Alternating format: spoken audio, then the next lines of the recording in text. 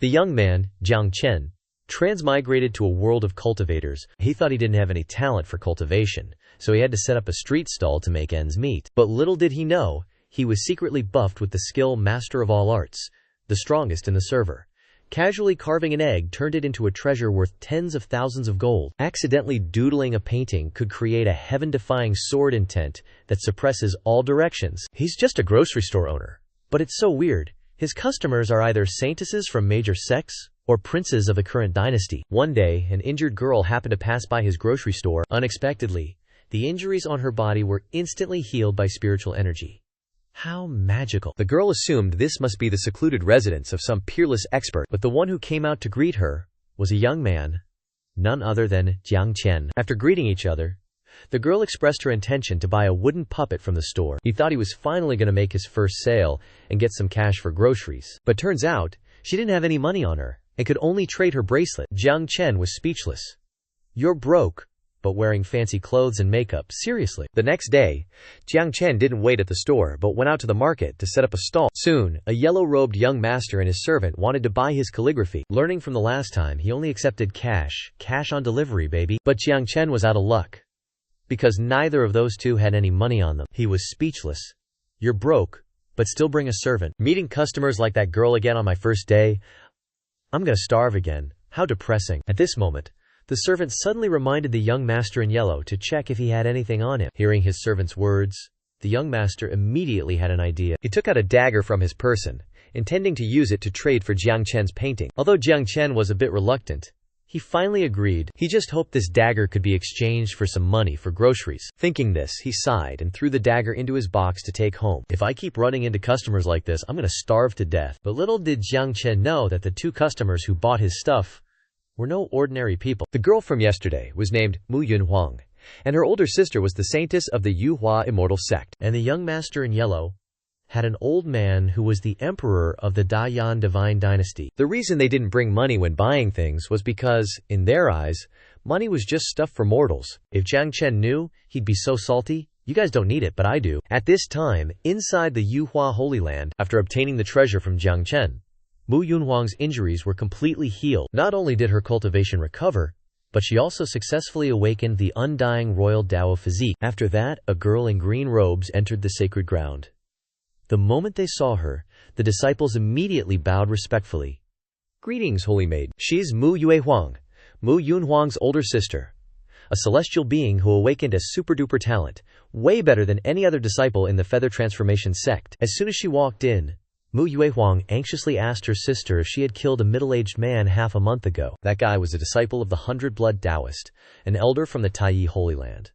They say the old dude's cultivation is crazy high, no less than any holy master from other holy lands. Hearing this, Mu Yunhuang wasn't scared at all, and even boasted confidently, "Just an elder, I can totally handle him." With that, Mu Yunhuang immediately showed off her immortal Dao emperor body, leaving her older sister Mu Yuehuang totally stunned. At that moment, Mu Yunhuang stood tall, radiating a dazzling light, like a goddess or something. Mu Yuehuang was still in shock. "This is the immortal emperor Dao body. Even the holy master said my sister couldn't awaken any special physique. What's going on? How did she do it?" Thanks to her newly awakened physique, Mu Yunhuang was promoted by Wu Shenji, the holy master of the Feather Transformation Holy Land, to become a true disciple. The older sister couldn't help but ask Yunhuang curiously, "What exactly happened? How did your strength explode like that?" The younger sister puffed out her cheeks and made a face. "Not telling. That expert is in seclusion. How could I just spill the beans to you?" Mu Yuehuang was happy for her sister, but also worried that she might be taken advantage of by bad guys.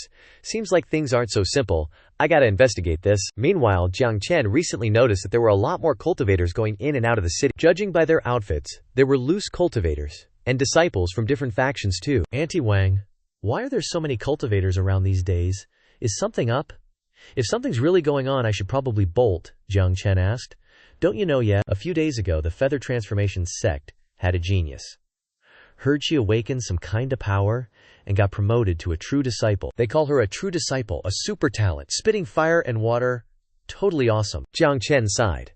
Cultivation really is a good path. Not only does it help you avoid danger, but it also extends your lifespan. But right now, everything seems to be going off track. Cut to a few days later, Jiang Chen's stall was as empty as a deserted temple. The true disciple ceremony had totally ruined his business. Even the money for buying meat every day is gone. I better not find out who that true disciple is, or I'll give him a piece of my mind, Jiang Chen grumbled. Even though there are lots of fruits in the garden, I won't starve. But if I eat only vegetables every day, I'll probably turn into a rabbit. Meat is the best. Jiang Chen decided to go hunting himself to improve his meals. Several hours later, Jiang Chen was starving. Forget rabbits, he couldn't even find a single living thing. Such a big forest, and there's nothing. Suddenly, there was a rustling sound from the bushes. Jiang Chen immediately dashed over like lightning, ready to catch his prey. But instead of a rabbit, he saw a fox lying face down on the ground. Jiang Chen was surprised. Have I ever eaten fox meat before, though? The fox, named Tushan Mo, was resting in the forest, full of regret. She never expected to end up in this situation.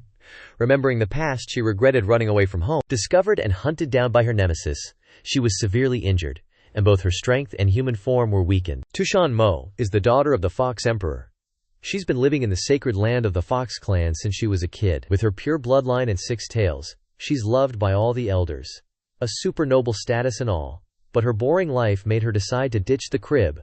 But little did she know, she ran into trouble the moment she stepped out. Just then, a powerful aura appeared in Tushan Mo's eyes. It was like some ancient behemoth charging right at her. From the bushes, BM, our main dude shows up out of nowhere, his eyes gleaming, drool dripping from his mouth, looking like he's starving like crazy. A fox. Never tasted fox meat before, he mumbles. That one sentence made the little fox girl tremble, scared out of her fluffy little tail. A million questions flooded Tushan Mo's brain. He's never eaten fox meat. Is he planning to eat me? How could he want to eat such a cute, adorable fox? Her thoughts got cut short, and Tushan Mo immediately passed out, collapsing to the ground. Jiang Chen, standing next to her, was totally confused. Is this fox sick or something? If it's sick, how can I eat it? And it's so skinny, not even enough for a snack if I butchered it now. And now it's fainted, Jiang Chen thought to himself. Tushan Mo, now deep in dreamland, lay motionless in Jiang Chen's arms. Watching the fox for a bit, Jiang Chen started to ponder. Should I just let it go? But look at its smooth, silvery fur. It's probably some rare species. A plan started brewing in Jiang Chen's mind. What a waste to just let it go. How about I take it back and raise it, fatten it up, and then turn it into a tasty treat? A little later, Tushan Mo woke up and realized she was in a strange place. Where am I? Did I not get eaten? She carefully looked around. The house looked simple, but it held a mysterious power. No doubt about it, this is a solid grand formation, Tushan Mo realized. But nothing can stop me. No sooner said than done. She immediately used her divine sense to break the formation. I'm a princess of the Fox clan. I'm super strong. But all her efforts were useless. What the heck, I can't break it. My divine sense is about to go haywire. Tushan Mo panicked. She quickly withdrew her divine sense, or else she might have vanished into thin air. Who the heck brought me here? Is it some strong dude with weird hobbies, like catching demon folk to raise as pets? Tushan Mo imagined an old geezer in red robes, with a long white beard, riding a reindeer-pulled sleigh. The Fox clan of Tushan possessed extraordinary bloodlines and boundless power. Because of this, they were always hunted by the strong human cultivators. Tushan Mo, with her noble status, refused to be turned into someone's pet. Just as Tushan Mo was feeling lost, Jiang Chen suddenly appeared, holding a small bowl of medicine, his voice full of concern. You're awake. Seeing Jiang Chen, Tushan Mo immediately became wary. It's him, she thought, trying to look fierce. Tushan Mo puffed up her fur, but Jiang Chen just gently reassured her. No need to fluff up. I don't know what's wrong with you, but just drink this. Even if it can't cure you completely, it can at least save you. I'm pretty confident in my medical skills, even if you're just a fox. Jiang Chen's words made Tushan Mo feel uncomfortable. Whatever, she retorted, her voice filled with resentment. I am the daughter of the Fox Emperor. I would rather die than submit to you guys. Even so, Tushan Mo couldn't suppress her curiosity. She approached the bowl of medicine, glancing at it. A small bowl of medicine, and he wants me to submit. No way, she told herself. But as the fragrant scent of the medicine spread, Tushan Mo couldn't help but be drawn in. Wait, why is this smell so irresistible? This bowl of medicine isn't ordinary. It's full of spiritual liquid and elixirs. The fragrance wafted, overflowing with spiritual energy. Tushan Mo felt both intrigued and worried. But in the end, she couldn't resist, and gulped down the medicine. The wounds on Tushan Mo's body gradually healed, and the taste of the medicine was so delicious that she couldn't hide her ecstatic expression. It felt like she was floating on cloud 9. Jiang Chen looked at her and said with satisfaction, Eat up, eat a lot so you can grow bigger. Jiang Chen's words made Tushan Mo suspicious. Why did he tell her to eat so she could grow bigger, she wondered. Wagging her tail and drinking the medicine, Tushanmo had no idea that Jiang Chen was thinking about having meat for dinner. After a few hours, Tushanmo was no longer shy and snuggled into Jiang Chen's arms, taking the opportunity to survey the house. Where is this place? Why are there so many divine artifacts in the house? Who is this person anyway, she thought to herself. Tushanmo's eyes swept over every item in the house and then stopped on Jiang Chen. Tushanmo suddenly remembered what her father had said. Could this be the person my father often mentioned, the reclusive expert with unparalleled power? She had read many ancient books, which contained records of similar figures. The fox suddenly had a vision of an old man in white robes, with a kind face. In the little fox's eyes, Jiang Chen seemed strange at this moment. So I've met a reclusive expert who likes to raise demon clans, she thought to herself. Before she could daydream any further, Jiang Chen hugged her tightly. His only concern at the moment was what to eat tonight. No meat to eat again, he sighed. Is this the fate of a little princess like me? Tushanmo felt regretful. She thought he wanted to raise her as a pet, but who knew he still wanted to eat this cute little fox girl? How outrageous. Meanwhile, in the Yanqing imperial city of the Great Yan dynasty, today was the birthday of the Great Yan Emperor, who was a top powerhouse of the era. His birthday celebration attracted the attention of countless experts. Whether they received an invitation or not, they all tried to attend to witness the ceremony. Most of the major sects, even the Holy Lands, sent people to offer gifts. The emperor is here, the announcement rang out. And at the same time, a surge of true Q-like lightning appeared outside the palace, flying straight into the main hall. At the same time, the great Yan Emperor, Ji Yuanhao, appeared and greeted. Thank you all for attending my birthday. The entire hall echoed with blessings from the guests, wishing the great Yan Emperor may the sun and moon shine brightly, may the heavenly wheel last forever. May the sun and moon shine brightly. May the heavenly wheel last forever. While everyone was celebrating, Jixuan stood beside him, trembling with anxiety, when it was his turn to present the gift. Seeing this, the attendant asked, Your Highness, you seem a little worried. After all, it's presenting a gift to Father Emperor, but rest assured, I'm fine. The most anticipated part of the birthday celebration was when the princes of the Great Yan dynasty presented their gifts. Unlike the Holy Lands, where disciples with strength and talent would be noticed, in the imperial court, climbing to the top depended on the emperor's favor. It was the prince's turn to offer gifts. The first being the eldest prince. This is the eldest prince of the Great Yan dynasty. Your son wishes Father Emperor a joyful birthday. In his hand was a mysterious jade, shining with 7 dazzling colors. This is the profound jade Tai Lin soul-nourishing stone. Your son killed 307 colored flood dragons in the North Sea, and then used ancient methods to refine it into jade.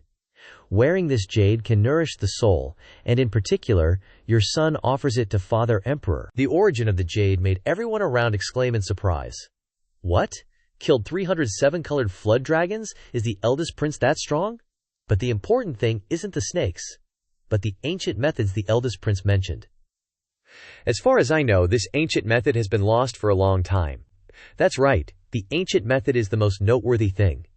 It seems like this gift will make the great Yan Emperor very happy. Even the jade seemed embarrassed when hearing the excessive flattery. People treasure me a lot. This gift is not bad. I like it very much. The 2 background characters immediately shouted, Indeed. However, in his heart the emperor thought differently. It's just a treasure that can nourish the soul. It's not too precious. It was the second prince's turn to present the gift. This prince had his servant bring the item up, not forgetting to instruct him carefully to avoid any mistakes. This is the Qiankun ancient mirror, which can search for dragon veins within a certain range. The 2 background characters chimed in again. As expected of the princes of the Great Yan dynasty, all rare and exotic treasures. After hearing the other princes offer their treasures, Jixuan got even more jittery and nervous. He felt like his heart was about to beat right out of his chest. Suddenly, a voice cut through the air beside Jixuan. 5th brother, I wonder if you've managed to find a better gift for Father Emperor after losing to me at the auction last time. Otherwise, I'm afraid you'll only end up embarrassing Father Emperor this time. The 3rd prince, son of the Empress, wasn't just of noble birth, but had also displayed extraordinary talent since childhood, making him the emperor's favorite. The 3rd prince's mother was the empress of the Great Yan dynasty, who was constantly at odds with the 5th prince Jixuan's mother consort, turning the 2 brothers' relationship into a battlefield. They competed in everything, but Jixuan always ended up on the losing side. No need for 3rd brother to worry. 5th brother has already prepared his gift. The 3rd prince was taken aback. Really? He used to just take it whenever I teased him, but this time he's actually fighting back. Whatever, it's my turn to present my gift. With that, he stepped forward to present his gift to the emperor. Your son respectfully wishes Father Emperor a long and joyful life. This is the 7 Sages' profound heart pill, painstakingly crafted by 7 virtuous sages of the human race in ancient times. Your son obtained it in the 7 Sages' ancient realm, and I specially offer it as a gift to Father Emperor. May Father Emperor live for 10,000 years and eternally enjoy the great Yan Empire. As soon as the news spread, the entire hall burst into a frenzy. 7 Sages' profound heart pill. Isn't that supposed to be lost to the ages? Even without knowing the pill's effects? Just the name 7 Sages is enough to blow your mind? Jixuan couldn't help but be stunned. How could this be? How did he pull that off? Looks like at the previous auction, he snatched that item from me just to mess with me. No doubt about it, it's definitely the 7 Sages' profound heart pill. His Majesty looked incredibly pleased, personally stepping down to inspect it. The crowd erupted in cheers at the sight. His Majesty personally went down to receive it. The third prince wore a smug expression, basking in the attention. Ji Yuanhao's eyes were filled with emotion. You went through so much hardship and danger to prepare this gift for me. It really makes me feel grateful. As long as Father Emperor is happy, no matter the difficulty, I won't hesitate, the third prince replied, his face portraying the image of a filial son. Hey, fifth brother, you thought I'd use some ordinary thing I bought at auction as a gift? You're too naive, he said, laughing loudly in Jixuan's face. Compared to the third prince, the fourth prince paled in comparison. Everyone was still stunned by the treasure that had just been presented. Praise for the third prince echoed everywhere, while the fourth prince quietly retreated unnoticed. Finally, it was the fifth prince Jixuan's turn, and he gathered all his courage to introduce his gift. Your son respectfully wishes Father Emperor a long and joyful life. This painting was something your son stumbled upon during my travels outside. It contains 2 lines of poetry written by a great man with a majestic demeanor, deeply profound, and I offer it to Father Emperor. The entire hall fell silent, everyone's eyes widening in surprise at the fifth prince's unusual gift. People were dumbfounded, not understanding what was happening. The other princes were all offering valuable treasures. And he's giving a painting, the third prince scoffed, showing his disdain. People constantly whispered around Jixuan.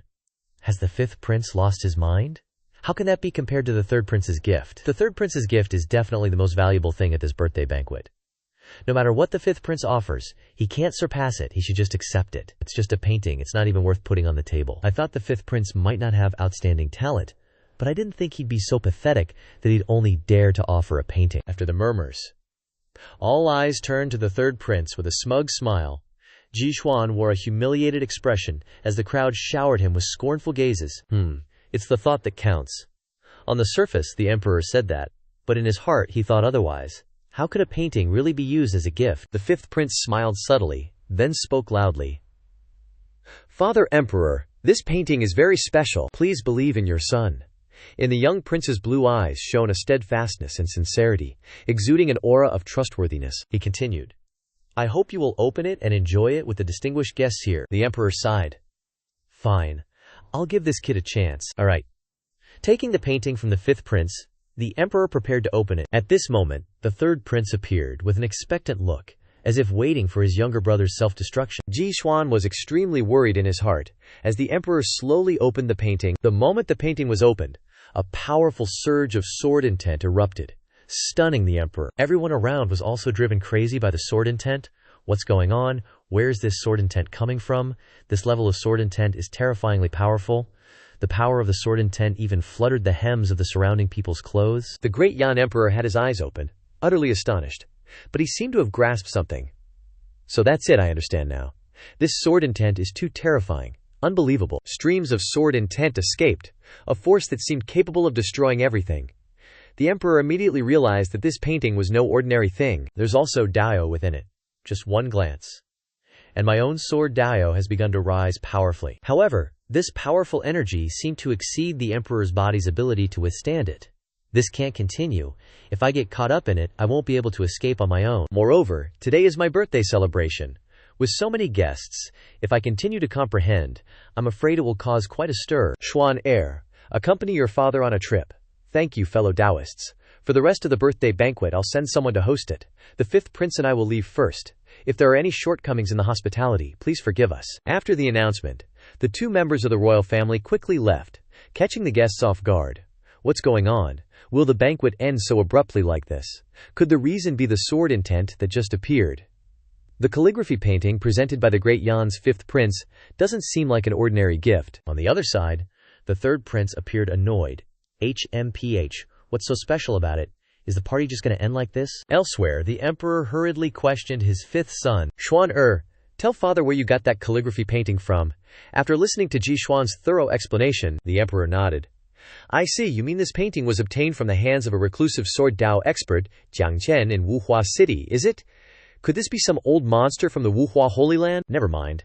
To be able to infuse sword intent into a plain piece of paper while remaining in seclusion, even I have never encountered such a thing. Father, is the sword intent in this painting really that strong? Indeed, even I have only comprehended 2 or 3 parts of the sword intent in this painting. It's truly terrifying. Even the emperor only understood a small part. Sword energy sweeps across 30,000 miles. A flash of cold light chills 19 provinces. Excellent poem and beautiful words. Extraordinary sword intent. But the phrase 19 provinces made the emperor ponder endlessly. No. Could it be that I understand? The fifth prince was surprised.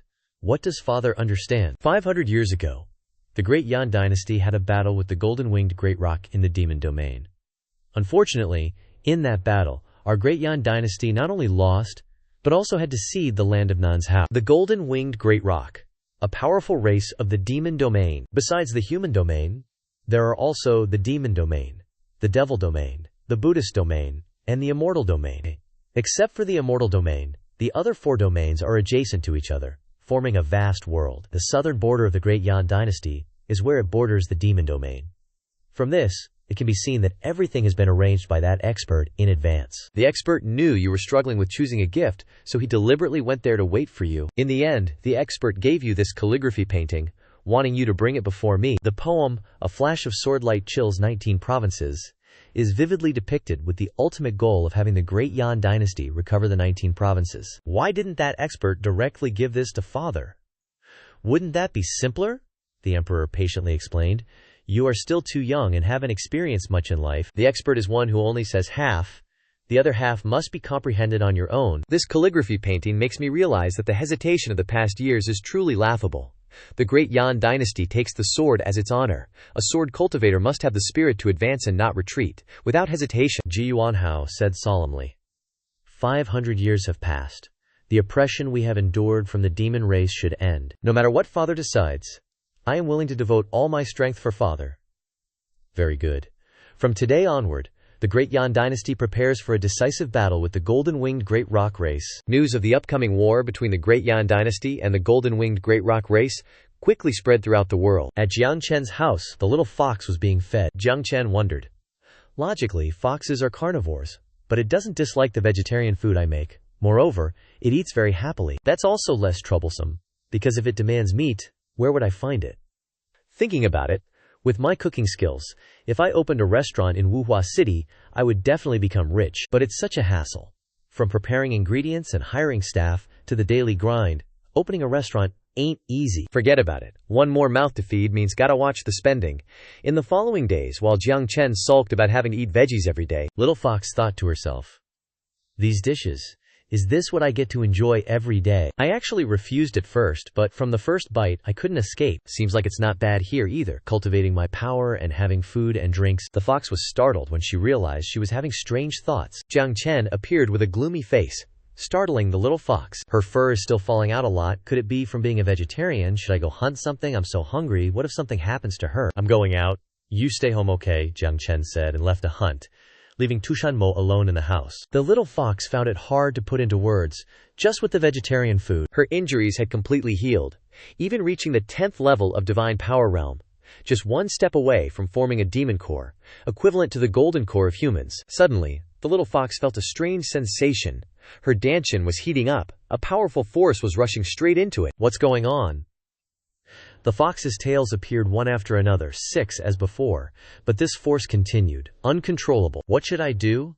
Is the power from her bloodline surging? Then suddenly, a 7th tail appeared, shocking the little fox. It's so hot, the little fox exclaimed, her eyes wide open looking at the new tail.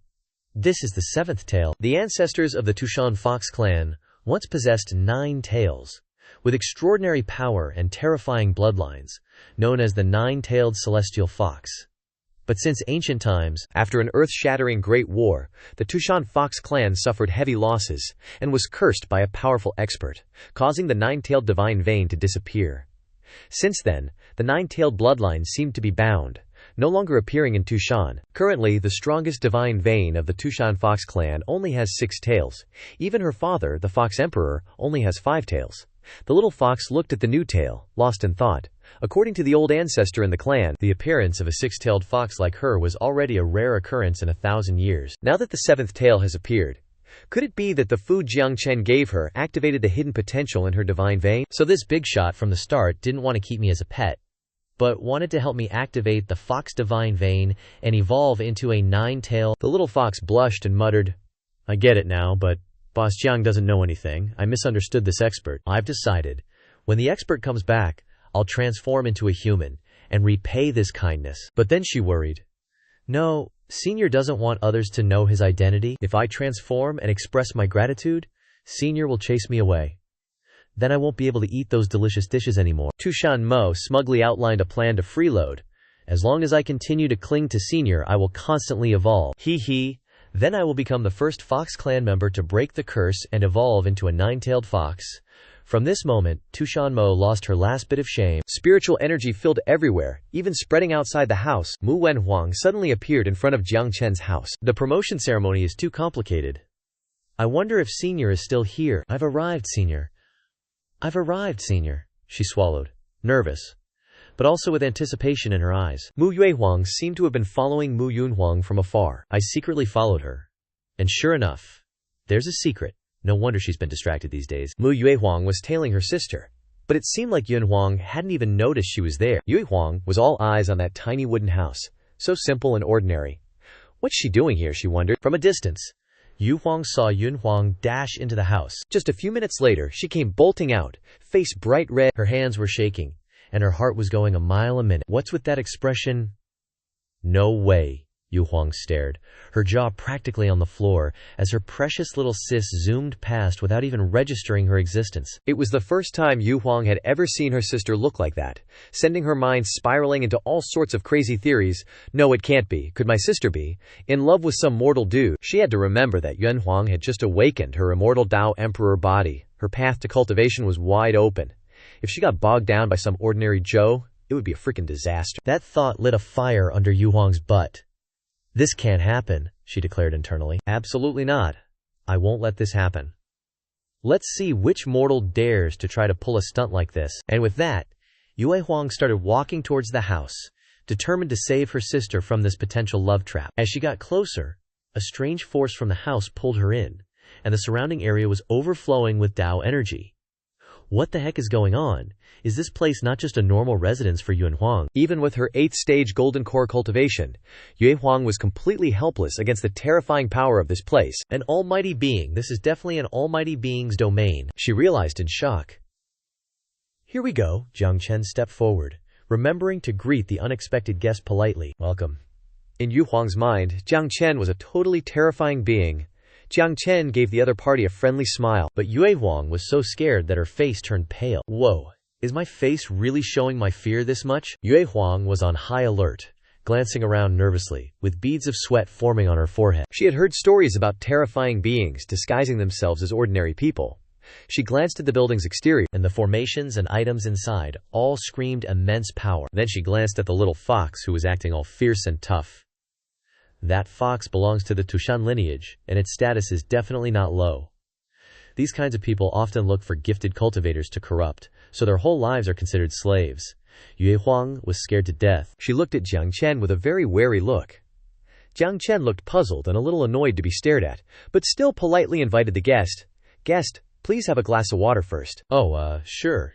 Yu Huang eyed the water suspiciously, probably worried it was drugged. Jiang Chen was still nonchalantly urging, "Help her prepare, it'll get cold." Crap, what do I do now? This holy maiden was completely spooked, certain she couldn't escape this disaster. In Yu Huang's imagination, she thought, "Come on, once you drink this, you'll be in my bag, hee. Just drink that so-called water first." Yu Huang made up her mind, deciding to trust this person once, no matter what happens. As long as she gets out of here later, everything will be easy. She took it and gulped it down in one go. No weird reaction at all, what's going on? Even my cultivation is increasing significantly. Jiang Chen didn't notice the change that was taking place in her. From Jiang Chen's point of view, are cultivators with more money just weirder in the head? I don't get it, he asked. How did the young lady come to my place? I saw my sister come here. I was worried about her, so I came here. So you're Yun Huang's older sister. My apologies. Your younger sister came here to ask me some questions about the stone sculpture. Stone sculpture? Yu Huang asked. Yep. Jiang Chen quickly realized a chance to make some dough, so he whipped out a stone carving to tempt her. It's this stuff right here? Wanna grab one? Come on, buy it. Jiang Chen is starving here. These stone carvings unexpectedly contained boundless divine power, as if wanting to latch onto someone's body. No way, I don't like stone carvings. I almost gave him a chance to exploit me. I absolutely won't be swayed by these things. Not giving up on the chance, Jiang Chen pulled out a scroll from who knows where. So how about this painting? OMG, not again, this painting.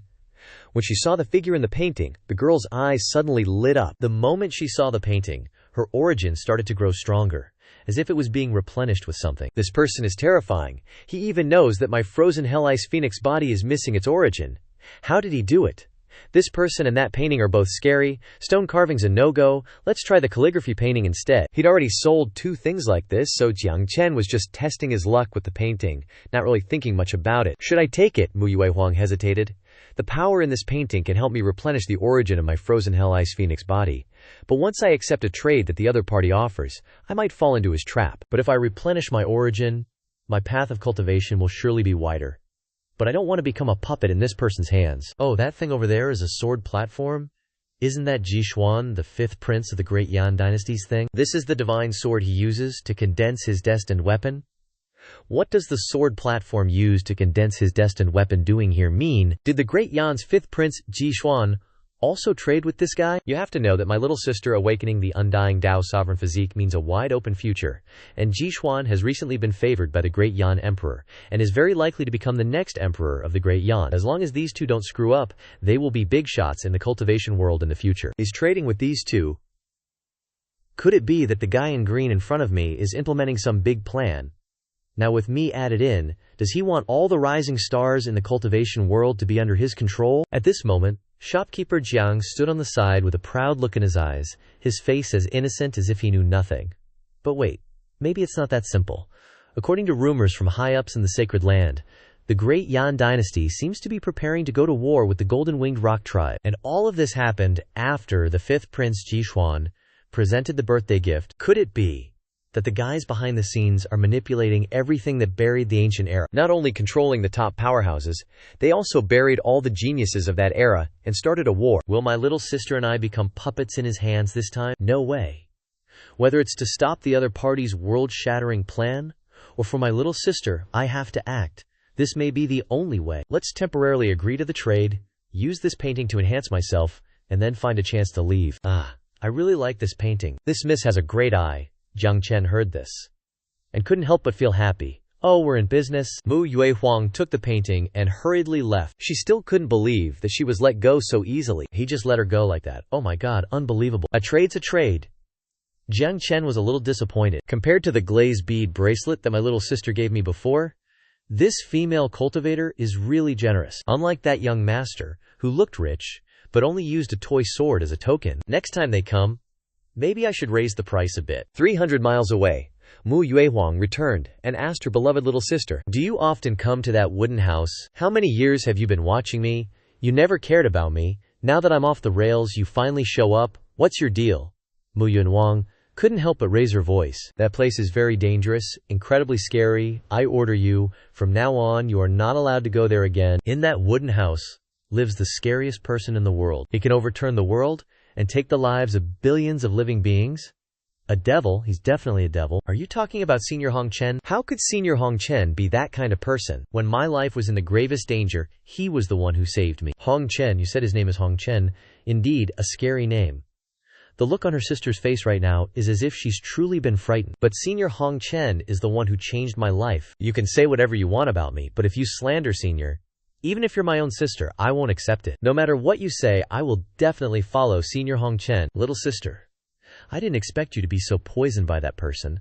If we keep arguing, we might fall out. It's all because that person is too terrifying, to the point that even my own sister has become like this. If it were someone else, they might be even more extreme. I can only quickly increase my strength, then nip his plan in the bud. As for my sister, I'll just let her decide. It's useless to say anything at this point.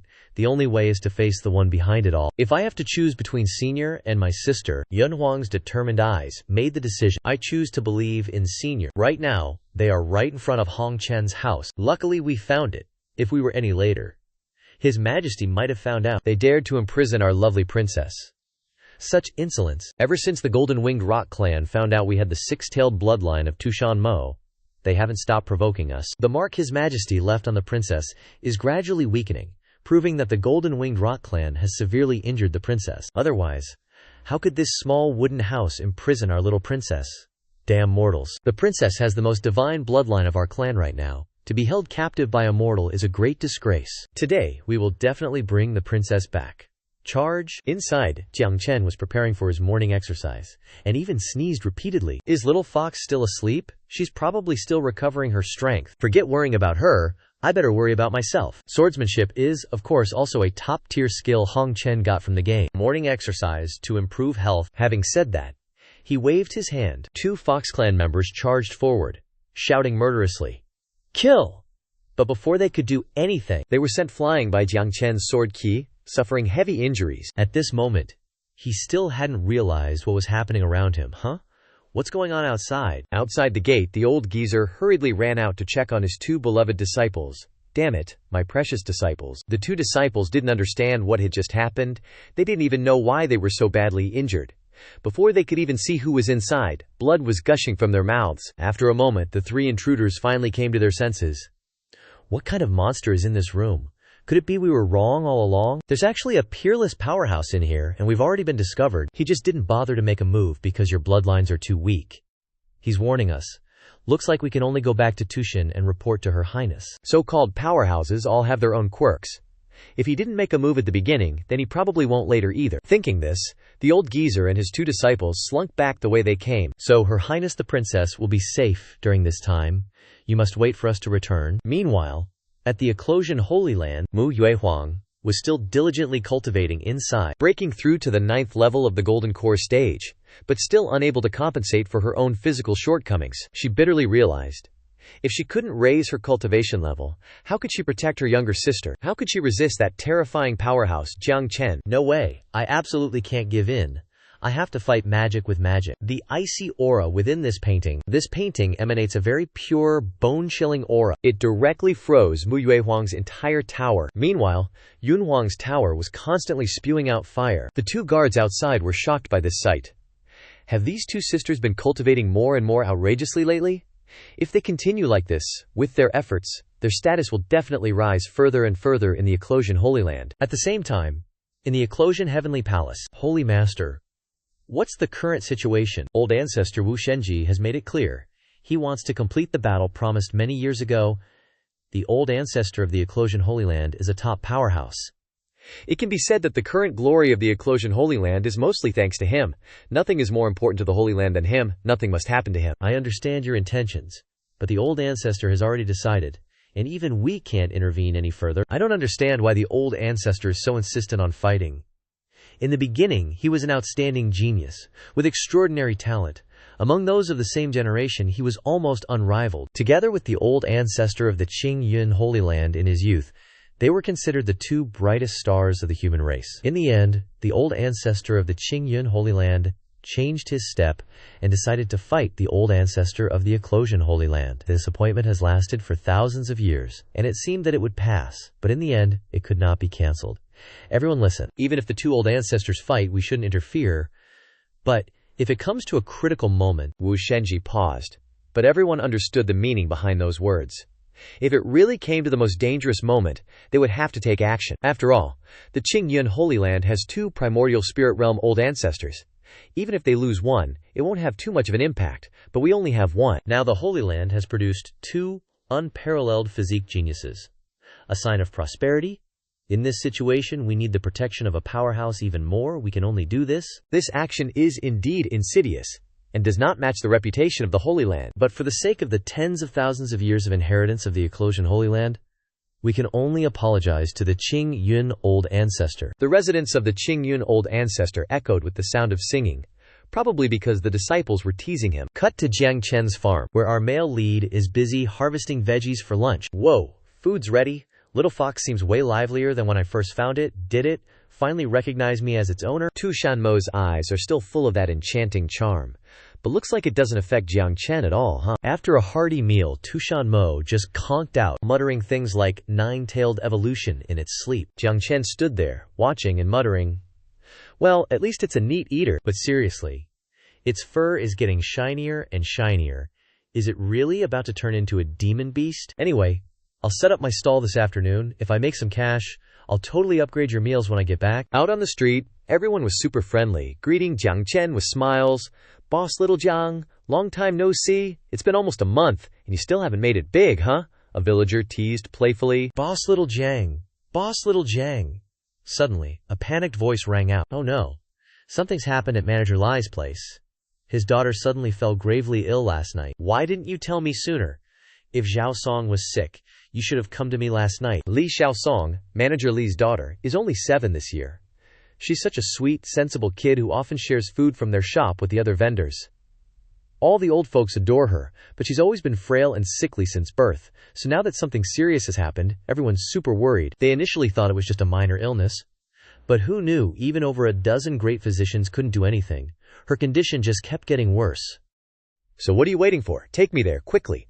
This can't wait. Wait, where did Uncle Lon pop out from? And is that a young lady's footsteps I hear? Turns out it's an uncle and niece out for a stroll. What are all those people doing? Looks like someone's daughter is sick, and they've called that young man over to treat her. The girl beside him had a glint of sadness in her eyes. She reminds me so much of our daughter. Let's go take a look too. Xiao Song's illness is super weird. Her pulse, breathing, body temperature, everything is normal, but her condition is incredibly unstable. I've seriously never seen anything like this before. Everything about her body seems perfectly normal, so why? Boss little Jiang, please, save Xiao Song. If you can save her, I swear I'll give you everything I own. I'll be your ox and horse. Hey, you two, don't be like that. Little Jiang will definitely do his absolute best. Even your best efforts will be useless, though. This little girl's problem isn't something a mere mortal can fix anymore. Xiao Song's mom heard that and instantly flared up. What are you even saying? Whoa, hold your horses, don't get too worked up. Oh, turns out it's that two-toned hair girl from earlier. I'm saying, your daughter's problem isn't something mortal methods can fix. This kid isn't sick, she's been afflicted by something unknown. What's more, if a powerful cultivator doesn't step in to get rid of it, she'll quickly perish. Can you save my daughter? The father was instantly filled with hope.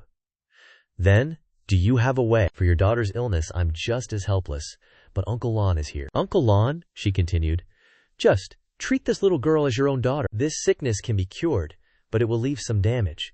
Can you accept that? Is the damage serious? Best case scenario, she'll be sickly for the rest of her life? Or even, kinda out of it? This bad news hit them like a truck, Mr. and Mrs. Likar were practically collapsing. We're out of options, okay? She's our only kid. We'll do anything as long as she lives. Just save her, we agree? Hold up. If you two can't fix it, zip it. Let me handle this. I can get Xiao Song back to 100%, no lasting problems, nada. Jiang Chen's confident words totally surprised Jiang Lingger and Uncle Lon. Dude, do you even know what you're saying? Totally.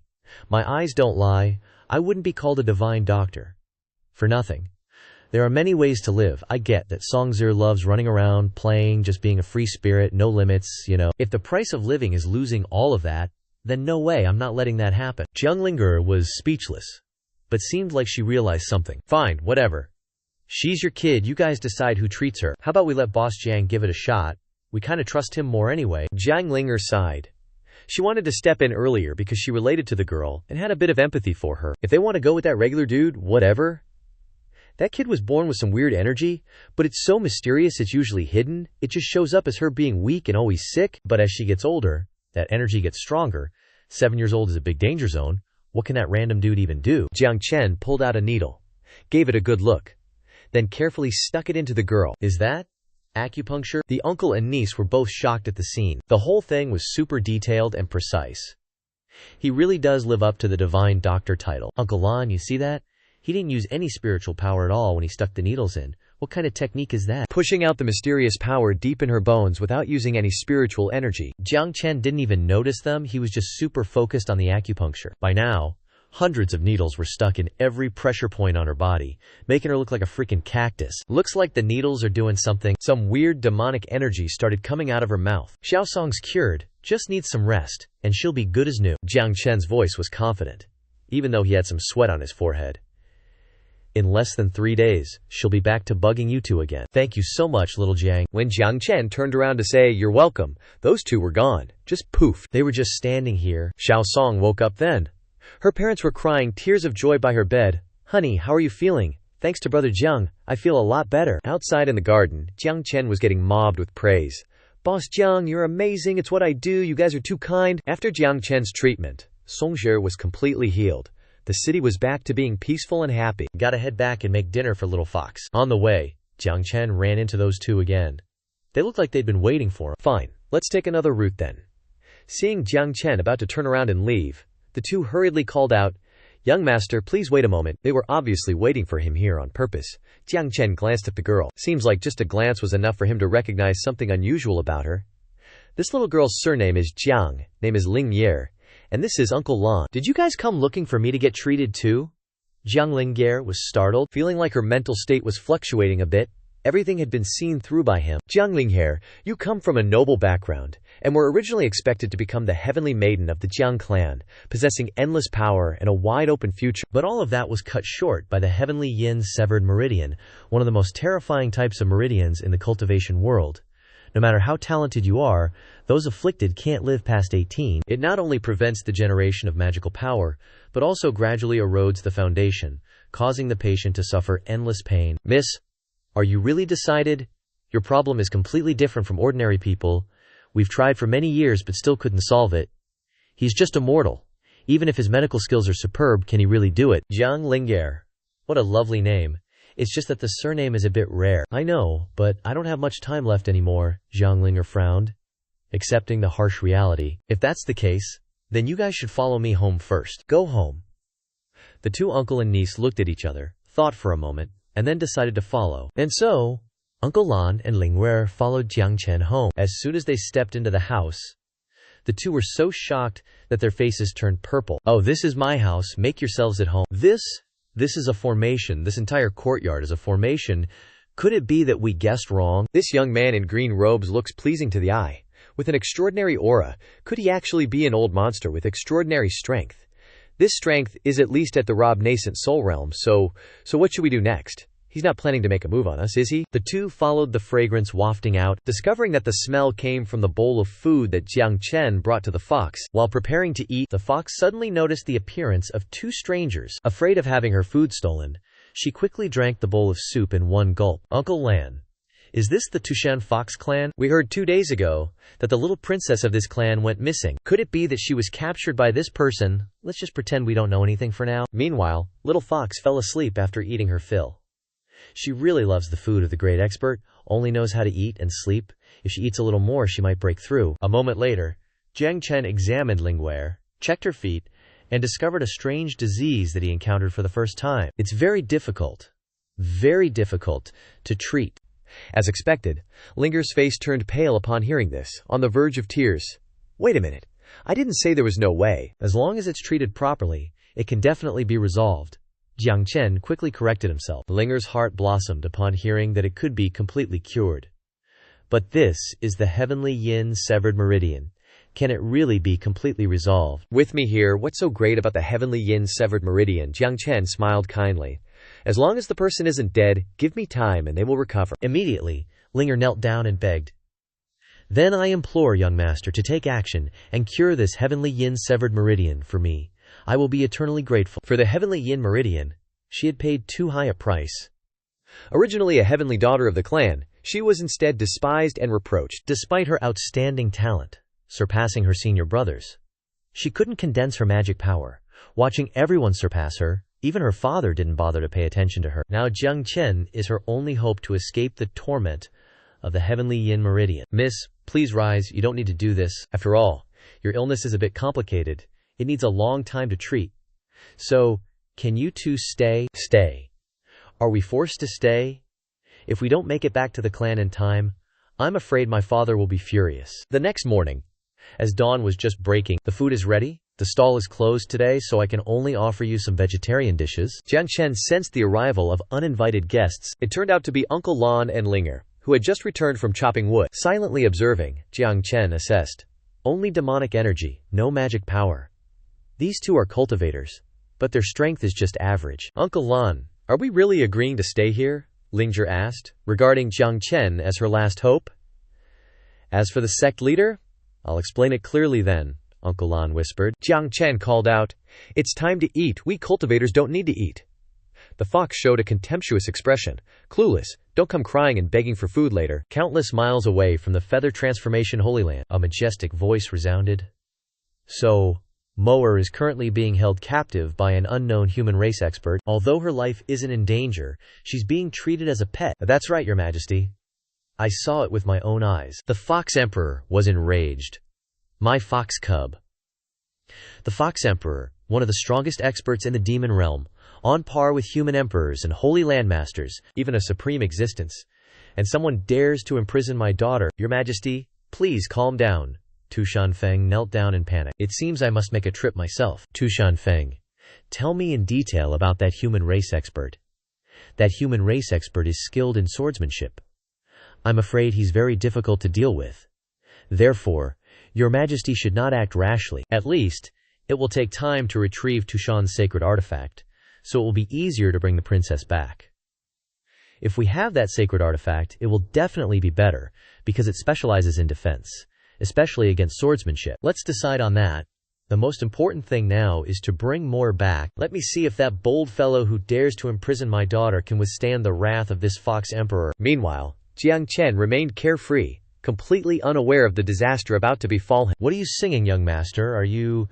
Alright, I'm fine. Where were we? Alright, the heavenly yin meridian you mentioned belongs to the yin aspect, because it has been present since birth, causing the yin energy to condense and corrode your heart meridian.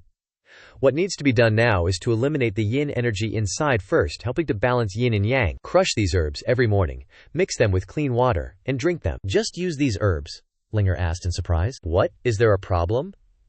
No problem. A moment later, Linger brought the herbs to Uncle Lan for inspection. Just drinking herbs can help balance the yin and yang in the body. Uncle Lan looked doubtful. Whatever, let's just give it a shot. Uncle Lan's reaction seems a bit unexpected to Linger, but she still decides to trust both of them. Alright, I'll start now. I'm gonna make this work. Linger begins to drink the herbal concoction, sip by sip. Whoa, this tingling sensation is like it's cleansing my whole body. Young miss, how do you feel now? Uncle Lan hurriedly asks. This medicine is actually working, Linger exclaims joyfully. The power of the heavenly yin severed meridians in my body is gradually dissipating. Really? That's great. Regarding the sect leader, I also need to make a trip. You want to go? It's just temporary. As long as I explain things clearly to the sect leader, I'll be back. Besides, I'm not leaving right away. Just as he says that, Uncle Lan suddenly stops, his eyes fixed on the person standing opposite them. Turns out it's Jiang Chen practicing his swordsmanship as a form of exercise. Linger and Uncle Lan are both shocked to see this. Uncle Lan, did you see that? The young master is also a swordplay expert. The little fox next to them has seen it all. Acting like a senior, it must be used to seeing this scene. The other two look like they've never seen the world. When it's time to eat, Jiang Chen treats his two guests to a table full of vegetarian dishes brimming with spiritual energy. Master of top-tier music, unparalleled in the game of Go, a poet of the highest caliber, a Picasso of this era. Young master has reached the pinnacle in every field. Uncle Lan, I don't want to leave anymore. Meanwhile, while Jiang Chen is helping Jiangling Kuyer, the Great Yan Dynasty and the Golden Rock Clan and the Demon Territory are erupting in war, the result is that the Great Yan Dynasty has suffered a defeat. The Great Yan Dynasty launched a war against the Golden Rock Clan in the Demon Territory. To support the war, the Great Yan Dynasty has ordered the mobilization of human cultivators within its territory to participate in the battle. The battle is described as extremely fierce, with cultivators sacrificing themselves every day, and blood flowing like rivers in the major battles. The fifth son of the Great Yan Emperor, although lacking the outstanding talent of the others, displayed courage by leading the soldiers in the first battle, showing resilience and decisiveness. However, the defeat in the first battle forced the emperor to summon the princes to discuss strategies. You also know that this time, our Great Yan Dynasty has been defeated in the war against the Golden Winged Rock Clan, and morale is low. The emperor realizes that Great Yan is at a disadvantage against the Golden Rock Clan, and needs to ensure victory in the second battle to determine the outcome of the war. The emperor believes that the great expert who helped them before might continue to assist them again. If that great expert gave this painting to you, it shows that he has goodwill towards our great Yan. Therefore, I want to ask him for help again. Father is so thoughtful. I am ashamed, Jixuan says. Then I will prepare and go see that great expert once more. Wait, I will go with you. Jixuan is surprised. Cut to Jiang Chen. Jiang Ling'er has completed the first stage of her treatment and rested for 7 days. Now her body has balanced yin and yang. Now she starts the second stage, using acupuncture to stimulate the major acupoints in her body. Ling'er's eyes light up. She follows the young master's arrangements. After a few days of treatment, Ling'er is completely conquered by Jiang Chen. Ling'er's appearance is so familiar, just like when little Shuang was being treated. She's covered in needles all over, looking like a cactus. Uncle Lon, I've applied the needles. This process takes time. I'll go into the city to prepare the herbs. Thank you, young master. Leave the rest to me. Jiang Chen is thinking about making money to make ends meet, because now there's not only the little fox in the house, but also 2 more people. If he doesn't find a way to earn more income, how will they survive?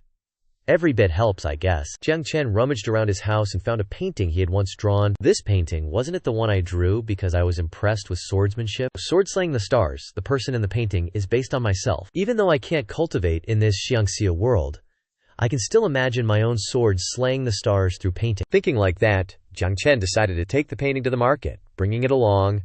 The other paintings didn't sell before. Who knows, maybe someone will like this new one. Scene cuts to the marketplace. Here, a local, it's unclear whether it's a shop owner or just someone nearby, is giving a tongue lashing to 2 people in front of them. I've already told you. Shopkeeper Zhao Jiang only sets up his stall when he's in the mood. He might come tomorrow, or maybe a month from now. What's with all the nagging, seriously? Turns out the 2 men being scolded are the great Yan Emperor and the 5th prince, Jixuan. That local shooed the 2 father and son away. Alright, that's all I know. You 2 go away. Don't bother my wife's business. The emperor and Jixuan were dumbfounded, taking the scolding. Even though they knew they were in disguise, who would have thought they'd be given a hard time by commoners like this? Father, it seems that the expert really isn't here.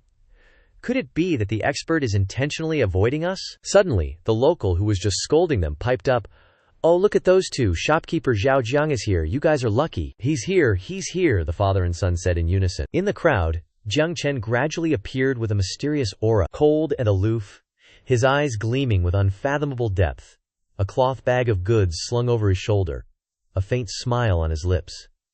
At least, that's how he appeared to outsiders. Seeing him, Ji Yuanhao was like a fangirl meeting her idol.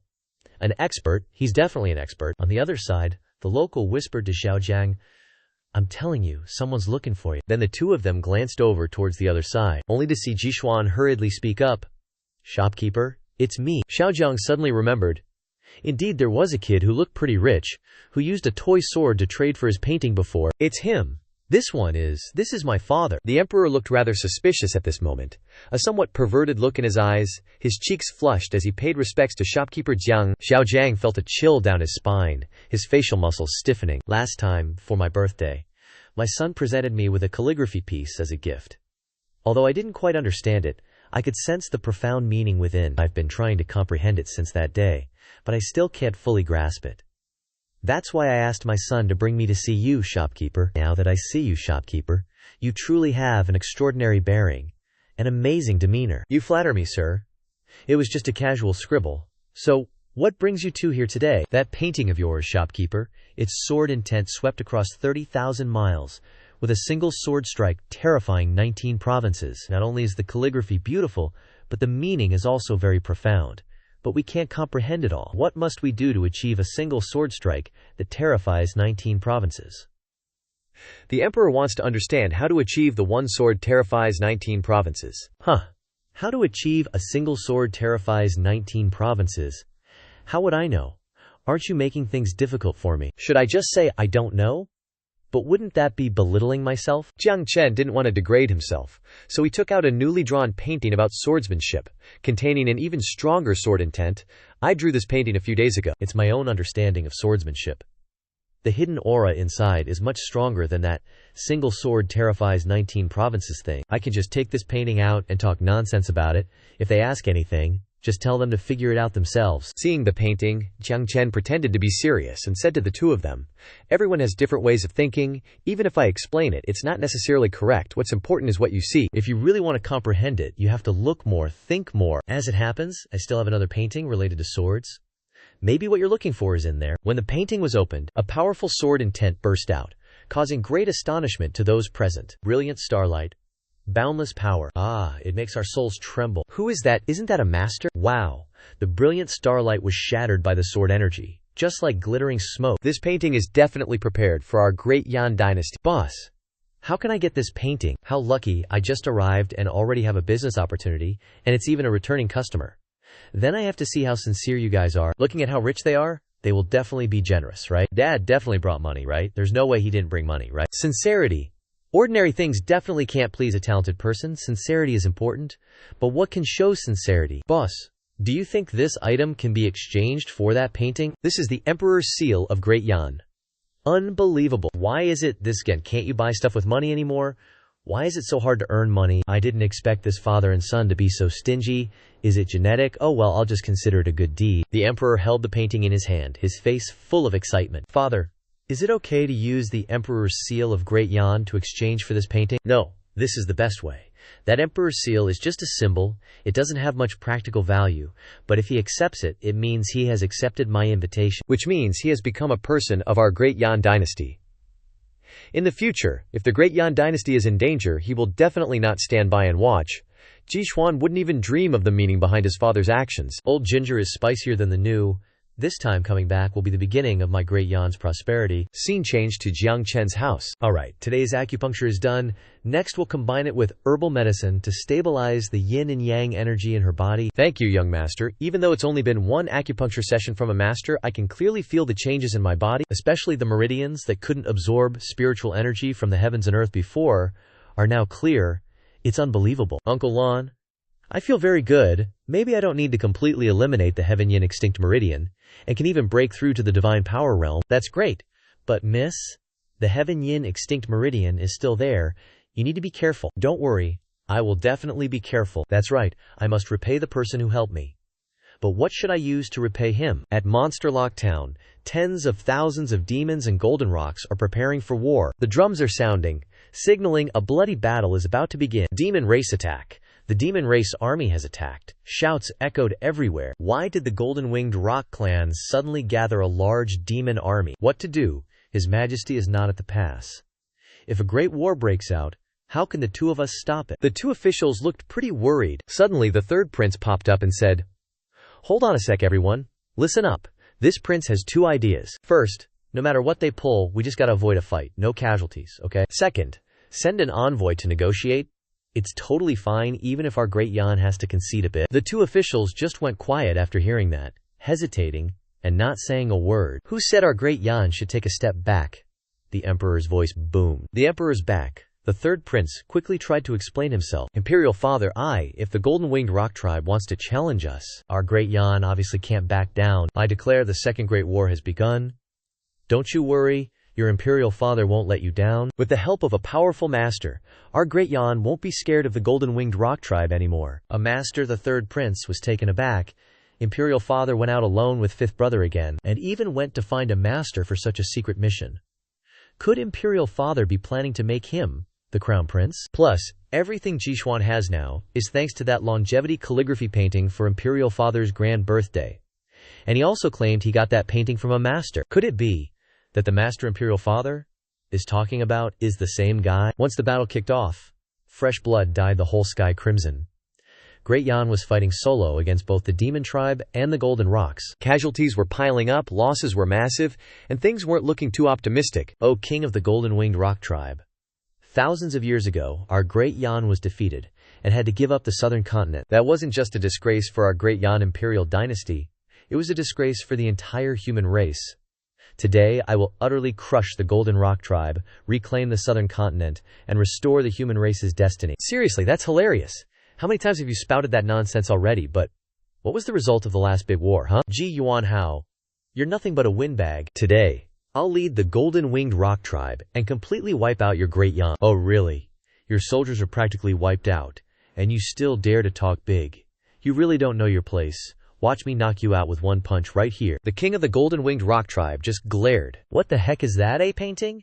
Have you seriously gone crazy from losing? Everyone was totally confused about what the emperor was trying to do. Both the human soldiers and the demon creatures of the other tribe were bewildered. The king of the demon beasts seemed utterly insulted. This is a true disgrace to me. All brothers, charge. As soon as he finished speaking, tens of thousands of golden rocks swarmed forward, attacking the great Yan emperor. It's time. The painting was finally unrolled. The emperor roared out the name of the technique, or rather, the painting's name, Starfall. Inside the painting was an image of Jiang Chen holding a sword, and that image seemed to vigorously spring to life in the sky. Don't be scared, it's just a fancy show of force. The projected image of Jiang Chen, wielding immense sword intent, slashed right at the Golden Rock tribe. Everyone saw a dazzling streak of light pierce through the heavens and earth. Even the stars in the sky trembled in fear, and the sky, the earth, and all things in the world were enveloped by it. This terrifying power went beyond anything any living being on the continent could ever imagine. The golden-winged Great Peng King and his army were utterly wiped out in an instant. But that wasn't even the most terrifying part. The real horror was that rift in the sky. The very void itself was split in two by a single sword strike. The golden-winged Great Peng King remained silent. Yeah, that sword strike just now made him feel the icy grip of death. Golden-winged Great Peng King, do you finally realize your mistake? I told you before. All you had to do was return the South Continent that Great Yan ceded. No other demands, nothing. This king has already agreed. What choice did I even have? If I had truly said no, I probably wouldn't have this little life of mine left anymore. The South Continent, which originally belonged to the human race in Great Yan, was finally reclaimed. After the battle, a bunch of folks gathered, buzzing with chatter. You wouldn't believe it, Great Yan actually won the second battle. Even though the power imbalance was clear as day, something totally weird happened. Rumor has it, a blue-clothed figure stepped right out of a painting, swung his sword to split the void, made stars fall, and drove back the demon army. Was that some ancient saint, or one of Great Yan's old ancestors? Just then, Yu Huang appeared, her eyes sharp and cold, stating with conviction, "Nope, that's not it at all. I know exactly who that person is." The golden-winged Great Peng tribe, a seriously powerful force in the demon realm with super strict discipline.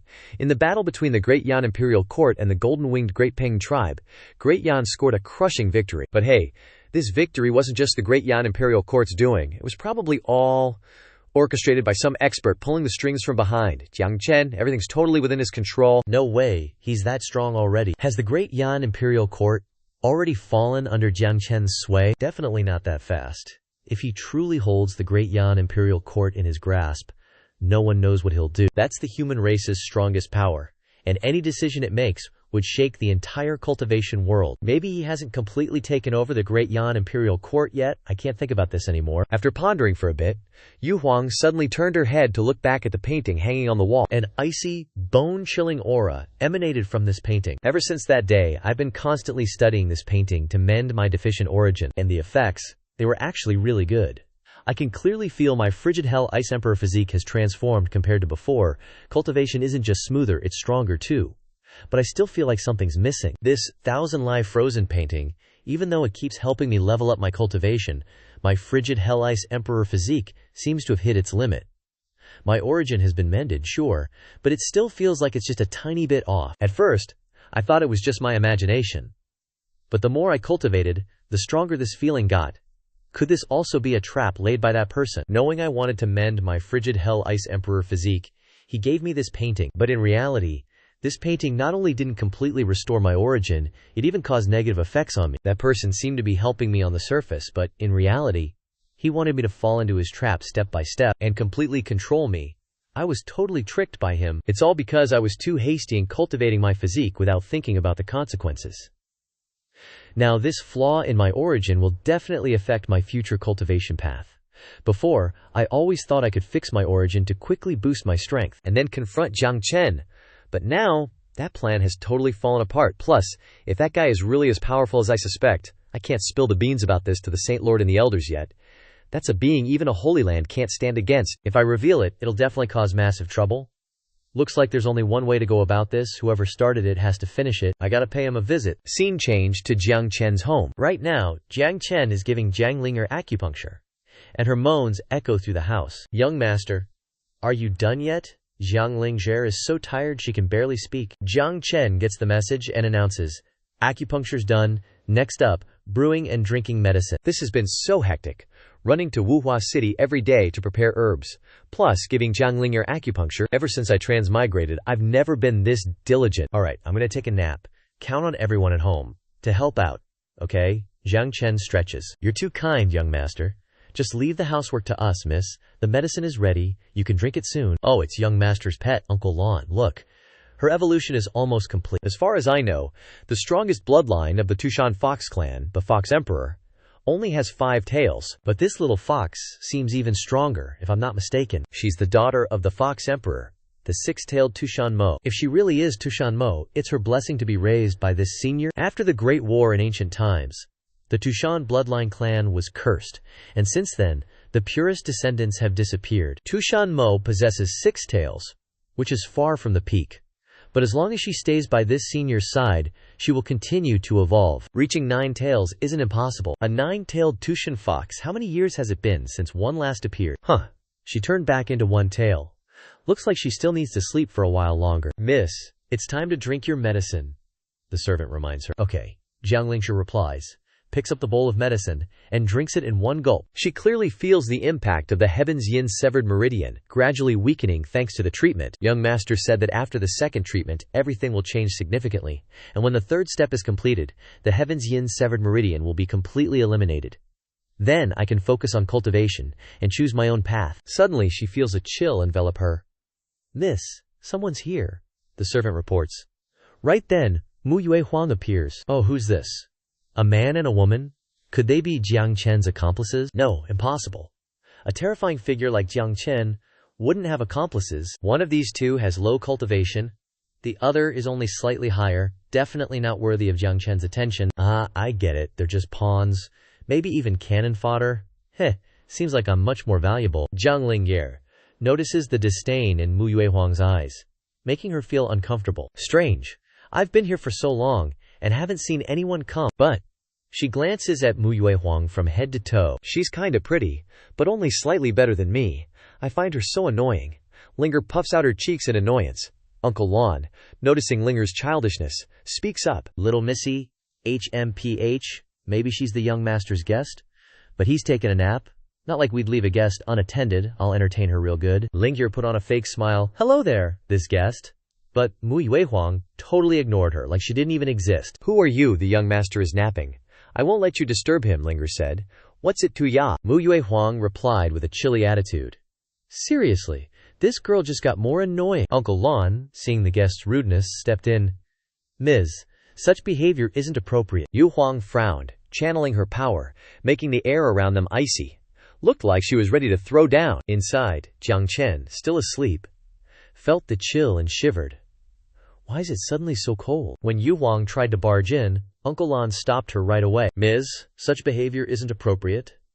This old geezer's strength was nothing to sneeze at either. "Uncle Lon," Ling'er called out. Without another word, Yu Huang channeled the Phoenix True Intent, radiating a battle-ready aura. Whoa, Jiang Ling'er was shocked. That's Phoenix True Intent. "You're the holy maiden of feathered ascension, Mu Yue Huang, aren't you? Since you know who I am, step aside." "So what? Hey. A feathered ascension, holy maiden?" Ling'er stood her ground. "You think the Jiang clan would be afraid of you?" Unable to hold back any longer, Ling'er also took action, blocking Yue Huang. The Jiang clan. That name triggered something in Yu Huang's mind. The Jiang clan were ancient hermit clans inherited from the ancient times. Though they're a branch of the human race, they aren't the same as other factions. The Jiang clan usually hid in mystical small worlds, not easily showing themselves, even when the human race faced annihilation. So even though they were both human, the cultivation world's opinion of these ancient hermit clans wasn't great. There were even rumors that the destruction of the ancient era was related to those remnant clans. No wonder he's involved with that guy, Jiang Chen, so he's the one behind the collapse of the ancient era, and now he's planning something else, but so what? Yu Huang ignored Uncle Lon's threats and just kept moving forward. "I want to enter this place, and you guys can't stop me." How outrageous, Uncle Lon was furious, ready to attack any second. Yue Huang wasn't backing down either, ready to fight. The Jiang clan, I actually want to learn a thing or two. While the two sides were gearing up for a battle, Jiang Chen woke up. As soon as he stepped into the courtyard, he was hit by a sudden chill, and sneezed. But the intense auras of both women vanished in an instant. What just happened? Ah, young master. Jiang Lingyer's eyes lit up, turning towards Jiang Chen like she'd been waiting for this moment. How could this be? Yue Huang was surprised, her power suppressed. Why is it so cold? Right, what was all the commotion about? Oh, is that Miss Yu Huang? Ah, business is here. Jiang Chen, who was worrying about money, felt like he'd found a lifesaver when he was down on his luck. Miss Yu Huang, you're a welcomed guest. Please, come inside. Huh? Is that someone young master knows? Ling Shi's jaw dropped. As for Mu Yue Huang, she didn't seem too surprised that Jiang Chen knew she was there. From her perspective, Jiang Chen clearly anticipated her arrival here. Her innate constitution wasn't fully restored yet, so this must be a trap set by her opponent. So, Mu Yue Huang followed Jiang Chen into the house. Come on in, quickly now. It's a bit chilly out there. Jiang Chen offered a warm smile. Mu Yue Huang trembled all over. But it wasn't from the cold. It was from pure dread. Young master, Ling Shi softly called out. Uncle Lan, what do you think is the relationship between this Mu Yue Huang and Senior? Senior's cultivation realm is extremely high, I cannot speculate. Although the feathered saintess possesses incredibly strong innate talent, she still hasn't caught Senior's eye. If there's any relationship, it's probably just Senior giving pointers to a junior. Senior giving pointers to a junior? Huh. Uncle Lan's words actually make a lot of sense. The feathered saintess, though not bad-looking, what kind of figure is Senior? He's long since stopped caring about such mundane stuff. The only reason he's smiling and welcoming her must be Senior giving pointers to a junior. Yes, that's definitely it. At most, it's just a senior-junior relationship. Not like me, I've always been by young master's side, and he's always put so much thought into my heavenly yin-severed meridian. We're practically companions from dawn till dusk. If we're really talking about relationships, I'm definitely closer to young master. Oh, that Mu Yue Huang, young master is just being hospitable because he's kind-hearted, that's all. Just like with Tushan Mo. But maybe young master prefers women with real strength and innate talent more? If that's the case, I'll have to work harder too. Strive. Keep going. Witnessing his granddaughter gradually maturing with her somewhat naive thoughts, Uncle Lan could only sigh. Well, the young lady's affairs are for the young lady to handle herself, he thought. After stepping into the room, Jiang Chen quickly poured tea for Mu Yue Huang. Mu Yue Huang took a sip of tea while subtly glancing around, taking in the peaceful and comfortable scholarly atmosphere of the place. Miss Mu Yue Huang, is there anything I can help you with? Jiang Chen asked in such a casual tone that it startled Mu Yue Huang so much she nearly spat out her tea. So dangerous. This person is truly too dangerous. Are you all right, miss? Jiang Chen's voice was gentle, and his friendly smile instantly made anyone facing him feel a sense of goodwill. The atmosphere around him was both quiet and comfortable, making people unconsciously immerse themselves in it. But in reality, Jiang Chen's mind was calculating. Recently, my income hasn't been enough to cover my expenses, so I definitely need to seize this opportunity. Luckily, this young lady showed up. Little Jiang was so excited he didn't hesitate to deploy his best business smile. If it weren't for her solid cultivation, Mu Yue Huang would have long since been swept away by this whole act. She told herself to stay strong mentally and not be swayed. Shopkeeper, that painting from last time really brought me a lot of benefits, Mu Yue Huang began, but there are still a few points I can't quite grasp. It feels like something is missing from that painting. Excellent. I've said it so clearly. I knew there was a trap in your painting from the start. Now I want to see how you explain yourself. Jiang Chen genuinely didn't understand.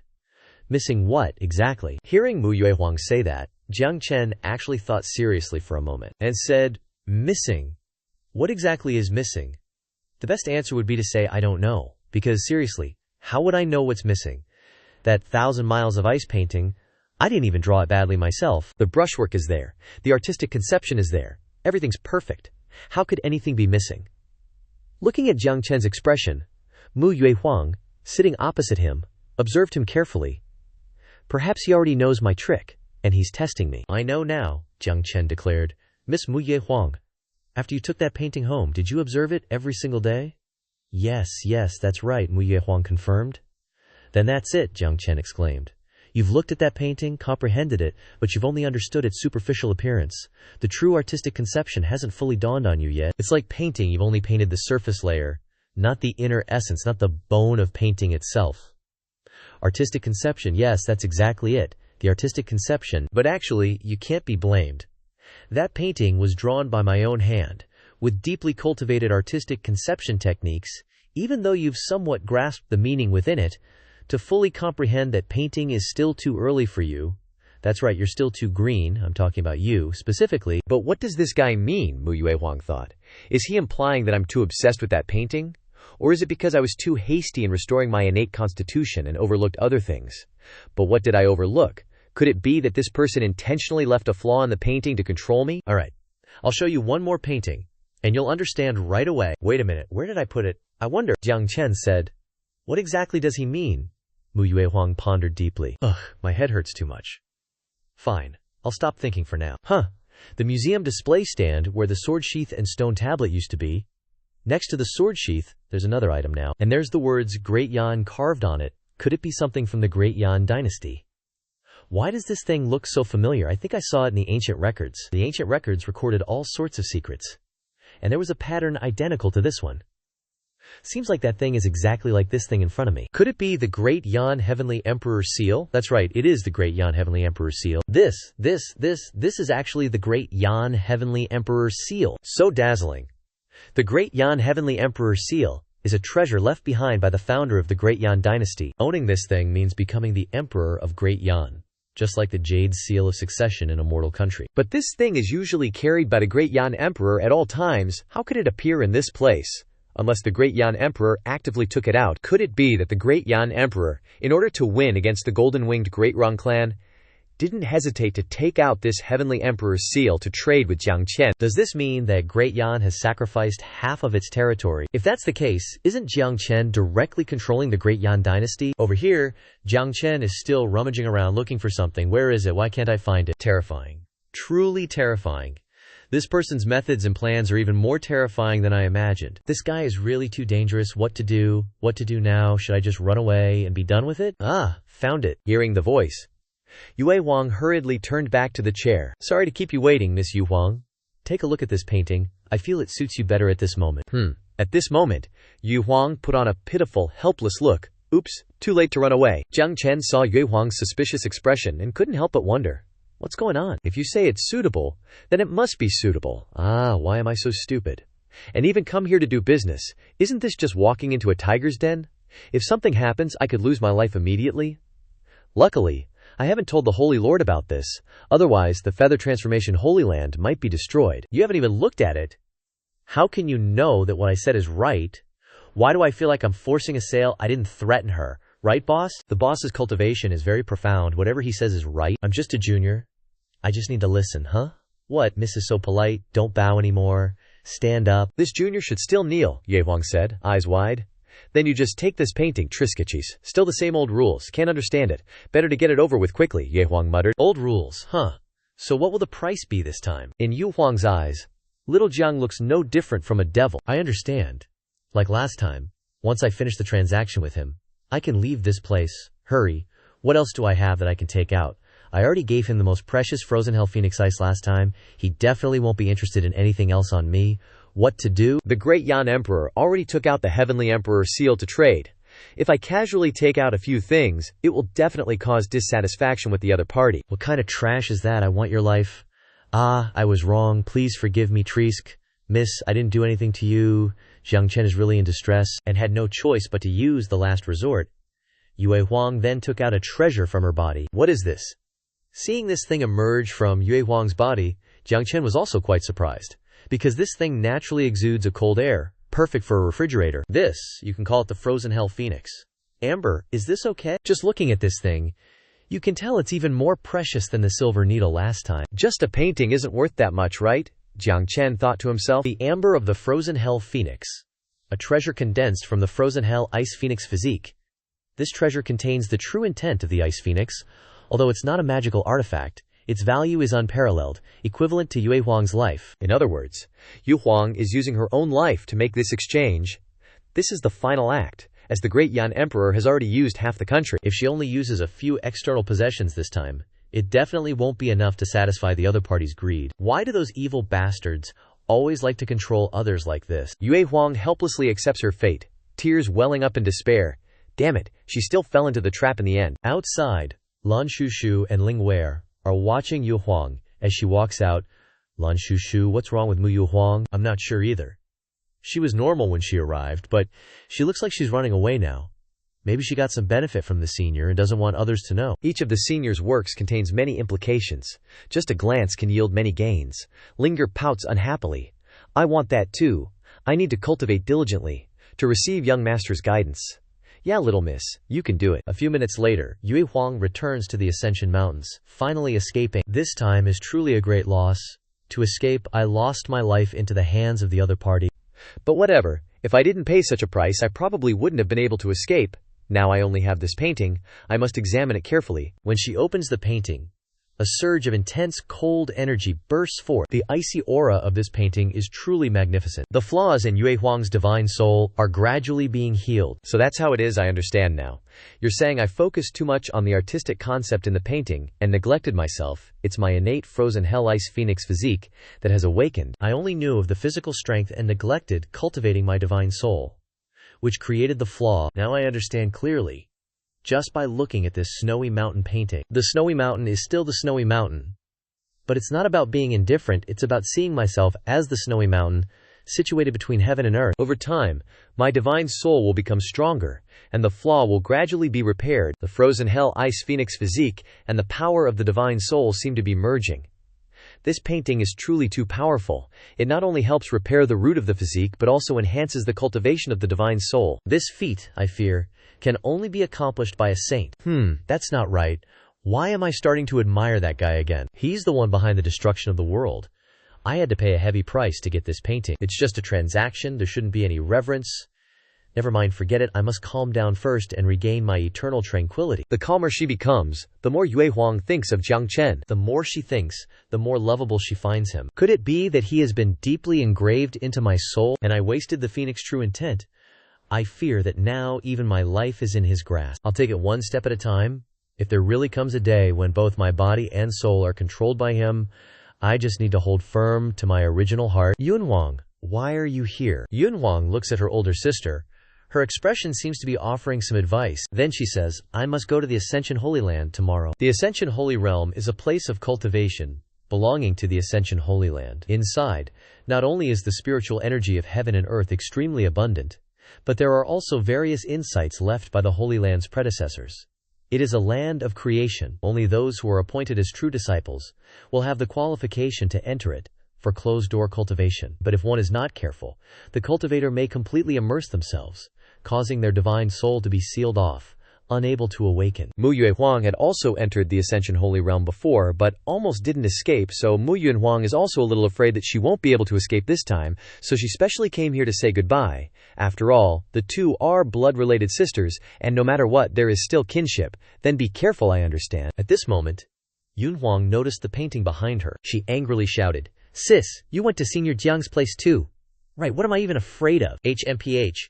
You also got benefits from Senior Jiang, didn't you? Benefits. Looking at it almost cost me my life. If I hadn't sacrificed my origin, I wouldn't have escaped at all. Mu Yue Huang gritted her teeth. Where I go is none of your business, and it's not related to you. Don't tell me you think I want to care. What gets on my nerves is that you say one thing and do another. You said Senior Jiang was scary, but you enjoyed the benefits, and even brought back a painting. If you really thought that way, why not give the painting to me? I'll return it to Senior Jiang. You're a terrible big sis. You stop others from going to Senior Jiang, but you go there yourself. Are you kidding me? I exchanged my life for that? How can I return it? My affairs are none of your concern. You should focus on preparing for the feather transformation sacred realm. When you have real power, then talk to me. So you're still afraid that I'll awaken the immortal Tao Emperor physique and threaten your position. That's why you hid your visit to Senior Jiang. Mu Yue Huang. Mu Yue Huang. I didn't expect you to be this kind of person. I wouldn't object to you visiting Jiang Chen. I'd even support it. But the one thing you should never have done is benefit from him and then slander the senior. The senior didn't do anything wrong to you, and he's not a bad person. You're being too much, putting on one face in public and another in private. I never intended to take your saintess position. I've decided. When I leave the Feather Transformation Sacred Land, I'm definitely going to fight for that position. To repay Senior Jiang's kindness and give him a surprise. Ugh, gotta go, what is it now? Watching these two sisters is exhausting. Inside the Feather Transformation Heavenly Palace, discussions were underway. The Qingyun Sacred Land's old ancestors' old wounds are acting up, and he won't last much longer. He himself knows this well. Therefore, in this battle he will surely go all out. Although I have utmost confidence in our old ancestors' cultivation and strength, this time our opponent is someone who doesn't care about living or dying. Are you all prepared? Reporting to the Holy Master, everything is ready. I guess the old ancestor knows this as well, right? He knows. But after learning about it, the old ancestor didn't stop us. That's good, remember this. This matter is not to be disclosed to anyone other than the people here. Yes, if this gets out, it will be very troublesome. No matter what, this battle must be kept absolutely secret. About 500 miles away from the feather transformation sacred land, Yunlan had things that had to be done. The great battle of the past, with my ultimate defeat, is still a regret. Now that my fate is coming to an end, even if the result of this battle is the same as it was back then, I won't regret what I've done. Good, I will accompany the old ancestor. You truly are my most devoted descendant. From a young age, I have been nurturing Yunlan, hoping that another peerless expert would appear. Having such a descendant with such a physique, my life can be considered complete. Alright, let's set off. But there are still 3 days. Until the day of the battle. We can take our time, yes. Old ancestor. What is that? Why is there a wooden house in this desolate place? At Jiang Chen's house, Jiang Chen's fingers flew across the strings of the zither, each clear sound reverberating, causing everyone around him to be deeply moved. Dad, the master is playing the zither. The spiritual power in my body is surging, increasing again. Someone suddenly remembered that it had been a long time since they had practiced the zither, so they relaxed a bit. Each note played by the senior contains extremely high artistic conception. Such a skill is truly that of an immortal. Although we don't know music theory, our bodies can't help but sway to the rhythm. Alright, that's all for today. Suddenly there is an uninvited guest outside the door. Who is Uncle Lon? Hard to say. But definitely not some average Joe. This guy, whether he meant to or not, is just radiating power, creating this super intimidating vibe. The masked dude pulled down his scarf, revealing the old ancestor's face. But why does he look kinda like something? Yo, old bird, what's up with you? Was that you playing the zither earlier? Oh, it was. Getting confirmation from the source of the music, the old ancestor bounced right down. Standing before Jiang Chen was a ridiculously beautiful girl, holding a fancy-looking zither that probably cost a fortune. No doubt her skills are pretty pro. Lan Shushu and Lingir blurted out in surprise. Is that Meta Chair? Turns out, not long ago, the two of them heard the zither music coming from the mountain. You got a mortal there, 2 cultivators, and an old guy with a decent cultivation level. What's a mortal doing here? This place is right next to the Huayu Holy Land, with all kinds of cultivation dangers lurking around. They're probably going to run into some life-threatening situations, because mortals usually don't last long. Honestly, I've never met a real mortal in my entire life. It's the music. This super unique music, totally different from anything I've ever heard. The musical theory behind it, and the feeling, it's just on another level. Musical theory never been exposed before. Even Dantai Yunlan had never encountered.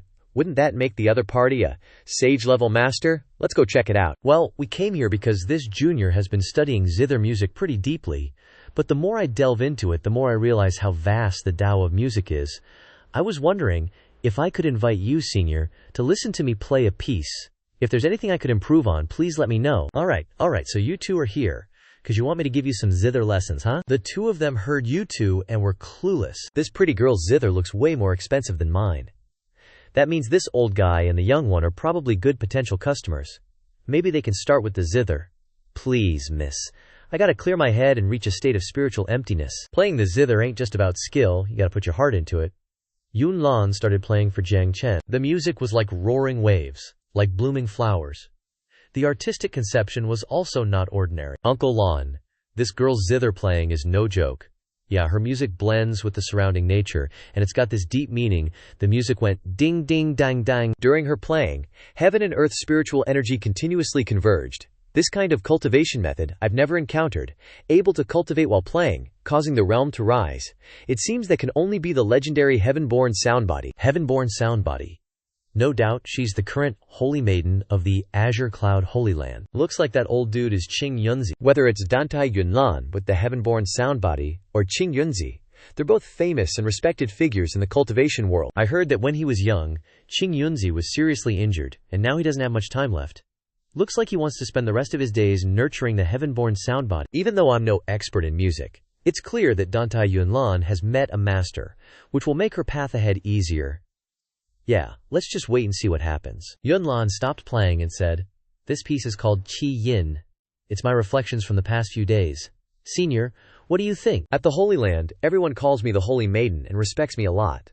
But I always feel lonely. I always wanted to find a true soulmate who understands me, and that's why I composed this piece. After listening, Jiang Chen only said one sentence. The musical style is too flamboyant, a bit exaggerated, Everyone's being cliché. Dantai Yunlan, who carries the heaven-born sound body, is the current holy maiden of the Azure Cloud Holy Land. She doesn't need to cultivate. As long as she comprehends the true Tao of music, she can easily become a sage. In the sacred land, everyone revered her. The juniors respected her, and the seniors loved and protected her. But Yunlan knew very well that she was different. The heavenly yin holy body destined her to walk a lonely path. Her qi yin was the voice of her heart, yearning to find a true soulmate. However, to Jiang Chen, this melody was just flashy, exaggerated, all frills and no substance. Yunlan collapsed to the ground, heartbroken. Yunlan, you're going too far. This junior of mine may be young, but her musical skills have reached the pinnacle. Is what you're saying not a bit off, sir? Her qi yin melody is good, but the artistic conception is too shallow. I know she wants to convey the idea of seeking a soulmate, but the arrogance in the music is way too obvious. Her demeanor is too aloof. This isn't seeking a soulmate, it's just thinking she's extraordinary. But it's understandable, she's been pampered since childhood and hasn't experienced any hardship. How could she possibly play a profound melody? Although I don't understand music theory deeply, what he said isn't wrong. Qing Yun Holy Land has protected Yunlan too well. We only thought about letting her grow up, almost never letting her experience any difficulties. So that's how it is. Senior is absolutely right.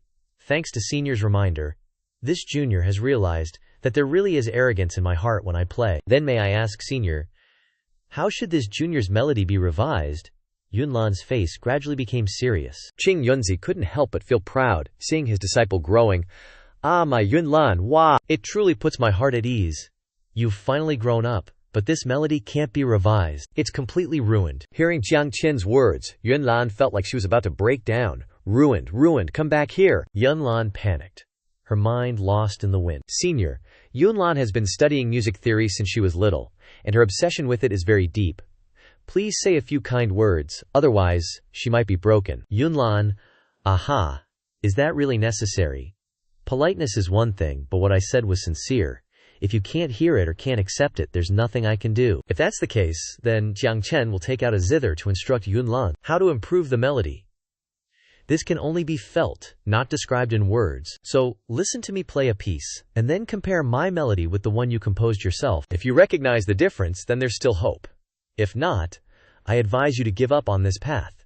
Do you want to listen? Hoping for Senior's guidance. Alright. Jiang Chen's skillful fingers began to touch the strings. The music gradually became captivating, and everyone seemed to feel a different world. The wonderful music spread between heaven and earth. The melodious sound like a stream flowing between mountains. Gurgle. Faint images appeared.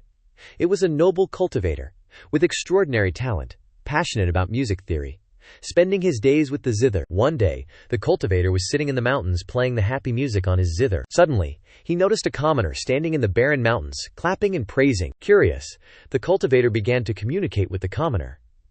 To his surprise, he realized that the commoner also had a deep understanding of music theory. From then on, the two became soulmates. Not only exchanging insights in the forest, but also playing wonderful music together. Time passed, and 3 years later, the cultivator had to leave temporarily due to sect matters. The two agreed to meet again in the spring of the following year when the flowers bloomed, to play together once more. But when the cultivator got back, he learned that the woodcutter had died from an illness half a year ago. Heartbroken, the cultivator went to his soulmate's grave, shedding tears and playing a sorrowful tune. After the piece ended, the cultivator wailed. He felt that with the woodcutter gone, there was no one left in the world who could understand his music. In his agony, he smashed the zither in his hands and vowed never to play again. And true enough, from that day until his death, the cultivator never touched another musical instrument. As the music ended, someone asked, Senior's melody, so this is what a true kindred spirit in music sounds like. Senior, what is this piece called? The cultivator replied, a song of a shattered universe, the sound of searching for a soulmate at the world's end. The other person said, this piece is called High Mountains Flowing Water. Hearing the name of the piece, everyone was stunned. High Mountains Flowing Water. The tale behind High Mountains Flowing Water is an extremely famous story in China. Immediately, Yunlan knelt and said, Senior, please teach me. If you take me as your disciple, I will walk through a mountain of blades and plunge into a sea of fire for you. Fine, but I only know how to teach music theory. You don't have to do the whole formal greetings master thing, of course. Learning music theory takes patience. I wonder if you two can come every day, Yunlan replied. That's simple. This disciple will build a wooden hut right next to you. What, Uncle Lan? Don't tell me this Dantai Yunlan is planning on staying here for good. At that moment, the old ancestor was severely shaken after closely examining the decorations in the living room. Never mind these stone carvings and calligraphy scrolls. If I'm not mistaken, that's the 9 heavens cold jade ice phoenix needle amber containing true phoenix intent, along with an item from the Tushan Yao clan and the Great Yan Emperor seal. The Great Yan dynasty defeated the golden-winged Great Peng clan in the past, but no one knows exactly how they managed it. Only that it involved an overwhelmingly heaven-shaking sword art. Could it be related to this person? Old Master Jiang Chen stared intently at the old ancestor and continued, "You don't have long to live." "You are correct. I indeed don't have long to live. Have you never considered treating it?" "I've not only considered it, I've tried countless methods, but all were useless." Back in my youth, I, Xianxia, was a renowned powerhouse in the cultivation world. I too was full of life back then. Dashingly handsome, elegant as a jade tree in the wind, carefree and suave, a rare character indeed. But who would have thought? I was accidentally injured in my youth, and that wound damaged my very foundation. But as the old ancestor of the Qingyun sacred land, I couldn't just sit around and wait for death. All these years, I've exhausted the sacred land's resources, from 1,000-year spirit herbs and divine treasures to even life-extending immortal pills. But nothing had any effect. I had no choice but to accept my fate. Watching my lifespan dwindle, I have long been in despair these past years. My only 2 wishes now are to see the battle through and to nurture Dantai Yunlan. As for everything else, I've made my peace with it. I ask for nothing more, other than to keep living. Though my heart is still filled with regrets, this is my destiny, I've accepted it. Hold on, no need to be so dramatic, acting like this is a life and death parting. It's just that your previous methods were wrong, old sir. Don't get so worked up. I think you're still salvageable. With the right method, your problem is quite easy to solve. What? Did you just say it's simple? You mean to say my injury is easy to solve? Hey, don't get so excited. I'm worried your heart might not be able to take it. Even though you're getting on in years, your body's not half bad. The problem isn't the herbs, it's the training. How should I put it? Right, life cultivation. Yeah, get me. Life cultivation. Those 2 words hit Qingyunzi like a ton of bricks, kinda stunning him. Life cultivation. Looks like this big shot doesn't get it. My very foundation is damaged. My lifespan's run out, meaning I've lived enough. Even life-extending elixirs are useless, let alone life cultivation. How could that possibly work? He doesn't know that method is useless to me. If I say it works, then it works, as long as you're willing. I won't force the issue, so want to give it a shot. That's the spirit. I have just the thing for you. Wait here, let me grab it. Whoa, looks like I can't give up hope of living longer just yet. The moment there's a chance, my heart starts itching to grab it. So-called lifespan exhaustion means no method can extend it. Unless you can fill your body with vitality again, living a second life. But something like that hasn't happened since ancient times. Whatever, let's give it a shot. Sorry to keep you waiting. Take a look at this. Jiang Chen put the book on the table. The Complete Guide to Life Cultivation.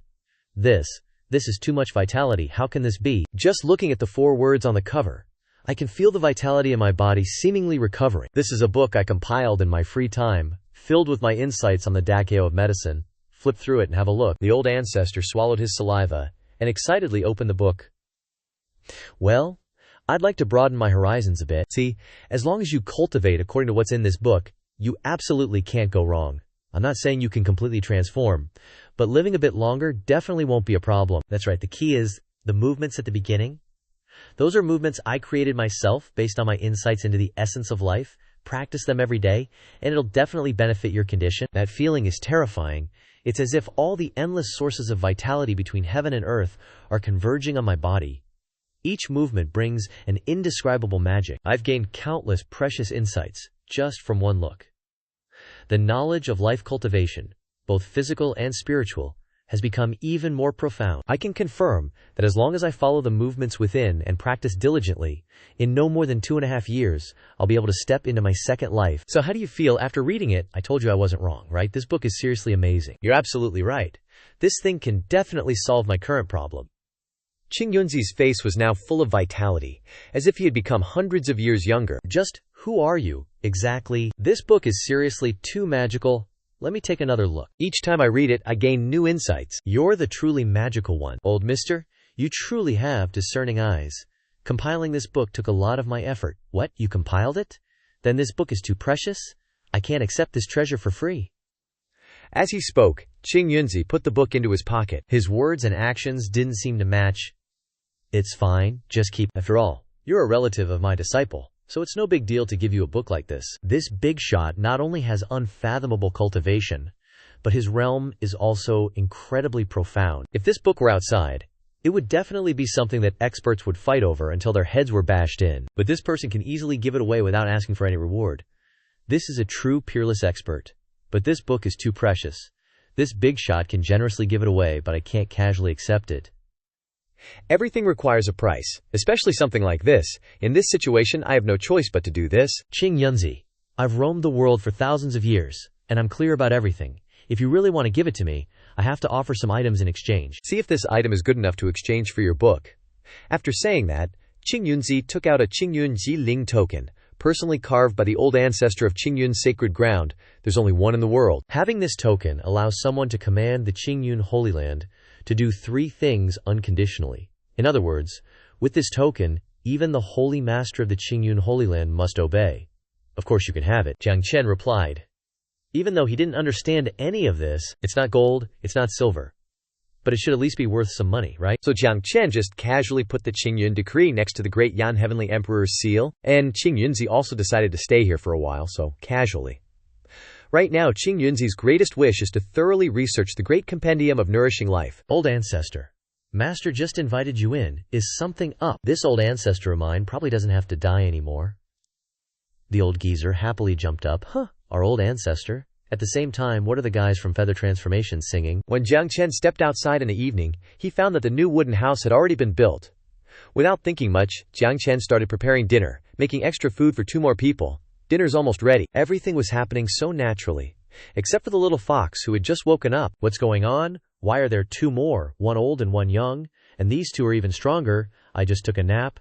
We 2 don't need to eat. HMPH, what a pity if you don't eat. Whatever. I'll eat first, and then think. I already have 7 tails now. If I just keep eating, my divine meridians can recover soon. This food, vitality's vitality, I can't believe I haven't experienced the world yet. In the days that followed, Jiang Chen continued to persistently perform acupuncture for Jiangling Chi. Thanks to the progress in the treatment, the influence of the heavenly yin extinct meridian on her became weaker and weaker. At the same time, Jiang Chen also began teaching Yunlan the basics of music theory. These lessons were like a beacon, helping Yunlan resolve her long-standing questions, making her feel like she was entering a paradise of knowledge. Not only that, but Jiang Chen also took the time to answer Qingyunzi's questions about nourishing life. Even though life was busy, Jiang Chen still felt happy, especially when he got to spend every day with 2 beautiful young women. During this time, Jiang Lingshi and Yunlan also gradually became closer. From strangers, they became close friends, sharing every moment, including gossip. Lan Shushu and Qingyunzi also chatted frequently, getting to know each other. Even if they weren't kindred spirits, having a good friend in life was still precious. They often raised their glasses together, enjoying moments of peace. These peaceful days made all 4 cultivators feel comfortable. They even recalled their previous cultivation days. They wondered, clearly the ultimate goal is to pursue longevity, so why must we kill each other? Sister, try this dish. All right, little sister, let's raise a glass together. And so, time passed in peace and happiness. But then one day, demonic energy suddenly filled the sky. So the place where Moyer is imprisoned is actually nearby, so Tushan Moa's relative is her father. Looks like we have uninvited guests, and they don't seem to be bringing good intentions. Jiang Chen was currently immersed in his afternoon nap, a habit he couldn't skip unless he had to go to Feather Transformation City. Every day he would dedicate about 2 hours to rest, and his sleepy face was absolutely not to be disturbed. Let me go stop him. With the old ancestor taking action, nothing can possibly happen. Yunlan worriedly watched the old ancestor's departing figure. No matter what happens, it'll be all right. With Senior's talent, no matter how strong the opponent, they can't possibly break in. If Senior is woken up, I don't know if he'll be angry, but it'll definitely be terrifying. I'm afraid no one can withstand it. At this time, Tushan Mo was still fast asleep when she sensed her father's aura. This aura. Outside, the Fox Emperor was displaying overwhelming power, causing everything around him to shatter. Suddenly, a bolt of white lightning struck down, and a blue sphere appeared, inside which was Qing Yun, old ancestor. You've come to stop me. Qingyunzi, what are you doing here? Go back, don't come any closer, don't block my way. I need to find the mortal in that room. Even if you're the old ancestor of the Qingyun Holy Land, you can't stop me from saving my daughter. Save your daughter. Could there be some kind of misunderstanding? I'm telling you, it's still not too late for you to turn back now. You can't beat the person you're looking for. Withdraw your demonic energy. Don't disturb his sleep. Then we can talk. You're telling this Fox Emperor of my Tushan Fox clan not to disturb him while he's sleeping with my daughter. In Hu Di's head, the rage was hitting its peak. The hell are you talking about? In that instant, Hu Di lost it and immediately charged. With Qingyun Laozu's current cultivation level, facing Hu Di seemed like way too much of a challenge. Ha, Qing Yunzi.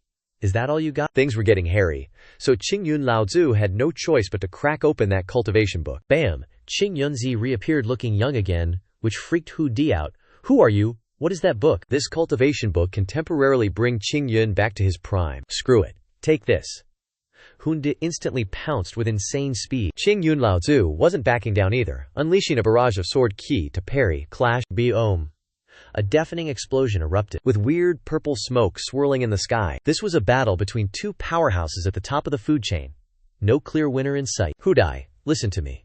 Behind you is a hidden expert. If you piss him off, forget about your daughter, even you will suffer. Oh really? Still not listening though. The situation still doesn't look good. But no matter what, I can't let him disturb Senior. Such an arrogant and belligerent dude. Guess I have no choice. The words barely left his mouth when Qing Yunzi ignited his divine blood, temporarily boosting his cultivation, and the power radiating off him was terrifying. He sealed off the entire sky, spreading out for thousands of miles.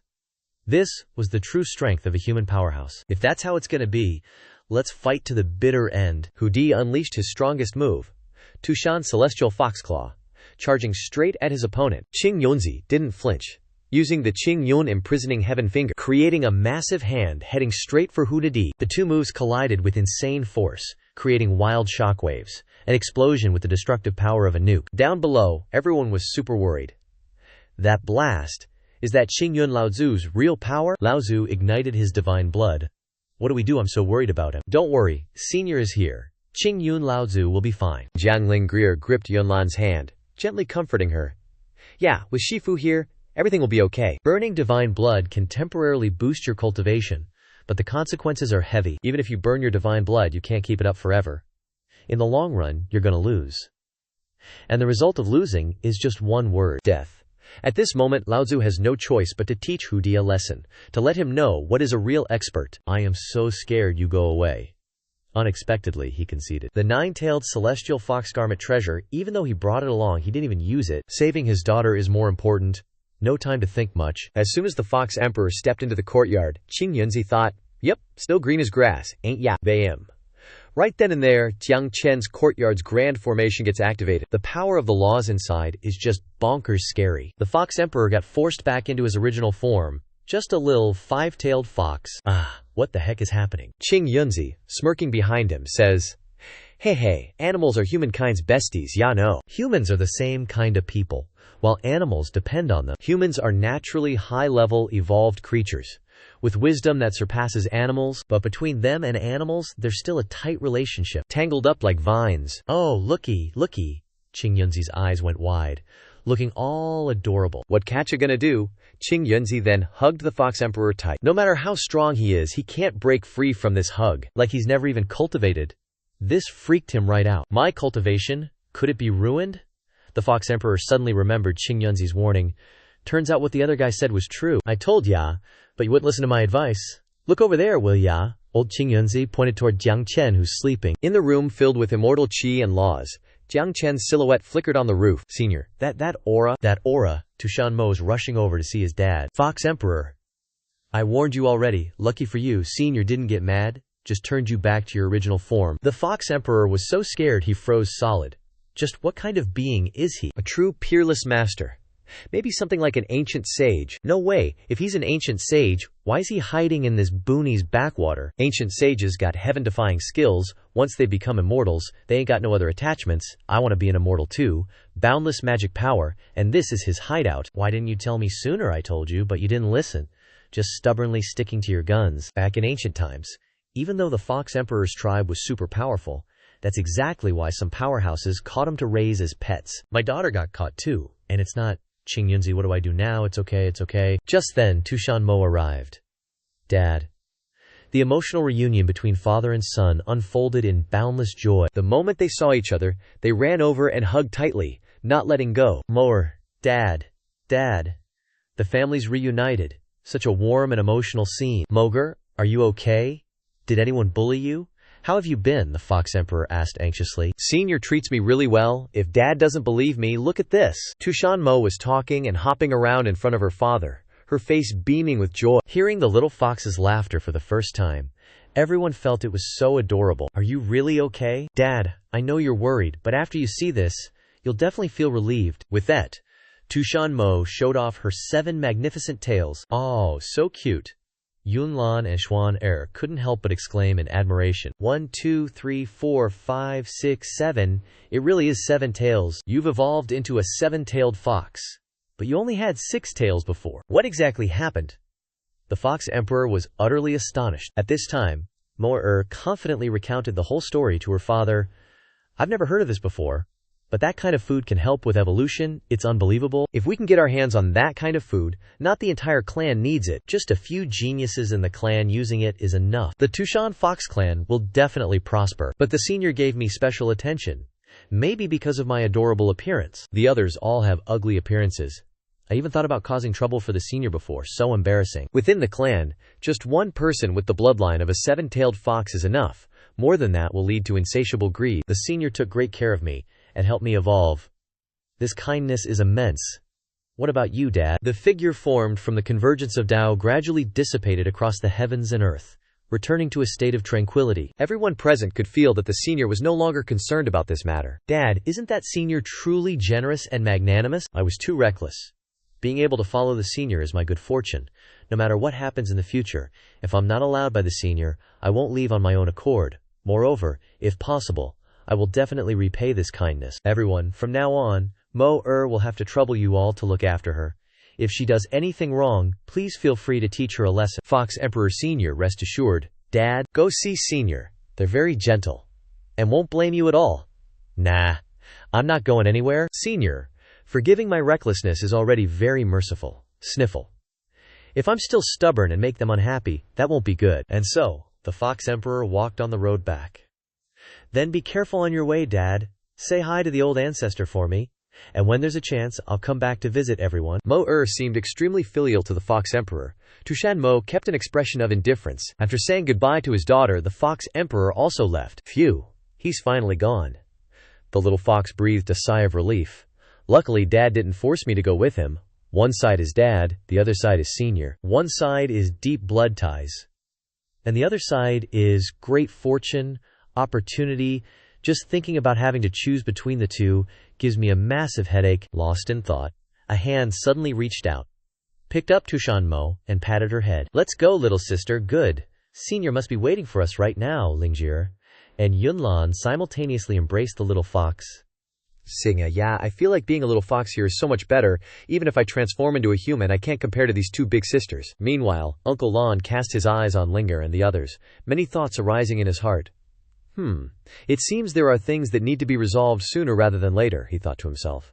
Elsewhere, the Fox Emperor had returned to the mountain where his subordinates were waiting. Ah, it's His Majesty. His Majesty has returned. The cheers of Tushan Feng and another person rang out excitedly, mixed with the sound of the Fox Emperor landing heavily. Your Majesty, how did it go? The two rushed to ask, not giving the Fox Emperor time to rest. What's the deal? Where's that guy in green robes? Did Your Majesty defeat him? Where's the princess? Why didn't she return with you? The Fox Emperor's expression turned irritable, veins popping on his forehead, and he roared, "Shut up!" The two subordinates immediately fell silent, not daring to utter a word. There's no need to discuss these matters further, the Fox Emperor said coldly. So what if that's the princess's fate?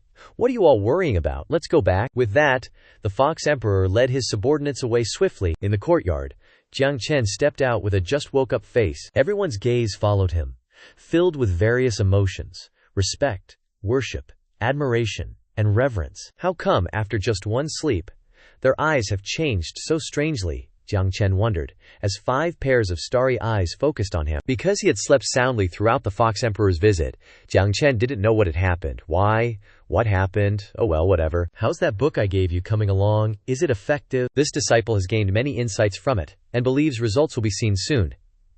Yes, your studies have been progressing well recently. I'm very satisfied. But on the path of music, you need to have your own unique interpretations. Yes, master. Next is you. Linger will listen to your every instruction. Linger was delighted to be the last one to receive instructions from the senior. Young Miss Alon uncle couldn't help but worry about Linger's delusion. Your condition has improved after several treatments, and your health has also improved significantly. Now there is only the final step. To eradicate the root of the disease in your body. Originally, this was a dangerous process, but thanks to my careful care of you the previous 2 times, this step will be no problem. Eradicate the root, can that really be done? This is the heart demon that has plagued me for so long. How could this be? Is this the absolute meridian of heavenly yin? Then isn't this child unable to cultivate? The offspring of an ancient family cannot cultivate. Isn't that fatal? This child is flawed. Flawed. These 3 words echoed in Linger's mind. Linger recalled her childhood, always clinging to Uncle Lan, because even her father didn't bother to look at her. Uncle Lan, what's wrong with the young miss? Does father hate me very much? What did we do wrong? Young miss is very well behaved and has done nothing wrong. Your father is just in a hurry to cure your illness, so he is angry. But why has father never looked me in the eye even once? Uncle Lan froze at the young miss's question, trembling as he comforted. Young miss, don't think too much. Your father is just too busy. You should take good care of your health first, and after you succeed in cultivation in the future, we will give your father a surprise, okay? Okay, Uncle Lan, I know everything. I know I am the absolute meridian of heavenly yin and cannot cultivate for life. I know the Jiang clan values cultivation and sees strength as everything. I know my status in the clan is low, and I have to endure enough humiliation.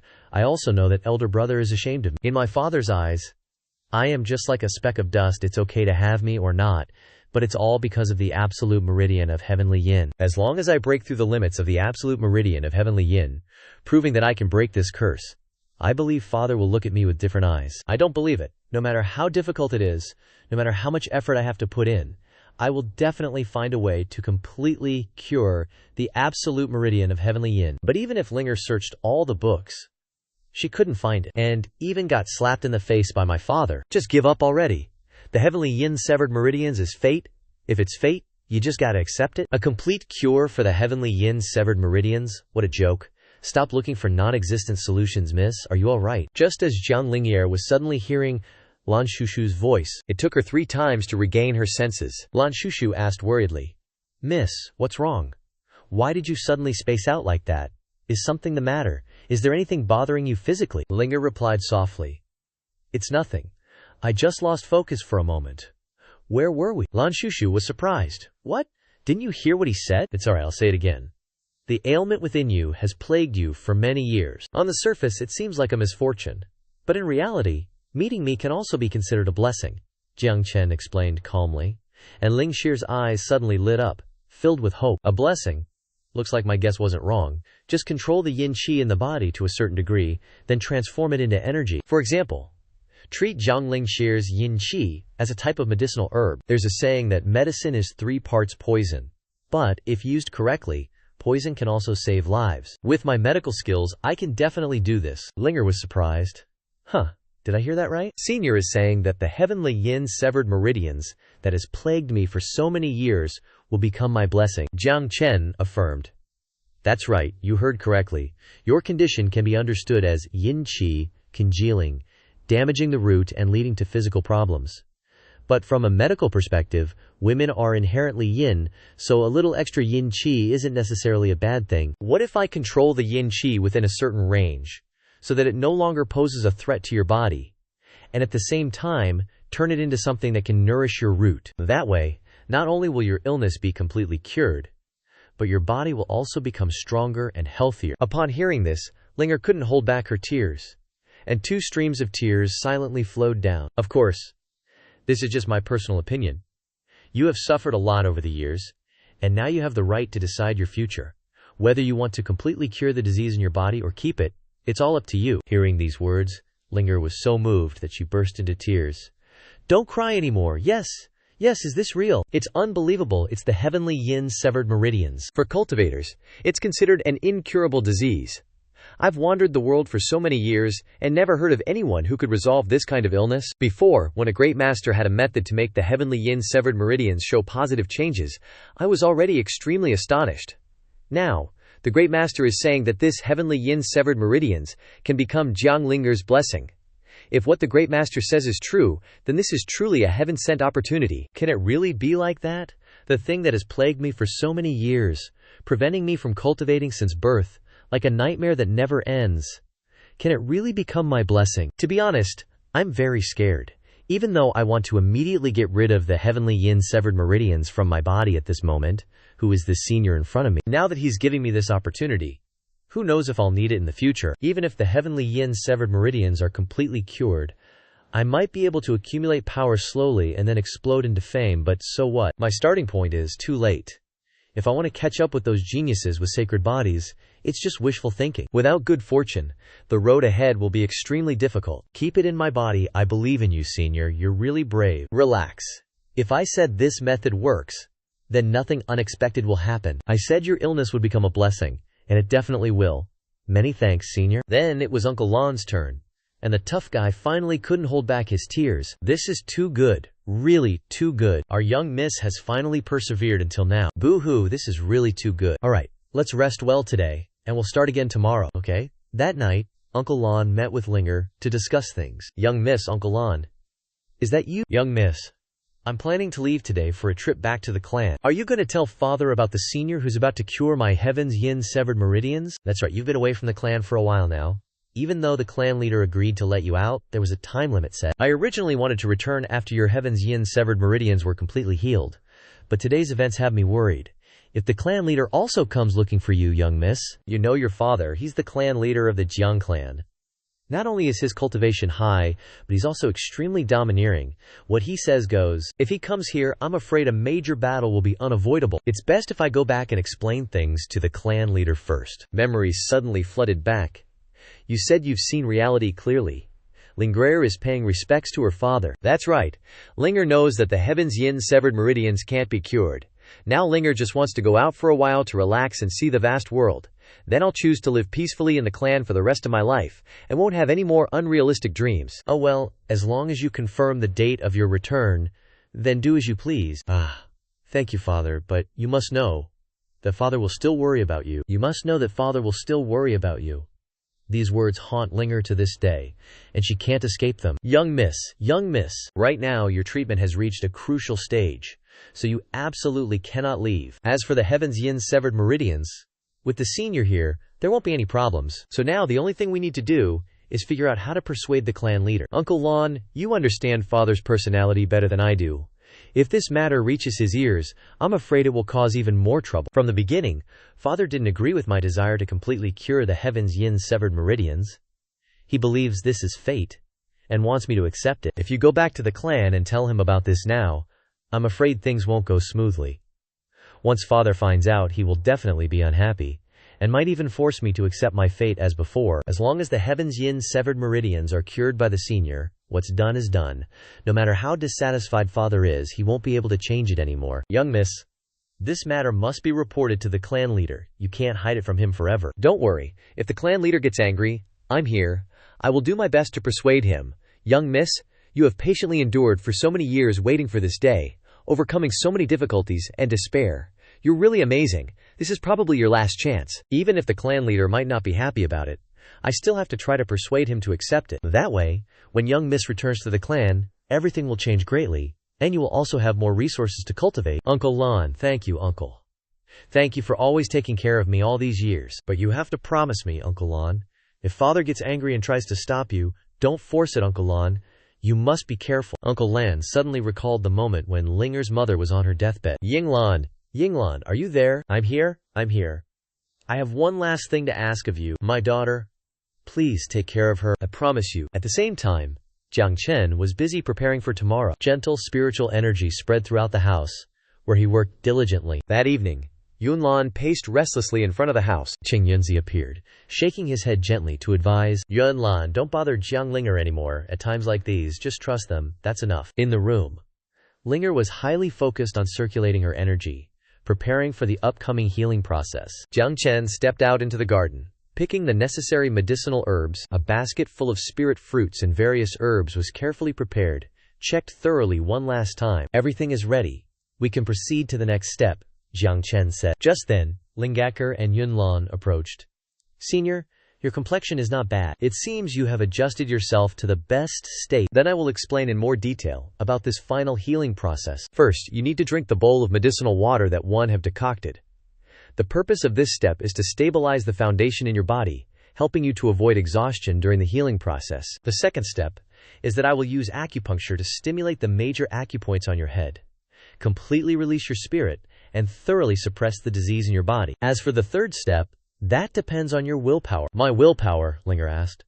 That's right. You must combine the pure yin power with the foundation of your body yourself. I can help you complete the first two steps, but for this last step you must rely on your own will. Are you ready? Linger took a deep breath and replied, I am ready, senior. Very good. Everything is prepared.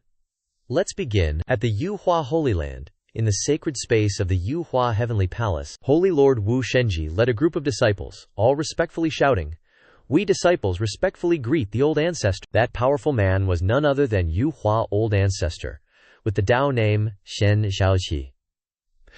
Regarding the news related to Qing Yunzi, how much have you grasped? Xianxia asked. Reporting to the old ancestor, according to the information we received, Senior Qing Yunzi left the Qing Yun Holy Land long ago, and he also led the Holy Maiden Dantain Yunlan towards our Yuhua Holy Land. According to reason, they should have appeared yesterday, but there is no trace of them. You also know that Qing Yunzi has high magical power and profound cultivation. We are afraid that we are not capable enough to investigate carefully. Under the main hall, a commotion arose, everyone vying to speak. Hearing about Qing Yunzi's departure from the Holy Land with a little inquiry is easy, but wanting to investigate the details of his journey, what he did along the way, or whether he stopped to rest somewhere, is indeed extremely difficult. After listening, Shen Xiaoji frowned and thought, Did that old geezer break his promise again? Shen Xiaoji and Qing Yunzi were rivals from a young age. These two great men always confronted each other in life and death battles, and because of this, they had some empathy for each other. When he learned that the other party was seriously injured and would not live long, a feeling of regret arose in Shen Xiaoji's heart. Ha, you've become a grumpy old man, Shen Xiaoji teased. Qing Yunzi, you're the one who's old. But still, there are fewer and fewer people from that era, barely any left now. If Qing Yunzi really kicks the bucket, Shen Xiaoji would be the only one left from that time. Both of them, from two different generations, knew that this duel was probably their last chance to meet. So no matter what, this battle had to happen as scheduled. Shen Xiaoji thought this was their last unspoken agreement. But now, how dare that old codger make him wait? Shen Xiaoji was so pissed he couldn't control himself. Ancestor, please calm down. The disciples quickly tried to soothe Shen Xiaoji. Ancestor, this disciple thinks that perhaps Senior Qing Yunzi has already passed away. Everyone knows he didn't have much time left. Maybe he couldn't hold on during the journey to the Yuhua Holy Land. Hearing this, Shen Xiaoji sighed. That makes sense. It's not impossible. He was severely injured. It's a miracle he held on this long, thanks to the Qing Yun Holy Land having such a strong foundation. However, Shen Xiaoji dismissed the thought. Don't talk nonsense. With Qing Yunzi's cultivation, even severely injured, he wouldn't just quietly die like that. I bet it's that little brat with the heavenly yin saint physique, Tantai Yunlan. That kind of physique doesn't rely on cultivation but on enlightenment. Maybe because of her progress on the path of cultivation, they're delaying their trip. Anyway, Qing Yunzi should have at least sent us a message. Forget it. It's useless to guess here. Send a message to the Qing Yun Holy Land. Qing Yunzi and Tantai Yunlan have both disappeared. They're the ones who should be worried. Let them fret, and the duel can be temporarily postponed. Oh right, how's Yu Huang's cultivation going lately? Reporting to Ancestor, Yu Huang's cultivation has made great breakthroughs recently. She'll probably advance another step soon. Very good. The younger generation is growing. I feel much more at ease, Ancestor. This disciple has good news to report. Yu Huang's younger sister, Yun Huang, miraculously awakened the undying Dao Emperor physique not long ago. The Ancestor was surprised. What? Awakened the undying Dao Emperor physique? Even I was helpless with that physique, so how did she awaken it? Regarding this, Mu Yunhuang didn't explain it clearly at the time, and I didn't ask in detail, so it seems you don't know either, the Ancestor exclaimed with some disappointment. It's all right, as long as the method is orthodox. Besides, doesn't this mean that the Holy Land has another genius? That's right, and one with a physique on par with Mu Yuehuang. The Holy Land having two geniuses is truly a joyous occasion. At this time, Mu Yuehuang had arrived at the gate of the Yuhua Immortal Palace. With the presence of the Ancestor and the growth of the two Mu Yuehuang sisters, the future of the Yuhua Holy Land will definitely stand firmly at the pinnacle of the human race. Haha, well said. Everyone pay attention. This girl's name is Xiao Huang. She's been troubled by something recently. The reason is none other than Xiao Huang's extremely smooth, closed-door cultivation. Her strength soared dramatically. She doesn't even recognize her own limits anymore. Xiao Huang didn't expect that her body, soul, and physique began to merge constantly, finally becoming a unified whole. The rapid pace of progress far exceeded all her expectations. After only a short period of closed-door cultivation, her cultivation base has increased far beyond her previous 10 years of hard work. If this speed were revealed, it would surely shock countless people. And all these miracles stem from one fundamental cause. In Xiao Huang's hand is an extremely ordinary painting. As long as she has this painting, Xiao Huang can completely break through her current realm without any obstacles. Before, when she entered the Yuhua Holy Realm, her cultivation had never been so smooth. Doesn't this mean that the painting is even beyond the comprehension of countless predecessors in the Yuhua Holy Land? The person who gave her this painting is truly terrifying, Xiao Huang thought to herself. Moreover, thinking that she and her sister might become the other party's playthings, she couldn't help but feel afraid. Xiao Huang stood there awkwardly, her body swaying back and forth, her heart filled with anger and anxiety. Not knowing what to do, the opponent in front of her was so strong that it far exceeded her imagination. With her current strength, she was completely helpless. Perhaps the only way is to report this matter to the Holy Lord and the elders, then face the opponent directly, and be forced to rely on the power of the Holy Palace. Xiao Huang took a deep breath, sighed, and then gathered all her courage to step inside. She cupped her hands respectfully and said, "Disciple Mu Yue Huang requests an audience with the Holy Lord and the elders." Wu Shenji turned to the ancestor, surprised, and asked for his opinion. "Isn't Mu Yue Huang in closed-door cultivation? Why is she out already?" The ancestor nodded in agreement, allowing her to enter. Mu Yue Huang slowly walked into the hall. When she saw the people present in the hall, she couldn't help but be stunned. Not only were the sect leader and the elders there, but even Shen Xiaoxi, the ancestor who was always in closed-door cultivation all year round, had shown up. This is a great opportunity. With the ancestor's immense power, she will definitely be able to solve this problem for me. Thinking so, Mu Yue Huang felt much more relieved. Holding the painting scroll in her hand, she smiled and said, "Disciple greets the ancestor, sect leader, and elders." Wu Shenji smiled gently. "No need for formalities. But Mu Yue Huang, aren't you in closed-door cultivation? Why have you come here today?" Mu Yue Huang replied, "Disciple has completed her closed-door cultivation. The reason I've come here this time is because of this painting. I hope the ancestor, sect leader, and elders will take a look at it." Her words caused the atmosphere in the hall to suddenly become silent. The elders, and even the ancestor, looked confused. Even the ancestor didn't know what she wanted them to see. The painting was presented for everyone to admire, but its material was only paper. There was nothing special about it. Everyone began to whisper amongst themselves, and most didn't feel there was anything remarkable about it. This way of thinking was understandable. Mu Yue Huang, although she had anticipated this, still felt so embarrassed that she wanted to disappear. Finally, the ancestor spoke slowly. "It's all right." Then he stretched out his hand and said, "Bring it here." The painting scroll was suddenly enveloped in a layer of flames. Mu Yue Huang released her hand from the painting, respectfully inviting the ancestor to examine it. The ancestor held the painting scroll in his hand, channeling his magic power into it to investigate. The results showed that this was just an ordinary painting, without any significant fluctuations. However, the ancestor glanced at the painting, then looked back at Mu Yue Huang, making him wonder if this painting contained something special. "All right, let's just open it and take a look," the ancestor told himself. He slowly opened the painting. Suddenly, the feather transformation heavenly palace seemed to be frozen, shocking everyone. The chilling air filled the hall with a terrifying aura. The solemn scene had now become chaotic. Everything was frozen, and icy snowstorms blew through. Even the elders and the Wu Shenji couldn't escape this situation. The ancestor was slightly better off, but his body was also covered in a thin layer of ice and snow. He trembled and said,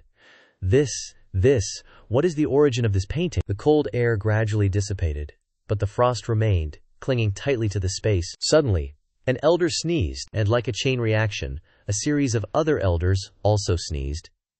The atmosphere became strange and tense. The ancestor pondered for a moment, then slowly said, "Mu Yue Huang, where did you get this painting?" Mu Yue Huang hesitated, her eyes a little flustered.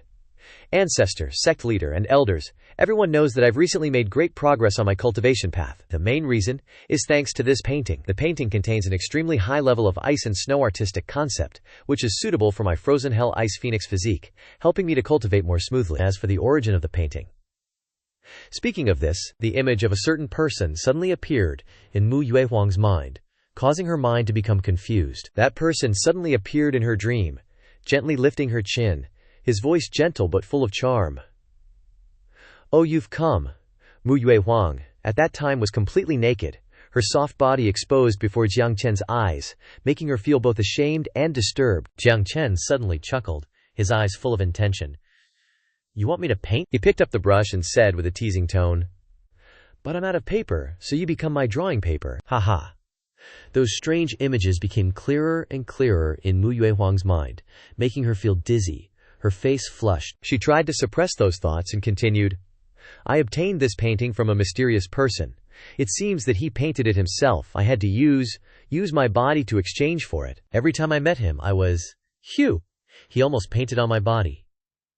He also wanted to do strange things with me. And my younger sister, Mu Yue Huang, choked up, tears streaming down her cheeks." Even though this disciple only interacted with that mysterious person a few times, one thing's for sure, he's cooking up some seriously evil plan that's gonna flip the entire cultivation world upside down. Mu Yue Huang suddenly shouted, her voice filled with panic. Wu Shenji and the old ancestor stood there, dumbfounded. What's this kid blabbing about? They exchanged a suspicious glance. The sacred hall fell into a deep silence after Mu Yue Huang's words. The old ancestor furrowed his brow, pondered for a moment, then asked in a deep voice, "So, you're saying that the great Yan dynasty's easy victory over the golden-winged rock clan, the painting that helped your cultivation break through smoothly, and even the reason Yuan Huang suddenly awakened the undying Dao Emperor body, all stemmed from a mysterious green-robed figure. Furthermore, this character is also cultivating some kind of extremely terrifying demonic art, capable of enticing people's hearts, with the aim of controlling the two most outstanding disciples of the Yuhua Holy Land. His demonic claws have even reached out to the two great forces of the human race, the Yuhua Immortal Palace and the great Yan dynasty." Mu Yue Huang, though a little horrified after hearing this, still nodded in confirmation. The old ancestor suddenly exploded with power, roaring, "Well then, this is getting interesting. Looks like I absolutely have to meet this mysterious guy once." Below the sacred hall, everyone started buzzing with excitement. The old ancestor continued to roar with anger. "I want to see what his purpose is. If he really threatens the entire cultivation world, then even if I have to sacrifice my life, I will stop him." Mu Yue Huang trembled before the old ancestor's pressure. While holding her hair from flying everywhere, she said, "Old ancestor, please wait. That green-robed guy has incredibly strong power. We need to prepare thoroughly before acting." The others also clamored to follow the old ancestor, but the old ancestor just looked at them with a stern gaze and refused. "If even I am not his opponent, what's the point of you going? Rest assured, I know my limits. This time I will act together with Shenji and Yue Huang. Moreover, I plan to invite the Yuhua Immortal Realm to assist with the protection of the Immortal Realm. There will definitely be no problems." Mu Yue Huang, Wu Shenji, and the elders in the hall were all stunned. Their cries echoed throughout the Yuhua Immortal Palace. What? The old ancestor wants to invite the Yuhua Immortal Realm. Outside Yuhua City, two figures walked out of the city gate, a middle-aged man, accompanied by a teenager in a golden brocade robe. That's right, they were the emperor and prince of this kingdom. Ji Xuan poked his fingers in confusion, hesitated, looked at his father, and asked, "Father, is it okay for us to come and greet the senior this time without bringing any gifts?" Afraid that his father wouldn't understand, he asked bluntly, "Do we need to bring something?" The emperor unexpectedly took out a pair of sunglasses and put them on, his face full of majesty. "Xuan, heir, you're thinking too much. High-level experts like the senior don't care about material things at all. Even if we bring countless gifts, would those things move the senior? With just one painting, the senior helped the great Yan dynasty defeat the golden-winged rock clan. Such high-level experts only care about cultivation. Nothing can shake them." Ji Xuan slowly nodded, taking out paper and pen to take notes. The emperor looked at him with confident eyes, instructing, "Ji Xuan, remember this well. The more powerful high-level experts are, the more they value creation and opportunity. It is your fate to meet the senior, and to be guided by the senior is creation." Although Ji Xuan didn't fully understand, he still nodded. "Ah, I understand." The emperor smiled and continued, "Without opportunity, even if the senior is standing right in front of you, you wouldn't be able to recognize him. Therefore, when we meet the senior, we must show the most natural side of ourselves." Ji Xuan nodded in admiration. Father is indeed knowledgeable and profound. The affairs of high-level experts cannot be inferred using ordinary reasoning. The two quickly passed through the forest to get to Jiang Chen's residence. Ji Xuan walked ahead, and as soon as he saw the silhouette of the house, he pointed and said with a smile, "Father, Look quickly. Jiang Chen's villa appeared before their eyes. The emperor exclaimed in admiration. This wooden building, though simple, exudes an ancient charm. Just looking from afar makes one feel their eyes sparkle, and their insides thoroughly cleansed, as if the innate great Dao is revolving within it, he excitedly said. Worthy of being a senior's secluded residence, it truly is extraordinary. Jixuan suddenly scratched his head and blankly asked, Father, look. Besides senior, there are a few other people in the courtyard. Could they be senior's friends? The old emperor exclaimed in surprise. What friends? Where? Ah, I see them now. 2 young women and an old geezer. As for that old geezer, the emperor pondered deeply. His body contains an extraordinary power.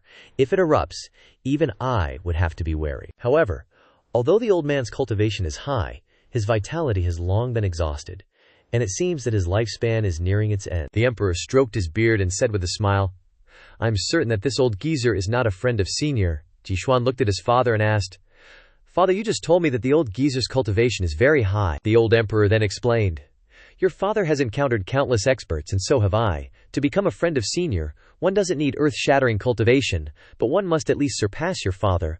Although that old geezer is strong, he hasn't quite reached that level.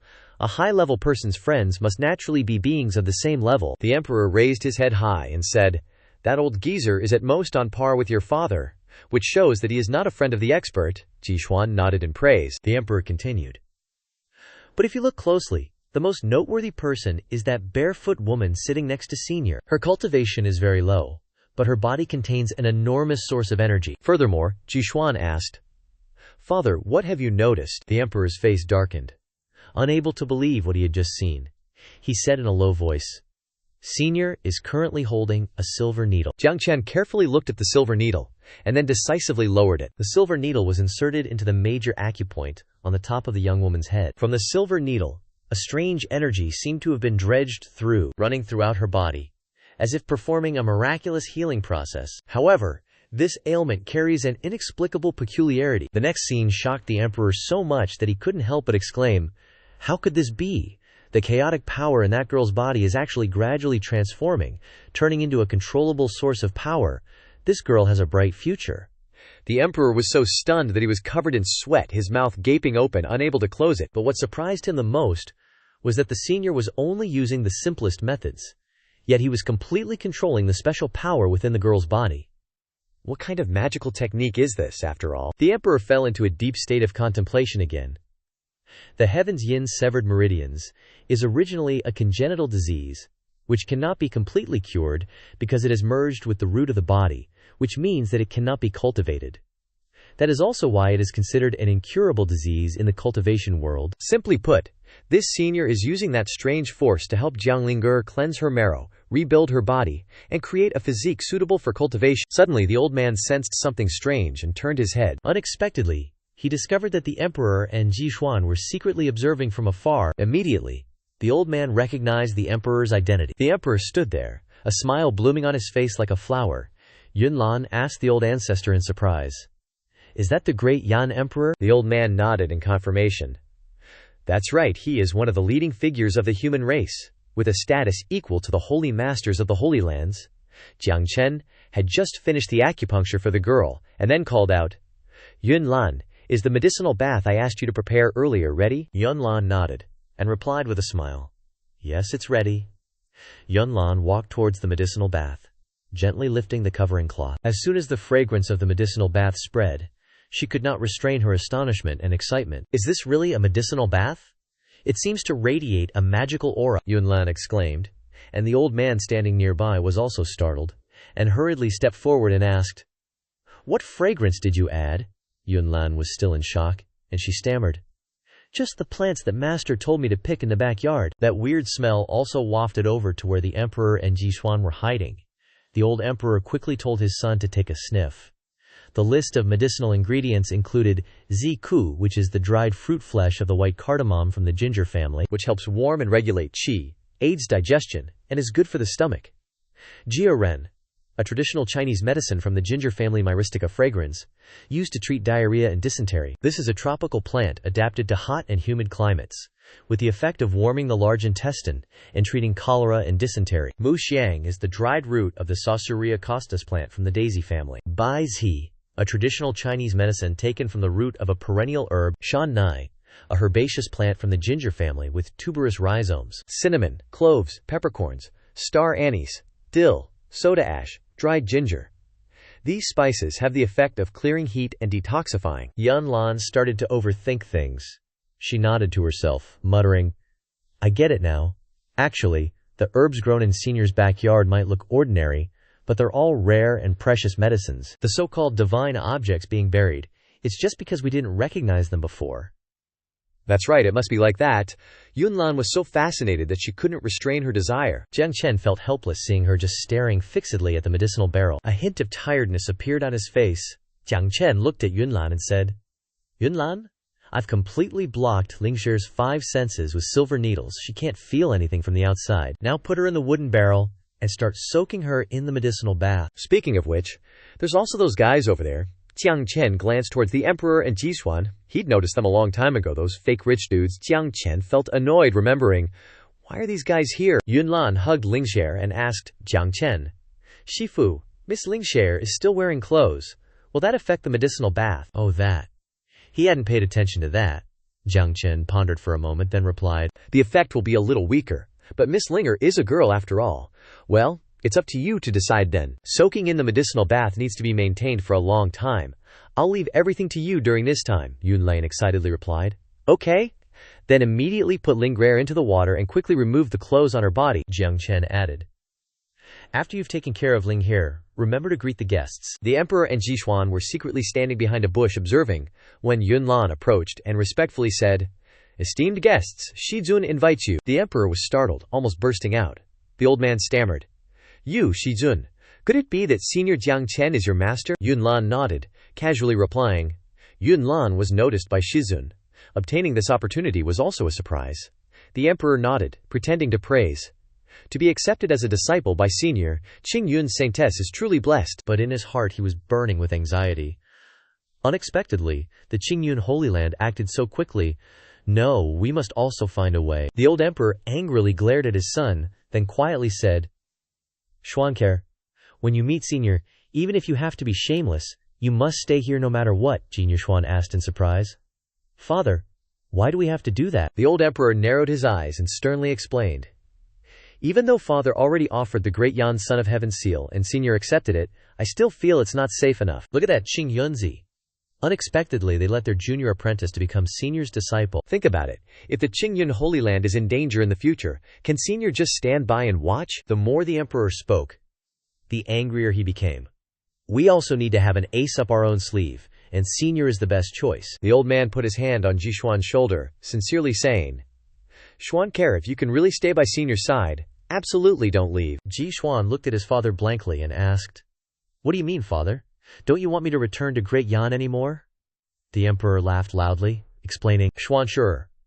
With your status, at best your future achievement would only be becoming the emperor of the Great Yan dynasty, But if you stick around someone like this Senior, your cultivation achievements will definitely surpass your dad's, no cap. Jixuan nodded, looking like he finally understood. Just then, they arrived where Jiang Chen was waiting for guests. Jiang Chen saw them and immediately asked, What's up? What brings you two here? The emperor honestly replied, Your reputation in Yuhua City is legendary. Just ask around and everyone knows. Jiang Chen, though annoyed, still put on his best customer service smile and asked, So what can I do for you fine folks? The old emperor coughed a few times and said, Senior's painting holds great significance for me and my son. We've come to thank you and seek your guidance on painting. Coincidentally, my son, Jixuan, is also super interested in painting. If he's lucky enough to become your disciple, I definitely won't refuse any of your requests whatsoever. Jixuan blankly asked, Painting? The old emperor put his hand on his son's shoulder, and Jixuan instantly caught on, nodding and saying, That's right. Senior's painting gave me deep insights, so I want to become your disciple. Seriously study and research painting. If I have that kind of luck, I'll be blessed for 3 lifetimes. Jiang Chen's face immediately darkened, and he flatly refused. No way. I'm not taking any disciples. After taking Tantai Yunlan as a disciple, he already felt super annoyed. Even though she has amazing musical talent, he still has to spend time teaching her. Plus, he's a man of principle. Now someone else wants to become his disciple. If he agrees, wouldn't that be even more trouble? The emperor and Jixuan were totally shocked when Jiang Chen refused, their faces changing color. Senior refuses. Why, they couldn't believe it. Jiang Chen coldly replied, I'm a man of few words, so I'm not interested in taking you as a disciple. But seeing your sincerity, I've decided to give you a chance. He figured these two were used to being served, so they'd definitely refuse if asked to do chores. So he said, in other words, this is a test. If you pass, I'll agree to take you as a disciple. Really? Both the emperor and Jixuan were super excited. Jixuan nodded fiercely. Okay, as long as Senior is willing to take me as a disciple, I won't hesitate, even if it means climbing mountains of knives or diving into seas of fire. Jiang Chen was smug about his plan. He snorted a few times and said with a smile, The test is simple. Laundry, cooking, cleaning. In his heart, he hoped they'd refuse. But surprisingly, this request was way too easy for Jixuan. He agreed immediately, shocking Jiang Chen so much that his face changed. Jixuan smiled brightly, innocently, saying, I agree, Senior. Being able to stay by your side, no matter what the task, I'm willing to do it. Jiang Chen stared blankly at Jixuan, feeling like he dug his own grave. The atmosphere seemed to freeze, and he stammered. What did you say? Jixuan excitedly replied, I agree with Senior. From now on, even if it means climbing mountains of knives or diving into seas of fire, I won't refuse. Jiang Chen felt like a blizzard was raging in his heart. He thought to himself, looks like I underestimated them. Even though they're from a wealthy family, they can still accept my harsh conditions. In that case, taking them as disciples isn't so bad. He sighed and said, If you're willing to stay by my side and do the manual labor, you'll have a chance to become my disciple in the future. Of course I won't take advantage of you. Turns out there's something so good. This time, both father and son emperor were so shocked that their faces changed. Jiang Chen walked over to his bookshelf. He rummaged around for a bit, muttering to himself, Haven't been painting much lately, so I'm fresh out of new pieces. Finally, he pulled out a wooden sword and said, This sword may just be made of ordinary wood, but it's meticulously hand-carved. Among my works, it deserves to be considered a masterpiece. I'll give it to you too, as a token of my sincerity. The Jixuan father and son looked at the wooden sword, so astonished they were beyond words. In their eyes, it was a peerless sword, a terrifying magic treasure. Even without holding it, they could feel the magnificent sword intent radiating from it. The old emperor hastily cupped his hands and said reverently, If this is Senior's sincerity, then we, father and son, shall accept it. In the future, if you need anything, just say the word. Jiang Chen looked at the old emperor with a blank stare, his head filled with question marks. He forced a smile and said, It's just a wooden sword. What's so precious about it? Just take it. You two grown men are making such a fuss. It's just a wooden sword. Why so serious? Are people in this world all so polite? He pondered, remembering what happened before. Ever since he transmigrated here, everyone he's met has been incredibly polite, whether male or female, even the elders of his disciples. Could it be that this fantasy world isn't a place where the big fish eats the little fish, but a world of love and peace? Jiang Chen shook his head, put that thought aside for now, and asked, Oh right, I still don't know your name, Jixuan quickly replied. Yes, this junior is called Jixuan. Jiang Chen nodded. Then I'll call you Little Xuanzi. From now on, Jixuan forced a smile. Yes, okay. Jiang Chen added, All right, if there's nothing else, you two father and son should take this wooden sword and get to work first. I have other things to take care of, so I have to leave for a while. After Jiang Chen left, the old emperor's expression suddenly changed. From calm to full of anxiety, sweat trickled down his forehead, and he trembled as he exclaimed, Oh heavens, Senior Jixuan is indeed generous. This wooden sword is an peerless divine object. It's unbelievable. The old emperor cautiously reached out to touch the sword. Unexpectedly, the sword seemed to have a soul and bit his hand. The emperor was startled, flailing his hand wildly, but couldn't escape the sword's tight grip. This strange situation left him bewildered. Watching his father running around like crazy, Jixuan suddenly understood. I get it. This is the real test from the expert. If father doesn't figure out a solution, not only will he be unable to use this divine weapon, but he'll also be ridiculed. The great Yan emperor ran around in circles, one finger clamped by the sword. It was strange. A man and a sword, and a comical scene unfolded in the room. After a while, the sword still refused to let go. The old emperor turned to Jixuan. Think of a way to help me, Jixuan replied awkwardly. This son doesn't know what to do either. The emperor then turned back to look at the sword and said decisively, Then the only way is to use force. But this strange sword was not easy to deal with. As soon as he made a move, sword energy exploded, startling Jixuan. This thing is truly terrifying. When the dust settled, the old emperor appeared covered in dirt, with a tired expression. He sighed. Jixuan, it's clear that you're the one who went to become a disciple, so why is it that I'm the one being tested? Jixuan awkwardly replied. This son doesn't know either. Then suddenly, he thought of something. Wait, could it be that I understand? Jixuan quickly grabbed the broom and ran around the room, saying, Now I will start to seriously do my job. Only by completing the task assigned by the senior can I pass the test and free father's hands. Just as Jiang Chen had expected, these two were indeed of extremely noble status. Like Jixuan, for example, who was originally a somebody, but now he was obediently sweeping, doing the work only for servants. This child has suffered too much for him and Great Yan. The old emperor had seen it all, and now he was constantly regretting it. Thinking back, the punishment of the peerless azure godsword for him was not without reason. He owed this child too much. All the things that happened before he had witnessed, but he had never comforted Jixuan even once. And yet, Jixuan still went through all that trouble to introduce such a peerless master to his father. The emperor was so touched, he cried, This father has failed you. After releasing his emotions in the room, the old emperor walked out, wiping away tears as he said, Jixuan, as usual, forced a smile and replied, Don't worry, father. I'll just be serious about it. But immediately, the emperor hugged him tightly. You've had it so rough all this time. Even though he didn't understand why, tears still streamed down Jixuan's face, and he softly said, Why do you say that? Golden sunlight streamed down on them. Grandpa Yunlan and Yunlan were carefully approaching Linger's soaking medicine pot with bowls in hand. Looking over at Jixuan, they sighed. Even though they didn't know what had happened, it was truly touching. That medicinal pot was indeed miraculous, its fragrance spreading everywhere. Even the wooden sword was attracted by the fragrance, causing it to leave the old emperor's hand. The old emperor looked at his swollen hand, crying and cheering. I'm free! Jixuan was also excited. Father is so good. The old emperor sat down on the ground, looked at Jixuan and said with a smile, Is this the master's trial? I understand now, Jixuan. From now on, this father will often reflect, not only to be a worthy emperor but also a worthy father. Jixuan nodded. Father, no matter what, I will always support you. That touching scene of father and son getting along was indeed moving, but in reality, the green god sword was simply indulging in the intoxicating fragrance. There was no trial at all. The sky was clear, the wind was gentle, and the golden sunlight was dazzling. Jiang Chen, who had been hiding somewhere, walked along, massaging his sore shoulders. So painful, I've been busy for half a day, because of Jiang Lingrei's illness. He sighed inwardly. It really hurts. As soon as Jiang Chen got home, he saw Jixuan and his father, along with several other people, making a ruckus. The scene before his eyes couldn't help but surprise him. These people seem to be getting along very well, chatting happily. Jiang Chen was a little dazed. He stepped forward and said with an enthusiastic smile, Although there are more and more freeloaders, everyone is still very happy and harmonious. Only Tushan Mo had a long face, looking uncomfortable. There are more and more people eating for free. Its food portion is being shared now. That's the important way to enhance its magic power. Speaking of which, it's time for dinner.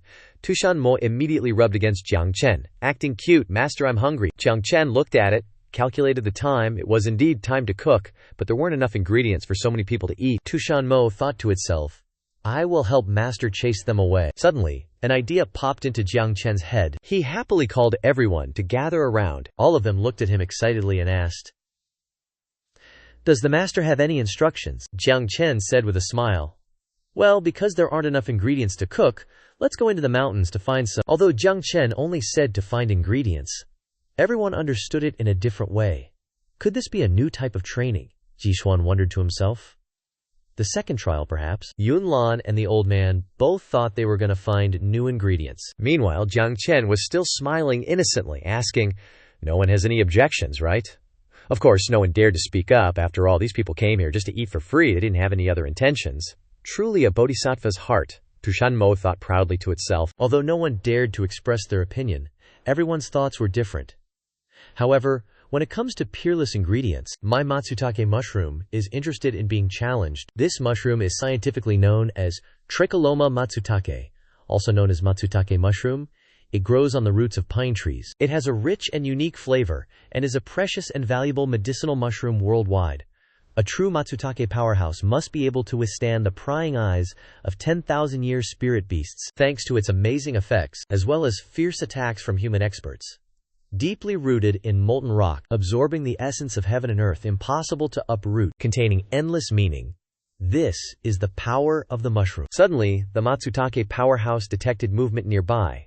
An expert showdown was about to begin. It glanced at the newcomers and thought to itself, "Not bad, not bad. This is the aura of human experts.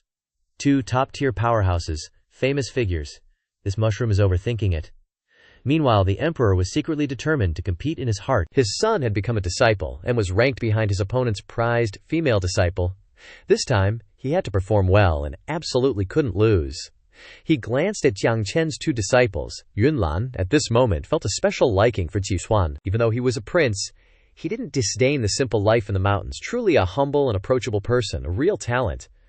As for Jixuan, he thought that Yunlan was like a hibiscus flower in the morning. Her smile was so beautiful. Jiang Chen led them closer and said, "Everyone, disband here and gather back in 2 hours." The mushroom couldn't sense any fluctuations of spiritual power from him at all. It thought to itself, "This guy must be a servant, right? As long as it's not that servant guy, the rest can come and challenge me." The mushroom calmly observed Jiang Chen's movements. Seeing him leave, it felt relieved. Suddenly, it sensed a hand reaching out, intending to pick it. When it saw the gentle and beautiful Yunlan standing before it, it thought to itself, "I've hit the jackpot." Suddenly, Yunlan grabbed a mushroom and pulled it up. 1 mushroom, then 2, 3, and finally the 4th. But strangely, when she got to the 4th mushroom, she couldn't pull it up no matter what. Yunlan stared at the mushroom in astonishment, muttering, "There are clearly 4 mushrooms here. Where's the 4th one?" She started to feel helpless, even on the verge of tears. "Why can't I pull it up?" "Ah." The mushroom glanced at Yunlan with a proud look, thinking to itself, "You want to pull me up just based on your skills, little girl? Absolutely impossible, you're still too green." Just then, another hand reached out and easily plucked the mushroom. Jiang Chen, who had returned unnoticed, stood behind Yunlan and did it. The mushroom lay in Jiang Chen's hand, sweating buckets. The confrontation between powerhouses ended, and the mushroom was tossed into the basket. The other mushrooms looked at it and cheerfully asked, "Hey, brother, you're in here too." Over here, Jiang Chen sternly lectured Yunlan. "Isn't it just picking a few mushrooms? Don't take so long next time." The mushroom was so angry its face turned red, but no matter how much it screamed, it was all over, with the human powerhouse emerging victorious. In another corner, after gathering the cooking ingredients, Jiang Chen entered the kitchen and started cooking. Everyone went back to their places, each doing their own thing. Emperor Daiyan was busy honing his sword, extremely happy. Prince Jixuan, who was usually clean and exemplary, was busy cleaning up, while Qing Yunzi was frantically doing his qigong exercises. Qing Yunzi walked over and asked, "You two, do you have any plans after the meal?" Jixuan replied, "Senior is keeping me here to work for him. During my stay here, my royal father won't be leaving either." Having said that, he continued to sweep. Yunlan felt a special fondness for Jixuan. She didn't expect that Jixuan wouldn't act arrogant like a prince at all. On the contrary, he exuded maturity and reliability. Yunlan nodded and said with a smile, "Being able to stay for dinner is also a small stroke of fate. You two will definitely be surprised when the time comes." The two of them were so intrigued by Yunlan that they couldn't take their eyes off her. She continued with a chuckle, "Ha ha! You two will know when the time comes. I'll go change Linger's medicinal bathwater first. You two can take a rest. The courtyard is very spacious, so please make yourselves at home." After saying that, she immediately left, leaving the two Jixuan's father and son staring blankly at each other. Jixuan decided to continue with the cleaning, while the old emperor nodded and said, "Then I'll go take a walk around and see what's what." As the old emperor was walking around, he suddenly saw Qing Yunzi sitting cross-legged under a tree, looking deep in thought. "This old geezer isn't rapping anymore, now he's playing chess." Ji Yuanhao approached, stroked his beard, and stared intently at the chessboard. "Is this a chessboard that's already been set up? What exactly is so special about this chess game that it's making Qing Yunzi look like that?" Ji Yuanhao felt extremely curious, but as soon as he saw the chess game, he couldn't keep calm. Suddenly, a terrifying suction force pulled him in. His divine soul seemed to be sucked into another world. Ji Yuanhao gritted his teeth and shouted, "Stop!" When he opened his eyes slightly, the scene before him terrified him. The place where he was standing had turned into a huge chessboard, covering the entire sky and earth. More accurately, this had become a completely different world, where all living beings were like black and white chess pieces intertwined, being arranged at will. Even the Emperor of Great Yan was just a small chess piece in this grand chessboard. No, if this continues, just as he was panicking, Qing Yunzi's old voice rang out. "Ji Yuanhao, Withdraw your divine sense. Ji Yuanhao was startled and immediately withdrew his divine sense, his face still showing shock. Qing Yunzi looked at him and explained, "This is a chess game set up by the senior. If your divine sense penetrates too deeply, I'm afraid you won't be able to escape on your own. Fortunately, you managed to get out in time, otherwise your divine sense would have been crushed. This chess game encompasses the stars, the earth, and all things. I was also shocked at first." Ji Yuanhao stroked his chest, trying to calm his mind. Qing Yunzi exclaimed in amazement, "I didn't expect this chess game to contain such profound meanings of heaven and earth. The great Tao within it is truly immeasurable and mysterious. Not only can I not fully comprehend it, but I was also drawn deep into it. If it weren't for the senior's scolding, I might have been lost forever." Suddenly he asked, "Does your wooden sword also have a similar principle, right? The items personally crafted by the senior all contain endless mysteries. Such an unparalleled divine sword, even in the entire cultivation world, would be considered a supreme treasure." Ji Yuanhao pulled out the wooden sword, tears filled with pride. It was indeed as Qing Yunzi said. He held the sword up and felt extremely confident. Ji Yuanhao proudly and excitedly bragged, "Let me tell you, don't let it out, okay? The senior even granted my Xuan the opportunity to become a disciple. As long as she passes the test, my Xuan and your Qing Yun holy maiden will become fellow disciples." Qing Yunzi nodded in admiration. "Oh really, that's great." Ji Yuanhao became excitedly showing off the opportunity to receive disciples, the gift of this peerless divine sword. If it were someone else, they definitely wouldn't receive such treatment. Qing Yunzi assessed the situation discerningly. Finally, he sighed and said, "Even though I didn't get what you guys got, the senior also granted me a method that will help me live into my second life." Emperor of Great Yan, behold, this is the book. Qing Yunzi opened the book. Ji Yuanhao stared blankly, shocked instantly. He felt a strange energy flowing into his body. He shouted, "I feel it! This book contains a vigorous life force." Then Ji Yuanhao suddenly returned to his youthful appearance. This life force felt like it was about to burst right off the page. This book could definitely grant someone a second life. Suddenly, Qing Yunzi snapped the book shut. Ji Yuanhao's projected form vanished. Much to his annoyance, Qing Yunzi said, "The free trial ends here. Please pay up to view more exclusive content." Qing Yunzi asked smugly, "My own aptitude is too dull to fully grasp the wonders within.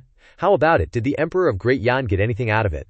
My book is pretty valuable, right? I'm putting it away so you can't look anymore, just to tick you off." Ji Yuanhao couldn't hide his admiration, exclaiming, "It truly is an unprecedented, miraculous book. Even my treasured sword pales in comparison." "But you've gotten careless," Qing Yunzi gently reminded him. "I've already memorized that last page. I'll just practice this first and figure out the rest later." "Ha! Freeloading is awesome!" The 18 life-nourishing stances. First stance. Iron Mountain Lean. Ji Yuanhao began practicing the forms. The two of them were like a couple of kids comparing their toys.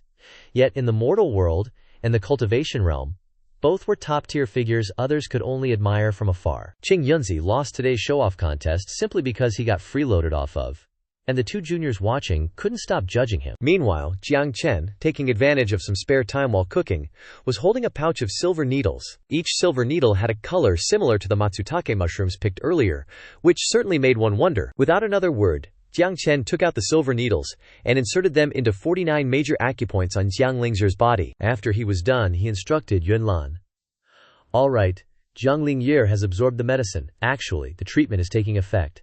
Just change the poultice later as I told you." Yunlan nodded.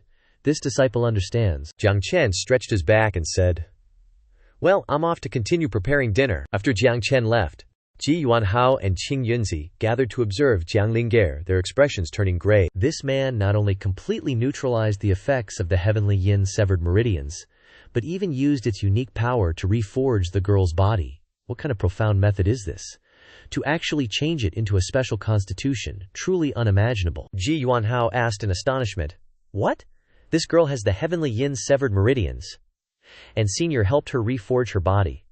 The two seniors exchanged a slightly shifty look and nodded in unison, which was truly and utterly shocking. Tushan Mo strode over in annoyance and kicked the two of them away. "Your focus wasn't really on the heavenly yin severed meridians now, was it?" Time ticked by slowly, making Ji Yuanhao antsy. "Shouldn't we be helping, senior? Are we just going to sit here and wait?" Qing Yunzi replied softly. "Help? There's nothing we can do? This is something only senior can handle. As for why, You'll understand after dinner. Ji Yuanhao grew curious. What was so mysterious about a single meal that both the Qingyun saintess and Qing Yunzi kept bringing it up? In this world, once a cultivator reaches a certain realm, they no longer need to eat mortal grains to feel hunger or thirst. And yet, here were two people and one beast acting completely famished. Only the two who had never experienced it before had no idea what was going on. But when he caught a whiff of the fragrant aroma, Ji Yuanhao still tried to maintain a dignified front. What a rich and captivating scent. Still, for a cultivator, what's the big deal about one meal? A moment later, he completely ate his words, threw his dignity to the wind, and rushed toward the kitchen. In the kitchen, Jiang Chen was attentively shaping dough, preparing a mixture of flour, honey, water, and yeast. Warm water, sugar, and toasted sesame seeds. After kneading it well, he flattened the dough, brushed it with honey, sprinkled it with sesame seeds, and put it in the oven to bake. And just like that, the Taigu cakes, an intangible cultural heritage of China, were ready. This pastry is sweet but not cloying, crispy but not crumbly, and hailed as the king of snacks. Ji Yuanhao and Ji Xuan, father and son, wore the exact same transfixed expression. After preparing the cakes, Jiang Chen began to work on the matsutake mushrooms. The mushrooms were sliced into perfectly even pieces and turned into a mushroom soup and grilled mushrooms, to be served alongside the Taigu cakes. "All right, everyone, time to eat," Jiang Chen announced. Everyone grabbed their chopsticks at the same time, digging in with gusto and completely ignoring all formalities. Ji Yuanhao and his son were instantly ecstatic. After just one bite, they were practically jumping for joy. The food contained a powerful surge of spiritual energy, combined with an indescribably delicious flavor, completely blowing their minds. Could this be the opportunity Qing Yunzi mentioned? Reaching this level would normally take years of hard cultivation, but with just one dish made by this senior, everything seemed so much easier. Qing Yunzi slowly approached the table, his eyes full of curiosity.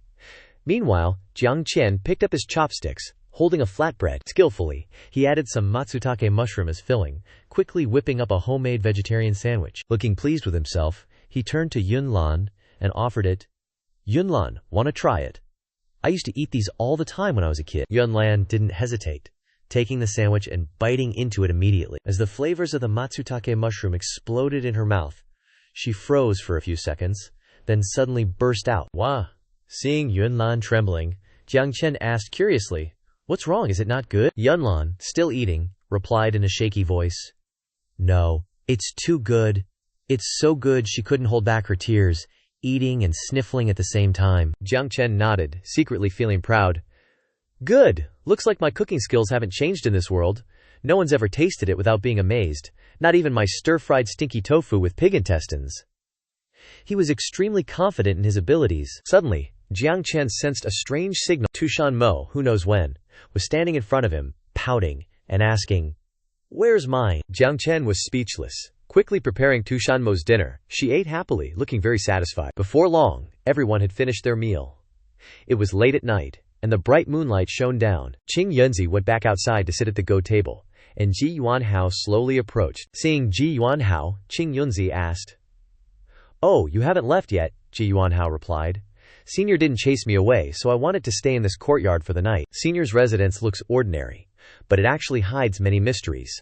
I want to stay and comprehend them." Of course, he couldn't admit that he just didn't want to leave. Qing Yunzi nodded in agreement. "All right, ever since Brother Lan left, I haven't had anyone to confide in. We can explore the mysteries hidden within this Go game together." Ji Yuanhao seized the opportunity to ask, "By the way, Qing Yunzi, who is this Brother Lan you mentioned? And that girl too, what's the story with her?" Qing Yunzi's answer shocked Ji Yuanhao. "What? That girl is from the Jiang clan, an ancient clan from ancient times? This is incredible." Qing Yunzi leaned closer to Ji Yuanhao's ear and asked, "Also, did you see that little fox girl here? I won't hide it, she's the Fox Emperor's daughter." A few days before you arrived, the Fox Emperor suspected that his daughter had been kidnapped by Senior, barged into Senior's place, and almost had his cultivation crippled. "What a dramatic affair," Ji Yuanhao scratched his head and exclaimed. "Senior is truly worthy of his reputation. Even in seclusion, those who come here are all extraordinary figures." Qing Yunzi chuckled. "Perhaps Senior's charm lies in this, allowing all kinds of people, whether extraordinary figures or those with terminal illnesses like me, to gather in one place, either growing on their own or defying fate to change their destiny." Ji Yuanhao was moved, tears welling up in his eyes. Being able to meet Senior is our greatest fortune. Qing Yunzi nodded happily. Indeed, let's drink a cup to celebrate. The two old friends chatted under the moonlight all night long. The next morning, the sun slowly rose from the east, the grass and trees were lush, and the birds were singing, full of vitality. But all good things must come to an end, and it was time for Ji Yuanhao to leave. Qing Yunzi asked. Not going to say goodbye to the Senior, Ji Yuanhao replied. There'll be chances to come back later. Sorry to trouble you to say goodbye for me this time, Qing Yunzi nodded. All right, remember to visit often, or I'll get lonely. Ji Yuanhao turned to Ji Xuan and instructed. Xuan heir, staying with the Senior is the greatest blessing in your life. No matter what, you must seize this opportunity. Ji Xuan replied seriously. This son understands. Ji Yuanhao placed his hand on his son's shoulder, his voice warm and deep. Under the Senior's guidance, your path of cultivation will go further, even achieving things that your father couldn't. In the future, you'll become the strongest pillar of Great Yan. After giving instructions and saying farewell to everyone, Ji Yuanhao took off into the sky. But just a moment later he came back. Qing Yunzi looked at him in surprise. Long time no see, Ji Yuanhao replied coldly. I haven't left yet, someone's coming. Moreover, their aura is extremely powerful, Ji Yuanhao explained. I was about to leave, but I suddenly sensed the aura of a powerful expert, and not just one. Do you think they're here to visit the Senior like I did, or do they have other intentions? Qing Yunzi pondered, then released his magic power to sense the aura. It's definitely him, no doubt about it, Ji Yuanhao asked anxiously. Who is it? Is he an acquaintance of yours? Qing Yunzi nodded. There's no mistaking this aura. One of them is definitely Xianxia. Ji Yuanhao frowned. Furthermore, it seems like they're here for a duel. I heard before that you once made a duel agreement with someone but ultimately broke it. Could it be that he's discovered your whereabouts? Qing Yunzi chuckled. Haha. Sorry for making you laugh. As a man, one must maintain a respectful image. On the other side, Xianxia approached, his face full of anger. He didn't expect that he would come here, though flying would be faster. But it could easily be seen as provocation. And then this place, he saw it already. Clear sky, gentle breeze, and bright sunshine. It really is beautiful. Ji Yuanhao and Qing Yunzi suddenly rushed out from inside the house, causing Xianxia to startledly stop and stared at Qing Yunzi. He turned to Mu Yuehuang and asked softly, Yuehuang, did you see Qing Yunzi first when you came here last time? Mu Yuehuang honestly replied. Disciple never saw him. Hearing this, Xianxia became even more vigilant. Not only was Qing Yunzi here, but even the Emperor of Great Yan, Ji Yuanhao, was also present. The wind gently swayed the grass. The two sides faced each other in a tense atmosphere. Qing Yunzi stepped forward, frowning. Unexpectedly, Shen Xiaozi, Wu Shenji, and Mu Yuehuang, three outstanding talents from 3 generations of the Holy Huayu land, have all appeared here together. I wonder what the purpose of your visit is. Shen Xiaozi gritted his teeth and replied. What a coincidence. Emperor of Great Yan, old friend, we're here just to pay a visit to a peerless master. Who would have thought you'd be here too? Two strangers, with no acquaintance with each other, gather here at the end of the day to do something. Shen Xiaozi couldn't help but doubt. Seeing Shen Xiaozi's insincere attitude, Qing Yunzi's face darkened and he said, Visiting a senior. The senior is resting. You've come at a bad time. Please leave first. Shen Xiaozi's face also darkened and he replied, We're just here to visit, with no other intentions. If the senior is resting, we can wait. Ji Yuanhao snorted, thinking to himself, No other intentions. The aura of wanting to cause trouble has already traveled for miles. Am I too old to sense anything anymore? Qing Yunzi then said. The senior really is resting. You've really come at a bad time. Please leave. Even if you say you want to wait here, the senior won't see you today. Shen Xiaozi was provoked and grinned menacingly. Oh really? I remember that the duel agreement between you and me was supposed to have taken place before this. But why are you appearing here and trying to chase me away? Are you trying to find an excuse to avoid fulfilling the agreement? Seeing Qing Yunzi remain silent, Shen Xiaozi became even more aggressive and asked, Did I guess right? Haha, Qing Yunzi said annoyedly. That was just youthful impulsiveness. You winning against me that year was indeed due to your strength. I can still admit that I'm temporarily not your opponent. But these two things are unrelated. I'm advising you to go back simply because I want what's best for you. The last time you came to cause trouble, your entire cultivation was almost crippled. Shen Xiaozi still stubbornly refused to believe it, he sneered, trying to scare me with unfounded reason. Shen Xiaozi will not easily be deceived by fabrications. Qing Yunzi sighed wearily. Another one who doesn't know the fear of death. Really, Ji Yuanhao said coldly from the side.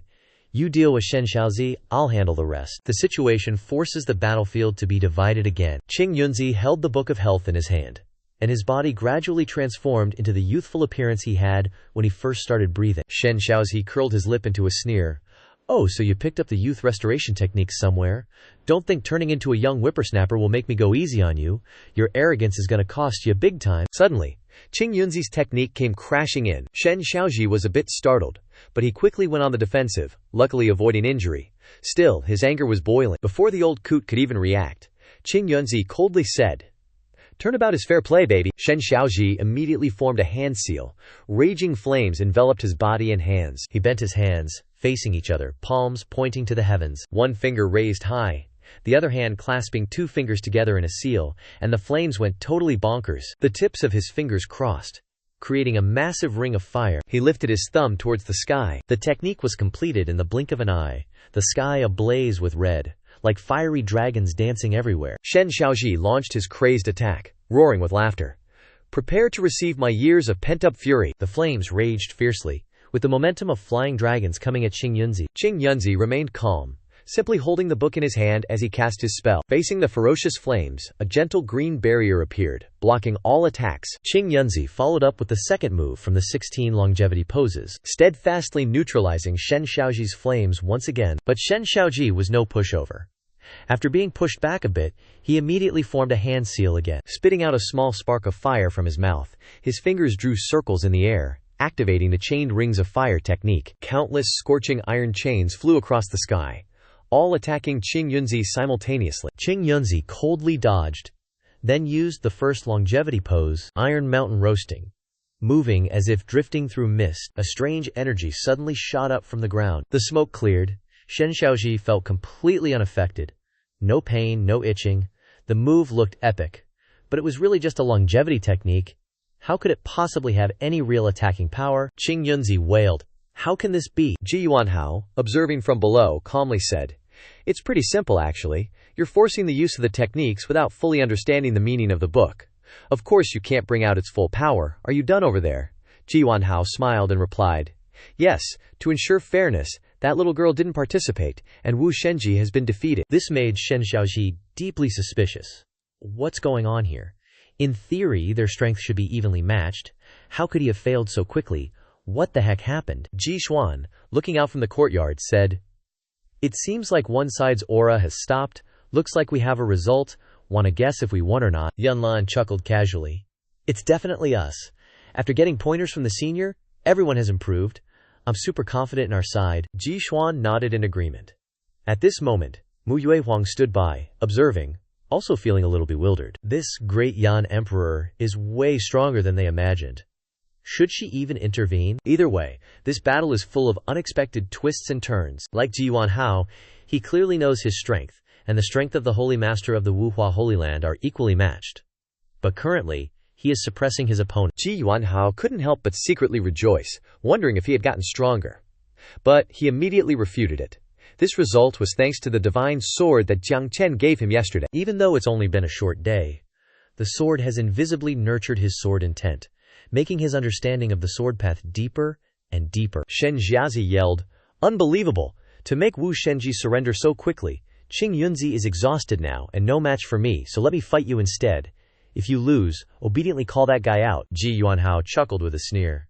"Big talk, but if you dare barge in here, your cultivation definitely won't stay intact." Mu Yuehuang sighed. After thinking for a moment, she decided not to get involved and just watch from the sidelines. Shen Xiaozi formed a hand seal and cast the 8-trigram swimming dragon, a giant fire dragon appearing behind him. He shouted, "I'll take your word for it, but I also want to see how much of my cultivation he can take." Shen Xiaozi gritted his teeth and controlled the 8 fire dragons to strike directly at Ji Yuanhao, who was standing below. Just before the 8 fire dragons hit, Ji Yuanhao turned into a phantom image.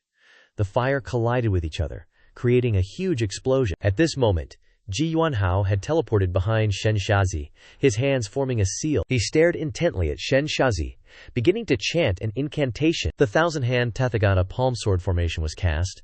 Countless swords formed a circle around Ji Yuanhao, their sword aura sharp and their momentum unparalleled. Shen Xiaozi laughed heartily, seemingly excited by the fight. He raised both hands, and a giant fireball appeared in midair, burning fiercely. From that fireball, another fire dragon was formed. This move is called the Rampaging Dragon Defensive Claw. This dragon seemed to have been upgraded, completely different from the last one. It received Ji Yuanhao's attack without any damage, and even looked angrier. Ji Yuanhao gritted his teeth. Damn it, this is really tough this time. Completely different level from Wu Shenji. Can't let Xianxia bother senior. Ji Yuanhao looked at the object in his hand, worriedly wondering, if I use this thing, I might be able to withstand it. Right? Even though I haven't fully comprehended it yet. Suddenly, the sword in Ji Yuanhao's hand bit his hand again. He turned pale. Why now of all times? Who knew that the wooden sword suddenly clamped down on his hand and dragged him away? Ji Yuanhao's body was controlled by the sword, completely unable to resist. What kind of weird act is this? In the middle of a fight, Xianxia didn't know what to say, but this was also his chance. So he formed a hand seal, using flames to scorch Ji Yuanhao's surroundings. Even if he didn't understand what just happened, he'd attack first. As a result, both Ji Yuanhao and the wooden sword were burned black. The wooden sword that was biting Ji Yuanhao's hand also became extremely angry. The wooden sword was so annoyed that it started narrating its life. Anyone who's ever read about me knows I'm a wooden sword. I'm extremely unhappy right now, because I'm always being disturbed when I'm sleeping. Since I was carved, this is the second time already. Suddenly, it turned to Ji Yuanhao. Human, I'm done with you. I can't believe you haven't learned your lesson from last time. I hate being disturbed. Hate having human fingerprints and aura on me. Originally, I wasn't going to spare you, but the fragrance you let me smell last time helped my cultivation increase greatly.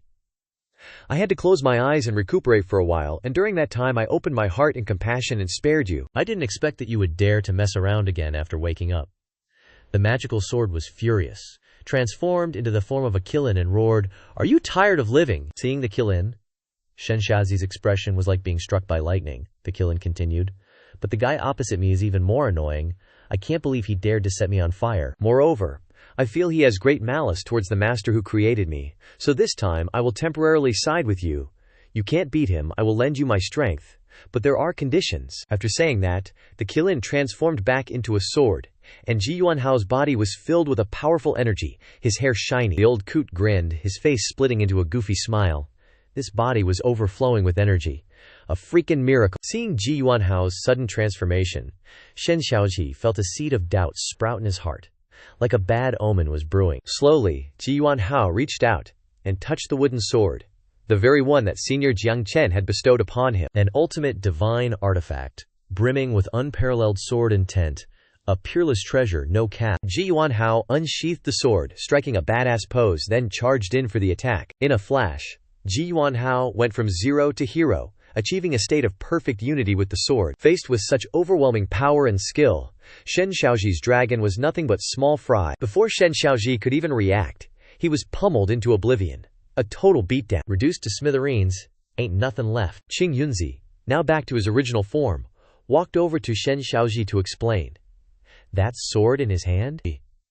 It's a gift from Senior Jiang Chen, the same guy you were so eager to settle scores with. The sword itself reverted to its original form, and loudly nagged Ji Yuanhao. Every day you gotta oil me, polish me, and let me smell that fragrance, got it? Ji Yuanhao nodded like a pecking chicken. Qing Yunzi sighed.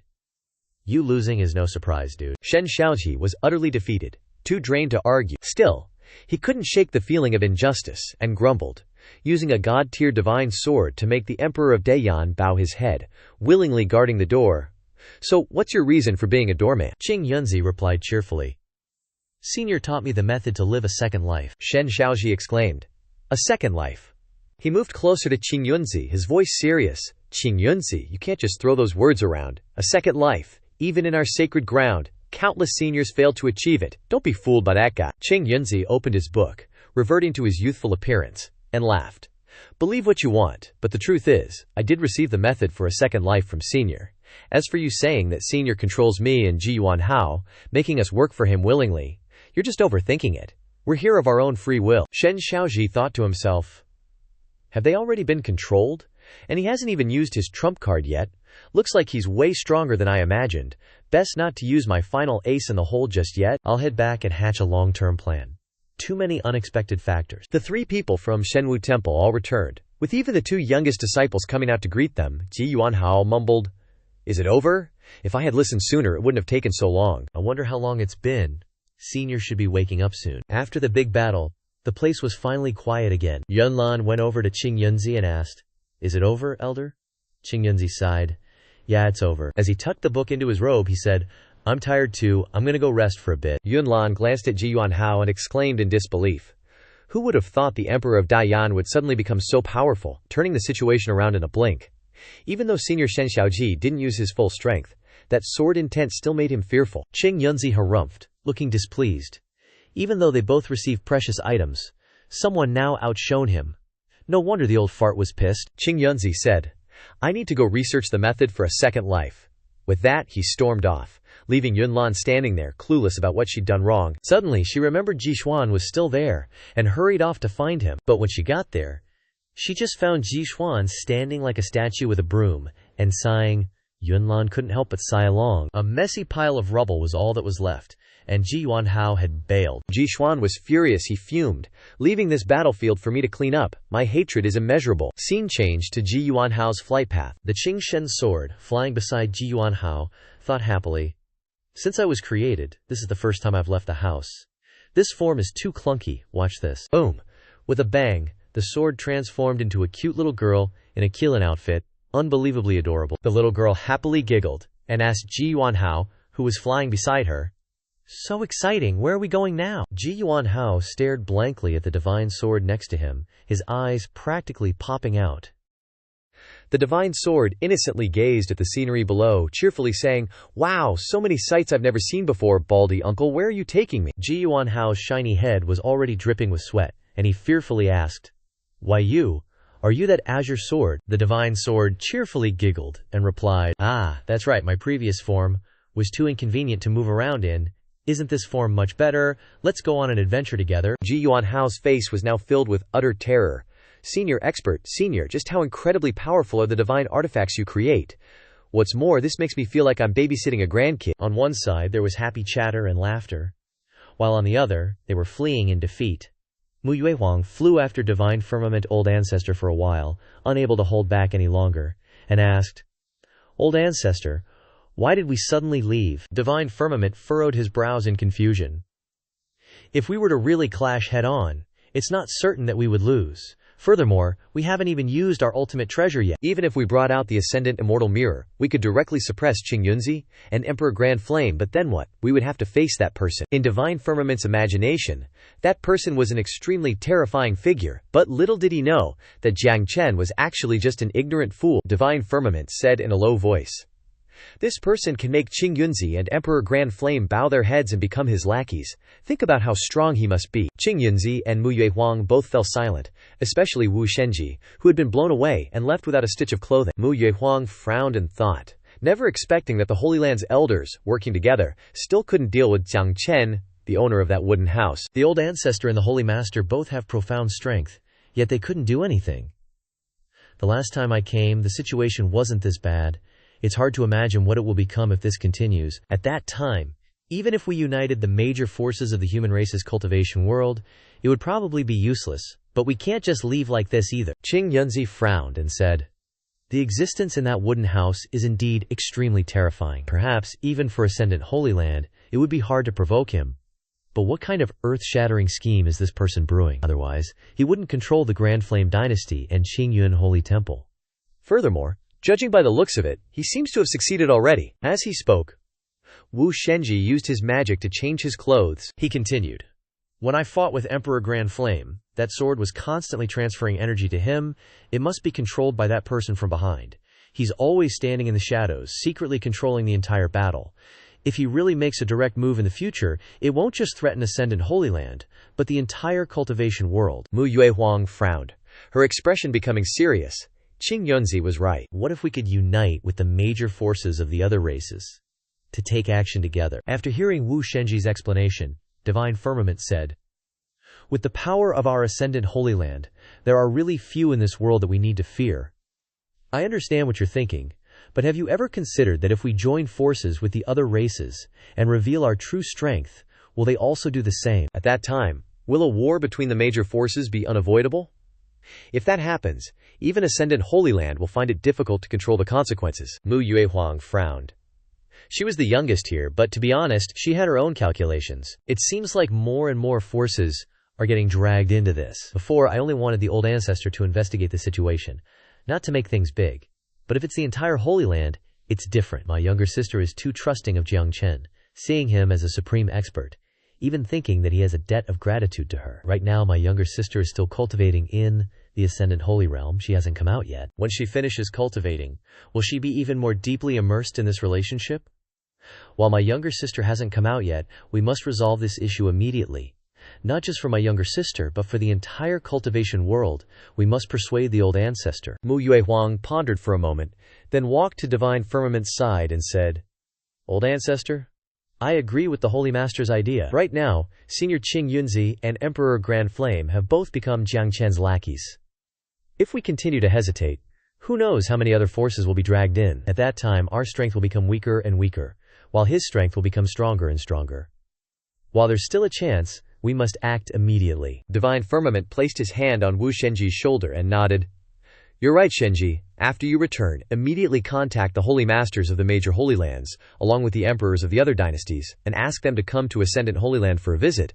Mu Yue Huang was surprised, not expecting Divine Firmament to agree so quickly. Divine Firmament furrowed his brows and said, "Actually, I've thought it through carefully. Right now, we still have a chance. If we continue to delay, the odds of winning will only get smaller and smaller. So we must prepare carefully and guard against all situations. Remember, what we're doing must not be revealed, it must be done in secret. Otherwise, it will be easy to fail." Mu Yue Huang nodded blankly. Yes.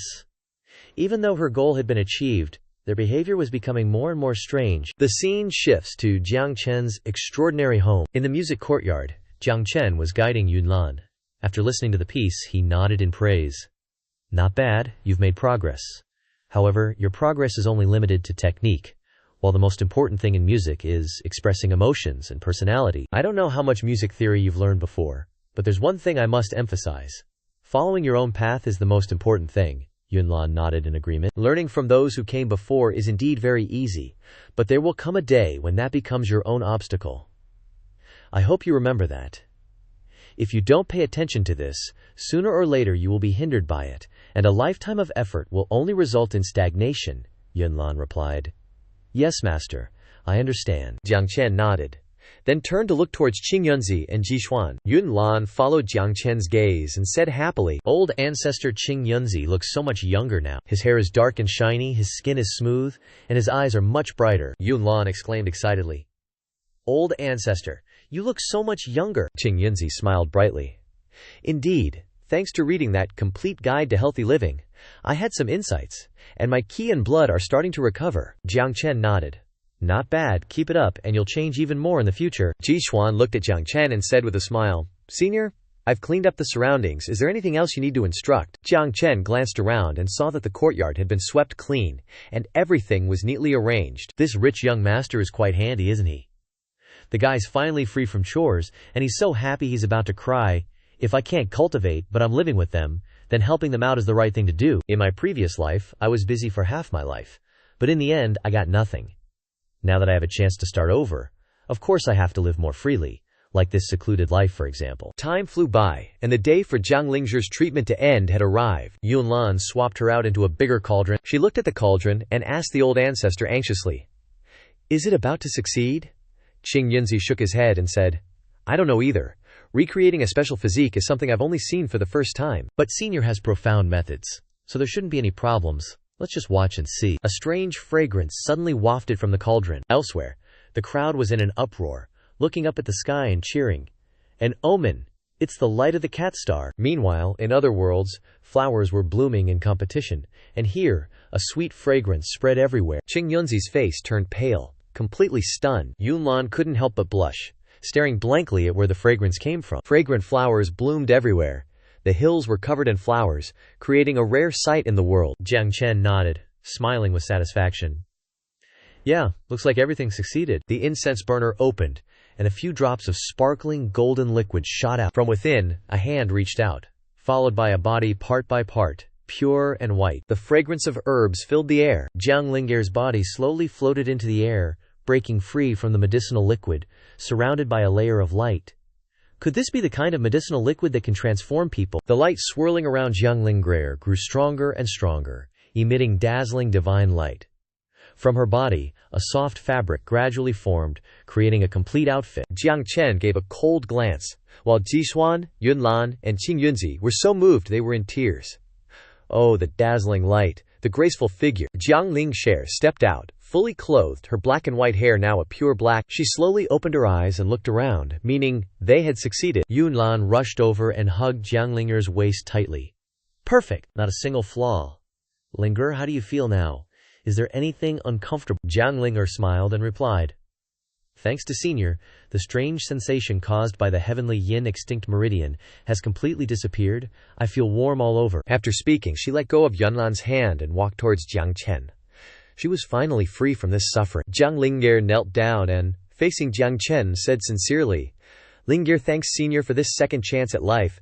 I thought I would have to live my whole life as a cripple, with no hope of ever cultivating. But meeting you has given me another opportunity. My gratitude is beyond words. As she spoke, Jiang Linger looked as though she was about to cry. Jiang Chen calmly walked over, extended his hand to her, and said gently, There's no need for this. Jiang Linger stared in surprise at the hand offered to her. The future was still uncertain, but something new had definitely blossomed in her heart. Jiang Chen smiled. Meeting me was fate, and saving you was also fate. It's all simply destiny. Jiang Lingyer stood there in a daze, her cheeks flushed red, her eyes fixed on Jiang Chen. Jiang Chen continued gently. If you get a chance to start over, you must seize it. Don't live with regrets. Leave no what-ifs, and give it your all. With that, Jiang Chen reached out and gently patted Jiang Linger on the head. She nodded lightly, her voice soft. Yes, I understand. After the expressions of gratitude, Jiang Chen said, All right, if there's nothing else, I need to go set up my stall. I'll leave things around the house in your hands. Yunlan happily went to Jiang Lingyer's side, pulling her into a hug with a smile. Lingyer, congratulations, Jiang Lingyer replied enthusiastically. Sister Yunlan, let's work even harder together from now on. Seeing the two of them getting along so well, Qing Yunzi was also overjoyed. He laughed heartily. Ha ha, this little girl is getting more spirited by the second, and now it's Jixuan's turn to be called out. Yunlan then recounted the whole story. Jixuan stood stiff as a board, stammering, hello miss. Jiang Lingyer nodded for a moment, then asked, Sister Yunlan, Senior, Qing Yunzi? Has Uncle Lan not returned yet? At the mention of Yinglan, the expressions of the two men changed instantly. Only now did they realize it. The scene shifts to a desolate place, where a large bloodstain mars the ground. A figure approaches, smearing the blood on the ground. This blood isn't dry. It seems he managed to get away. The man let out a soft laugh. You'd better lead the way properly, Yinglan. Take us to find your young miss. By now, Yinglan was gravely injured. He coughed up blood as he ran, his hacking breath suggesting he could collapse at any moment.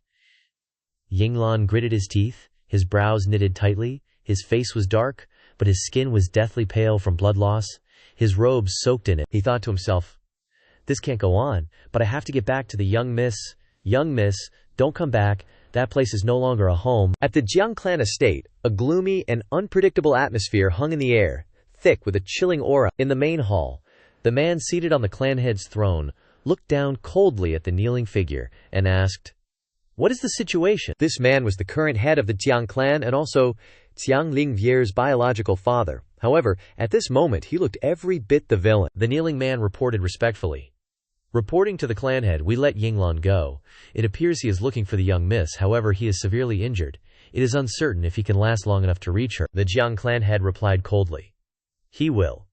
With his personality, he would crawl to her side, even if it meant dying. The kneeling man pondered for a moment, then asked, Clanhead, why did we let Yinglan go? With your cultivation, finding the young miss shouldn't be a major problem, would it? The Jiang clan head gazed into the magic power prism before him, and said flatly, At any other time, I could of course find her with ease, but this time, even with my magic, all I can see is a shroud of fog.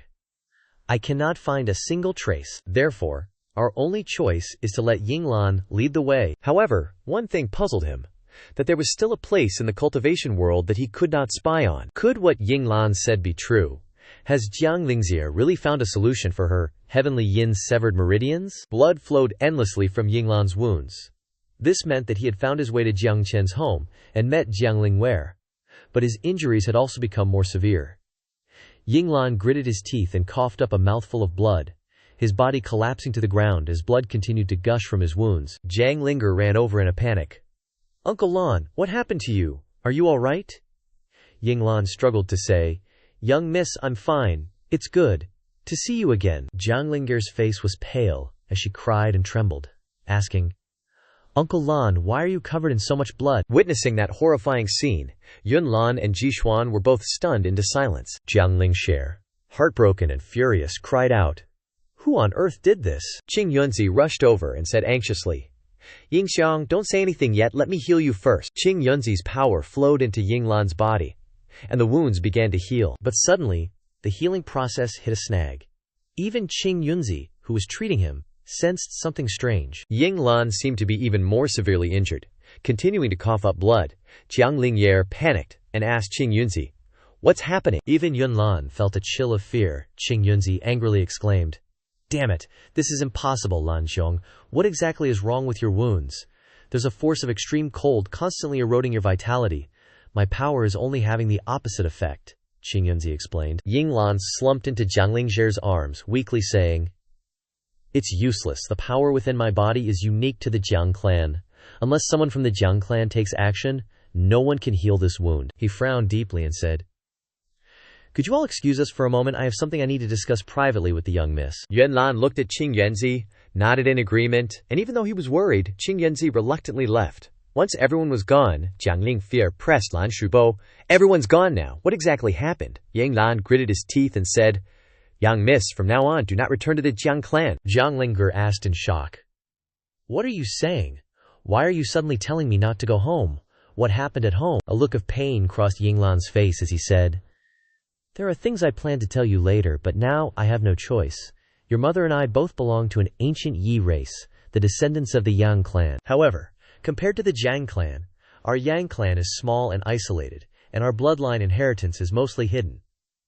Because of this, our clan has been declining over time, and by your mother's generation, there were fewer than 100 people left. Our Yang clan has an extremely special bloodline inheritance, which is the ability to gather the pure yin power of heaven and earth and condense it within the body.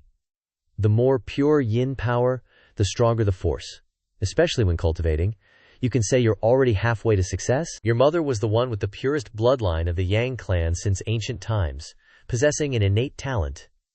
Back then, countless geniuses admired your mother, and I was just one of them. Your father at the time had schemes, was good at disguises, and was extremely attentive to your mother. Moreover, he was the young master of the Jiang clan, with a noble and prominent status that ordinary geniuses couldn't compare to. Later, he promised your mother that he would use the power of the Jiang clan to rebuild the Yang clan.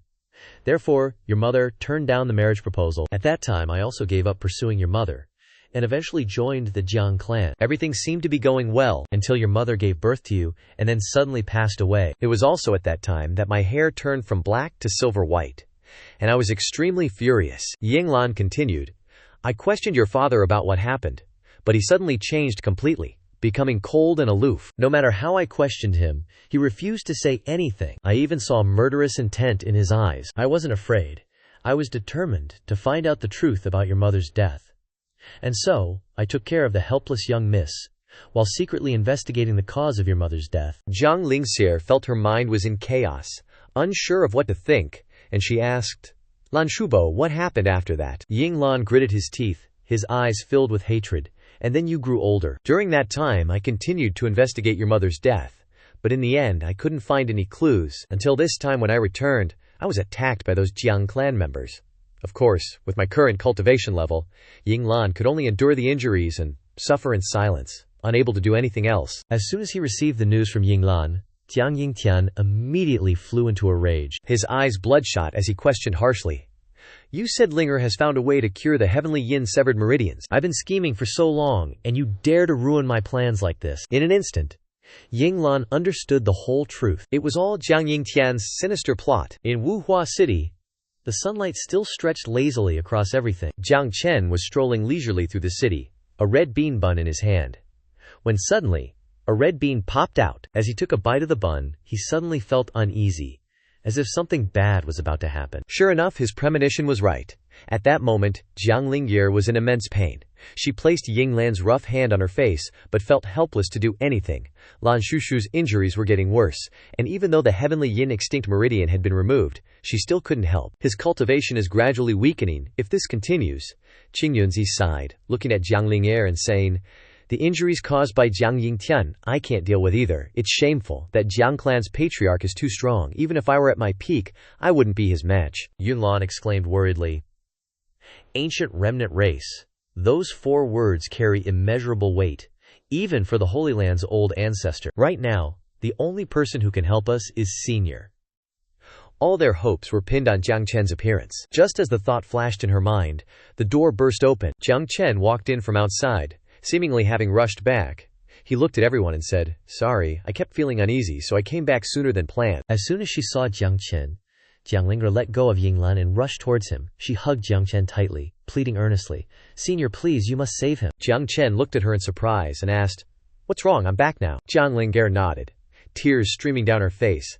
As if she had finally found someone who understood her feelings, she said, "But the situation isn't good. It's all my fault." Jiang Chen shook his head reassuringly. "Don't blame yourself just yet. Take me to him right away." Qing Yunzi seized the opportunity to interject. The one who hurt him left a method on his body, constantly eroding his vitality. "I've tried to help, but there's nothing more I can do." Jiang Chen walked towards Yinglan, who was lying on the bed, and said, "It's okay, leave it to me." He quickly checked the injury. This condition was too serious. It seemed like he had been poisoned. There was no time to delay. Jiang Chen pondered. If not handled in time, the consequences would be disastrous. It seems that the one who injured him is also a capable person. He turned to the group of Qing Yunzi and ordered, "I have to immediately heal Lan Shushu. You guys need to act fast too. Yun Lan, go to the backyard and pick some herbs, just the ones from the 2 plots in the front. And Lingye, you go prepare hot water." The 2 replied in unison and hurriedly left. To Jiang Chen, everyone in the courtyard was considered his guest. When a guest gets injured, of course he can't ignore it. For the time being, he put aside figuring out why Yinglan was injured and poisoned, and just focused on completing his task well. After that, Jiang Chen took out his acupuncture kit. In just a short time, Yinglan had fully recovered and was able to sit up normally. The kids were overjoyed to see this scene. Sure enough, Jiang Chen lived up to his name, resolving everything quickly and efficiently. Jiang Chen wiped the sweat from his face and said gently, "It's all right for now. You just need to rest. The external wounds aren't a concern. What's worrying is the poison that accumulated in your body. Although I'm not sure what it was, I've removed it so you can rest assured. Try moving around, you'll definitely recover completely in a little while." Yinglan did as Jiang Chen said. Then he clasped his hands together in gratitude, saying, "There really isn't any threat left in my body, and my spiritual power is flowing smoothly, even stronger than before. I'm truly grateful, Senior." Jiang Chen was a little confused. He smiled helplessly and said, "Why are you starting to call me Senior too? Ha ha ha." At this time, Jiang Lingye ran from behind Jiang Chen to call Yinglan. She hugged her Shushu tightly, bursting into tears. While crying, she called out, "Lan Shushu." Yinglan smiled happily, gently comforting. "Miss, I'm all right now, luckily thanks to Senior." Qing Yunzi sighed in admiration. "Lucky to have Senior, making me feel ashamed of my inferiority." In Qing Yunzi's eyes at this moment were filled with admiration. Jiang Chen confidently accepted the compliment. He thought proudly, "How could I not be awesome? Otherwise, how would I be worthy of my top-level medical skills?" The next day, sunlight shone again into Jiang Chen's courtyard. Qing Yunzi happily jumped up, gave Yinglan's rock-hard six-pack a playful punch, and praised, "It's truly miraculous. Your body feels even tougher than before, and you can't even see any signs of injuries anymore." Yinglan angrily grabbed Qing Yunzi by the collar, lifted the old geezer up, and scolded. "All right, that's enough." Qing Yunzi put on a pair of pitiful eyes, looked at him, and said, "Aren't you done playing yet?" Jishuan twitched his lips and asked Yunlan standing next to him, "Have they always been like this?" Yunlan helplessly nodded. Suddenly, Yunlan said, "Speaking of which," Jishuan excitedly turned to ask, "Speaking of what?" Unexpectedly, Yunlan walked towards Jiang Lingye and asked, "Lingye, little sis, have you thought it through? Do you want to tell Senior about your situation?" Jishuan was suddenly abandoned and felt extremely awkward and embarrassed. Jiang Lingye looked troubled. She shook her head and said, "I still don't know. I don't want to bother Senior any further, since this is a private matter for my family anyway." Qing Yunzi, with several lumps on his head from the beating, walked up to Jiang Lingye and happily said, "No matter what, with Senior's compassion, he'll definitely help you. Just relax." Jiang Lingye thought to herself, "Even though the heavenly yin severed meridians have been resolved, That power still exists. Senior Yunlan and Senior Qing Yunzi are right. Only Senior can help me now. Seeing that Jiang Lingye was still worried, Yunlan enthusiastically encouraged her. Go for it, Lingye. With Senior here, there's nothing to be afraid of. Ji Xuan also gave a thumbs up and nodded in agreement. Even the fox spirit sis is cheering her on. Looks like she's made up her mind this time. Jiang Lingye smiled and said, I'll tell Senior about it tomorrow. The very next day in the back courtyard, Jiang Chen was sitting at a stone table drinking tea when Jiang Lingye came looking for him, her eyes darting around nervously. Jiang Chen leisurely gazed at the tea in his hand, gently blowing on it before taking a sip. Jiang Lingye clenched her hands tightly, a look of hesitation clear on her face, probably wondering if she should tell him. But then she shook her head, negating that thought. She definitely had to say it now. Her eyes were filled with determination. And then Jiang Lingye suddenly shouted, Senior, causing Jiang Chen, who was enjoying his tea, to jump in surprise and nearly spit out his tea. Jiang Chen stood there like a statue, his eyes blank as he looked at Jiang Lingye, resembling an innocent kitten that didn't understand what was happening. Jiang Lingye suddenly spoke in a trembling voice. Actually, there's something I've wanted to tell you for a very long time. Jiang Chen suddenly stiffened. Based on his experience, Jiang Lingye's awkward and hesitant demeanor couldn't help but make him suspicious. Could it be that she has feelings for me? There's something I've thought about a lot, but I don't know if telling you will cause you trouble. Jiang Lingye continued, her voice gradually fading. Jiang Chen pondered, his mind racing with a series of speculations, a strange feeling creeping into his heart. He froze for a few seconds before suddenly realizing the bizarre situation. What was going on? Jiang Chen looked at Jiang Lingye in surprise, a series of questions rising in his heart. Could it be that she really has feelings for me? But what's so special about me? Moreover, she's a young miss from a wealthy family. Why would she take notice of me? Is this real or just a prank? He thought to himself. Because he didn't know what Jiang Lingye was going to say. Afraid of misunderstanding, Jiang Chen decided to keep silent. Jiang Lingye spoke again. My family might be coming here soon. Jiang Chen swallowed. Her family. He began to have some doubts. Even though Jiang Lingye is young, always outside with just one servant, in this dangerous world, aren't her family worried? It seems that this young lady left home without permission, and now her family has found out and will definitely come looking for her. But looking at Lingye's expression, could it be that she has a conflict with her family? As expected, Jiang Lingye continued, I haven't gotten along with my family since I was a child. Whether it's people in the clan or those so-called siblings, almost everyone looks down on me. Jiang Lingye looked at Jiang Chen with teary eyes, while he rested his hand on his cheek, deep in thought. It seems that her family is going to take her back. Lingye must have left home because of family discord. Family. It's like a sociological concept, right? Basically, it's a mom, a dad, and the kiddos all stuck together. The whole vibe of that household, the air, the traditions, the daily drama, it messes with your head. Especially when you're a kid. A happy family. You get love and security. A messed up, cold family, hello? Anxiety and insecurity. So yeah, the feels between family members are kinda important for growing up normal-ish. So right now, the Jiang family wants to drag Lingye back home, but she's being all stubborn and even, kinda disgusted. After hanging around her for a bit, I've figured out Lingye a bit. She's actually pretty damn smart and sensitive.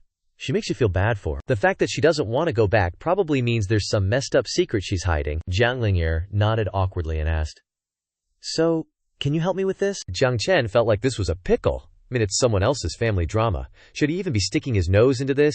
He's just a small-time merchant, no power, no clout.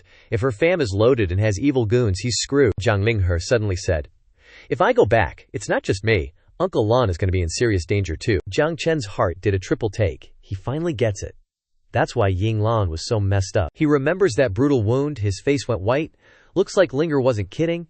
This is getting complicated. He's not exactly Mother Teresa, but when it comes to life and death, Jiang Chen decided to nod. He looked at Jiang Lingye and said, If they actually show up here, I'll try to help you. Jiang Lingye felt like a freaking weight had been lifted off her shoulders. Just one sentence from Jiang Chen, and her wobbling heart suddenly calmed the F down. She just knows that when Senior says something, he'll do it. Even though they're not BFFs, he's willing to help her with just a word. He ain't even scared of the ancient relic race, a super powerful and mysterious force. Anyone else would have noped out of here ASAP. But with Senior around, even her tyrannical and selfish dad can't do SHT. Jiang Lingye wiped away her tears of joy, her heart brimming with gratitude. Thank you, Senior, and thanks to you too, little fox. She happily touched the little fox. The two rubbed against each other as if sharing the joy. Those guys, Qingyunzi, Yunlan, and Jisuan, hiding in the bushes, couldn't help but smile too. This time, things are considered settled. In the following days, everything gradually returned to normal. Everyone focused on their work. After learning the truth about her mother's death, Xianxia was more determined to cultivate than ever before. Jiang Chen's small courtyard also gradually regained its original peace and quiet. However, outside, there were other changes. The Feather Transformation Holy Land secretly summoned the major forces, and even invited old enemies. At the same time, the geniuses who once shook the cultivation world suddenly fell silent in a strange way. No one knew what was happening, and no one knew who was behind it all. How Emperor Dayan also heard some news. He held the secret report in his hand, and pondered. Those people in the Feather Transformation Holy Land just returned from the senior's place. Why are they doing this? They are obviously targeting the senior! I originally wanted to go to the senior's hermitage again, but I am busy with work and cannot leave. I still want to ask more about that wooden sword, but with the senior's ability, it doesn't make much difference whether I go or not. I will visit the senior after I finish my work. All right. However, at the same time, in a place thousands of miles away from the log cabin, the space suddenly vibrated violently, shattering into pieces. From the shattered void, a man walked out, followed by several masked men in black. Looking at the color of his hair, this man was exactly the same as Jiang Lingwu. He was Jiang Lingwu, the son of Jiang Yingtian. He frowned, his voice full of annoyance. Damn it, that Yinglan lost track around here, right? The men in black replied in unison. Yes, young master. Jiang Lingwu frowned and muttered. It's strange. Obviously my father taught me how to track the heavenly yin absolute meridian, but I can't feel a trace of aura. I've come all the way to the Feather Transformation Holy Land, and still have no clues. That's so careless. At first, I thought it was just a small mission, but who knew those two would hide so well? If I can't find them, it means I have failed to complete my father's order. Thinking of this, Jiang Lingwu's face flushed red. His reputation would be damaged, and even his right to inherit the position of patriarchs might be shaken. A man in black next to him asked, Young master, should we take action now? Jiang Lingwu spoke, his tone full of caution. Wait, we haven't determined the exact location of Jiang Lingwu yet. Acting right now is definitely not a wise decision. If this is just a cover-up by that Yinglan, then all our previous efforts will be in vain. Currently, the top priority is to find Jiang Lingye. Other things can be put on hold. Yinglan has been seriously injured. He no longer has the ability to cause trouble. Even if he was at his peak, it would be difficult to face the combined efforts of the three of you. So, don't rush, let's go, we must find the whereabouts of those two. The group set off immediately, but their direction was still towards the Feather Transformation Holy Land. A man in black spoke in doubt. Could it be that he has discovered us, and is deliberately leading us to the Feather Transformation Holy Land? Jiang Lingwu thought for a while, and then replied. It is also possible that they have actually entered the Feather Transformation Holy Land, and used a powerful secret method to hide. He snorted, his face full of arrogance. So what if it's the Feather Transformation Holy Land? If Jiang Lingye and her Jiang clan people dare to hide and refuse to hand it over, then that is a declaration of war against the Jiang clan, and we will destroy them without batting an eye. Haha. Jiang Lingwu's laughter echoed throughout the space. At the same time, in Jiang Chen's small courtyard, Jiang Lingye was sitting by the river, immersed in her cultivation. Yinglan and Qingyunzi stood at a distance, observing her. Qingyunzi gently asked, Yinglan, can you sense it? The power of the heaven's yin meridian on Lingbre not only helps her cultivation, but can also be guided by a special method to enhance her physique. Yinglan nodded in agreement. I've noticed it too. The heaven's yin meridian on the young lady is formed from the pure yin power of her mother, refined by sect leader Jiang Yingtian. It contains a powerful force, but it's very difficult to control. Now, the senior has shown outstanding talent. By helping the young lady utilize this power, it's unbelievable that even the senior can do it. Meanwhile, Jiang Lingwu's group had also discovered Jiang Chen's small wooden house. It looked utterly ordinary, without any trace of magical power. Clearly just the residence of a mortal. Jiang Lingwu immediately denied. Jiang Lingye can't be here. Yinglan was now injured and her magic power significantly weakened, unable to detect the presence of the other group, nor could she cast any blinding spells. However, the people in black affirmed, Yinglan's aura seems to disappear here as well. Jiang Lingwu placed a finger on his forehead to sense it. And as soon as he finished, he felt something strange. Clearly, there wasn't any aura in that wooden house at all. It wasn't that they were discovered by Yinglan, but that the wooden house itself had a problem from the start. The owner of the wooden house was leisurely sitting in the courtyard, with some wine and snacks in front of him. Today was a day he was being lazy at home. Going to Feather Transformation City was only due to life's demands, The real enjoyment was still at home. Moreover, the sound of sweeping resonated steadily. The cleaner was there, the bodyguard was there, the dance partner was there, the background music was there, and even the pet and caretaker were there. Everything was carefully calculated, just needing an additional chef to take over the cooking, and everything would be perfect. That was because he was injured when he returned last time, and there was nowhere to buy new clothes in this desolate place. Recently, he has been too lazy to go to Feather Transformation City as well. Jiang Chen snapped his fingers. Got it. He just needed to use his skillful sewing techniques to make a new set of clothes for him. Anyway, he was idle at home. Time passed, and after finishing sewing, Jiang Chen brought the clothes to Yinglan. As soon as he saw them, Yinglan couldn't help but be astonished, swallowing hard, with fear evident on his face. This, the old man said awkwardly. This, I can't accept it. In Jiang Chen's eyes, this set of clothes was just ordinary, but to Yinglan, it was a glittering object, radiating brilliant golden light. The item wrapped in this cloth bag contained supreme mysteries, causing my blood to boil endlessly. Yinglan hurriedly shook his head to refuse. Senior has already saved my life. That kindness has not yet been repaid, and now you bestow such a divine object upon me, I really dare not accept it. Jiang Chen smiled gently and said, This is just a replacement set of clothes for the old one on your body. It's tailored to your measurements, so if you don't accept it, no one else can wear it. Then my efforts will be in vain. Yinglan scratched his head awkwardly and said, This is truly unexpected fortune. Then I will respectfully obey. Jiang Chen laughed loudly. Just take it. Quickly change into the clothes on your body. After Yinglan put them on, his body radiated golden light continuously, looking extremely confident. Jiang Chen happily clapped his hands and praised. It fits perfectly, as expected of him. Yinglan adjusted his scarf while smiling and thanking. Senior? After putting it on, he clearly felt a comprehensive change in spirit and temperament. Hearing this, Jiang Chen breathed a sigh of relief and said with a light smile, Then I have some things to take care of. I'll take my leave first. Yinglan nodded in response. Senior, rest assured, leave the courtyard to me. Jiang Chen entrusted everything to Yinglan and then left. Just as Jiang Chen disappeared from sight, Qing Yunzi quietly appeared, his eyes full of admiration as he gazed at Yinglan's new outfit. He exclaimed, Wow, this is something else. A look of reverence was plastered all over his face. Qing Yunzi continued, I was just researching the complete compendium of health cultivation, when I suddenly sensed an aura of supreme divine power. I came to investigate, and unexpectedly witnessed Brother Lan possessing such a precious divine artifact. Truly, it's something to celebrate. Yinglan laughed and replied, I must thank you greatly, Senior. When I put it on, I felt my blood and qi surging like a raging tide, and the magical power within me bubbling non-stop like a flowing spring. Qing Yunzi eagerly urged, What are you waiting for? Quickly circulate your magic power. Who knows, your cultivation might take a leap forward. I'm really eager to see what happens. Yinglan, while channeling his magic power, responded, You're right. I'll seize this opportunity to comprehend the blessing of this high-level expert. Focusing intently, Yinglan glued his eyes to the void. Suddenly, he unleashed a punch. Energy surged around his arm like a violent storm. Qing Yunzi was almost blown away, and even Yinglan nearly lost control of this terrifying power. Meanwhile, Kuan Lingwu and his subordinates were still hovering in the air, carefully observing Jiang Chen's wooden house, disregarding the warnings of those under his command. One of the men in black spoke up.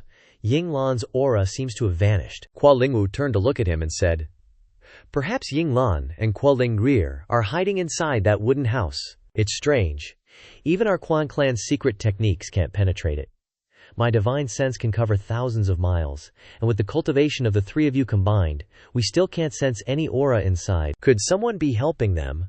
Kuan Lingwu and his subordinates couldn't help but ponder. Another man in black asked, Young master, what should we do next? Kuan Lingwu smirked.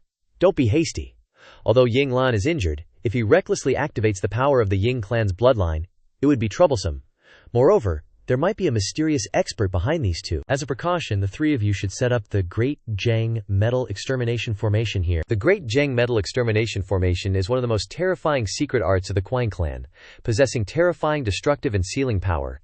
This formation has the ability to create 10,000 and 8,000 peerless killing swords, turning the entire covered area into a land of death. The power of the formation is directly proportional to the abilities of the one controlling it. If the three of them preside over it together, even the city lord of a human sacred ground would find it difficult to gain an advantage. However, using this formation to deal with Yinglan's group is like using a sledgehammer to crack a nut, a complete waste. In reality, Lingwu had no intention of using the Great Gang Metal Extermination Formation to deal with Yinlan.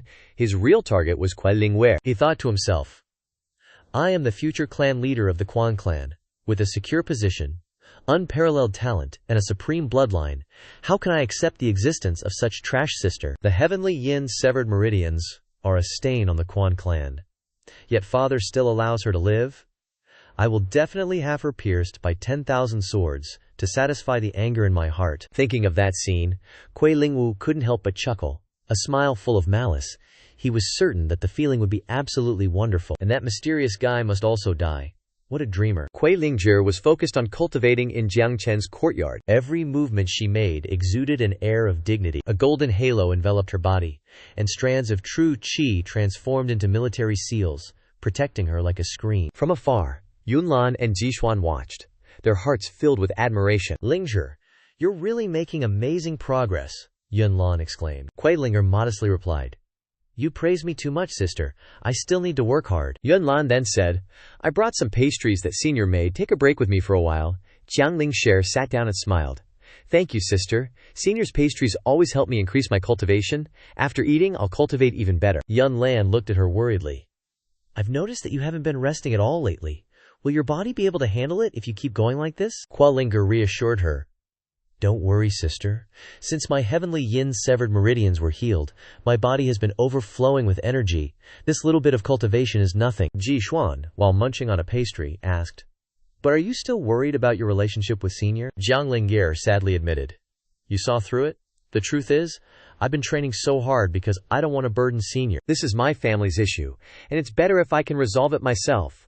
Plus, I want to settle things with my father once and for all. Yunlan, worried, quickly said, All right, let's not talk about heavy stuff anymore. Eat while it's hot, or it'll get cold soon. Jiang Chen's dim sum looked incredibly appealing, making anyone want to dig in right away. Jiang Linghuo'er took one and said, This is Senior's kindness. It wouldn't be good to let it get cold. From the distance, a mysterious force suddenly appeared, drawing everyone's attention. Jiang Linghuo'er was about to eat when she was drawn to the aura outside. That's right, it was an extremely familiar aura, the Grand Gang Metal Annihilation Formation. In the sky outside the courtyard, a giant sword almost covered the entire space, preparing to descend. This was the Grand Gang Metal Annihilation Formation, a terrifying power that Jixuan shuddered at upon witnessing it for the first time. Jiang Lingxi looked worriedly in that direction, thinking to herself, So they came here yesterday, but they were secretly observing, instead of showing themselves. That's definitely my father's style. And that older brother of mine too. They'll stop at nothing for the throne. Father not only killed my mother, but now he's closing in step by step, wanting to push Uncle Lan to his death. Jiang Ling'er's heart ached with torment, and she couldn't sit idly by. They clearly shared the same blood. They were clearly family.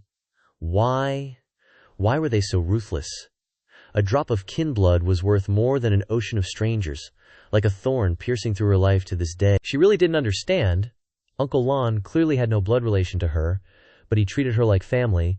Senior also had no blood relation, but had given her a new life, so what was the meaning of that family bond? Seeing Jiang Ling'er silent and in pain, plus the giant sword in the sky, Yunlan couldn't help but worry. She walked over, put her hand on Jiang Ling'er's shoulder, and asked, Ling'er, have your family come?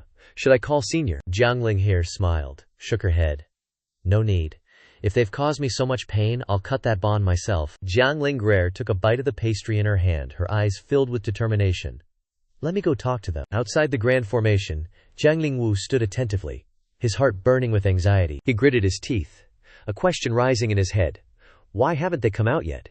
Could they have all run away? Unable to restrain himself, he decided that maybe he should force them to make a move first. With this formation, I don't believe I can't flatten that wooden house of theirs. His eyes shone like fire, his smile twisted like a devil. Jiang Lingwu roared madly. Who knows, I might even cripple those two bugs. I want them to wish they were dead. But suddenly, his expression returned to normal. He looked at the person who had just appeared with eyes full of resentment. Oh, looks like you have some courage, huh? My good little sister. His voice was full of sarcasm. Jiang Lingwu sneered and asked Jiang Ling'er, What's wrong, not running away? Jiang Lingxi coldly replied, I didn't expect you to act so quickly. She clenched her fists, questioning, I'm asking you. It was clearly aimed at me. Why did you hurt Uncle Lan? Jiang Lingwu burst out laughing. Why? You're still asking why? How ridiculous. Father has already said, You and the Ying clan must both be eliminated in the river of time. Hearing this, Jiang Lingye's heart sank into despair. With no hope left, she formed a hand seal while coldly declaring, "What do you want to do? If you dare target Uncle Lan again, see if you can get past me first." Jiang Lingye sneered, mocking. My dear little sister, you can't even protect yourself, and you're talking about protecting others? Jiang Lingwu frowned, questioning. Are you saying father wants to kill me too? Jiang Lingolger glanced at her disdainfully, replying, "He won't kill you, father instructed us to spare your dog life. Since you're already out here, stop yapping, activate the grand formation, cripple her cultivation, and bring her back alive." He seemed determined to eliminate Ying Lan and everyone in the wooden house. The three figures in black robes obeyed the order and immediately activated the grand formation. Countless swords rained down on the house, so many that they were unquantifiable. The entire sky was filled with sharp blades. They seemed to be sentient, passing through Jiang Lingwu and stabbing straight into the wooden house. Jiang Lingshare, seeing this, calmly warned, I advise you to stop. If you want to fight me, I can go far away with you, but if you disturb the senior in the house, you will regret it for eternity. Jiang Linger heard the warning but still laughed arrogantly. Haha, a senior in the house, isn't that just the backer hiding behind you? Just a turtle hiding its head who hasn't dared to show his face? How laughable. As he was laughing haughtily, the sound of a zither suddenly rang out, disrupting Jiang Lingzhi's mind. The zither music must be from Yunlan, she timely assisted Jiang Lingwu. She completely focused on the melody, her eyes gentle as if one with the tune. Yunlan's zither music carried the power of control, rendering the black-robed figures unable to move. Jiang Lingwu happily turned around, her eyes stopping on the person below. Yunlan Gege has timely helped her. Jiang Linger witnessed this scene, her eyes turning bloodshot, her face contorted with anger. She actually found allies. This useless thing who couldn't accomplish anything since she was little. Unable to control his rage, he reached out, preparing to cast a spell to attack the house. Die for me. If you want to blame someone, blame yourself for wanting to be friends with my little sister. A streak of light shot towards Yunlan, but she only showed slight surprise without much reaction. Because before the light could touch the house, it was blocked by a layer of barrier and reflected back. Jiang Linger looked over in shock. It was bounced back. What followed was a scene he couldn't believe. Without him knowing when, a pair of dazzling golden butterfly wings had appeared behind Jiang Lingwu. Countless small butterflies fluttered around her. The large butterfly wings seemed capable of withstanding all the swords stabbing down. Jiang Lingshare gritted his teeth, his heart trembling. This is her heavenly yin meridian. Her heavenly yin meridian has been cured. Not only that, but it has become so powerful that it can withstand his attacks. Unforgivable. Unforgivable. Aha! Jiang Linger screamed in frustration. From the ground, countless long hands reached out, as if wanting to drag people down to hell. Those hands gradually clung to Jiang Lingzhe, swirling around and enveloping him. He screamed madly. Father values her, so what he wants must be this mysterious power, the heavenly yin meridian. For my future position as sect leader, I gotta take you out. No forgiveness here, buddy. Ku Lingwu was totally losing it. His hair was flying everywhere, and he was surrounded by this bloody aura. Yikes. From behind him, a demon mask appeared, like it was crying blood. Seriously freaky looking. Ku Lingwu screamed, "Your heavenly yin meridian is healed. Looks like you got a big shot helping you. I want to see who's got the guts to mess with the Ku's clan." Seeing all this, Ku Lingxir couldn't help but worry. She didn't expect Ku Lingwu to get this serious all of a sudden, and it looked like he was going after that mysterious senior too. Ku Linger frowned and said to Yunlan, "Yunlanji, leave my brother to me. You focus on stopping that sword formation over there. You gotta be careful. Those three powerhouses haven't even shown their real cards yet. This is just the beginning, even for my brother." Yunlan nodded. "Okay, you be careful too." She looked super cautious. Then, Ku Linglir flew towards Ku Lingwu, where the sky was churning and bloody red clouds were swirling like a tornado. Ku Lingjer was like a blazing sun, rushing forward. Even facing her dangerous brother, she wasn't scared at all. On the other side, the three Ku clan powerhouses were still being held back by Yunlan. The sword formation was stable for now. Yunlan sat back down and used the sound of her zither as a weapon. Attacking like a whirlwind, she calmly dealt with the killing formation. No wonder, she's got Jiang Chen backing her. The three powerhouses were temporarily paralyzed by Yunlan's music. Ku Lingwu suddenly laughed. "Looks like your little sister over there is having a tough time too. It's a long way off. I want to see how long you can hold out. You should just surrender now and come back with me while you still can." Ku Lingwer stubbornly refused. "I believe she'll be fine. You should worry about yourself first." Her butterfly wings flapped hard, and tons of butterflies flew out, attacking Ku Lingwu head-on. Ku Lingwu clicked his tongue, scoffing. Still talking tough when you're about to die. He immediately charged forward, with a huge hand appearing above and below to add to his momentum. Not sure what those hands do, but they're definitely there for a reason. Maybe just for show, haha. That demon mask kept spitting out a dark and unbelievably chilling stream of true Q. Golden rays of light flashed and spread everywhere from the sky. Ku Linglinger formed a hand seal and mumbled an incantation in her head, preparing to cast a spell. The two massive energies collided, creating two explosions of purple and gold in the sky, like opposing yin and yang forces. Ku Lingir suddenly felt a familiar demonic energy fluctuation. Those guys have started activating the sword formation. At this moment, Yunlan rushed over in a panic. My attack has been blocked. What should we do? The Yi Jing Gang killing sword formation was activated once again. Ku Lingwu was super excited, laughing non-stop. If it were normal, Jiang Lingquer would have been cornered. But now, she's not just standing still, she's trained a lot more. So Jiang Linghe rushed out, spreading her large wings to shield Yunlan behind her. That small and fragile body held unimaginable strength. In contrast to Jiang Lingter, Yunlan was super worried and gloomy, but mostly just frustrated. She bit her lip, thinking, What am I even good for? I've been learning from Senior for so long, and I can't even help, Senior said, to find my own style, find my own path. But how? What am I even right now? My abilities are full of noise. What do I do? Suddenly, the little fox appeared, munching on a pastry and giggling. You're way too uptight. She still had pastry crumbs on her face, but she started lecturing about life's principles. Everyone has weaknesses, especially a man who's been in seclusion for so long. A seductive aroma radiated from Tushan Mo. Those guys were still dumbfounded, not understanding what was going on, when suddenly a beautiful fox girl with no clothes appeared in front of them. This scene made the three high-level cultivators freeze in place, nosebleeds streaming down their faces, intoxicated by Tushan Mo's charm. Seriously. When she makes a move, nothing can compare. Tushan Mo transformed into human form, the degree of seal release currently at about 50%. She playfully stuck out her tongue, smiling at Yunlan. Hey sis, sometimes you gotta use a few tricks, ya know? Yunlan asked in surprise. Fox sister? Tushan Mo chuckled. I'm here to help you guys. Let's go get rid of them together. Jiang Lingjier felt relieved when Tushan Mo showed up to help. Sure enough, good people are rewarded. Yunlan also felt more at ease after Tushan Mo helped out, and her heart was less worried. She nodded. Yeah, let's go. Then she sat back down, focusing on her zither music. This time, the music transformed into countless azure and golden attacks, pouring down on those who were trapped by Tushan Mo's mist. With a heaven-shaking explosion, the earth trembled, and the three figures were vaguely visible, their life or death unknown. But one thing was certain. They didn't have time to dodge or defend, because Tushan Mo's captivating fragrance was too high level, trapping them in an illusion they couldn't escape from. Xu Lingwu, seeing the situation was bad, looked over at them, but it was too late. There was no way to get them out of the illusion, damn it. It's just a few people I hate to the bone, and I can't even kill them all.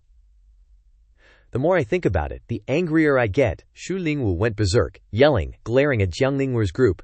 I'm gonna chop you guys into pieces. Supernatural power erupted. Xu Lingwu suddenly raised both hands, gritting his teeth and shouting, Hata!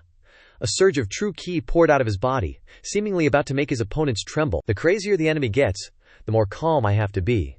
Jiang Lingwer chanted an incantation while observing Xu Lingwu, ready to receive his attack at any moment. The Zhu clan originally came from an ancient lineage that survived a miraculous extermination, and their bloodline power is considered unparalleled. Moreover, Jiang Ling'er also possesses a mixed bloodline between the Zhu clan and the Ying clan. However, Jiang Chen had once warned her, remember, you've just cured your heavenly yin absolute meridian, and you can't freely use these two forces yet. Don't be impatient. As expected, she suffered a backlash and her body was no longer in control. Xu Lingwu saw Jiang Ling'er suddenly freeze and laughed triumphantly. Haha, what's wrong? Scared by my power, huh? You trash. Jiang Ling'er gritted her teeth, enduring the pain to continue manipulating her magic, determined not to fall at this moment. No matter how painful it was, she believed that a senior would worry and help heal her. However, her strength was gradually dissipating, and at the same time, countless hands reached out towards her from the void, as if trying to drag her down to hell. That damned son of a bitch was extremely smug, because he was about to ruin his father's plan by killing Jiang Ling'er, feeling extremely pleased and arrogant. At this moment, the butterfly wings behind Jiang Ling'er had completely disappeared. She faced that terrifying force without any way to dodge, and only one thought remained in her mind. Could it be that everything will end here? Jiang Linger's face turned pale, looking at the disaster about to befall her. She knew she couldn't avoid it, but her heart was still full of resentment. That enormous energy was getting closer and closer, oppressing and squeezing her to the point where she didn't dare to open her eyes to see the approaching death. When Jiang Linglere regained consciousness and opened her eyes, she was surprised to realize that a figure had appeared in front of her, but it turned out to be Ying Lan, who had arrived just in time. With her golden hair standing on end and her sparkling outfit, Ying Lan looked like she had just transformed, thanks to the special effects of the outfit designed by Jiang Chen. Ying Lan rushed forward, clenched her fist, and unleashed the Qiangkun Grand Step technique. Her powerful true ki gathered around her fist, creating an astonishing force. Zhu Lingwu didn't have time to react, and his body was sent flying backwards. The shockwaves throughout his body made everyone who saw it feel the pain. Yunlan and Tushan Mo turned back in surprise, paying attention to the situation with Jiang Lingye. In her eyes, Yinglan was shining brighter than a supernova at that moment. He was exactly the hero, showing up right on time. Yinglan turned to look at Jiang Lingye, his golden hair still blazing, and said, "Sorry, Missy, I'm late." Jiang Lingshare was startled, then shook her head and laughed quickly. "It's okay, Uncle Lan, you're just in time." Ying Lan raised his fist, showing off his outfit and gear. "How's this? Am I like, super handsome?" Qing Yunzi piped up from behind. "The senior personally made it, you know." Ku Slingyu ate a fist sandwich and spat out blood, taking a few seconds to regain his senses. He rubbed his eyes like crazy, staring in disbelief at the guy in front of him. "That punk, could it be Ying Lan? No way, Arg. I'm so pissed." Ku Lingyu looked at Ying Lan and Jiang Lingxier, laughing and joking around, and his heart was filled with resentment. How could this be happening? Clearly, he'd severely injured his royal father before, leaving him clinging to life. Death was only a matter of time. The Ying clan's Ying Ni should have been wiped out long ago, but now he was standing right in front of him, hale and hearty, even punching him and laughing carefreely, completely ignoring his existence. Not only that, but Yinglan's strength had also increased dramatically. Who knew what realm his cultivation had reached? Ku Lingyu was so angry that he spat out another mouthful of blood. Unforgivable. "I'm a Ku clan prince. How can I swallow this humiliation? There must be an expert backing him, daring to go against my Ku clan, crush him into a million pieces, 5 horses dismember him. No one can escape." Only then did Yinglan notice Ku Lingyu. He frowned and said, "That's a lot of killing intent. Looks like you're not hiding anything anymore. But if you dare to plot against the young lady, or get within a step of Mukchi, don't blame this old man's fist for having no eyes." Ku Lingyu was trembling with rage, grinding his teeth. "You dare threaten me?" Yinglan didn't even bother with him. He just unleashed his true energy and shouted. This old man never said he was just threatening. His aura was like a true dragon. Yinglan's current strength far surpassed what it used to be. Even though he was already powerful and hailed as a genius of the Ying clan, Yinglan roared, "This old man really wants to teach you a lesson." Having said that, he turned to Jiang Lingzhe, his attitude suddenly changing, and gently smiled.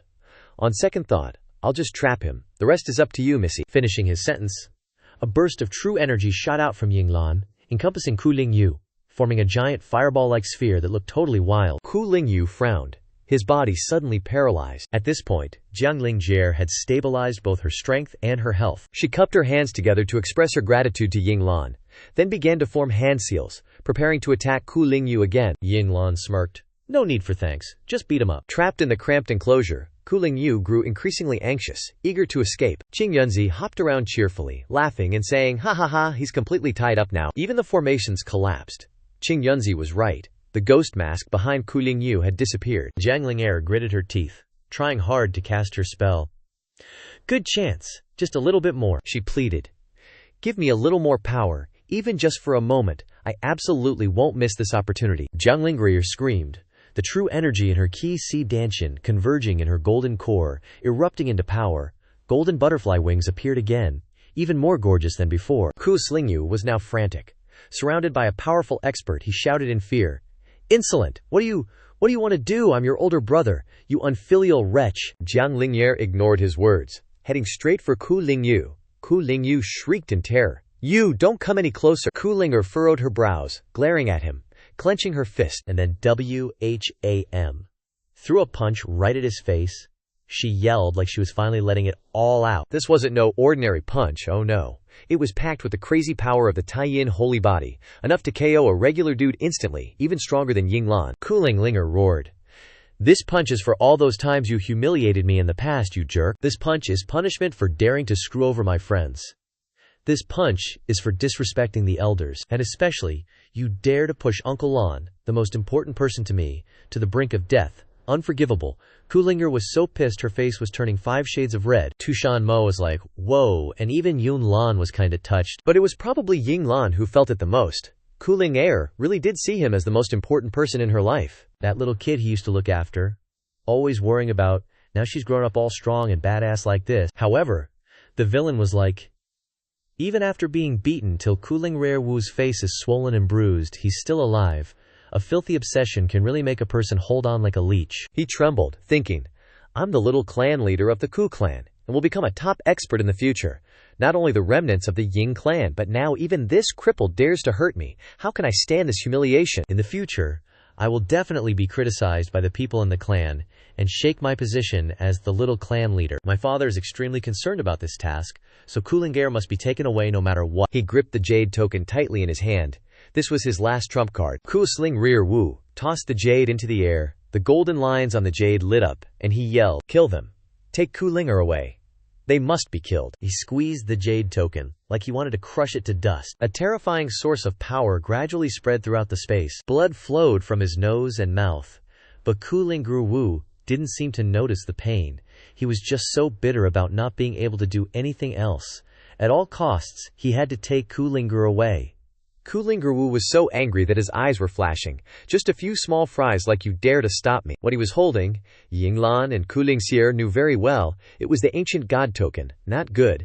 Maybe Kulinger Wu planned to summon Ku Yuantian's avatar here. And Ku Yuantian was Kulinger's father. And who is Kulinger's father?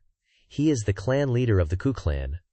Will a peak immortal platform realm power come here? As Kulinger Wu crushed the ancient jade in his hand, a mysterious surge of energy suddenly appeared. The power hidden within that jade began to pour out endlessly, radiating an extremely powerful aura. In the blink of an eye, that aura had spread throughout the heavens and earth. At the same time, the powerhouses in the world all felt the tremor of a powerful force, including Xianxia and Ji Wandao. They immediately recognized that this was the aura of the Ku clan, one of the ancient survivors, and it came from Jiang Chen's wooden house. While Shen Xiaoqi suspected that Jiang Chen had a mysterious connection with the ancient survivors, Ji Wandao was more astute, realizing that this aura carried a not-so-benevolent intention. As soon as he sensed this, Shen Xiaoqi hurriedly left a message. Shenji, I'll go check it out. You pay close attention to the immortal palace, and disappear immediately. Ji Wandao didn't hesitate either, flying away from the royal palace. Even though he knew that Jiang Chen was guarding it, he couldn't help but worry in his heart. Back at Jiang Chen's wooden house, at this moment, the aura erupting from afar seemed to be unhidden, exuding a terrifying power. It filled a radius of 10,000 miles, not only covering the Ascension Holy Land and the Great Yan Dynasty, but also making countless people in that area realize the strange changes in the world. The ancient jade has shattered. Kulinger Wu was filled with satisfaction in his heart. He laughed madly, his voice cold. Haha, you will definitely die, do you know? In the Kule clan, in order to protect the safety of the young clan leader like me, everyone is given an ancient god token.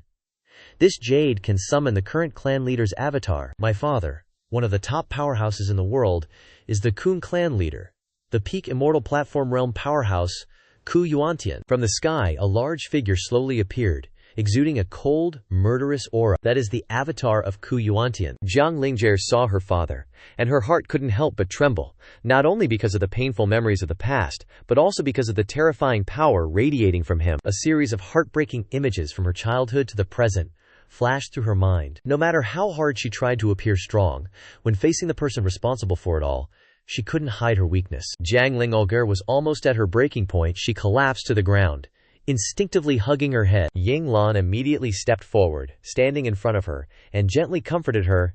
Miss, don't be afraid, we're still here. Indeed, Ying Lan was the most trustworthy person to Jiang Lingwei, second only to Jiang Chen. His presence was like a solid fortress, always protecting her. Jiang Lingwei gradually calmed down. Just as Ying Lan said, she was no longer alone. A helpless smile appeared on her lips, and she wiped away her tears while thanking him. Meanwhile, Ku Yuantian suddenly burst into laughter, making one wonder why a villain like him could live so long. With his blood-soaked and indescribably ugly face, he yelled in an irritating shrill voice, "Are you guys crazy? Death is at your doorstep and you're still chatting? We're still here, are you kidding me? Ying Lan, a small fry at the Dharma idol realm, dares to be insolent in front of my father. Even if there were 100 of you, my father could crush you with a wave of his hand. In the sky, Ku Yuantian's doppelganger suddenly raised his hand. The jade-like hand descended from above, slamming directly into the face of his unfilial and ignorant son. You call your dad when you can't win a fight. Kuling Zenger is as good as dead 100 times under his father's vicious attack. He was sent crashing to the ground like an arrow, and the ground beneath him shattered from the impact. Ying Lan's group quickly retreated to defend, while Ying Lan carefully shielded Jiang Lingye behind him. The bodyguards stood there dumbfounded, not understanding what was happening. Under the ground, the dust gradually settled, revealing Kuling Sher lying in a human-shaped pit, trembling as he asked, "Father, why?" Ku Yuantian seemed to be extremely angry as he growled, "You piece of trash, do you really need to use the ancient god token for something like this?" Everyone around felt a chill spreading, probably due to the pressure from his realm. Ku Yuantian roared, and a terrifying skull appeared from above, 100 times more immense and powerful than Ku Lingye's.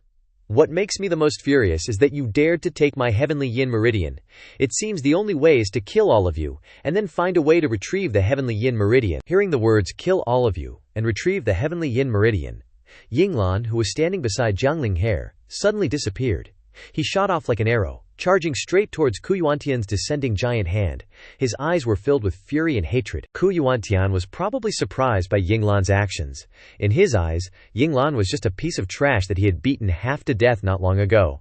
And yet, now he was full of vitality and strength. Ying Lan's eyes were bloodshot as he roared, "You piece of scum!" Then he turned around and unleashed a series of ferocious attacks on Ku Yuantian's doppelganger. The sound of fists striking the body echoed everywhere. The ignorant juniors couldn't help but chatter excitedly. Even Qing Yunzi happily rushed forward, cheering him on. "Hit him hard, knock him away." Only Kulinger on the ground was shocked, staring upwards with wide eyes. "What the hell? Ku Yuantian's hand has been blown away." Ku Yuantian raised his hand, his arm almost numb. He gritted his teeth and looked at the tiny figure in front of him, his heart filled with doubt. How could this guy suddenly have so much power? What exactly is the reason? Ying Lan snarled, shouting straight into Ku Yuantian's face. "This fist is for the Miss's mother, the next fist is for the Miss." Although Ying Lan had been equipped with Jiang Chen's clothes, and his cultivation and strength had increased significantly, compared to Ku Yuantian, he was still no match. But Ku Yuanti didn't give Ying Lan a second glance, coldly threatening, "Insolence! You dare lay another finger on me and see what happens." Ying Lan, showing absolutely no fear, directly punched the massive avatar of Ku Yuanti square in the face. The sky seemed to blaze with light, Ying Lan looking incredibly imposing. Ku Yuanti's face was turned to the side, and in that instant, old memories flooded back. He remembered the time before he started courting Ku Lingshi's mother. He received a report about someone constantly sticking close to the young miss of the Ying clan. The messenger corrected, reporting, "Sir, it's the young Miss's childhood sweetheart." Ku Yuanti took the documents, but in his eyes this guy was just some nobody, not even worth bothering about. Ying Lan, a secondary member of the Ying clan, how boring. Guys like him weren't worthy of his attention. Just some small fry who can't make any waves, just ignore him. As he spoke, he tore up the documents about Ying Lan. But now Karma was a real BTCH. That insignificant bug from the Ying clan he used to look down on was now attacking him, even gaining the upper hand. Ying Lan's speed was lightning fast. As Ku Yuanti blocked, he roared, "You damn Ying clan upstart." Ku Lingye was so shocked her eyes almost popped out. How can this be happening? Even though it's just a reflection, his strength is at the mid-stage immortal platform realm. Ying Lan is, at best, in the law manifestation realm.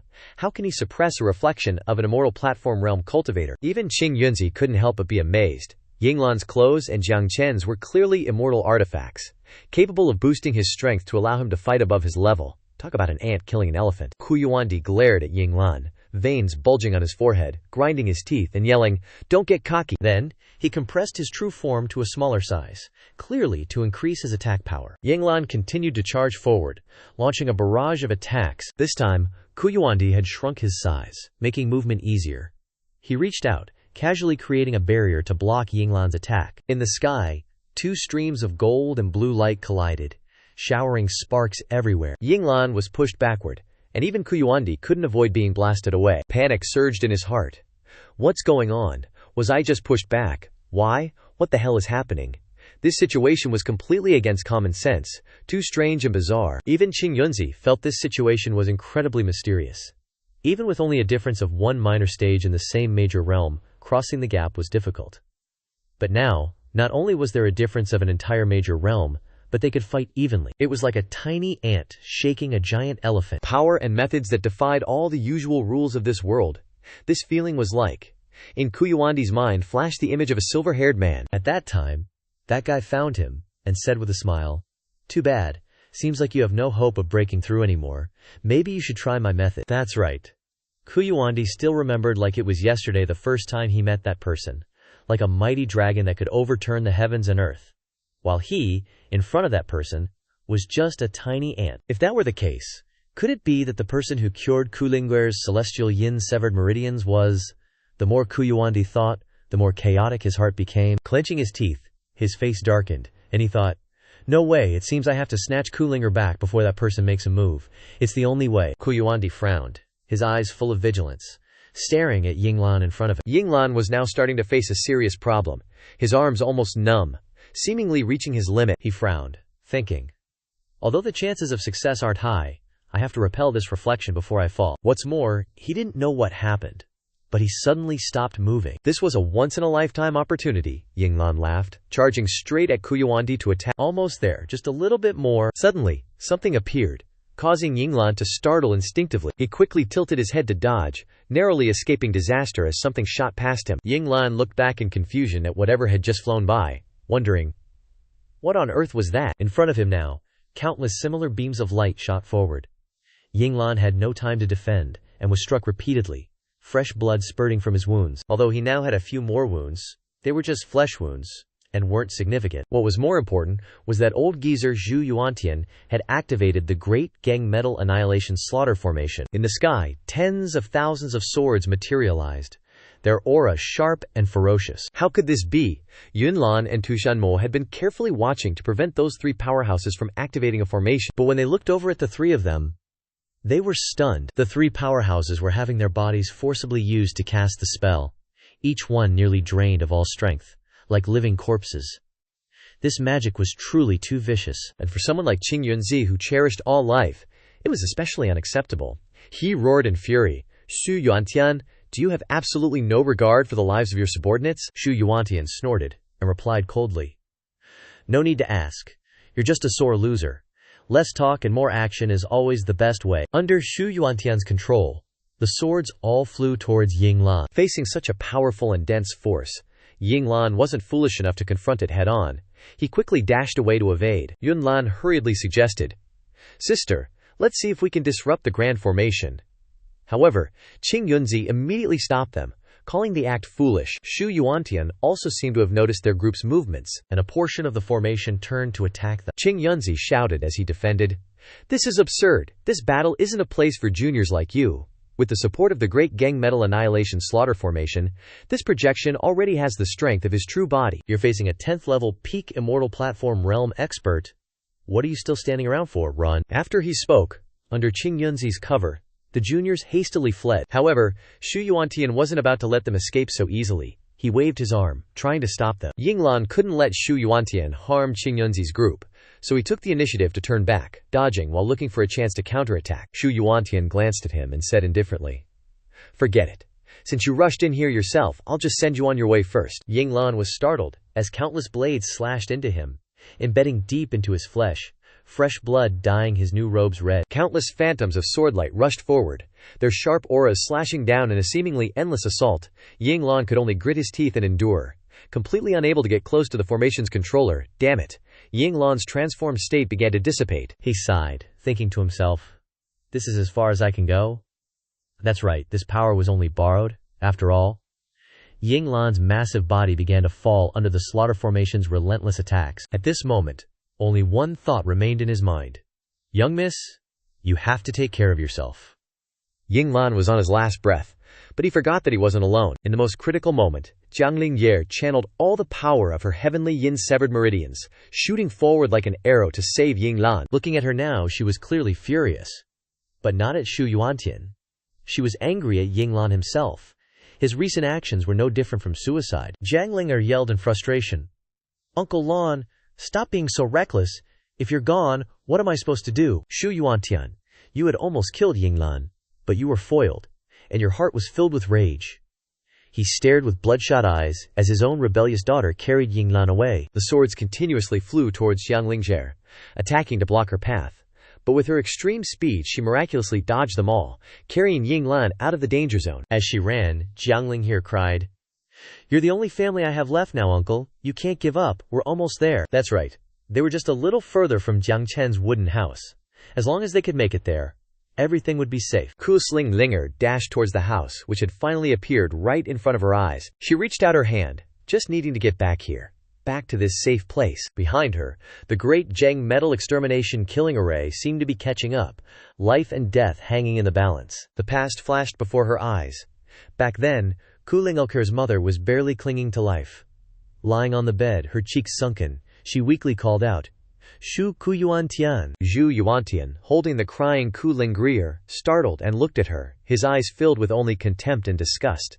The old geezer even thought, "Is this woman still barely breathing?" He ignored her, handing cooling air to a servant. Her mother trembled and said, "Things definitely won't go the way you want." Shu Yuantian chuckled sarcastically. "How ridiculous. I'd like to hear what not going the way I want means. You know what, just now I confirmed it. The child you gave birth to, I can't sense any magical power on her, but in her origin I can feel a surge of yin energy." This child definitely has the heavenly yin severed meridians.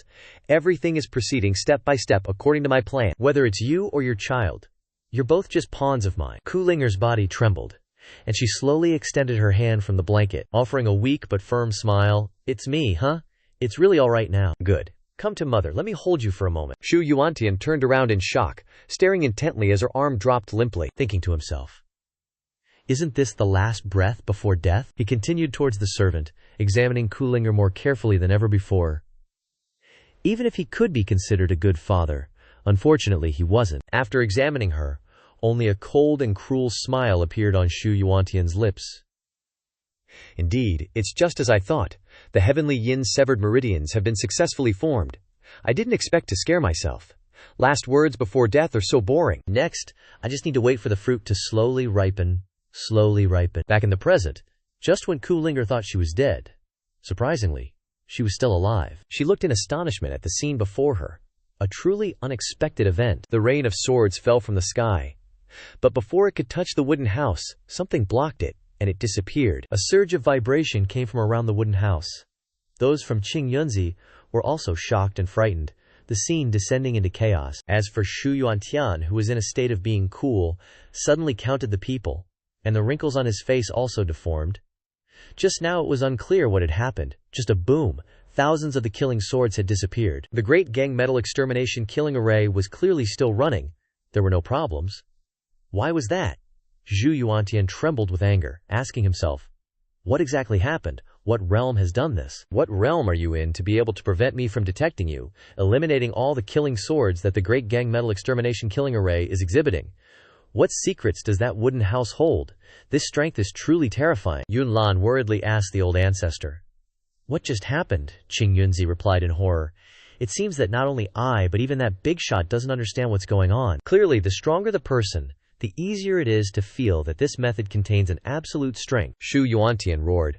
"What exactly is going on?" "I also want to know the truth clearly, to broaden my horizons." He then used all his power, frantically casting the great gang metal extermination killing array. The dark clouds rolled everywhere in the sky. The great array slowly running, the ground and space below also shook accordingly. This guy is really crazy. He still dares to continue. This time the number of swords was countless, densely packed in the sky. A total of 108,000 swords, all heading towards that wooden house. Shu Yuantian looked down, his mood a mess of complexity and panic.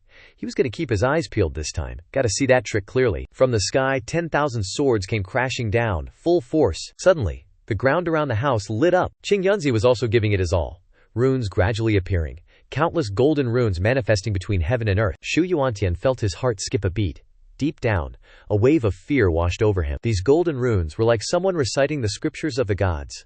The scene was too dazzling and magnificent, overwhelming anyone who saw it. It was like flowers falling from the sky, mixed with golden light surging from the earth. The runes surrounded the house, forming a barrier. The swords touched the runes and vanished, completely absorbed. Countless swords stabbed down, the runes causing them to dissipate completely.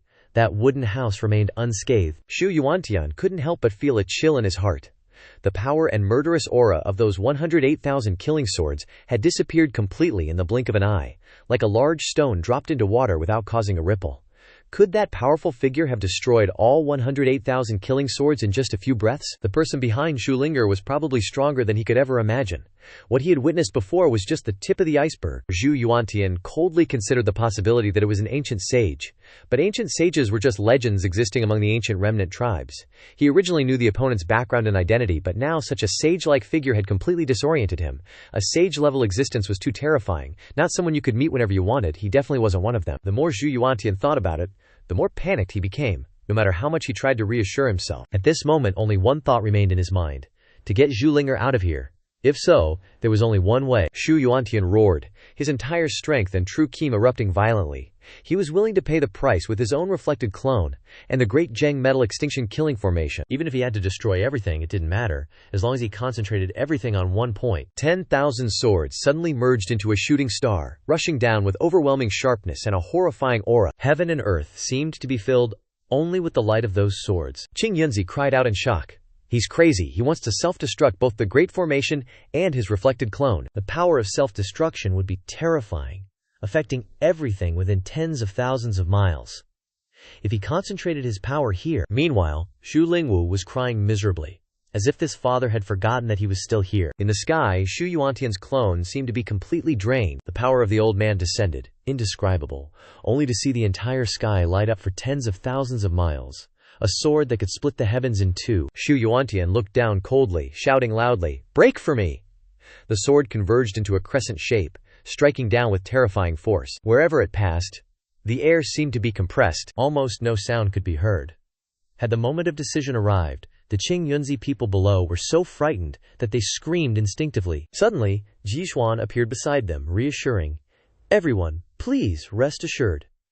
Holding a broom in his hand, even with the changing of heaven and earth, Jixuan calmly said, "With this level, that one wouldn't even need to show his face." Jixuan was the only one present with profound knowledge, having seen the painting of the senior who defeated the golden-winged rock. Sure enough, when that sword descended, Jiang Chen's house suddenly changed, and a powerful energy erupted from below. That energy gradually gathered, transforming into his figure. This figure looked 10,000 times more majestic and powerful than Xu Yuantian. His laws seemed to encompass the entire heaven and earth. Facing Xu Yuantian's attack, that figure merely tilted its head slightly, its gaze chillingly vacant. Light reflecting in the depths of Jiang Chen's eyes as that figure slowly extended its hand, pinching the blade of the moon slicer between two fingers. A dazzling light erupted in all directions, brighter than the sun, the shockwave spreading for tens of thousands of miles. Qing Yunzi and the others couldn't help but tremble. Even Jiang Ling'er was astonished by the terrifying strength of this senior, and the most shocked of all was definitely Xu Yuantian.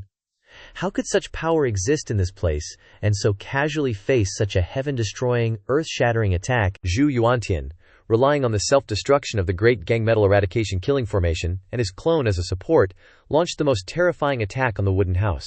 This power nearly annihilated thousands of miles around. But the blue figure that flew out of the wooden house surpassed that power, like a cosmic entity suppressing everything, causing everyone present to tremble in their souls. In that instant, the cultivators who had gathered suddenly sensed a violent surge of heaven and earth energy from afar. They began to discuss animatedly, suspecting that something had happened at the Feather Transformation Heavenly Palace.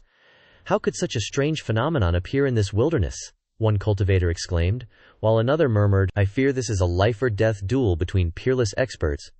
I never expected such a big event to occur here. We must quickly return and report it." Ji Yuandao stood quietly in a corner, his eyes thoughtfully following the events, as if everything was about to end, and he realized he had worried unnecessarily. Even Shen Xiaoji had to admit that the strength of that mysterious figure was indeed extraordinary.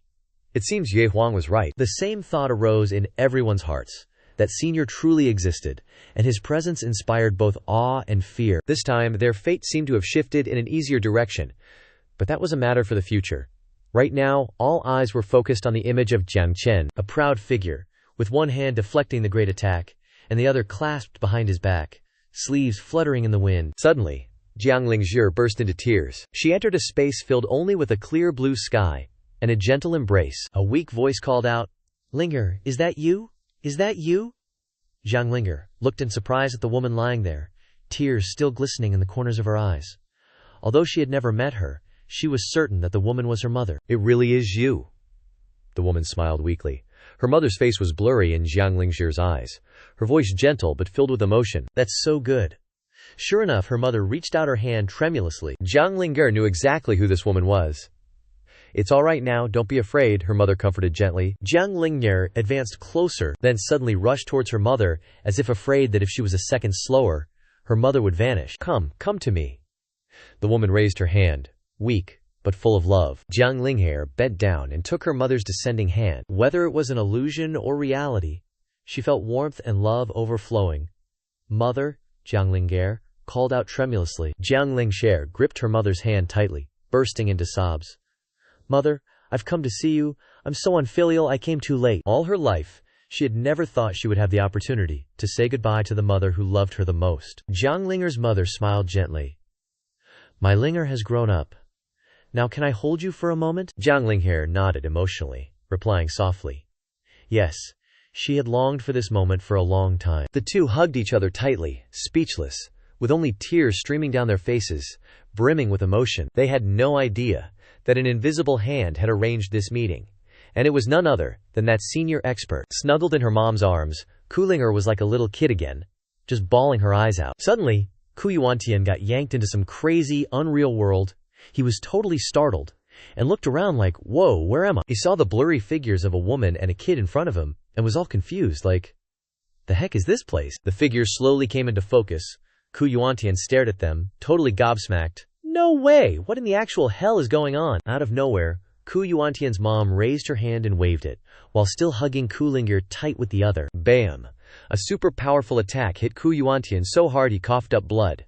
All that holier-than-thou attitude, gone. The sky went all topsy-turvy, and his soul felt like it got a serious shaking. Ku Lingher's mom's eyes were full of determination and hate. "I told you things wouldn't go your way." She chuckled and said, "Don't even think about bullying my daughter." Ku Lingner, still in her mom's arms, stuck her tongue out and playfully teased her dad. Back in the real world, Qing Yunzi and the others were still standing there, totally dumbfounded by the freaky scene they just witnessed. The sky suddenly lit up, and the Ku clan folks were nowhere to be seen. Looked like they got completely owned. Yinglan's first thought was to check on Ku Lingxier, who was standing silently. He asked, all worried, "Miss, why are you crying?" Ku Lingxier snapped back to reality, tears still streaming down her face. She probably didn't even know why she was crying, but the tears just kept coming. Ku Lingxier said, "All blank, I don't know, I can't stop them." A rainbow appeared in the sky. Everyone was still worried about Ku Lingxier, but hey, at least it was all over. Jiang Chen strolled out of his house, stretched, and gave a big yawn. The main character finally woke up from his beauty sleep. He had no clue what had just happened outside. But when he stepped out the door, seeing everyone standing there definitely surprised him. Jiang Chen grinned and asked, "Wow, everyone's here, what a crowd." Suddenly, those guys happily ran over to him, making Jiang Chen even more curious. "Why are you all covered in dust?" They figured the senior was joking around, so they happily replied, "We were just cleaning up the yard." Jiang Chen nodded. "Ah, see, well, you guys keep at it, I'll get dinner ready later." While the place Jiang Chen was in was filled with light, the Ku clan's great hall was a completely opposite scene. Ku Yuantian was kneeling on the floor, panting, still freaked out by what had just happened. What the hell just happened? Why did He wondered. Suddenly, a violent spasm tore through his body, and he puked up a ton of blood. Blood debts must be paid in blood. The red blood was all over the great hall. Ku Yuantian coughed and sputtered, but what scared him the most was that his cultivation level had dropped by 3 minor stages. Just one hit from that avatar thingy had messed him up this badly. However, Ku Yuantian immediately rejected that thought. No way. If it wasn't for that avatar thingy, my soul would probably have been buried, and my body dissipated long ago. In the shadows of the great hall, a mysterious figure slowly appeared. A cold voice echoed, "You failed, didn't you?" Ku Yuantian felt true terror for the first time in his life, like he was facing something absolutely horrific. He knelt on the floor, while the other person slowly approached and said slowly, "Too bad. If things keep going like this, you'll be hopeless. But I must thank you, because thanks to you, I saw something that's not bad. See you when fate wills." The mysterious green-robed figure vanished into the shadows. Under the gentle sunlight, Yinglan stood in the courtyard, took a sip of wine from the glass on his hand, then looked up at the blue sky. Finally, back to a peaceful life again. Thinking back about what happened, it's like a dream. Qing Yunzi also held a glass of wine, and replied with a smile, "I'm not surprised at all. With the senior here, the ending is a foregone conclusion. I'm just curious what moves the senior will use to enlighten me. At this time, Qing Yunzi's skin has become shiny. He laughed again. I heard that this time you and Miss Linger have eliminated a great worry. Ku Yuantian certainly won't dare to cause trouble with you for a long time to come. Yinglan nodded and happily replied, That's right, thanks to the power granted by the senior, I have done what I never dared to dream of before. Moreover, I must also thank you guys. Thanks to the senior's blessing, Ling Langer has made a group of good friends. Without you, we would not be able to reach our full potential. Ah, now that you mention it, it seems that your Yunlan has been very close to that prince lately, right? Qing Yunzi approached Yinglan and whispered excitedly into his ear, I've noticed it too. So according to what Yunlan said, that's the whole story. Yinglan, after hearing it, burst out laughing. So that's how it is. Qing Yunzi also chuckled along, kinda clueless-like. After the big rumble, the little wooden house was back to its peaceful self. Just like before, but like a million miles away in the Yuhua celestial realm, things were anything but peaceful. At Mu Yunhuang's cultivation spot, the sky suddenly lit up like a Christmas tree, causing a total spectacle. Up high, a phoenix spread its wings and soared, all dazzling and gorgeous. But TBH, Mu Yunhuang was having a major headache because she couldn't break through. It was like she was drowning in her own inner demons, you know? She opened her eyes and stared into the distance, sighing. Maybe I was always like this before I met that master. But now, I'm basically Phoenix Nirvana, reborn from the ashes. I remember back in the day, trying to awaken my immortal Grand Phoenix physique. I pushed myself to the brink of death like a gazillion times. And what happened, Nada? But after meeting that master, defying destiny isn't impossible anymore. I gotta repay this kindness, no doubt. Mu Yuehuang was keeping a hawk eye on her little sis's cultivation process from start to finish. She could totally feel that her sis's cultivation was about to wrap up. For the Yuhua Heavenly Palace, that meant their combat power was about to get a serious boost. Mu Yuehuang decided right then and there to give her sis a good talking to when she got back to the palace. I'm her older sister, after all, we've been together since we were tiny tots. In her heart, my words definitely carry more weight than some dangerous dude she just met, right? It wasn't just Mu Yehuang patiently waiting. Wu Shenji and Shen Xiaoqi, the old ancestor, had also shown up. Shen Xiaoqi gazed towards Mu Yunhuang's Dongfu and said with a sigh, This old man and Shenji were just wrapping up a chat with a great power from the human race when we happened to pass by and sensed that Mu Yunhuang's aura was going through some earth-shattering changes. Mu Yuehuang proudly chuckled, Old ancestor really has got a sharp eye. I also felt her aura getting stronger. She's probably about to come out. Shen Xiaozi chuckled with excitement. Awesome. This time, our combat power is going to get another boost. The pressure from that mysterious person a few days ago had me kinda worried. That deep, dark terror was hard to shake. Now that Yunhuang's finished cultivating, my heart can finally chill out a bit. With you and Yunhuang around, our Yuhua Holy Land is like a tiger with wings. Add in the heroes and talents that Shenji and I have gathered, and our strength is definitely going to be way superior. Wu Shenji, who had previously plotted sneak attacks with his subordinates, said with a chuckle. That's right. If our strength isn't enough, we'll just use the sea of people tactic. But when you get right down to it, those guys were way too naive. Mu Yuehuang chimed in. Little sis, I believe your eyes are like a mirror, able to see through the truth. We absolutely can't let this world fall into the hands of bad guys. After a while, the image of that phoenix lit up the whole sky, and Mu Yunhuang finally emerged from her cultivation. She happily thought to herself, My cultivation's jumped up another level. I feel like my abilities are even beyond my big sis now. Speaking of big sis, I gotta quickly share this awesome news with that master. So, the moment she came out, Mu Yunhuang zoomed off, and she was heading straight for Jiang Chen. Shen Xiaoji was so shocked his face turned green. And Wu Shenji definitely didn't see that coming. Mu Yuehuang furiously yelled, Unforgivable, get back here now. Mu Yunhuang, all happy and clueless, flew towards Jiang Chen, her bird feet gently landing on the ground. She stretched, looking fresher and more beautiful than her sis, and finally landed safe and sound. Oh, this familiar aura, she thought to herself. But then, Mu Yunhuang immediately felt something was off. It's not just the master's aura. There are other people's auras here too. Moreover, all of them are extraordinary individuals with extremely powerful cultivation levels. Suddenly, a familiar and graceful figure emerged from the house. Mu Yuehuang looked over joyfully. It was none other than the esteemed master. The esteemed master looked as strong and mysterious as ever, and her eyes were filled with admiration. However, Jiang Chen wasn't paying attention to Mu Yuehuang at the moment, but was looking towards Yuanlan and the others. He rested his chin in his hand, smiling as he asked, So, everyone's here. The moment Mu Yuehuang saw Jiang Chen appear, her heart fluttered with shyness. She wondered if her sudden appearance like this was too abrupt, but then she decided to heck with it. Yunlan stepped forward, smiling warmly at Jiang Chen. "Master, you're awake." Jiang Chen nodded, smiling back. "Yeah, I took a nap at noon." When Mu Yuehuang saw Yunlan standing next to Jiang Chen, she was so shocked her jaw dropped. Who's that hottie? And that aura of the heavenly yin saint body, could she be from the Qingyun Holy Land? Just then, Jiang Lingjie also appeared, stepping out to chat intimately with Jiang Chen. Mu Yuehuang was even more confused, not knowing who this girl was. What's more, isn't that old geezer in front of me the mortal enemy of Qing Yunzi? Her ancestor, Ying Lan, also stepped forward, looking towards Mu Yuehuang, and said with a smile, "Oh my, I sensed a guest has arrived," Qing Yunzi happily replied. "It feels like a junior. Is she an acquaintance of the senior?" Jiang Chen chuckled. As for acquaintances, there were indeed two before. Mu Yuehuang looked utterly wronged. "Esteemed master, how could you do this while I was away?" Truly unwilling, Mu Yuehuang instinctively flew over, embracing Jiang Chen tightly, making her grievances known. As for Jiang Chen, he was currently shocked beyond belief, the expression on his face stiff, not understanding what had just happened. Mu Yuehuang teared up, feeling wronged. Yinglan forced a strained smile.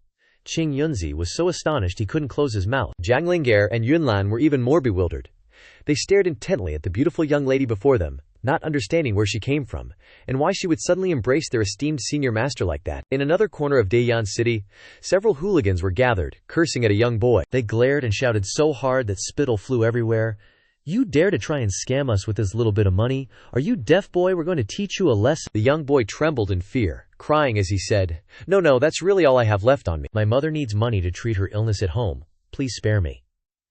This time, after my mother recovers, I will pay the remaining money." One of the hooligans, hearing this, his face turned red, veins popping out, and shouted, "Stop trying to pull this crap on me." He grabbed the boy's hair, intending to beat him up. But then red blood spurted out. The hooligan blankly stared at his missing arm. A few seconds later, the pain finally hit, and both hooligans screamed in terror. In the distance, a figure slowly approached. His blood-red pupils stared intently at the hooligans. Behind him, several undead spirits fluttered, creating a ghastly scene. Whether he was a good guy or a bad guy, one thing was for sure. He was mighty strong. Seeing two bone snakes holding green fire in their mouths, the two hooligans were terrified beyond measure. That guy was a monster from the demon race? They hurriedly ran away, forgetting all about the pain because the fear had temporarily dulled their physical suffering. The young boy stood blankly for a moment before suddenly realizing what had happened. His eyes lit up as he looked towards the person who had just appeared, happily saying, "Thank you for saving me. You were amazing just now. You are my benefactor. How can I repay you?" However, the person still maintained a cold, even gloomy expression, asking back, "Repay me?" The young boy suddenly felt a faint sense of fear, but still tried to reply, Yes, that's right." The person stared intently at him and muttered, "The spiritual root is indeed not bad." Two bone snakes immediately flew over, tightly coiling around the kid. From their bodies, brilliant green flames erupted, beautiful yet terrifying. The green-haired youth just coldly remarked, "A pretty good soul artifact." The boy's face gradually sank into the sea of green fire. In extreme pain, he screamed desperately, Why is this happening?" The other person replied concisely, "You possess a rare spiritual root. Offering your soul to me is the best repayment." The boy's eyes gradually lost their life, becoming hollow. The person in green turned and walked away, leaving the boy's dried-up body with the two snakes coiled around it. The soul, a sacred gift from the gods, is a great miracle. It burns forever, seeking truth, pursuing freedom, and turning the impossible into possible. Mu Wenhuang was currently huddled close to Jiang Chen, cheeks puffed out, lips pouting, exuding an aggrieved aura, and Jiang Chen's face was as black as charcoal. Awkward. The people around were also dumbfounded, not understanding what was going on. After a few seconds of being hugged, Jiang Chen instinctively took a step back, then politely greeted, "Oh, isn't this Miss Mu Yun?" At this age, it was the first time a girl had taken the initiative to hug him, making Jiang Chen feel rather embarrassed. He forced a smile to hide his confusion, then asked, "Is there something you need here?" Mu Yunhuang stared intently at Jiang Chen, her eyes full of reverence. "This junior specially came here to thank senior for guiding me to break through to the mid-stage of the Golden Core realm. Perhaps I was a little too excited just now and couldn't control myself. Please forgive me, senior." Jiang Chen looked at Mu Yunhuang, thinking to himself, "Helped her break through to the Golden Core stage? Isn't that the stone statue I sold her? I just wanted to make some extra money." What a headache, he anxiously thought. What should I do? That was just an ordinary stone statue. Something's definitely not right. Before Jiang Chen could figure out the situation, Mu Yunhuang proactively spoke up, mentioning, "Are these people also accompanying Senior?" Jiang Chen asked in surprise. "Why do you suddenly ask that?" Qing Yunzi beside him sighed and answered for Jiang Chen, "That's right, we are all following Senior to learn." Finally, she mustered up the courage to tentatively suggest, "Then I also want to stay here to learn from Senior. Would that be alright?" Jiang Chen was dumbfounded, not understanding what this girl was saying. "Why do you suddenly want to stay?" Mu Yunhuang slowly explained.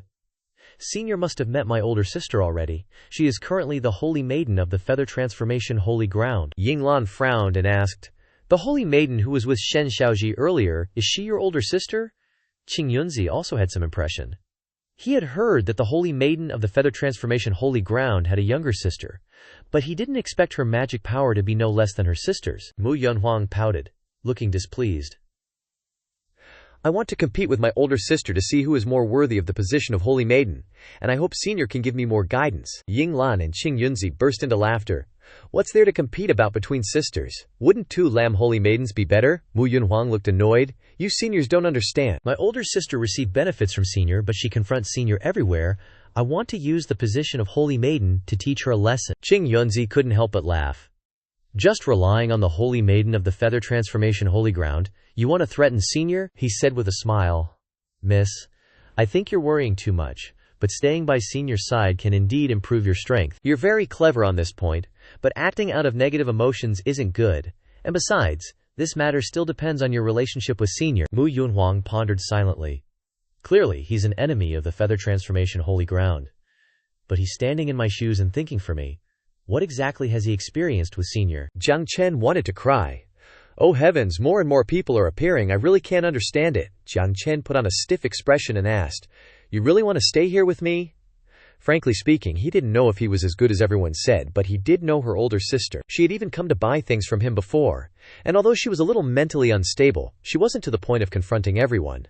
Could it be that the 2 sisters had some misunderstanding? Jiang Chen stared at her intently, his eyes full of determination. No matter what, she still wanted to become stronger than her older sister, so she nodded in agreement. For many years she had always been compared to Mu Yunhuang.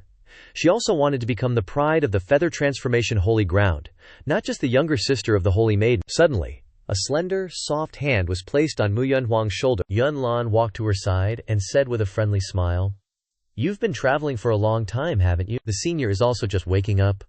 Let's sit down together, rest, and chat a bit." Mu Yunhuang stared at Yunlan in surprise.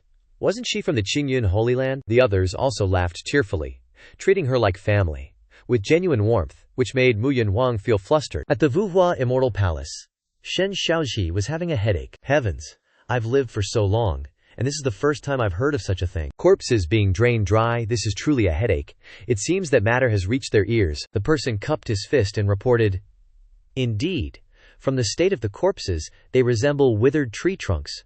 Moreover, it seems that the power of heaven and earth within their bodies has been completely drained, leaving nothing behind.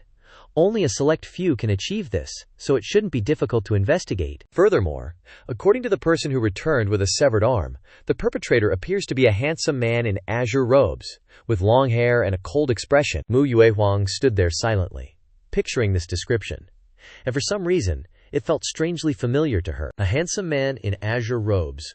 Could it be him? Mu Yunhuang's mind always jumped to the worst conclusions about people. Not only Mu Yunhuang, but others also seemed to be starting to pay attention to Jiang Chen.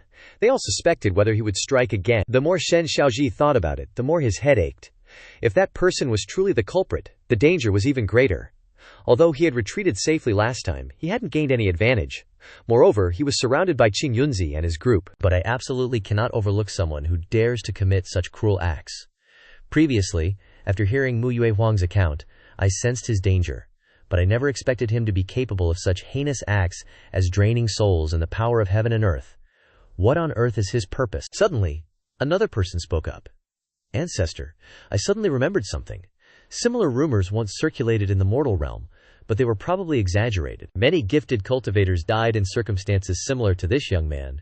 They also lost all their souls, and the power of heaven and earth accumulated in their bodies. Even more terrifying, it was said they were all killed by the evil arts of the demon race. After death, Their souls were refined into monsters even more terrifying than demons, and the appearance of those monsters is also similar to the description of the culprit this time. To add a bit more, the world that Jiang Chen transmigrated to is divided into 3 layers. The immortal realm is located at the highest layer, the mortal realm and demon realm are in the middle, while the ancient remnant tribes are in the bottom layer. Other spaces are all void regions and unexplored territories. The demon tribes all have their own sacred trees to worship, and the divine power from the sacred trees helps protect and assist them in their cultivation. The immortal realm is mostly separated from the world, rarely interacting with the other 2 layers. It is said that the immortal realm has countless precious magic weapons and spiritual objects, but it is extremely difficult to enter. Only a few cultivators can break through their cultivation and ascend to the immortal realm, but once they enter, they never return. The mortal realm borders the demon race's territory, so conflicts and wars occur frequently. The bottom layer, where the ancient remnant tribes exist, has an extremely harsh environment, with frequent heavenly tribulations. However, it is said that there are also many powerful magic weapons left behind by the ancient remnant tribes. As long as one is strong enough to withstand the harsh environment, one can find those divine objects to help their cultivation progress by leaps and bounds. In the mortal realm, a similar horrific event occurred, with the prime suspect being a demon race or an extremely powerful human cultivator. Xianxia, with a face of concern, thought to himself, in order to prevent more innocent sacrifices, this matter has become extremely urgent. Moreover, those who died all possessed extremely powerful heaven and earth spiritual roots.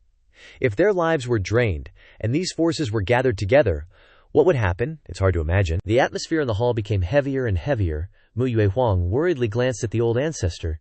It seemed that this time things were really serious. On the other hand, at the home of a certain solitary, azure-robed man, everything was still proceeding as normal. Jiang Chen felt a little awkward about Mu Yunhuang wanting to stay, since they had had a slight misunderstanding regarding her elder sister. Could this be anger leading to running away from home or something? Jiang Chen could only smile and say, "About that, I've met Yunhuang's elder sister before. We only had 2 transactions with each other. There must have been some misunderstanding. Let's sit down and talk about it more thoroughly." Mu Yunhuang looked at him with wide eyes, thinking in her heart, "The heart of a great person is truly generous, not only helping my sister improve her cultivation, but also forgiving her evil deeds. How can there be such a saint?" A hand reached out and grabbed Mu Yuehuang's hand, and then another hand did the same. Yunlan stepped closer and said intimately, "Listen to Senior's words. You definitely won't go wrong." Jiang Lingjier next to her also nodded in agreement. "Don't worry, Miss Mu Yuehuang. Senior won't let anything make things difficult for you." Mu Yuehuang nodded obediently, her heart suddenly pounding when she saw the expert in front of her. His smile was the most beautiful thing she had ever seen, and his gentleness was the most precious gift in her life. His eyes were a sight she would never tire of. Every smile, every glance, every breath of his made her infatuated. She loved his sincerity, kindness, and even his superb cooking skills. Mu Yuehuang looked at the table full of delicious food in front of her, feeling so delicious that she almost cried. The more she ate, the more she couldn't understand how there could be such delicious food in the world. Not only that, but her cultivation also increased significantly. Wasn't this a miracle? Every bite seemed to shorten her cultivation time by decades. Even if you beat her to death, she wouldn't want to leave. Mu Yuehuang was so happy that the 2 little feathers on her head were waving in rhythm with her joy. Jiang Chen saw that she was so happy, and could only smile helplessly. "Take your time eating, it's okay." "That's right, you mentioned earlier that you wanted to stay here, but you have to listen to my arrangements. Can you accept that?" Mu Yuehuang nodded quickly. "As long as I can stay here, I can accept anything." She was even more excited about the arrangements of that expert. Jiang Chen nodded, looking satisfied. "That's good then. Through observation, I see that I probably can't help you much in terms of cultivation, but in terms of temperament, I can give you some pointers. Before, when your older sister came here, although her words and actions were a bit strange and tense, she wasn't a bad person. When living together, the most important thing is tolerance. This is also a way to cultivate your temperament. The more open your heart, the stronger you become. By the way, was it you who bought pottery from me the second time?" "I don't know if you would like to make pottery with me," Mu Yuehuang asked blankly. Make pottery. Is there even such an option?" Jiang Chen smiled and nodded. "That's right. From the initial concept to choosing the clay, shaping it, firing the pottery, glazing, refiring, to polishing. Recently I've seen that pottery in Yuhua City is very popular. If you work as my assistant and bring the goods to the town to sell, who knows, we might even be able to eat meat this month." Mu Yuehuang was Still a little doubtful, although she didn't fully understand it yet, she felt very touched, thinking that an expert like Jiang Chen must have his own arrangements. Jiang Chen continued, "Mud is dirty, but when fired it can become exquisite porcelain. As long as you have a tolerant heart, are not afraid of getting dirty, and patiently shape it, you can turn it into something magical." Mu Yuehuang widened her eyes and exclaimed, "Oh," Jiang Chen added, "moreover, during this time, we can also wait for your older sister to come here." Mu Yuehuang was startled, her feathers puffing up. "What?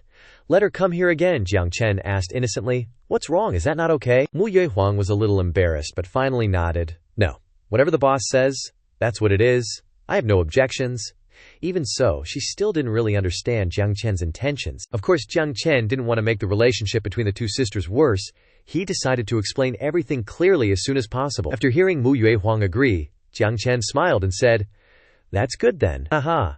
Later you can send a letter to your older sister. Tell her to come here, we will clarify everything together." People around them all admired him. As expected of an expert, he truly is an expert. Although Mu Yuehuang was a little unwilling, she finally agreed to listen, because it was the expert's arrangement. After everything was arranged neatly, Jiang Chen decided, "Then we'll just follow this plan. We'll start working after the meal." Time slowly passed, and a letter was sent to Mu Yuehuang. Holding the letter in her hand, Mu Yuehuang trembled and muttered, "This is a letter from my younger sister. What is this? Asking me to come to the wooden house for a visit." Xianxia couldn't help but be startled and asked, "What? Is it a declaration of war?" Mu Yuehuang became more and more confused as she read, "I don't understand either. She said she's learning to make pottery at Jiang Chen's place. Could it be that she's really brainwashed? A future holy maiden like you is making pottery? I really can't accept this way of thinking of Mu Yuehuang." Back at Jiang Chen's wooden house, Mu Yuehuang was focused on shaping clay at the pottery wheel. Her eyes were glued to the spinning table, but deep down, she couldn't hide her worries. The Yuhua Holy Land had a rule since its founding. Disciples create their own opportunities, and no one can interfere. When the two sisters were little, an elder praised, "Amazing! You're qualified to be inner-sect disciples at such a young age. Plus, you possess two top-grade attributes, ice and fire. It's thanks to this that the Yuhua Holy Land hasn't been destroyed and can continue to thrive." The elder looked at the two sisters with satisfaction. "You two are truly a pair of genius sisters. The Yuhua Holy Land's future is in good hands." Back then, the relationship between the two sisters was incredibly close, to the point that it made others admire and envy them. Time passed, and both of them gradually grew up. But life isn't always smooth sailing, you know. Mu Yuehuang awakened the frozen hell ice emperor physique, a rare innate physique. Meanwhile, Mu Yuehuang was still happy and close to her sister, even sincerely congratulating her. "I heard the Holy Master accepted you as a disciple. That's awesome," Mu Yuehuang replied with a smile. "Master has also prepared a large amount of cultivation resources for you." Mu Yuehuang hesitated and said, "But the Holy Master and the Grand Elders told me that, without supreme luck, my undying Grand Emperor physique can't be awakened." Mu Yuehuang gently encouraged her. "People are the most important factor, so don't worry too much. Just cultivate diligently, and I believe you'll definitely succeed." As she spoke, she stroked Mu Yuehuang's head. However, even with her sister's comfort, only Mu Yuehuang truly understood her situation. Even the Holy Master and those old fogies in the Holy Land couldn't help her awaken her physique. In the end, they concluded that only through life-or-death trials could there be a sliver of hope. Mu Yuehuang didn't hesitate to risk her life, constantly venturing into dangerous forbidden areas, but still achieved nothing. The undying Grand Emperor physique is just a useless physique before awakening, providing no benefits whatsoever. Meanwhile, Mu Yuehuang was the complete opposite. When Mu Yuehuang was appointed as the Holy Maiden, everyone happily congratulated her. An elder stepped forward and praised, "In just a few years you've made rapid progress. Surpassing countless disciples who entered the Holy Land before you, you can grasp any divine ability in a short amount of time. Truly remarkable." Mu Yuehuang humbly clasped her hands. Yuehuang thanks the elders. But she completely ignored the pained expression on Mu Yuehuang's face behind her. In that moment, the elder noticed Mu Yuehuang and asked, "Hey, isn't this your younger sister? What's her name again?" It's a pity. Even though she was initially noticed, those in power in the Holy Hall tried everything but still couldn't awaken her physique. Another elder continued, "It's alright, she has a sister like you, so she can rely on you in the future." Then they both laughed heartily. Laughter echoed throughout the main hall. Mu Yuehuang, pissed, yelled, "Enough!" The two elders startled, staring at her in confusion. Mu Yuehuang grabbed Mu Wenhuang's hand and coldly said, "Yuehuang has been impolite, we'll take our leave first." Then, she dragged her younger sister away from them. Once they were alone, Mu Yuehuang looked at Mu Wenhuang, trying to comfort her. Wenhuang, don't overthink it. The elders didn't mean any harm. Mu Wenhuang understood that, but she wasn't having it. She yanked her hand away from Mu Yuehuang, saying coldly, "The elders aren't wrong. You're so extraordinary, while I'm just ordinary. In this world, talent is everything. All of this is just normal." The more she talked, the more lost Mu Yuehuang felt. She was really drifting apart from her younger sister. She just couldn't understand Mu Wenhuang's inferiority complex. Mu Wenhuang looked at her sister, tears welling up, and pleaded, "Please, stop talking to me in such a condescending tone." At that moment, Mu Yuehuang's heart felt like it was weighed down by a huge rock. These were Mu Wenhuang's first words like that, but they hurt way too much. Yeah, Mu Wenhuang wasn't wrong. In this world, talent is king. These things can only be endured. From then on, Mu Wenhuang and Mu Yuehuang received completely different treatment. In a faraway place, Mu Wenhuang suddenly touched the delicate jade bracelet on her wrist. It was a precious gift that their master had given to the two sisters, a pair of identical bracelets, symbolizing the deep bond between them. Memories of their joyful and happy days together made her smile slightly. Just then, Mu Yuehuang appeared and asked, "What are you smiling about?" Mu Wenhuang looked flustered, as if caught red-handed, trying to hide her embarrassment by puffing out her cheeks and replying, "HMPH, who needs you to worry about it?" Mu Yuehuang immediately retorted, "Just knows how to smile like a fool. Go cultivate already, don't waste time." Mu Wenhuang irritably snapped back, "I just got here and you're already saying I'm wasting time. Don't be so uptight." The two sisters kept bickering. Mu Wenhuang sat there kneading clay, her heart full of anger. Suddenly she realized with a start that she really was wasting time. Looking at the misshapen lump of clay in front of her, she couldn't help but sigh. What kind of weird thing did I just make? In the quiet room in the afternoon, a handsome man was diligently making pottery. His eyes were focused on every move, as if he were looking at the love of his life. His nimble fingers kneaded the clay skillfully, each movement as rhythmic as a dance practiced hundreds of times. Joy was evident on his face as he poured his heart into every tiny detail, creating vibrant works of art. Mu Wenhuang looked at it with admiration. Both the master and his works are masterpieces. Jiang Chen, noticing her strange expression, sighed and asked, "Hey, are you seriously learning or not?" He held up the ceramic bird he had just finished, his heart full of worry, hoping Mu Wenhuang would observe more closely. Jiang Chen became serious again and began to explain.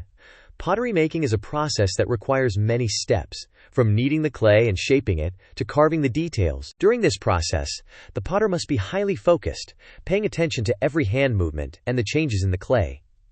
This focus not only helps us temporarily forget our troubles, but also makes our souls more relaxed. Furthermore, making pottery also requires patience and perseverance. Each ceramic product must go through many steps before it can be completed. Mu Wenhuang stared intently at Jiang Chen, her eyes fixed on him, listening with rapt attention, even if it was unclear whether she really understood everything he said or not. Jiang Chen continued, "Each step requires patience and meticulousness. By persevering in completing each stage, we can cultivate patience and perseverance. These qualities will gradually seep into a person, helping the soul become more open and steadfast. To me, it's just an ordinary pottery piece.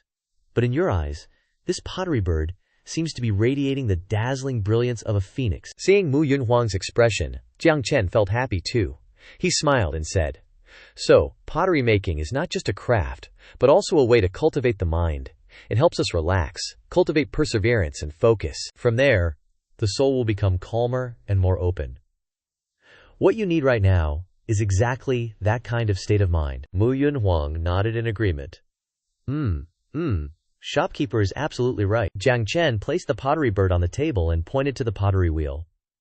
"Then, why don't you give it a try?" Mu Yunhuang started working, but the results were extremely strange. 1, 2, then 3. By the fourth one, the finished product became even stranger, distorted, and incomprehensible. Jiang Chen couldn't help but be surprised when he saw it. "These pottery birds seem to be emitting a gloomy aura. Miss, are there negative thoughts in your heart?" Although Mu Yunhuang didn't want to admit it, she finally nodded, her hands still spinning the pottery wheel. She continued to redo it over and over again, but all failed, and no product took any specific shape. Jiang Chen didn't show any impatience or anger towards Mu Yunhuang. Instead, he maintained a gentle and unhurried attitude, patiently explaining, "Pay attention to your mood. Reflect on what you are thinking while kneading." Mu Yunhuang suddenly startled. Mood. At that time, my heart was full of dissatisfaction and turmoil. Seeing her older sister's rapid cultivation progress while she seemed to be standing still, The source of the pressure became clear. Although she had escaped the predicament thanks to Jiang Chen, the feeling of inferiority and self-doubt still haunted her. Every time she witnessed her older sister displaying advanced magic or showing overwhelming power, Mu Yunhuang couldn't help but feel inferior, helpless, and doubtful about her own abilities. She gradually believed that she would never be able to keep up with her sister's pace, and the fear of being left behind grew stronger in her heart. This anxiety and impatience had become the dominant mood throughout her cultivation process. After a moment of reflection, Mu Yunhuang suddenly seemed enlightened. Her eyes widened in surprise, and she said to herself, "Could it be that the shopkeeper wants me to re-examine my cultivation methods and skills, change my cultivation style and mood, and find a path that suits me?" The path of cultivation is not a race, but a journey of self-growth and comprehension for each individual. Everyone has their own talents and rhythm. Jiang Chen nodded slightly, gave a gentle smile, and softly advised, "The key is to focus on cultivating yourself, not comparing yourself to others." Hearing this, Mu Yunhuang seemed to wake up.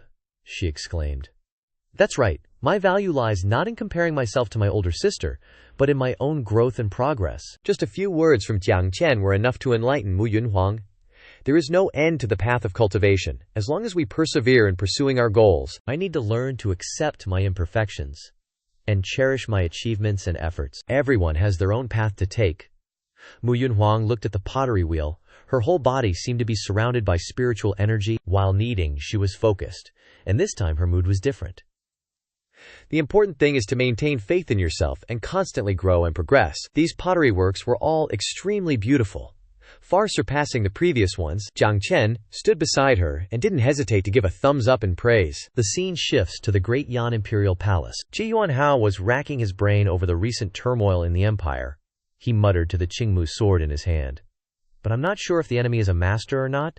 Is there a larger force or some unmentionable secret hidden behind them? It's time to make a decision, because this is happening in my territory. If this continues, the authority and security of the nation will be threatened, even shaking the foundations of the great Yan Empire and bringing untold disaster." Seeing Ji Yuanhao's worries, Shen Mu said honestly, "I'm afraid I can't help much, because I just appeared not long ago, and my understanding of the demon race is limited. I'm also not clear about their strategies and intentions, but being careful is always necessary." Ji Yuanhao nodded. "You're right. Protecting the territory and security of the people of Great Yan is the top priority. I must find the demon race's weakness and how to deal with them. The Golden-Winged Rock Clan and the Yan Emperor have already ceased fighting. Would the other demon races dare to cause trouble again? Forget it. Let's not talk about this anymore." "Do you feel like you and I have become stronger recently?" Mu Jian answered frankly. "No." Ji Yuanhao pondered for a long time before slowly saying, "Looks like we need to go back and see that master again." Underground chaos often leads to public chaos, and the current Yuhua Heavenly Palace is the clearest example of this. For some unknown reason, the main hall was packed with people, and it was noisy everywhere. The disciples in the clan all seemed suspicious and confused by this strange event. They had heard everything about the Holy Maiden's younger sister, but no one expected her to actually send a challenge letter. Unbelievable. She was just promoted to a core disciple, and her cultivation has also broken through, but now she is giving up all the resources and nurturing of the immortal palace to run after the enemy, to make pottery. This is not only a rash action but also a betrayal. It would be light if she was expelled from the sect, and even worse, if she was severely punished. Mu Yunhuang felt more and more dizzy, as if she was about to explode with tension. But at that moment, a dignified and familiar voice rang out, attracting everyone's attention. "Enough! Everyone be quiet and don't rush." Seeing the figure of the old ancestor, everyone fell silent, their eyes focused on him, waiting for his handling. Mu Yunhuang hurried over and said worriedly, "Old ancestor, my younger sister is young and ignorant. She doesn't understand the ways of the world. This action must have been seduced by a villain. This is my fault for not managing her strictly. I hope the old ancestor will be generous and give me a chance to correct my mistake. I am willing to lead my foolish sister back, so that she can confess her guilt and await punishment." Although he wanted to be tolerant, Shen Xiaozi was determined this time. As soon as the two words, "no need," came out, Mu Yunhuang immediately felt like she had fallen into the abyss of despair. She quickly knelt down on the ground, intending to continue begging, but Shen Xiaozi coldly interrupted her. As soon as Mu Yunhuang saw Shen Xiaozi, she hurried over and said worriedly, "Old ancestor, my younger sister is young and ignorant. She doesn't understand the ways of the world. This action must have been seduced by a villain, all because I didn't manage her strictly. I hope the old ancestor will be generous and forgive me. Give me a chance to atone for my sins. I ask to personally lead my younger sister back to confess her guilt and wait for the old ancestor to deal with it. Although he wanted to be tolerant, Shen Xiaozi was determined this time. As soon as the two words, "no need," came out, Mu Yuehuang felt like she had fallen into the abyss of despair. She quickly knelt down, intending to continue begging, but Shen Xiaozi interrupted her. Yuehuang, listen to what old ancestor has to say first. The mysterious person in the wooden house has unknown origins and strength, and suddenly a green-clothed person appeared who absorbed other people's magic power, adding the movements of the great Yan dynasty and the Qing Yun Holy Land. The situation around the Yuhua Immortal Palace is extremely complicated. With just a little carelessness, we will fall into eternal doom. Mu Yuehuang understood these words, but Shen Xiaozi continued. Losing your younger sister is indeed a pity, but it was her choice. I can't let you and others continue to take risks because of this matter. Shen Xiaozi slowly walked to Mu Yuehuang, put his hand on her shoulder, and gently reassured her. Yuehuang, don't worry. I promised your parents many years ago that I would take good care of you two sisters. I will take care of Yuanhuang's side, trust me. Mu Yuehuang was silent. Knowing in her heart that she could not deny Shen Xiaozi's words, she could only obediently nod and step back. At this time, Wu Shenji stepped forward to report.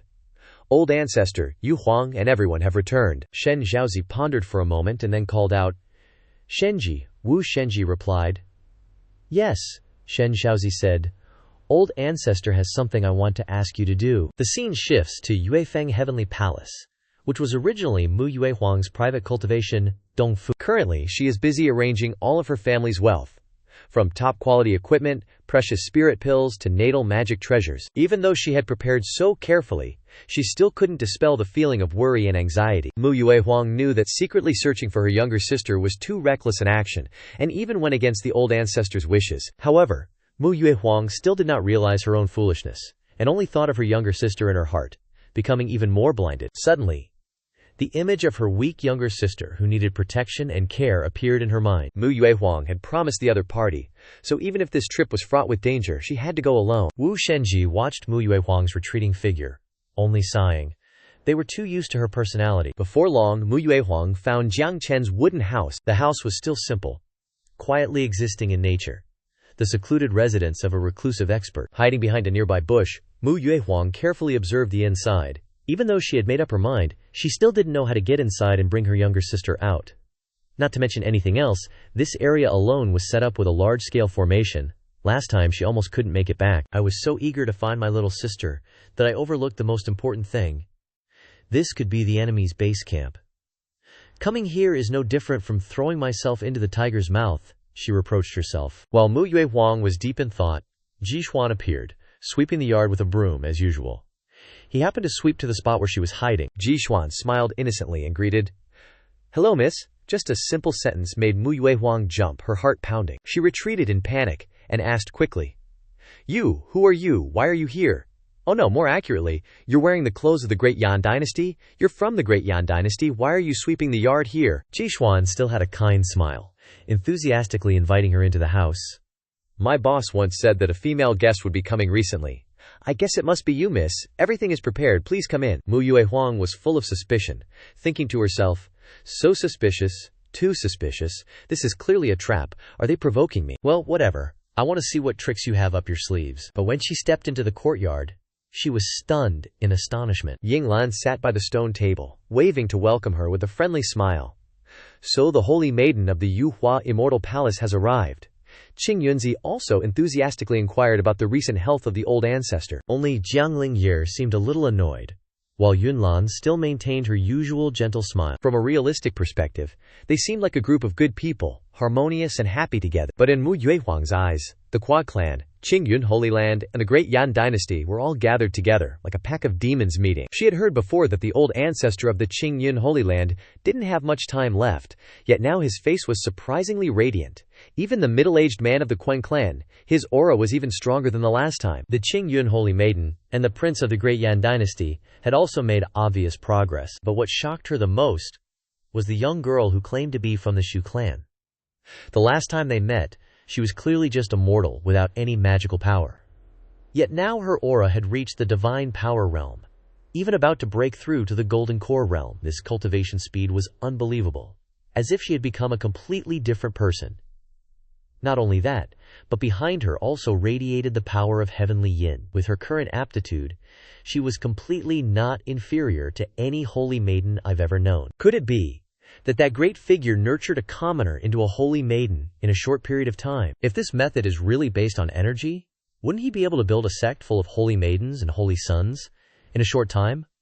Mu Yuehuang felt extremely terrified. The more she thought about it, the more dangerous it seemed. If that was the case, her side could be completely crushed. Now she was confused. This news was indeed extremely important. Should I use all my strength to escape from here and tell everyone? If I hesitate, when that great figure appears, I definitely won't be able to escape. Suddenly, Jiang Linghe stepped in front of Mu Yuehuang, her eyes fixed on her with contempt. Jiang Linghe coldly said, "The future holy maiden of the Yuhua Heavenly Palace, I will definitely surpass you."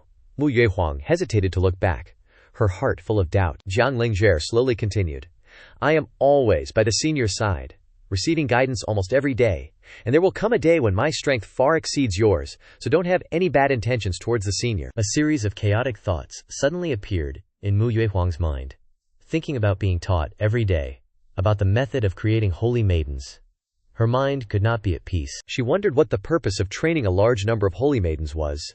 What kind of cultivation method allowed one to increase their cultivation every day just by being by their side? Could it be dual cultivation, multiple cultivation, or could it even be limitless cultivation? Mu Yuehuang suddenly realized Jiang Chen's terrifying plan, feeling that she had revealed her ignorance. At that moment, Jiang Chen came out, wearing an innocent smile. So lively. "Is that Miss Yuhuang?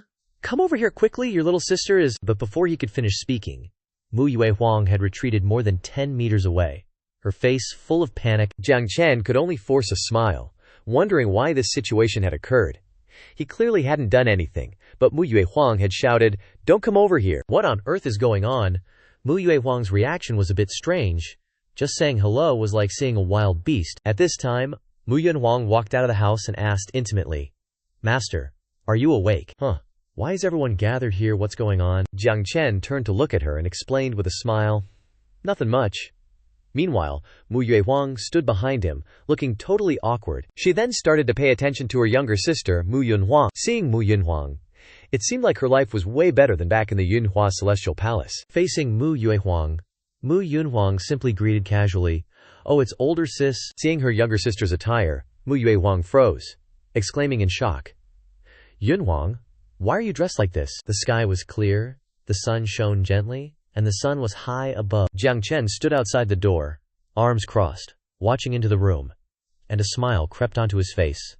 Clearly, he was in a great mood, all because the two sisters were sitting opposite each other at the pottery table. The two of them worked together, happily molding the clay, creating a warm and happy scene. In just a moment, they completed 2 little birds modeled after themselves. Jiang Chen watched from outside, nodding, thinking to himself, "The atmosphere is great, I told you. Just sit down and talk sincerely. There's nothing the two sisters can't resolve." But suddenly, Mu Yuehuang got angry, overturned the pottery table, and shouted, "Why do I have to be here kneading mud? I told you this is a waste of time."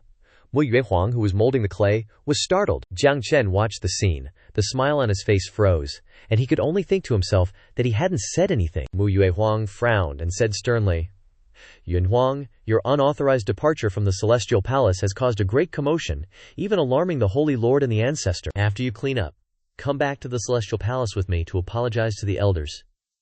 If you humbly admit your mistakes, the Ancestor will definitely not punish you severely." "This is tense," Jiang Chen pondered, feeling that the situation was indeed serious. Did this happen because Mu Yun came to my place? Jiang Chen wondered if he should intervene, but ultimately decided to continue observing, as this was a personal matter between the two sisters. Mu Yunhuang's expression changed slightly upon hearing Mu Yuehuang's words, but she quickly regained her composure. She took a deep breath, adjusted her breathing, and then calmly asked, "Can we sit down and talk more carefully?" However, Mu Yuehuang seemed to be harboring too much resentment, and she immediately exploded without thinking, "Do you even understand the current situation? Do you know how much trouble you've caused? If you take one wrong step, you'll be considered a traitor to the Celestial Palace.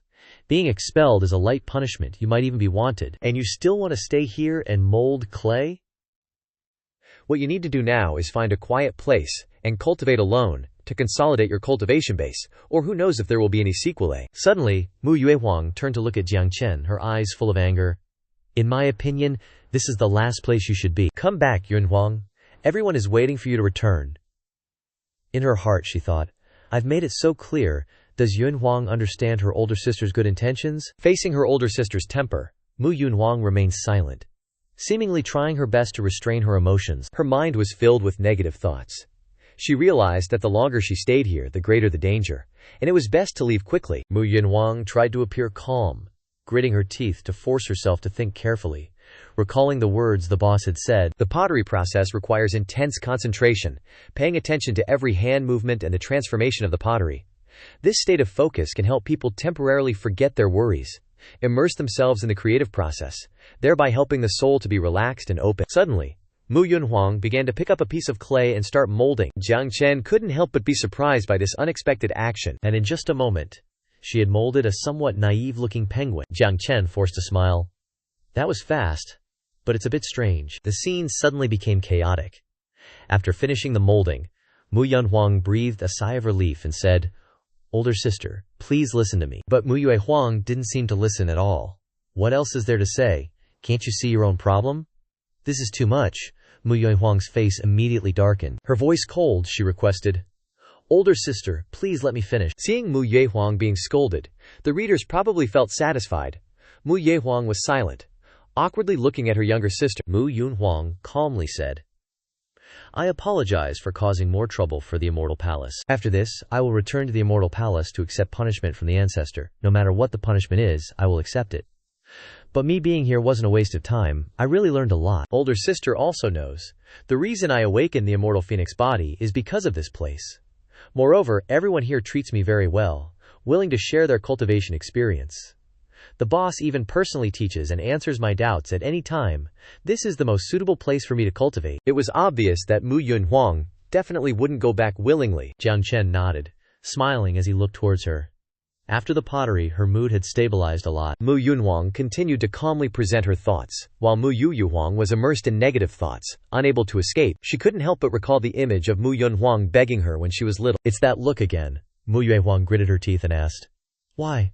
Why don't you ever listen to me? Mu Yunhuang looked at her older sister in surprise, not understanding why she was suddenly like this. Mu Yuehuang, with a selfish and uncomprehending attitude, shouted, What gives you the right to act so willfully? Can't you put yourself in other people's shoes for once? You just made a breakthrough in your cultivation, finally having a chance to catch up to me. Yet, at this crucial moment, you choose to run away from the Immortal Palace. Have you ever thought about how everyone in the Immortal Palace will treat you? A rare opportunity to be on par with the Holy Maiden is right in front of you, yet you don't cherish it, and instead you're here playing with mud. Everyone thinks you're crazy, right? I think you're just being rebellious, wanting to go against me, using your own future as a joke. You say this place is the most suitable for you, and everyone here is good, but are you sure that's true? There's no such thing as something so good in this world, right? You must have forgotten where your current cultivation came from, and how strong you are in this place. It was as if Mu Yuehuang was trying to use meaningless reasons to justify, begging Mu Yunhuang to return. Yunhuang, listen to me, come back with your older sister. Mu Yunhuang's face darkened, and she coldly called out, Older sister. Mu Yuehuang looked up, waiting to see what she would say next. But Mu Yunhuang was very understanding, and just reached out to hold her hand. Mu Yunhuang softly said, There's no need to confirm anything. This is my own choice, and I will work hard to take responsibility for this decision, so I hope older sister can respect my choice. It seemed that Mu Yuehuang's beauty and intelligence were inversely proportional. She didn't pay any attention to her younger sister's words at all, and was only loyal to her own selfishness, always thinking and forcing her younger sister to listen to her. Mu Yuhuang suddenly slapped Mu Yunhuang, the sound echoing in the space. Mu Yunhuang was shocked, her eyes widening as she stared at her. Mu Yuehuang was filled with negativity and resentment, questioning, Have you forgotten? Mu Yunhuang looked back awkwardly, while Mu Yuhuang continued, Every time it's because of you, you have to take responsibility. But how do you take responsibility? That's right, back then, it was also because of you. Because of your willfulness. If it wasn't because of your mischief then, you're very good. Now you've learned how to talk back. You try to appear calm to resolve things. But you abandon reason, using your negativity to perceive everything. Mu Yunhuang still tried to explain, but Mu Yuehuang was almost out of control, gritting her teeth and saying, Don't you know what everyone has suffered because of your whims? If you weren't there. Painful memories flooded back. Mu Yunhuang was on the verge of tears. Suddenly, a gentle but dignified voice rang out, interrupting the argument. Enough! Realizing the situation was getting out of hand, Jiang Chen quickly stepped forward, standing in front of Mu Yuanhuang. He looked at Mu Yuanhuang, frowning, and said, "This elder sister, you're being a bit much." Mu Yuanhuang looked at Jiang Chen standing in front of her, a feeling of warmth filling her heart. As expected of the boss, with the boss here, she felt much more at ease, she thought.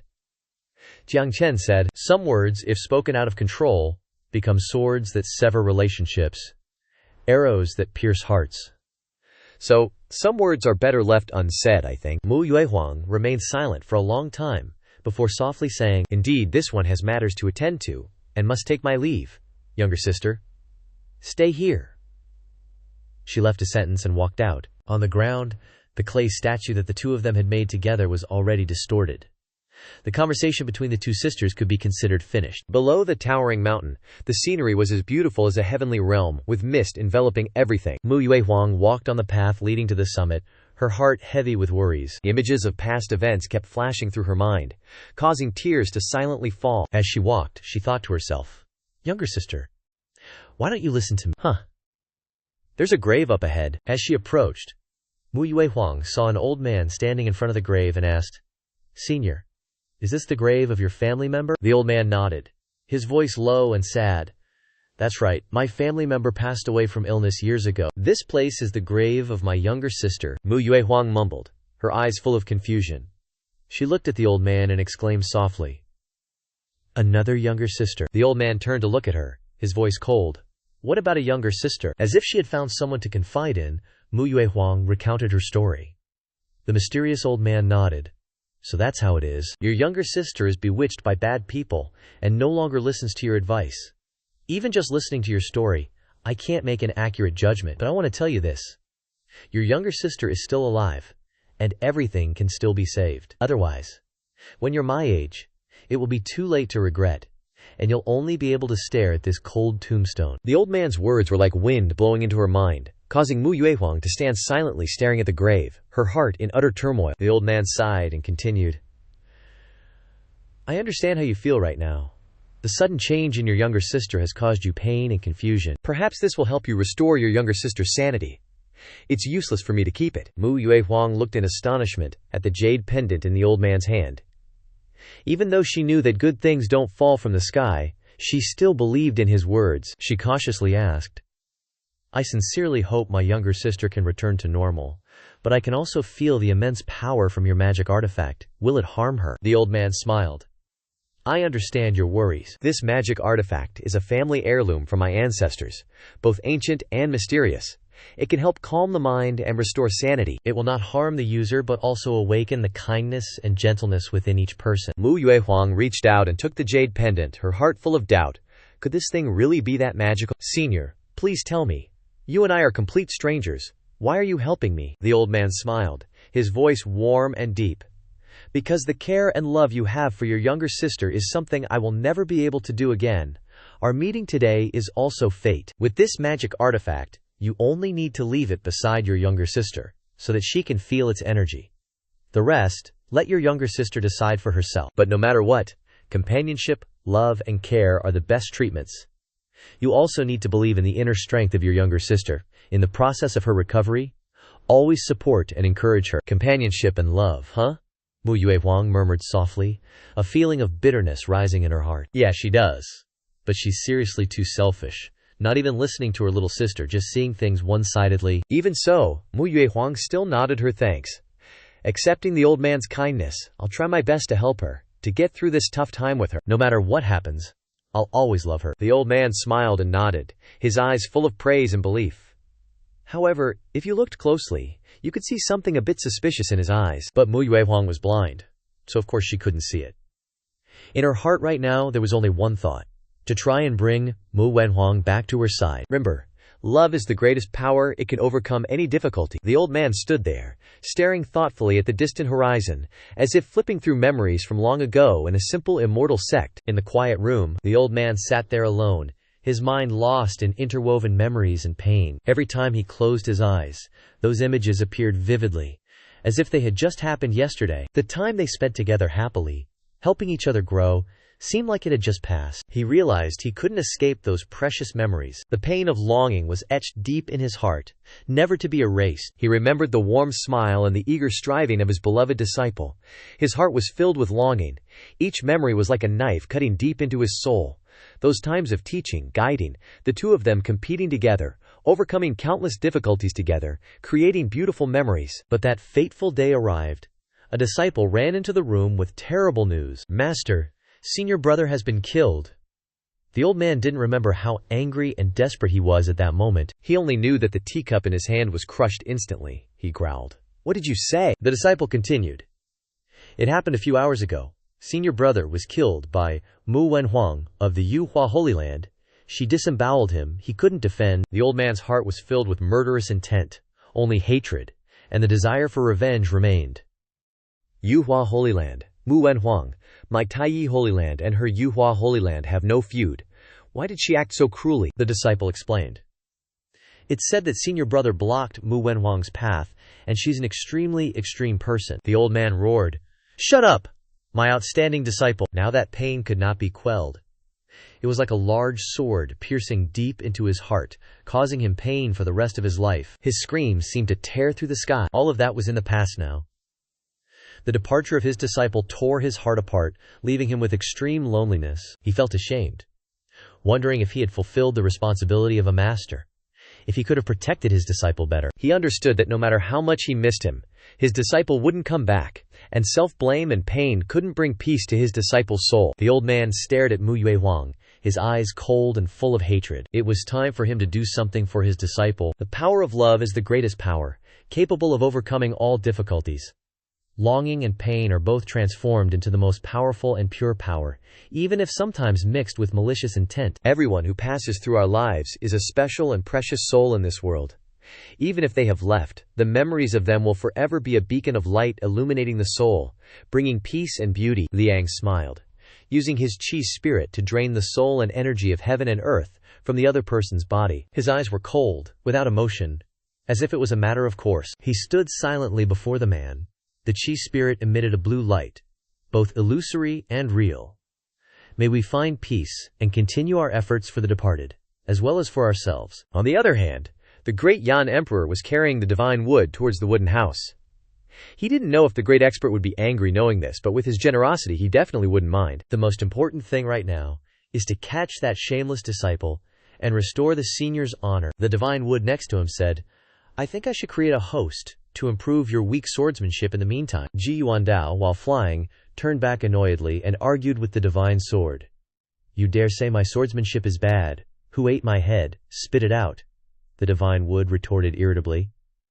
"See for yourself if you're strong," Ji Yuandao yelled. "I wasn't this weak before I got released. I'm still a grand martial uncle." Suddenly, Ji Yuandao sensed a strange aura nearby, and his wooden sword recognized it too. From afar, a powerful demonic aura burst out, as if it had no intention of hiding at all. At this moment, Liang had finished draining the corpse and was retrieving his spirit energy. At the same time, he also sensed the appearance of a powerful figure. Ji Yuandao swooped down from above, his eyes sharply scanning the person in front of him, his voice cold as ice.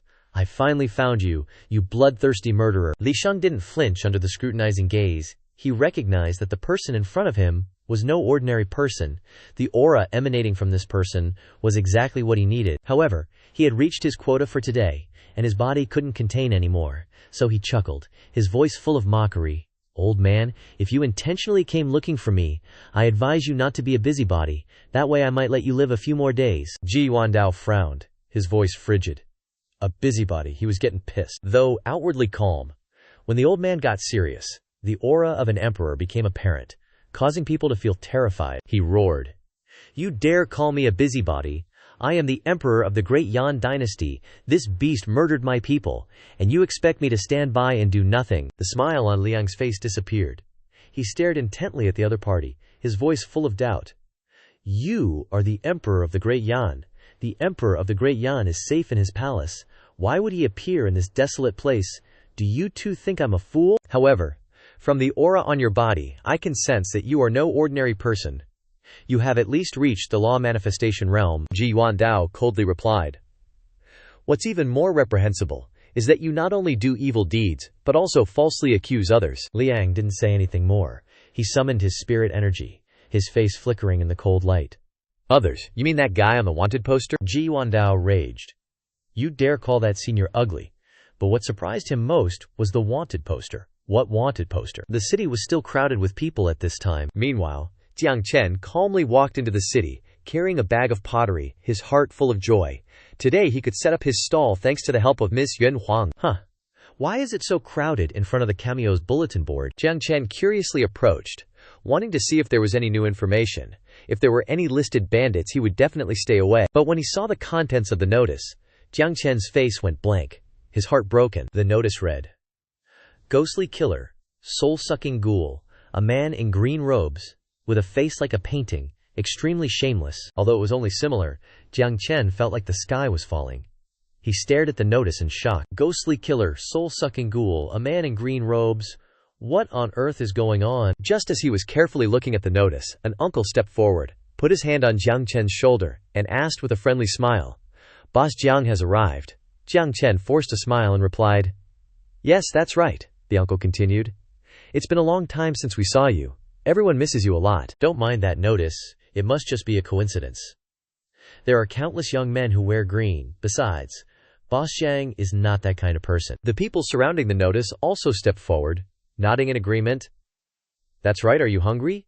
Come to my stall for a bowl of noodles. Even though Jiang Chen was troubled by that picture, he didn't expect to be cared for by everyone so much. Feeling trusted was so great. Jiang Chen smiled and said, Thank you, everyone. But then he thought, but why is the hairstyle also so similar? Who is that hateful person anyway? Right then, that annoying guy was facing Ji Yuandao, his voice cold and full of disdain. That ugly mug? Are they all blind or what? Not only did they draw my stunning face like that, but it's even more infuriating that the clothes I'm wearing are white, and that green is just light reflecting off the spirit energy. So annoying. Ji Yuanhao gritted his teeth, saying, Doing such a terrible thing and still acting arrogant. I better capture him alive, give the deceased an explanation, and clear the name of that esteemed figure. But even if my swordsmanship is skillful, it's not invincible. Besides, this kid's strength is a mystery. He's probably deliberately hiding it. I wonder what kind of person he is, how he fights. Mu Jian, standing beside him, said with a confident smile, Don't worry, I won't let you lose. Your hesitant appearance is embarrassing me. Ji Yuandao looked at Mu Jian, sighing, You really are a kid who speaks so arrogantly, without any courtesy. The old man raised his head, his eyes full of challenge as he stared directly at Liang, his voice cold. I'm warning you, you're stepping into big trouble. You've unwittingly become the scapegoat for a figure you shouldn't mess with. Compared to that person, you're just a nobody. Not only in ability, but even your arrogance is worthless. Li Xiang calmly replied. Oh, really? Ji Yuandao continued to boast, proud of his transcendent wisdom and far-sightedness, his ability to understand the principles and mysteries of the universe. He sees through all the vicissitudes of life, guiding us on the great path of cultivation. His extraordinary wisdom understands the human heart, breaking through layers of confusion, enhancing the cultivation level of those around him. Unlike you, a mediocre person who only tarnishes the honor of that esteemed figure. Liang, hearing this, couldn't help but get annoyed. He asked, Oh, if the person taking the fall for me is really that strong, I'd like to meet him. As he spoke, Liang controlled his spirit energy, rushing straight toward Ji Yuandao. Two bone snake spirit energies swept through the air with incredible speed, leaving behind a green afterimage. However, Ji Yuandao wasn't easily defeated. The moment Li Xiang controlled his spirit energy to attack, the old man found an opening to counterattack. Liang instinctively jumped back, dodging. His figure seemed to blend into the mist, showing that he wasn't an ordinary person. Perhaps he really was the great Yan Emperor, indeed with some ability. Ji Yuandao laughed loudly. Ha ha, you're young. Your magic is indeed formidable. But swordsmanship requires courage and strength, not something a mediocre cultivator like you can understand. In an instant, Ji Yuandao had moved behind Liang, preparing to attack. He knew that whether it was an emperor or a true swordsman, they had to overcome the fear and anxiety in their hearts, bravely facing unknown challenges, not only for the esteemed figure, but also for my people. Concentrating his mind, pouring out all his strength, Ji Yuandao gritted his teeth, raising his sword above his head, preparing to unleash a great wave. But suddenly, the divine tree swelled up and swallowed Ji Yuandao's head. On the other side, Liang, who was preparing to fight back, was speechless. In his heart, he thought that he still felt the guy wasn't the great Yan Emperor. Even if it was just for a moment, there was no mourning for the great Yan Emperor preparing for the next battle. Cultivators possess extraordinary spiritual energy and power. They can absorb spiritual energy from heaven and earth, transforming it into their own core source of energy, far exceeding the limits of ordinary people, achieving unimaginable abilities such as flying, invisibility, teleportation, controlling the elements, and even grasping the laws of life, death, and reincarnation. Not only that, cultivators also possess an unwavering will.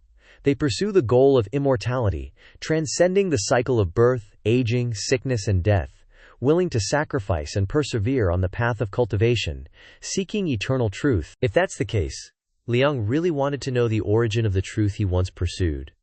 Perhaps he was also a passionate person at first, but now his eyes were as cold as ice, with no interest in life anymore. Crimson blood had stained his memories, making him unable to remember anything clearly. He was only haunted by the sea of blood that day, and the cold words of those people still echoing in his ears. Being someone of the demon race, there's nothing good about the demon race. What can such a small fry do? Forget it. What waves can he make alone? Why? What did I do wrong? He gently closed his eyes, his pupils as red as blood, as if the tears flowing from his eyes were also crimson. What did I do wrong to have to witness that? Ji Yuandao was now controlled by Mu Jian, his mind blurred, unable to see anything clearly. In Liang's mind, a familiar figure appeared, wearing a pure white robe, with hair as white as snow, approaching to ask him, "What kind of power do you want to possess?" Liang suddenly woke up, murmuring, "That's right, power. I want power. I need power. Only the strong can grasp the laws of this world. Only the strong can survive and protect themselves and their loved ones. But what am I doing?"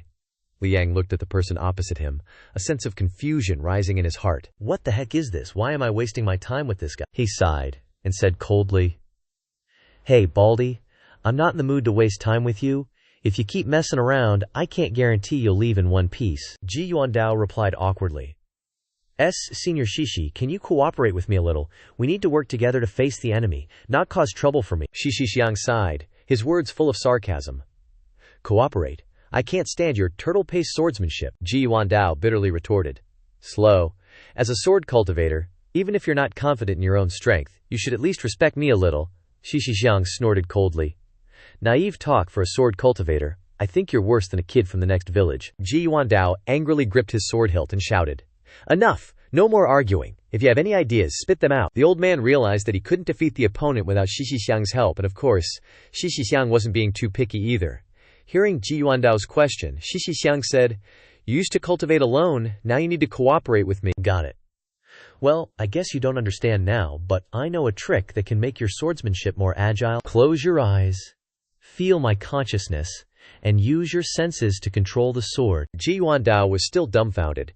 Before he knew how to feel, Shishi Xiang continued, "That way you can unleash your maximum power." Ji Yuandao suddenly burst into anger, yelling, "Am I supposed to believe your nonsense? Are you sure you're not messing with me? I can't see anything now and I don't have a weapon. How can I use swordsmanship?" Shishi Xiang suddenly retorted, "Are you sure you don't have a sword in your hand?" Ji Yuandao was startled, felt again, and realized the situation had changed subtly. He stared at his hand, feeling like he was holding a sword. The old emperor indeed had a sword in his hand, and its power even surpassed Shishi Xiang's true form. Spiritual energy surged continuously. Ji Yuandao, with Shishi Xiang clamped onto his head, jumped into the air, preparing to attack Liang.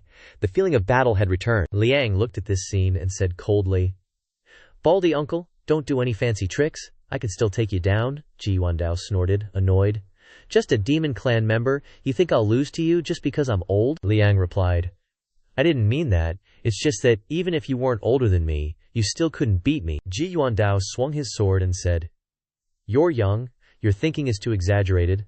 Let me show you my new power." Shishi Xiang sighed and said, "Don't be too smug. The opponent is very strong. His strength far exceeds your current level." Ji Yuandao was shocked and asked, "Really?" Shishi Xiang honestly explained, "From what I observe, this person is an extremely mysterious spirit weapon master. When paired with a spirit weapon, they can create bizarre and powerful spells. Those who can absorb the magical energy of others must rely on the cooperation with the spirit weapon. However, this power has limitations, such as attributes, state, and compatibility within the spirit weapon's body. The effectiveness of energy absorption depends on the quantity and quality.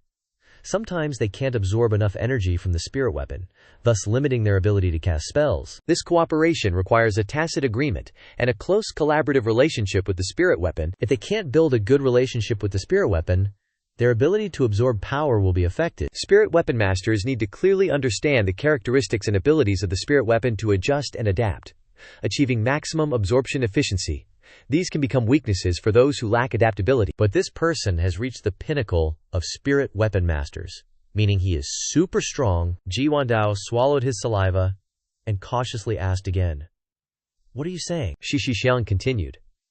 "Although I don't know how he reached that level, but if you use your weakness to challenge someone else's strength, it's no different from courting death." On the other side, Liang still had no intention of making a move, only coldly glanced at Ji Yuandao and snorted softly. Ji Yuandao angrily asked, "What do you mean by weakness attacking someone else's strength? Swordsmanship is the strength I'm most proud of. You're such a damned idiot." Xianxia sighed lightly and said, "I meant the cooperation between the two of us." This left Ji Yuandao unable to refute, because the two of them had no coordination at all. Xianxia continued, "If you want to retreat safely, you need to seriously observe and understand your opponent's behavior and abilities. You can perform some distracting actions to interrupt the cooperation between them and the spirit. Loud noises, bright lights, or thick fog can all create problems for them." Ji Yuandao nodded with a smile. "Oh, I understand now. These things will make it difficult for him to absorb power, weakening his ability to cast spells. When he uses his absorption ability, he also reveals his weakness. Attacking those key energy points will reduce his ability to cast spells." Enlightened by Xianxia, Ji Yuandao began to think more carefully, and the sword in his hand gradually disappeared. The old lion exclaimed in surprise, "Oh, I get it now." And just like that, Ji Yuandao tossed his emperor's dignity out the window. Anyway, Xianxia had already got his jaws around the old guy's head, so no one could see anything.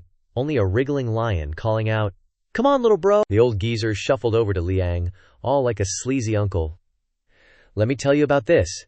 Liang didn't even have time to react. Ji Yuandao leaned in close to his ear and shouted, making Liang jump out of his skin.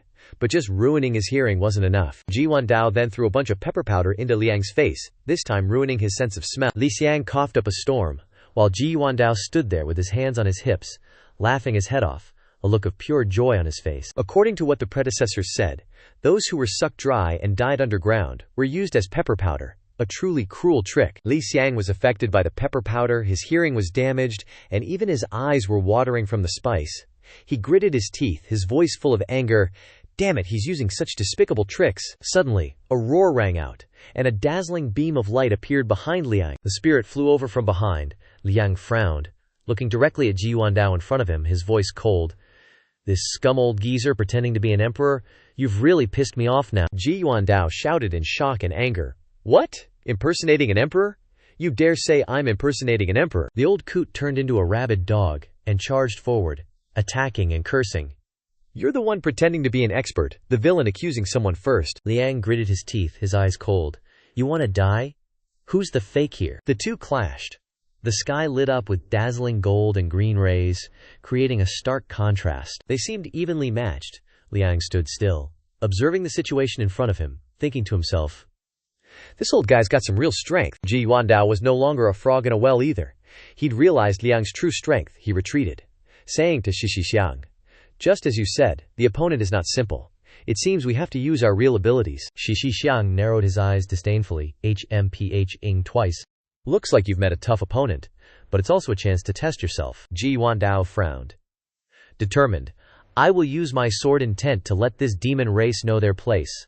I will absolutely not forgive anyone who dares to trample on my great Yan Empire." Liang coldly replied.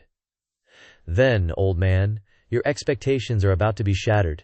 You think being strong gives you the right to be arrogant." But Ji Yuandao looked at the scene before him with a displeased look.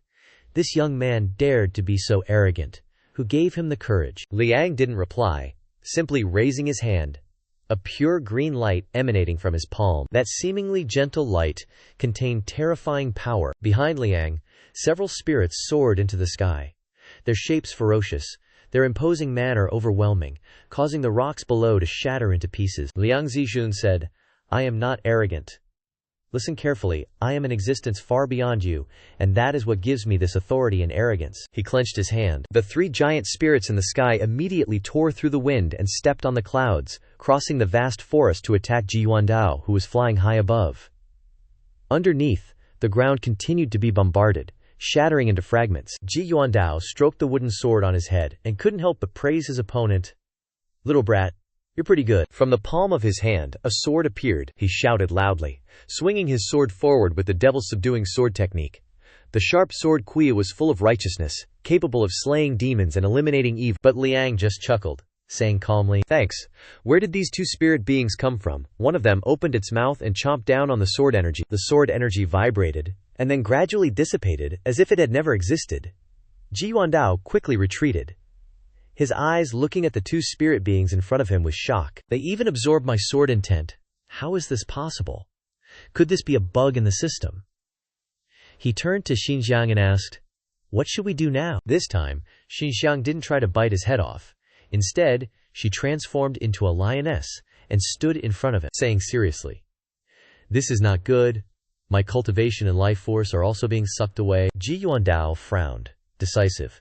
"If we can't deal with his spirit beings, there's only one way. It's risky, but if we can find a breakthrough point, we still have a chance to win. To catch bandits, you must first catch their chief."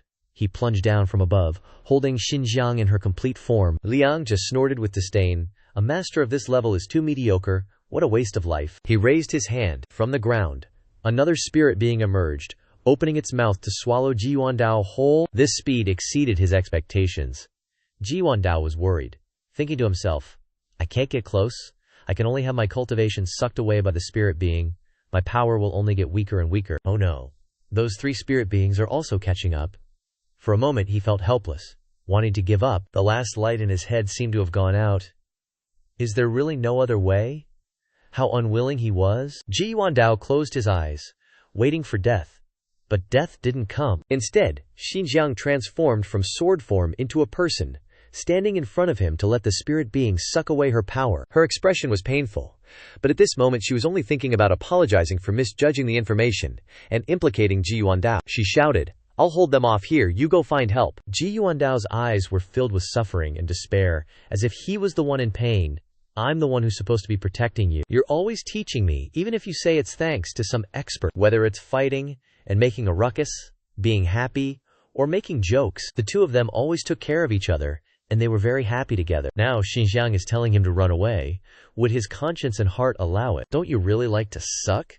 Ji Yuandao frowned, then suddenly unleashed all his power. That spirit being will definitely be sucked to a certain extent, so he decided to take a gamble and make it explode. As expected, Ji Yuandao's judgment was correct. The spirit being clinging to Xinjiang disappeared. Success! He quickly rushed over, hugged Xinjiang, and flew away, muttering, "These spirit beings are indeed identical. They have energy resonance. If one is destroyed, the other loses its effect as well." Seeing his spirit being destroyed, the expression on Liang's face changed drastically. He glared and muttered in anger, "My important Hun Chi, all the souls I collected are useless now. That damn old man, don't even think about escaping." Liang gritted his teeth, ready to chase after Ji Yuandao, but suddenly a youthful voice rang out, causing him to stop. A girl appeared, not to help, but to remind him.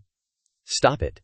That good-for-nothing hasn't returned for so long. Master has asked about it, forcing me to make a trip. Liang, this is the last time." Liang replied angrily, I have my reasons." The girl named M.I. shrugged, ignoring his explanation, and said coldly, "Whatever your reasons are, explain them. To master yourself, I don't want to be implicated by you." Having said that, she vanished into thin air as quickly as she appeared. Being summoned back, Liang naturally didn't stick around to fight or chase after Ji Yuandao. Far away, Ji Yuandao also sensed that the other party's aura had disappeared. The danger seemed to be resolved, but both of them were exhausted. If they didn't act quickly, they might not survive. The scene shifted to a vast hall. The gloomy and eerie atmosphere made everyone's spine tingle. Seeing Liang's return, someone curled their lips in a mocking smile. "What a disgrace, being held back by an old man and a kid for more than half a day. You're not worthy of the title of spirit manipulator," Liang retorted irritably. "Stop talking nonsense. That old man isn't just a dying ember, and he even calls himself the Great Yan Emperor. Plus, that kid who transformed from a wooden sword isn't simple either. I absorbed some of his spiritual power, which caused my cultivation to skyrocket, but it also caused my vessel to be pushed. That's why that old man had a chance, the other person scoffed. Who would believe you? Liang immediately shot back. Aren't you a ghost? As the two were arguing, someone who seemed to be their lord appeared, smiling lightly and mediating. All right, I understand the situation. It's rare that all four of you are here this time. The speaker was the purple-haired girl who had brought Liang back, along with Zhu Yuantian, a bald-headed muscleman, and finally, Liang. These four were subordinates of the white-robed figure, who was also the mastermind villain. Although he just sat there silently, the aura emanating from him made everyone feel pressured. Finally, everyone's here, he said, but our progress is slower than before. To open the gate to another world, our current strength is far from enough. Li Zhang became obedient at this moment, cupping his hands respectfully and said, "This time it was indeed the subordinate's fault. It will absolutely not happen again next time." At this time, another person stepped forward, smiling and saying, "By the way, when we came back, I followed a strange old man and discovered a small wooden house deep in the forest. I feel that the power from that house is very similar to that of the Lord." The white-robed man coldly asked Zhu Yuantian, "Master, is this wooden house the one who beat you half to death?" Zhu Yuantian's face suddenly turned pale upon hearing that name. "You originally wanted to sacrifice your daughter, but as a result, you were beaten to a pulp by his assistant. What dignity do you have as a father?" Zhu Yuantian glared and cursed through gritted teeth. "You." The other person casually tossed him behind her, laughing and saying, "When we passed by, we happened to see someone walking out of the house. That person looked very ordinary. You could say he was the most mundane person. But what he carried was extremely amazing, containing supreme divine power, as if the power of the entire universe was gathered in it." Unconsciously, she fell into a state of infatuation, sensing the strange power flowing into her body. The corners of her lips curled up, and she licked her lips lightly, exclaiming, "Wonderful. The person he serves must be a talented expert. Just recalling that power makes me tremble." She hugged herself tightly, sighing. "Ah, no, I can't take it anymore," Liang said indifferently. "You should also know when to stop. I have carefully examined what that person was carrying. It is indeed a supreme divine artifact, but perhaps that mortal just obtained it from somewhere." The white-robed man slowly asked, "A power similar to mine, huh? In any case, that small wooden house is worth us revisiting." Someone in the group raised their hand and volunteered, "I request to go into battle. I would very much like to see the expert that the old man mentioned with my own eyes." Zhu Yuantian gave her a cold glare, thinking to himself, "HMPH. You don't know the immensity of heaven and earth. Even my cultivation couldn't deal with that person, let alone a bitch like you. It's a good thing if you die early." Trusting his subordinate, the white-robed guy agreed immediately, sending Liang along. Before he left, he instructed, "Remember, you must bring that expert back to meet me. As for the rest, turn them into bait for your chi spirit." Elsewhere, Ji Yuandao was struggling to fly towards the wooden house, gritting his teeth in anger as his Xishang lay quietly on his waist. "Damn it, I have to report this to the expert immediately. We can't let those bastards run wild," he thought. Surprisingly, before he could search, he saw the expert appearing in the distance. Jiang Chen was holding something that seemed ordinary, but in the old man's eyes, it was a treasure containing the power of the universe. He was just happily thinking about firing this batch of porcelain so he could sell it in the city for money. The days of eating meat freely were not far away. How wonderful. As soon as he saw Jiang Chen, Ji Yuandao rushed towards him, his pale face startling. "Jiang Chen, when did you get here?" Ji Yuandao yawned repeatedly. "Ah, no good. My body is so weak I can barely hold on." He trembled and tried to speak. "Boss. Big trouble. Someone is impersonating you and doing bad things." Jiang Chen froze, his face changed, and a string of curses erupted in his heart. Oh crap, even he knows. Did he see the notice in the city? Ji Yuandao complained indignantly. "On the way here I saw him sucking people's souls." He deliberately tried to make himself look good, turning his white clothes blue, and even dared to mock "You, boss, unforgivable." Jiang Chen's mouth twitched as he forced a smile. "Huh, you ran into the real deal. And a murderous devil. This situation is a bit strange." Ji Yuandao handed over the wooden sword, adding, "Not only that, but I also used the wooden sword you gave me to spar with him a few times. As a result, the wooden sword was sucked dry like this." The qi lin on the sword hilt drooped, withered visibly. Jiang Chen was dumbfounded, not understanding how even the wooden sword got sucked dry. He looked at Ji Yuandao and cautiously asked, "Did you take care of that guy?"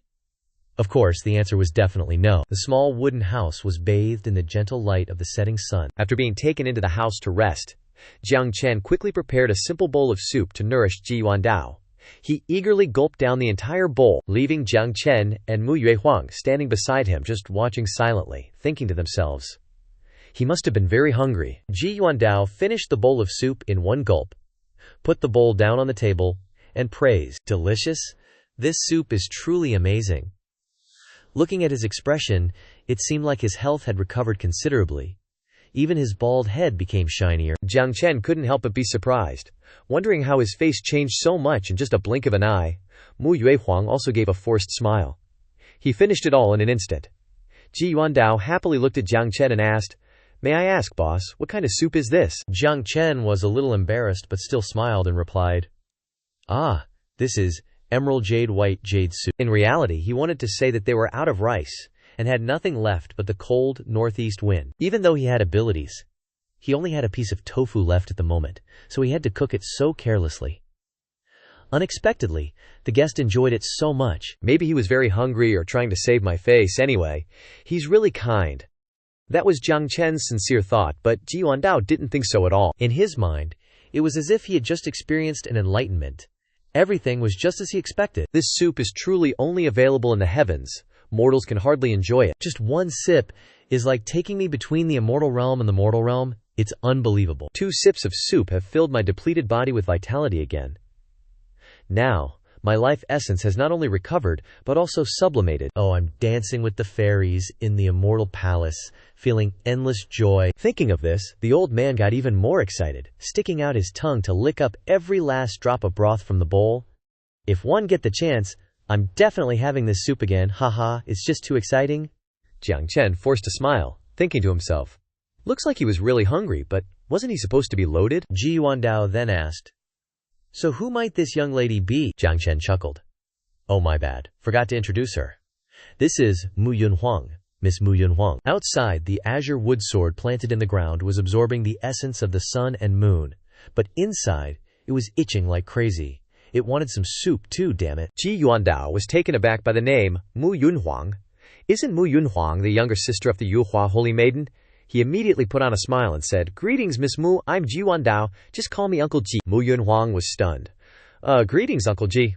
Isn't Ji Yuandao the great Yan Emperor?" Jiang Chen, clueless as ever, just grinned and said, "Right on time. Miss Mu and I were just about to fire up a batch of decorative pottery together. You can watch the firing process, and if you like anything, feel free to pick something out. Bulk discounts are available." Mu Yunhuang stared blankly at Jiang Chen, inwardly thinking, "What is this boss trying to do by having me get acquainted with the great Yan Emperor? Is there some hidden meaning? Jiang Chen genuinely just wanted to sell stuff?" But now, even Ji Yuandao was overthinking things. He mused to himself, "If I'm not mistaken, this young lady is definitely someone important from the Yuhua Immortal Palace. I get it now. This senior's move is probably to reconcile the conflict with the Yuhua Heavenly Palace." In reality, Jiang Chen was secretly calculating that if he didn't open his mouth, he probably wouldn't have any soup to slurp tonight. He had to seal this deal. And so, everyone had their own thoughts, and they smiled in unison, almost as if they had planned it all along. Afterwards, Mu Yunhuang and Ji Yuandao followed Jiang Chen to his pottery workshop. From Jiang Chen's perspective, the pottery making process was pretty straightforward. He did it kinda sloppily, putting the pottery into the kiln like normal, then tossing in firewood and lighting the fire. Smoke billowed everywhere from the kiln. Finally, when the finished product was done, it just looked like a regular piece of pottery to Jiang Chen. He didn't notice the shocked expressions on the faces of the two behind him, and just nodded with a smile. That's roughly the finished product. It's not perfect, but it embodies a youthful, naive charm, which is rare on the market. Jiang Chen turned to look at Ji Yuandao, asking with a smile, "So, are you interested?" However, both Ji Yuandao and Mu Yunhuang showed an expression of extreme horror. They smiled, but inside they were sweating bullets. What did I just see? What the heck just happened? Jiang Chen was startled. What's wrong with these two? This time, let's observe from the perspective of Ji Yuandao and Mu Yunhuang. It all started when Jiang Chen casually led Ji Yuandao to his pottery workshop. First was the room called Chen Li Shi, where I usually keep the finished products and materials related to pottery. If you are interested, you can tell me anytime. Of course, you can freely tour. Mu Yunhuang and Ji Yuandao were immediately terrified by the atmosphere in this room. If they weren't seeing things, the aura that everything in this room emitted was immortal energy. That's right, immortal energy. Jiang Chen took out a tray of pottery with a few small items on it and began to introduce them. "These are some of my semi-finished products. From these semi-finished products you can see the material." That's right, just seeing the semi-finished product But in their eyes, it was as if they had just seen the entire universe, the laws of all things. The light was so dazzling that they were blinded. This is the earth attribute spiritual energy overflowing. There is no mistaking it. This is clearly spirit-nourishing immortal soil. This type of soil, rich in earth attribute spiritual energy, is considered the best soil for growing all kinds of spiritual herbs. Only spiritual herbs grown in this type of soil can exert their true medicinal effects. Moreover, this type of soil can also be used as an auxiliary material in the process of weapon refining, helping to enhance the quality and characteristics of the refined product, and even improve the success rate of alchemy. For any cultivator, spirit-nourishing immortal soil is an extremely precious resource. However, this type of soil has almost disappeared from the world. Just the appearance of a small piece would surely cause sects to fight to the death. And a large amount of spirit-nourishing immortal soil could even ignite a bloody war. Ji Yuandao tremblingly asked, "Boss, where did you mine this kind of soil?" Jiang Chen replied with a smile, "You mean this kind of soil? It's right near my front door." Mu Yunhuang had been here for a while, and all she could do was offer a helpless smile, which wasn't new to her. Meanwhile, Ji Yuandao was crying his eyes out. Outside the courtyard, the Emperor of Great Yan doesn't even know he has such a valuable mine in his own backyard. He's gonna die of regret. Setting aside the land issue for now, their next stop was the kiln. This time, a seemingly ordinary process made both of them freeze in their tracks. While Jiang Chen saw it as just a regular kiln, in their eyes, this kiln seemed to be on par with a top-tier immortal artifact cauldron. What Jiang Chen was using as firewood, in their eyes, were extremely rare spirit woods of various colors. Without hesitation, Jiang Chen continued to add firewood to the kiln. Every time he added a piece, Ji Yuandao felt like his heart was bleeding. Because these spirit woods were all over 1,000 years old, besides their wood properties, they also radiated spiritual energy. Just one piece of this spirit wood is worth a fortune, and he's burning it like this. Ji Yuandao couldn't help but ask, "Boss, where did this firewood come from?" Even though Jiang Chen didn't quite understand, he honestly replied, "You mean this firewood? They're just trees from down the mountain?" Ji Yuandao fainted right then and there. The Great Yan dynasty possessed vast territories and abundant resources, but it was a pity that its ruler was so clueless. Mu Yunhuang, of course, also realized that these things weren't ordinary. A hint of worry arose in her heart, but she said nothing. Was it okay to burn spirit wood like this, she wondered? Suddenly, something very special caught her eye. The flames in the kiln seemed to have ignited a profound realization within Mu Yunhuang. Without hesitation, Mu Yunhuang approached, and in the next second, she felt like she was drawn into another world. It felt like something was about to explode from deep within her. "It's so hot, my body is so hot, I can't take it anymore," she exclaimed, immersed in the flames. Mu Yunhuang clearly felt that this fire was not ordinary. Before, thanks to the guidance and magical artifacts of a master, I advanced from the 3rd level of the divine power realm to this level. Could it be happening again? So that's it, I understand, she mused. Fire is used to create artifacts, and my origin is also fire. These two are closely linked, so the master had me knead clay with him here. I didn't understand at first, but now I realize the master's intention. Mu Yunhuang couldn't help but be excited, thinking, am I going to reach the Dharma image realm? Could it be like the Holy Lord who can step onto the legendary immortal platform realm? What is the purpose of the master's efforts to help me advance? Meanwhile, that master had absolutely no intention of helping her advance, and suddenly sneezed. Mu Yunhuang couldn't help but wonder, could it be the master? While Mu Yunhuang was focused on improving her cultivation, Jiang Chen was single-mindedly kneading clay to sell. Meanwhile, in the Feather Transformation Holy Land, a hateful person was filled with resentment towards Jiang Chen. Mu Yuehuang was biting her nails, looking restless, thinking to herself, "Jiang Chen, how dare you charm my little sister?" Just then, Shen Xiaoqi approached and asked with concern, "Yuehuang, you don't look well. What's wrong?" Mu Yuehuang bit her lip and replied, "Don't worry, old ancestor. I'm fine. Just a little agitated. I've finally waited for this day. All the distance between us. I want to take this opportunity to clear things up." Shen Xiaoqi laughed happily after hearing this, looking towards those riding on the clouds and saying, "Ha ha, rest assured, Yu Huang. We have your back. The entire Feather Transformation Holy Land has your back. We can't let them run wild anymore. These guys are hopeless." Mu Yuehuang said again, "Old ancestor, although we have a lot of people this time, you've also seen how terrifying he is. Who knows if he has more evil techniques that we don't expect?" Shen Xiaoqi nodded.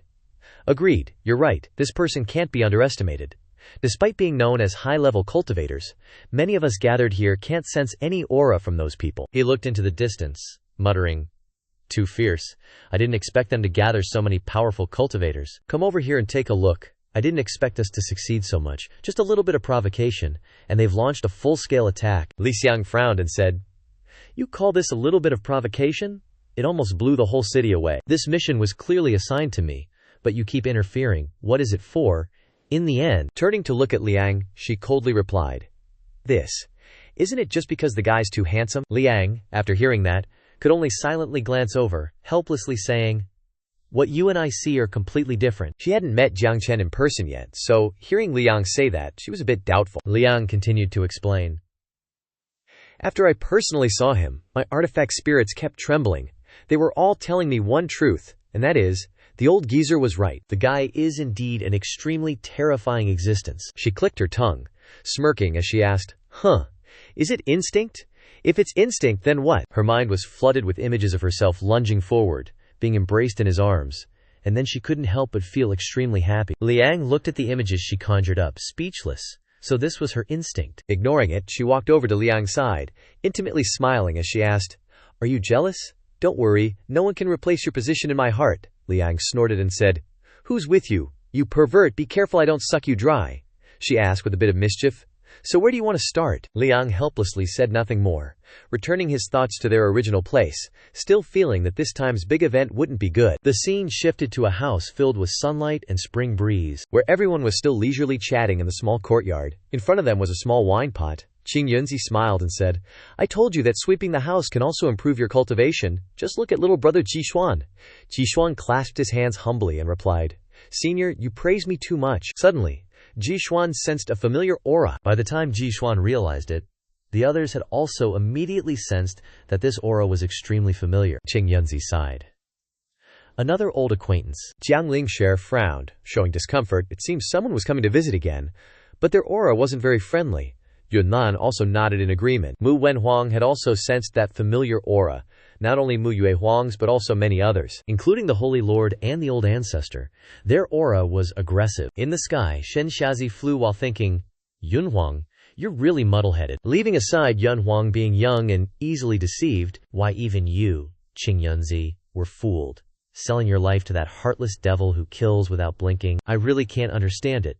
Moreover, this devil's power has been developing in secret. The insight of my feather transformation immortal palace was fundamentally insufficient from the beginning. We've really lived peaceful days for too long. Thinking back to the past battles for territory in the immortal realm, human realm, and so on, the invasions of ancient races, and the wanton slaughter of demonic beasts, the feather transformation immortal realm was also, at that time, in order to suppress the demonic army, that it came to be talked about. The last time we didn't have time to act. This time, if the immortal mirror is in hand, plus the high-level cultivators behind me, this can be considered a safe move. While he was immersed in thought, suddenly Mu Yuehuang called out, "Old Ancestor, we might have to stop for a moment. Something's not right with the place we just passed." Wu Shenji said, "I felt it too. When I passed by here just now, my whole body felt numb. Although Yu Huang and I don't have any serious problems, but behind us," Shen Shazi suspiciously turned back to look, and behind him, a formation had appeared, surrounding the group, and those with weaker strength were trapped. Shen Shazi was shocked and yelled loudly, "What in the world is going on here?" Before the three of them knew it, everyone was trapped in the formation. "A few days ago, I finally finished the job. The pottery was all prepped and ready to go." Jiang Chen happily packed them up, hoping that if he could sell them, the living expenses for the coming period wouldn't be a problem anymore. He lugged the heavy bag in his hand, and Mu Yuehuang helped him put the load on his shoulder from behind. Jiang Chen said with a smile, "Let's get going then. Thanks for keeping an eye on the place, Miss Yu Huang." Mu Yuehuang waved goodbye. "Take care on your way, boss." On the way, Jiang Chen hoped he could sell the pottery for a good price. Who knew he'd barely taken a few steps when a piece of pottery fell off. Jiang Chen watched in despair, but it was too far away to pick it up. Eventually, it rolled into the water. The pottery slowly sank.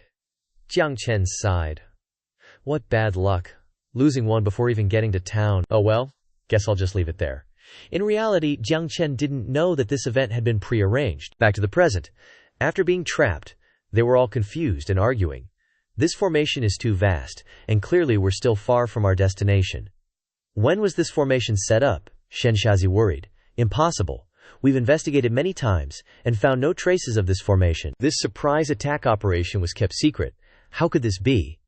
This grand formation is just like the descriptions. Their every move is within the enemy's sight. They've known for a long time, Shen Shazi frowned. This is sincere advice, We should retreat while we still can. At this moment, another person stepped forward, smiling as he asked, Old Zhao, are you thinking of giving up halfway? That's not like you at all. We're used to situations like this. Xianxia looked at those righteous folks in surprise. Flying Cloud Sect leader Ling Wuzi said sternly, Xianxia, you're truly extraordinary. Is your mysterious appearance just a trick to lure us down the mountain? Xuan Heavenly Gatemaster Xuan Yi Zhenren stroked his beard and said softly, From my experience, this is the 9 heavens stardust canopy profound dream realm. Madame Qingyi chuckled and asked, Old Zhao, are you still trying to hide something from us at this point? What are you hiding? Thunderous Holy Land ancestor Lei Wanpo frowned and said, This place suddenly has strange phenomena. I only suspected it before, but now I'm certain. It must be the ruins of an ancient cultivator from the Manhwa era that have appeared. The Shu Yu Huashan Palace people exclaimed in panic, Wait, everyone is misunderstanding. How can you imagine it like that? Even though their imaginations weren't lacking either. Those old ancestor cultivators immediately flew towards the formation. Their hearts were filled with excitement.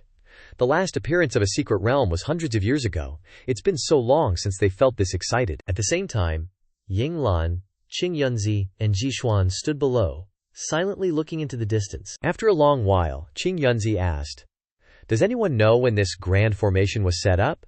Of course they didn't know. After all, the formation was just small in scale, noisy on the outside but quiet on the inside. What they found most amusing was that those people were forcefully trying to barge in, even with some familiar faces among them. It seems they still don't understand the situation, Yinglan sighed and said. They really don't know the immensity of heaven and earth, Qing Yunzi asked with a smile. Should we stop them? Beside them, Mu Yuehuang's expression revealed discomfort. The auras of the old ancestor, palace master, elder sister, and other elders had all appeared. Why? Is it because of me? If this continues, it'll cause trouble for the boss. What should I do? Suddenly, Jiang Chen's gentle voice rang out. Everyone's here, how convenient. Jiang Chen stepped forward, holding a large watermelon in his hand, smiling casually. He excitedly showed it off. The watermelons have all ripened recently. Come over and eat some watermelon, everyone. Everyone was stunned. Was he implying that they should just sit back and eat watermelon without caring about anything else? Up high, the group of high cultivation old ancestors were discussing making a move. Lei Wanpo shouted, Me first. The old dude opened his mouth, and a shockingly powerful bolt of lightning shot out. Down below, Jiang Chen picked up a knife and positioned it over the chilled watermelon. As the knife came down, the lightning hit the barrier and bounced right back. Boing. The watermelon split open, and the lightning ricocheted back at them, even stronger than when they cast it. Talk about a bad hair day. What the heck? Their attack got reversed on them. That's gotta stink. Down below, Jiang Ling'er and the others were munching on watermelon slices, totally chill. So savage. Up above, the cultivators were getting blasted to kingdom come, barely holding on.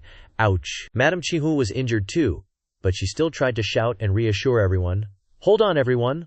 Almost there. Famous last words. Am I right? Down below, Yunlan and the gang were each enjoying a slice of watermelon. This watermelon is so good it's numbing my whole body, she said. This is the life. Like a boss. Up in the sky, the group was getting annoyed because they couldn't break the formation.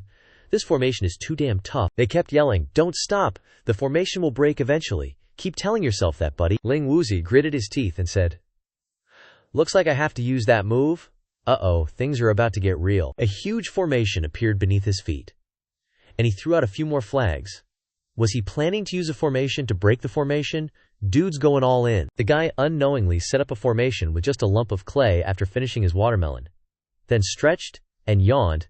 Talk about next level. He grinned and said, I'm going for a nap. The rest is up to you guys. Remember to clean up after you're done, mic drop. Then everyone understood what the boss meant. He was giving them the task of dealing with those guys. It was a test, pure and simple. No pressure. Jiang Chen was about to go inside, when he suddenly stopped. Almost forgot something, huh? He turned to look at Mu Yunhuang, called her over, and gave her a task. You know what to do. Outside, after dozens of attacks and powerful spells, the formation still stood strong without budging. They were exhausted and looked like a hot mess. Serves them right. Shen Xiaoji wasn't too surprised, because their actions were doomed to fail from the start. Called it. Suddenly the formation opened up, and Lei Wanpo shouted, The formation's cracked. Look, everyone. The formation seems to have a hole, haha, so our attacks were effective after all, just delayed. Illusions can bring temporary joy, but reality is a harsh mistress, lol. Shen Xiaoji frowned and said, Hold on, someone's coming out. Everyone, stay alert. This is where the fun begins. But no one expected Yinglan, Ji Yuanhao, and Qing Yunzi to come out, all rosy-cheeked, happy, and cheerfully greeting them. Talk about a buzzkill. Shen Xiaoji was so angry his eyes were seeing stars. Why are they eating watermelon? It's like they don't even see us. The nerve. Watermelon, with its sweetness and cooling properties, contains over 90% water, which helps to clear heat, reduce summer heat, and dispel annoyance. Who needs therapy when you have watermelon? In the sweltering summer, enjoying watermelon not only helps to relieve heat, but also increases urination, thereby helping to reduce bilirubin levels, a healthy and tasty way to troll your enemies. Yinglan posed while eating watermelon, while the great Yan Emperor Ji Yuanhao, with his shiny head, was also happily enjoying it. Bald and happy, can't argue with that. Moreover, watermelon is rich in water, easy to digest, helps to soften stools, and maintains smooth bowel movements. Number 2 never tasted so good, he said. Qing Yun, Holy Land's ancestor Qing Yunzi, with his rosy skin, also didn't hesitate to gobble down the watermelon. Old but gold. The great Yan Prince added, watermelon contains a lot of water, which can dilute the concentration of alcohol in the blood and speed up the excretion of alcohol after getting drunk. The ultimate hangover cure. Apparently, the high water content in watermelon not only replenishes water for the skin, but also promotes pigment metabolism, glow up game strong. Plus, with the presence of amino acids like alanine, glutamic acid, and arginine, watermelon also helps boost the skin's physiological activity, repair damaged cells, and leave you with smooth, elastic skin. Shen Xiaoji, looking all grumpy, voiced his doubts. I get it. But why are more and more people showing up, and their abilities are skyrocketing like crazy? What's the deal with that watermelon that lets them accumulate energy after eating it? He asked, clearly annoyed. Is eating watermelon to welcome us a total diss? Shen Xiaoji could sense, through the watermelon, a massive figure lurking in the mist, radiating a profound and ancient aura that spread formidable power throughout the heavens and earth. Who the heck is behind them? I gotta find out today, he decided. Looks like to get near that wooden house, I gotta catch them first. You dare show your face again? I don't even know what to say to you, he continued. Why wouldn't I dare? That evil dude has done so many bad things, harmed so many lives. Qing Yunzi, are you blind or what? Qing Yunzi scoffed. You're the blind one. You see someone else doing bad things, your brain power's so low you can't figure it out, so you make things difficult. Shen Xiaoji roared. Well, Qing Yunzi, you dare look down on me like that? Not long ago you were practically at death's door. The person behind you might have given you a second life, but it's definitely not for free. Today, I'll open your blind eyes wide. Qing Yunzi frowned.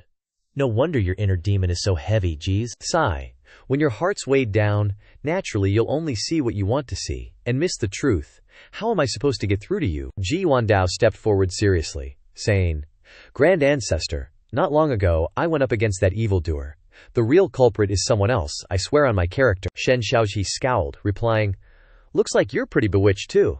The Great Yan territory clearly had the most deaths. All the evidence points in one direction, yet you're still trying to cover for him.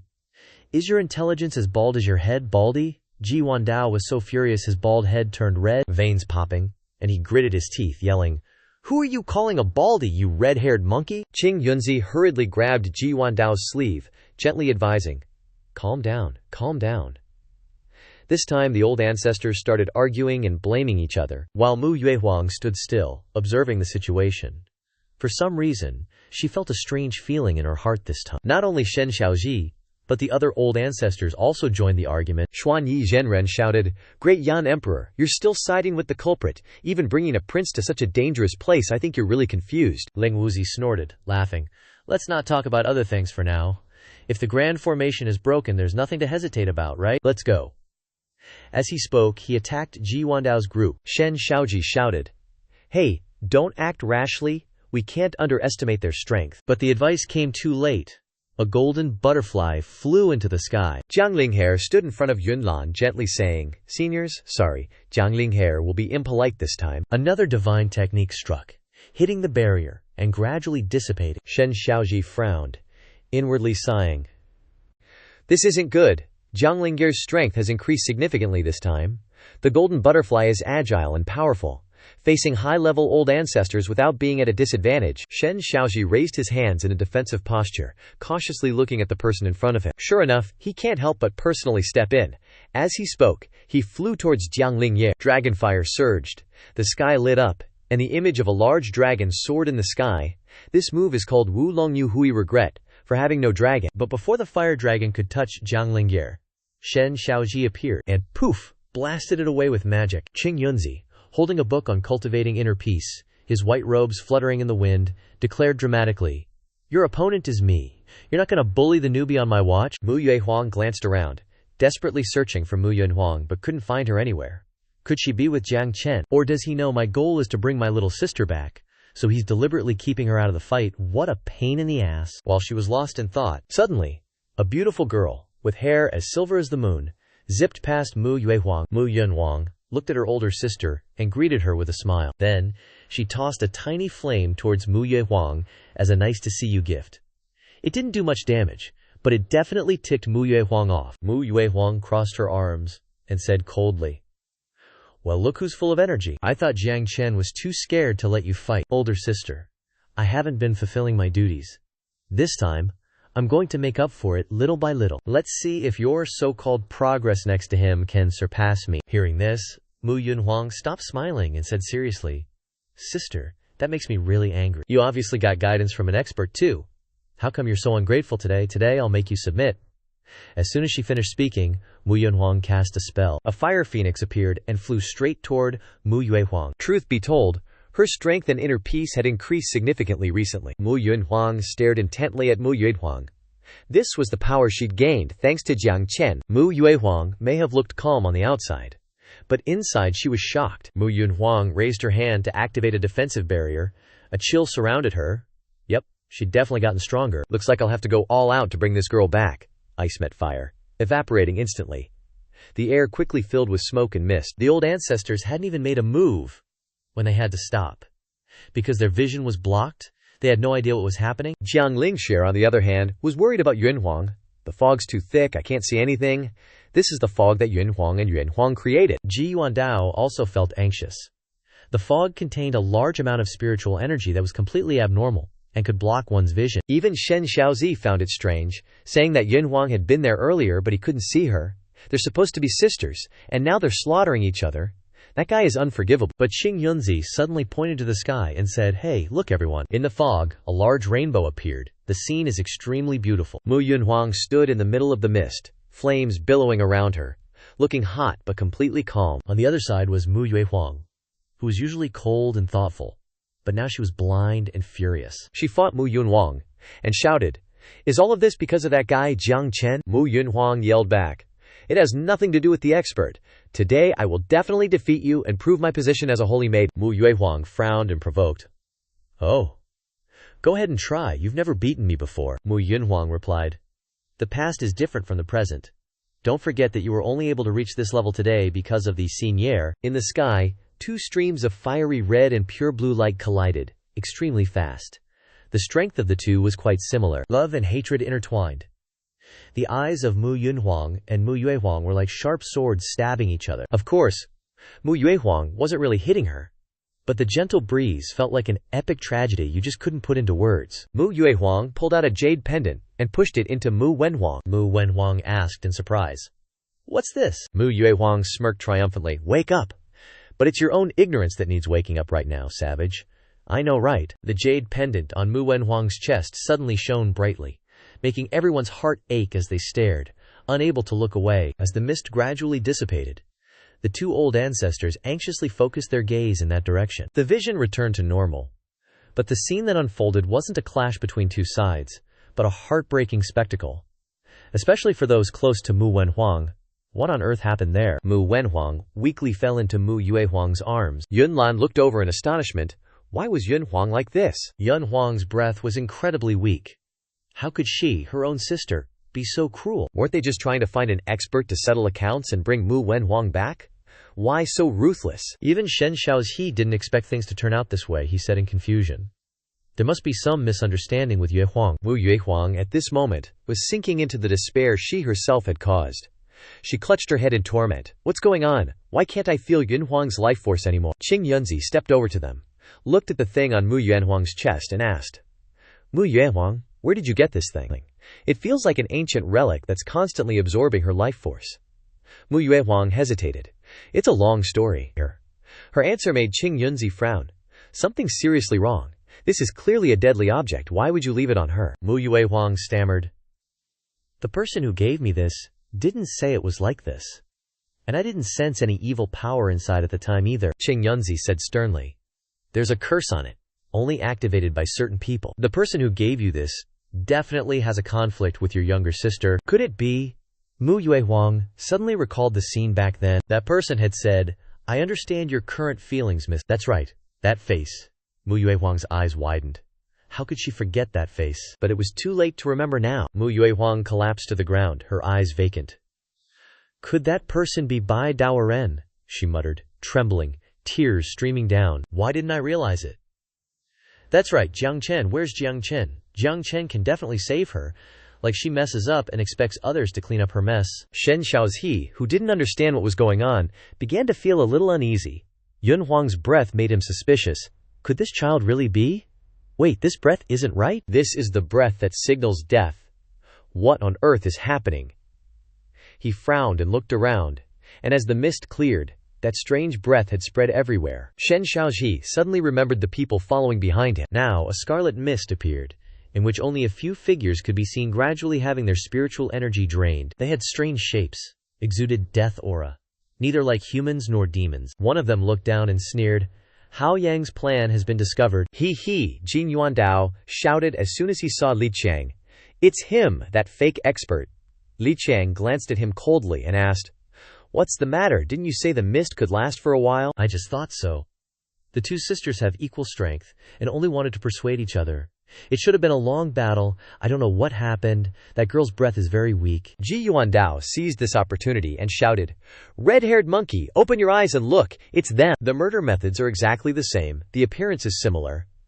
Except that the woman standing next to him is the first time I've met. Shen Xiaozi looked towards the two people, and it seemed like they were wearing two words villain on their faces. LOL. He didn't deny it, just shrugged and said with a laugh, Awkward. What Baldy Uncle said is all true. Ji Yuandao got so angry that veins popped on his forehead. He roared, You're admitting it already. Who are you calling Baldy Uncle? See? Didn't I tell you? You were all led by the nose by that slimy bastard, weren't you? Shen Xiaozi frowned and said, So, it was you who led us around in circles, treating human lives like dirt. Unforgivable. Liang sighed and said, Hey, I told you this wasn't reliable. Another person laughed. This is a once-in-a-millennium opportunity. You normally don't see so many cultivators gathered together. Wouldn't it be awesome to wipe them all out in one go? Saves us from letting any slip through the cracks. Shen Xiaozi was originally so righteous that he forgot to use his brain when he heard about evil. Now that the culprit had directly admitted it, things just got easier. He huffed and said, You dare to look down on me like this. If I don't teach you a lesson, you'll all underestimate my old man's reputation. I'll make you pay blood for blood. This uncle is afraid you'll be disappointed, haha. An ominous feeling suddenly arose in Ji Yuandao's heart, but he was still very annoyed with these ignorant juniors, so arrogant. Shen Xiaozi, now enraged, shouted, I'm warning you, don't be too arrogant.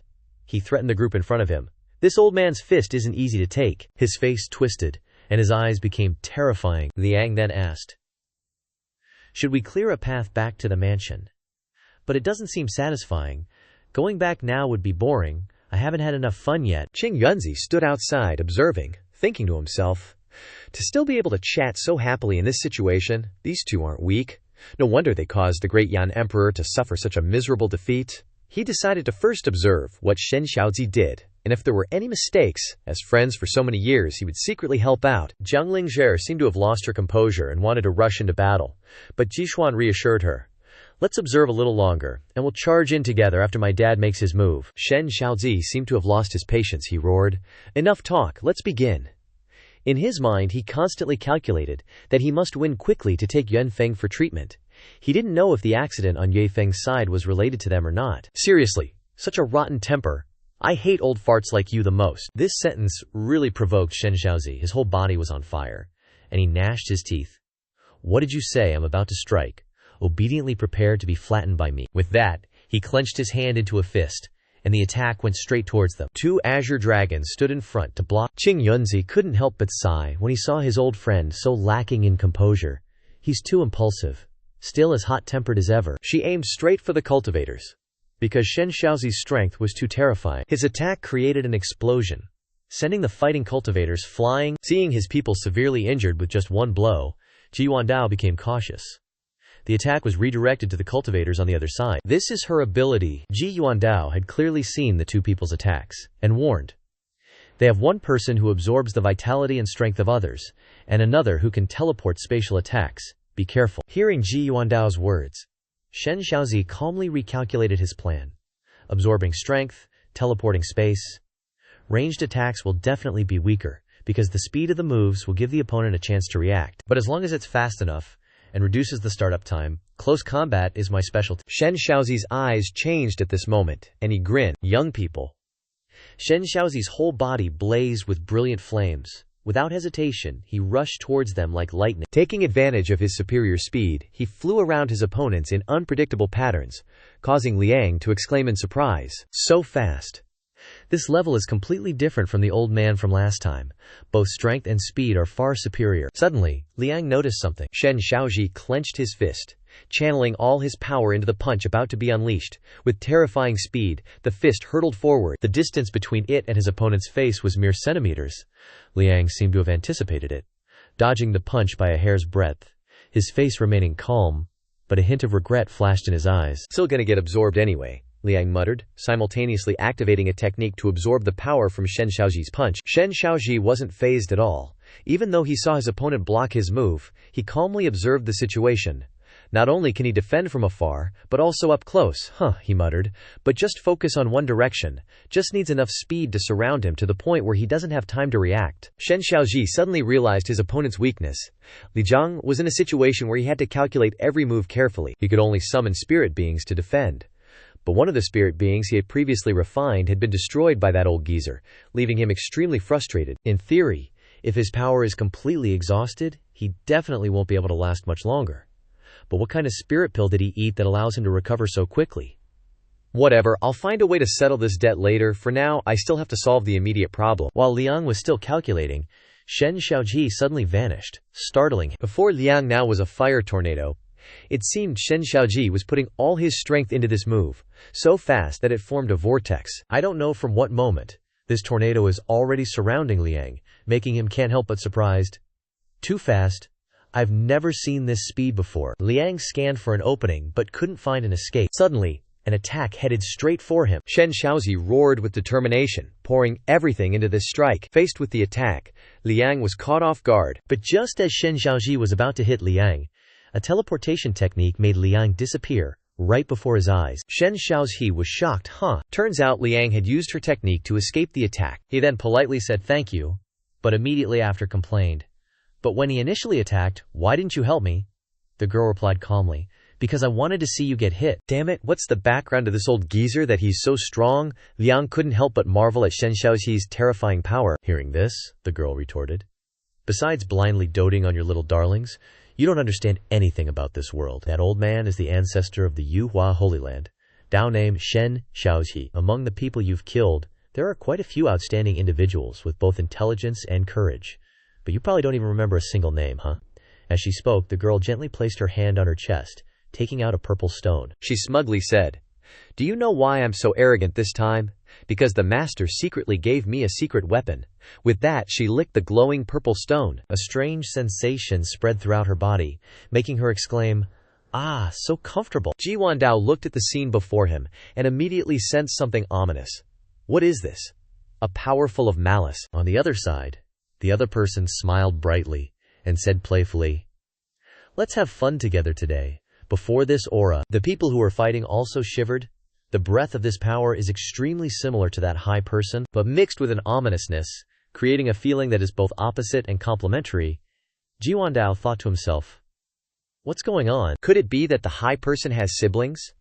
Impossible, it's completely different. This power exudes extreme evil, yet it's like a cry for help. But one thing I'm sure of, this power, like the high person's, is extremely strong." Shen Xiaozi was also afraid before this aura. What kind of power is this? It's a bit similar to the person in the cabin. Seeming to have realized something, his eyes changed. "You possess this power alone." Witnessing each person on the opposite side of the battle line being frightened by her power, she couldn't help but laugh. "Haha, none of you can escape, obediently become the master's power." With that, the aura around her manifested into a giant skull. This new source of power formed countless pink thorns, tightly binding everyone on the other side. It's too tight. I can't struggle.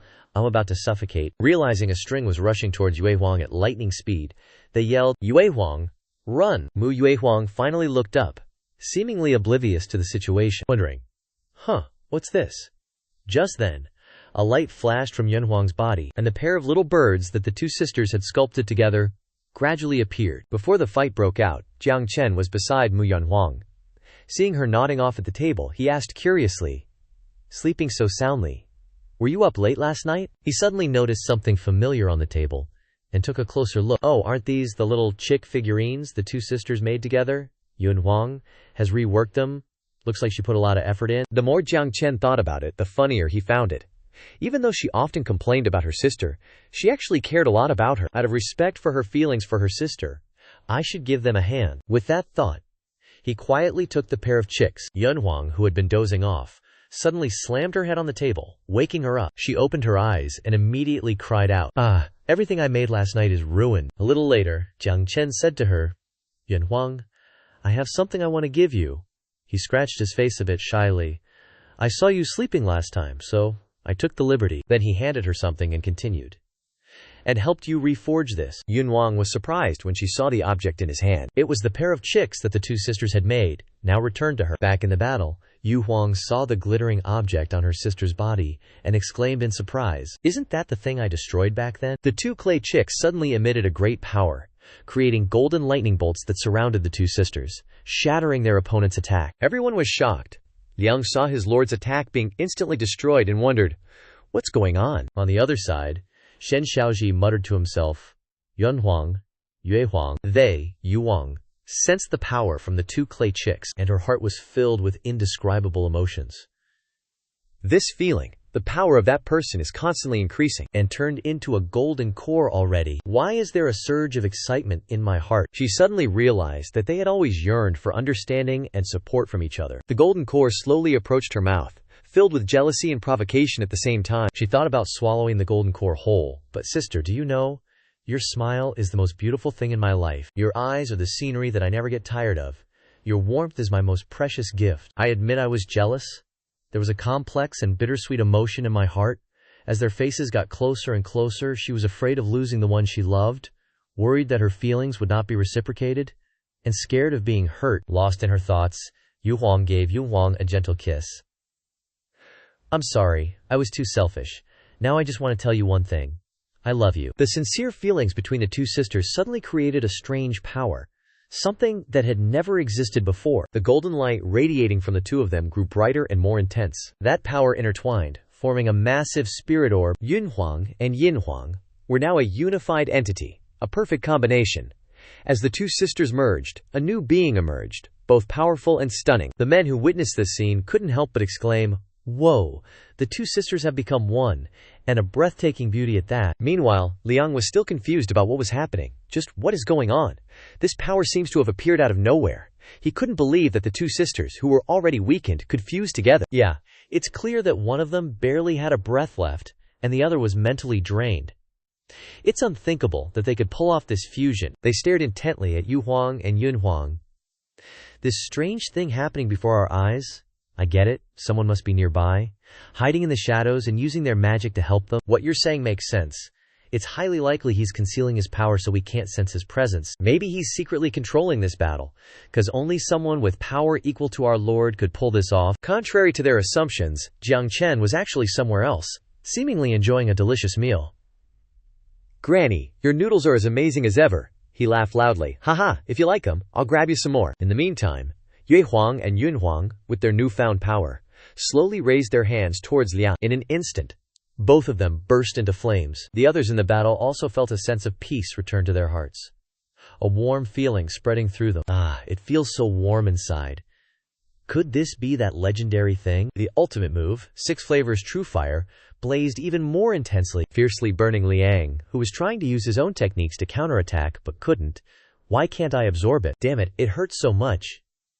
Just what kind of fire is this? Yue Huang and Yun Huang smiled smugly as they watched the two struggle, and then raised their hands, tightening their grip, creating an extremely powerful technique. Liang immediately felt the killing intent from just Yu Huang and Yun Huang's grip. The ultimate move, Ice and fire, dual heaven, combined both fire and ice, causing unimaginable pain to the opponent. This scene was truly majestic, a combination that seemed impossible. Ice and fire were fusing before their eyes. The people below couldn't help but exclaim at the beauty of this move. Ah, so beautiful. Is this the symphony of ice and fire? Chu Lingshare and Yun Lan also had to look up intently, unable to take their eyes off them. At this moment, Yue Huang and Yun Huang were surrounded by 4 angelic wings, emitting a sparkling light from within. Yu Huang and Yen Huang's original forms gradually disappeared, and after the light the figures of 2 girls appeared. Yu Huang and Yun Huang finished their fusion, appearing side by side. This scene deeply moved Lingwei and Yun Lan. It's truly beautiful. The sight of the 2 sisters falling freely in the sky is truly magnificent. At this moment, Yun Huang slowly opened her eyes, and she saw her sister in front of her, her eyes filled with tears. Sister, you're awake. Overwhelmed with happiness, Yu Huang immediately hugged her younger sister tightly. Yun Huang, just waking up, didn't understand what was happening, and she found her sister's actions strange. Sister, what's wrong with you? What happened? You're being way too dramatic. Qing Yunzi slowly stepped behind the 2 sisters, his voice filled with surprise. Unbelievable. Not only did you break the curse on your younger sister, but you also unleashed extraordinary power to help us escape successfully.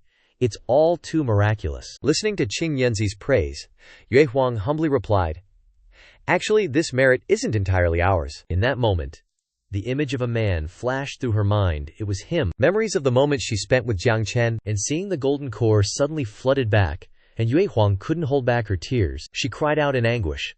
It's all your fault. Yue Huang screamed at Jiang Chen. You're the reason my sister is in this state. Why did you want to take her away from me?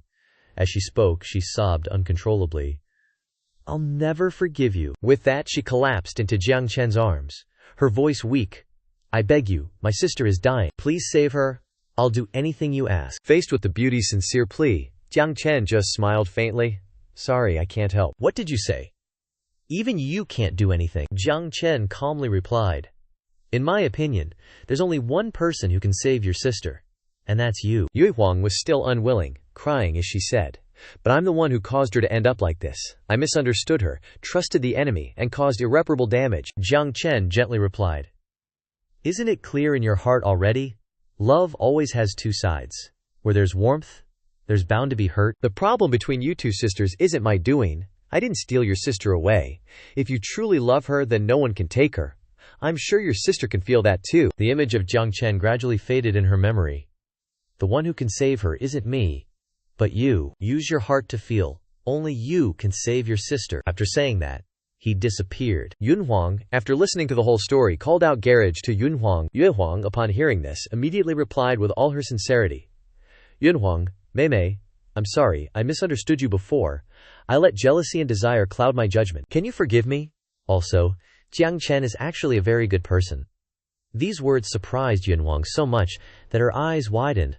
After everything was explained in detail, everyone present was happy for the 2 sisters. The scene was truly touching. Ji Wandao, with tears streaming down his face, expressed his admiration.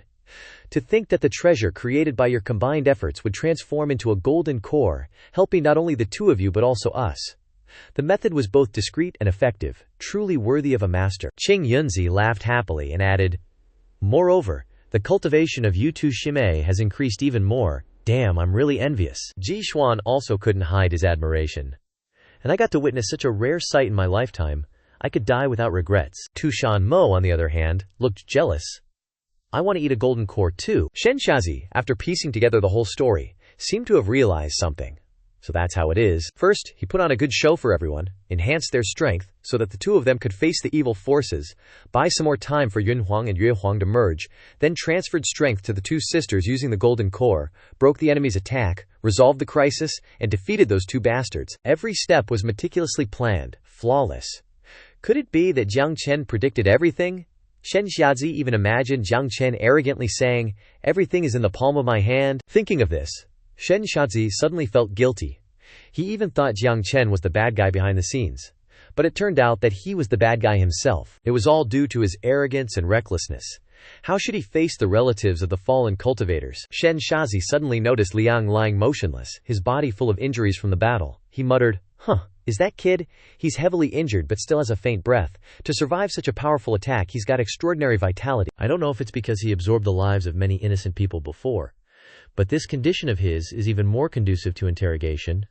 I must find out the mastermind behind it. Suddenly, Xianxia startled. Wait, this isn't good. He's not breathing anymore. The worsening situation made him anxious. Crap.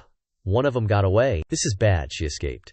She must have gone to report to her master. That guy's power is super scary. We're probably going to take a big hit. If they send reinforcements, things are going to get real messy. After thinking for a bit, Shen Xiaoji decided, Alright, we'll deal with whatever comes our way. Let's just get this kid back first. Just then, Qing Yunzi popped out of nowhere, grinning like crazy. Oh my, little Xiao Xiao. Looks like the misunderstanding is all cleared up, huh? The truth's right in front of you, so I don't need to say much. Shen Xiaoji looked deeply regretful. That's right, this old man was wrong. He gnashed his teeth in pain, realizing the price he had to pay was way too high. Everyone gradually gathered around Shen Xiaoji, saying in unison, We'll help you. Shen Xiaoji analyzed the situation. Considering everyone's condition, let's get them back to the wooden house first, and we'll decide what to do after the high-level expert returns. The more he thought about it, the more ashamed and sorry he felt towards everyone. This old man thanks you all. Once that high-level expert returns, I'll apologize to him. This old man was too muddle-headed. Ji Yuan Taoist seized the opportunity to jab. That's right, you're just a muddle-headed old fart. You wouldn't believe me no matter how much I said. Hey, I'm talking to you, don't get carried away. Just then, a figure appeared, causing everyone arguing to stop. Jiang Chen walked over with a satisfied expression, smiling as he said, I'm back. Why is everyone outside instead of inside? I sold all the pottery today and bought back a bunch of food. Jiang Lingzhe and Yunlan happily greeted him. The high-level expert is back, senior. You've worked hard. We'll come and get the stuff. The Yu Huang and Yun Huang sisters also said in unison. Boss. Jiang Chen suddenly noticed them. So Miss Yu Huang is back too, Yue Huang whispered. Thank you for the hint, boss. Yue Huang understands. Jiang Chen looked confused. Hint. Thank me. What did I do? Yue Huang replied. That chicken. Jiang Chen suddenly understood. Oh, Yunfeng showed you, huh? That's really cute, and especially since you two sisters made it together, I think it's really meaningful. As soon as he finished speaking, he noticed someone approaching. And you are… Shen Xiaoji was silent, as if his heart was filled with so much he wanted to say. He knelt down at Jiang Chen's feet decisively, and slammed his head hard against the ground. The kowtow was so powerful that it seemed like it could blow everyone around away. Without any hesitation, he shouted loudly, Please forgive this old man for being blind. The people standing nearby were all shocked. Senior Shen Xiaoji, you're going too far. Yu Huang and Yun Huang were also stunned. Ancestor, what are you doing? Jiang Chen was the most shocked, to the point where he was completely flustered, not understanding what was happening. Shen Xiaozi ignored all the pleas and kept his head bowed to the ground. Before, this old man has offended you many times, being blind as a bat. So today, I must use this ceremony to apologize. High-level expert, you were generous and didn't hold it against this petty person, and you even protected our Yun Feng and Yue Huang, keeping them safe. In this battle you helped us repel the evildoers, resolving the crisis for everyone, Shen Xiaoji said sincerely. This old man truly hopes you can forgive my foolish behavior before. Jiang Chen listened, his heart full of confusion. This is getting more and more confusing. Have I met this guy before? Why don't I have any impression at all? Helped Yue Feng and Yun Feng, could it be? He suddenly thought. Could this person be their father? Before, the two sisters quarreled. Maybe their father was also heartbroken. I used pottery to help them reconcile, so their father is so emotional. But kneeling like this is too much. A few words would have been enough. So what did I miss in that battle? Jiang Chen pondered in silence for a moment, then smiled softly, looking at Sheng Xiaozi with affection. He reached out his hand. Come on, get up, you're overdoing it. Jiang Chen continued leisurely. I did teach them a few things, but today's achievements are thanks to their own efforts. Besides, they've helped me a lot too. Yun Feng even helped me fire the kiln. No one owes anyone. Now get up first, and we can talk about it back at the wooden house. Jiang Chen's generous words astonished Shen Xiaozi. This man wasn't just highly skilled in magic and had godlike predictions, but his heart was also so vast. Could this be the legendary omnipotent reincarnation? The more he thought about it, the more admiration he felt, his sparkling eyes fixed on Jiang Chen, making the latter's hair stand on end. Why are you looking at me with such weird eyes? The head of these female cultivators' family is indeed strange. Cough cough. Jiang Chen immediately changed the subject, pointing towards the motionless figure. Oh, why is there someone lying on the ground? Is he wounded? Sheng Xiaozi hurriedly explained. That's the bastard who is impersonating you. You went and killed someone. Jiang Chen began to imagine what had happened, thinking to himself, Could the battle they were talking about be a gang beating on one person, then dragging him back here? He looks dead, not moving at all, but from what I can see, he'll recover with a little care. But is it really necessary to save this murderous criminal? Wait a minute, Jiang Chen suddenly realized something. It seems that the wounds in this person's heart are even more severe than his external injuries. Bring this man back to the wooden house. I'll heal him. Xianxia immediately objected, his voice full of indignation. What? You want to heal this bastard? He's a demonic cultivator who kills without blinking an eye. We should interrogate him to get information about his mastermind while he's in this state, then execute him to commemorate the sacrifice cultivators. That's the right way to do it. Yinglan nodded in agreement. That's right, this guy has extremely high magic power. If he recovers, his companions will come to rescue him, and he'll slaughter us all. Ji Yuandao also chimed in. That's right, I was completely drained of energy by him last time. If it weren't for Boss, he definitely would have caused even more disaster. Jiang Chen looked at the man, startled. Huh, could this be the energy-draining addict from last time? Truly terrifying. Jiang Lingir gently intervened. I think everyone should listen to Senior's words. He must have his own plans. Yun Lan added. With Senior's strength, there's no way he can escape. Ji Yuandao, after hearing this, was gradually persuaded. I also think that a master must have his own reasons for doing this. Xianxia had no more arguments to refute, and had to agree. If Senior is determined to save his life, this old man also has a request. Can you help save the cultivators who followed me? Jiang Chen was a little confused. The cultivators, Xianxia, pointed into the distance, where countless injured cultivators were lying scattered about. Jiang Chen was stunned by the sight. Jiang Chen stood rooted to the spot in front of the crowd, filled with bewilderment. Why are there so many cultivators? What happened before I came back? What did these people do? However, after a closer look, he realized that there was still hope for saving them. The only problem was that they were severely lacking in energy, as if their strength had been completely drained. Jiang Chen carefully considered. Saving them is possible, but there are too many of them. I'll probably be exhausted if I do it alone. He turned to everyone around him and said, Everyone, listen up. I have a task for each of you. Everyone was curious, wondering what Jiang Chen was going to say. A task. Are we about to get a promotion? What kind of task is it? Can we complete it? Jiang Chen was being deliberately vague, which only made the atmosphere more tense, everyone holding their breath in anticipation. Suddenly, Jiang Chen shouted loudly, Let's all cook together! This sentence stunned everyone. Huh. Jiang Chen smiled brightly, raised both hands to the sky, and said, Everyone, come and help with the cooking. Jiang Lingzhi and Yun Lan exchanged glances, seemingly communicating through their eyes. Okay? They both replied in unison, their faces beaming. Ji Yuandao and Ji Xuan also secretly agreed, thinking to themselves, I know this, haha son, I won't lose to you. Only Qing Yunzi looked puzzled. What is this? Shouldn't we save people first, instead of eating? I'm getting more and more confused. This guy's generosity is off the charts. A moment later, in Jiang Chen's courtyard, the cultivators were arranged to lie on the ground, waiting for their turn to be examined. Yun Lan looked tired, wiping her sweat and muttering to herself. I've finally finished Master's instructions.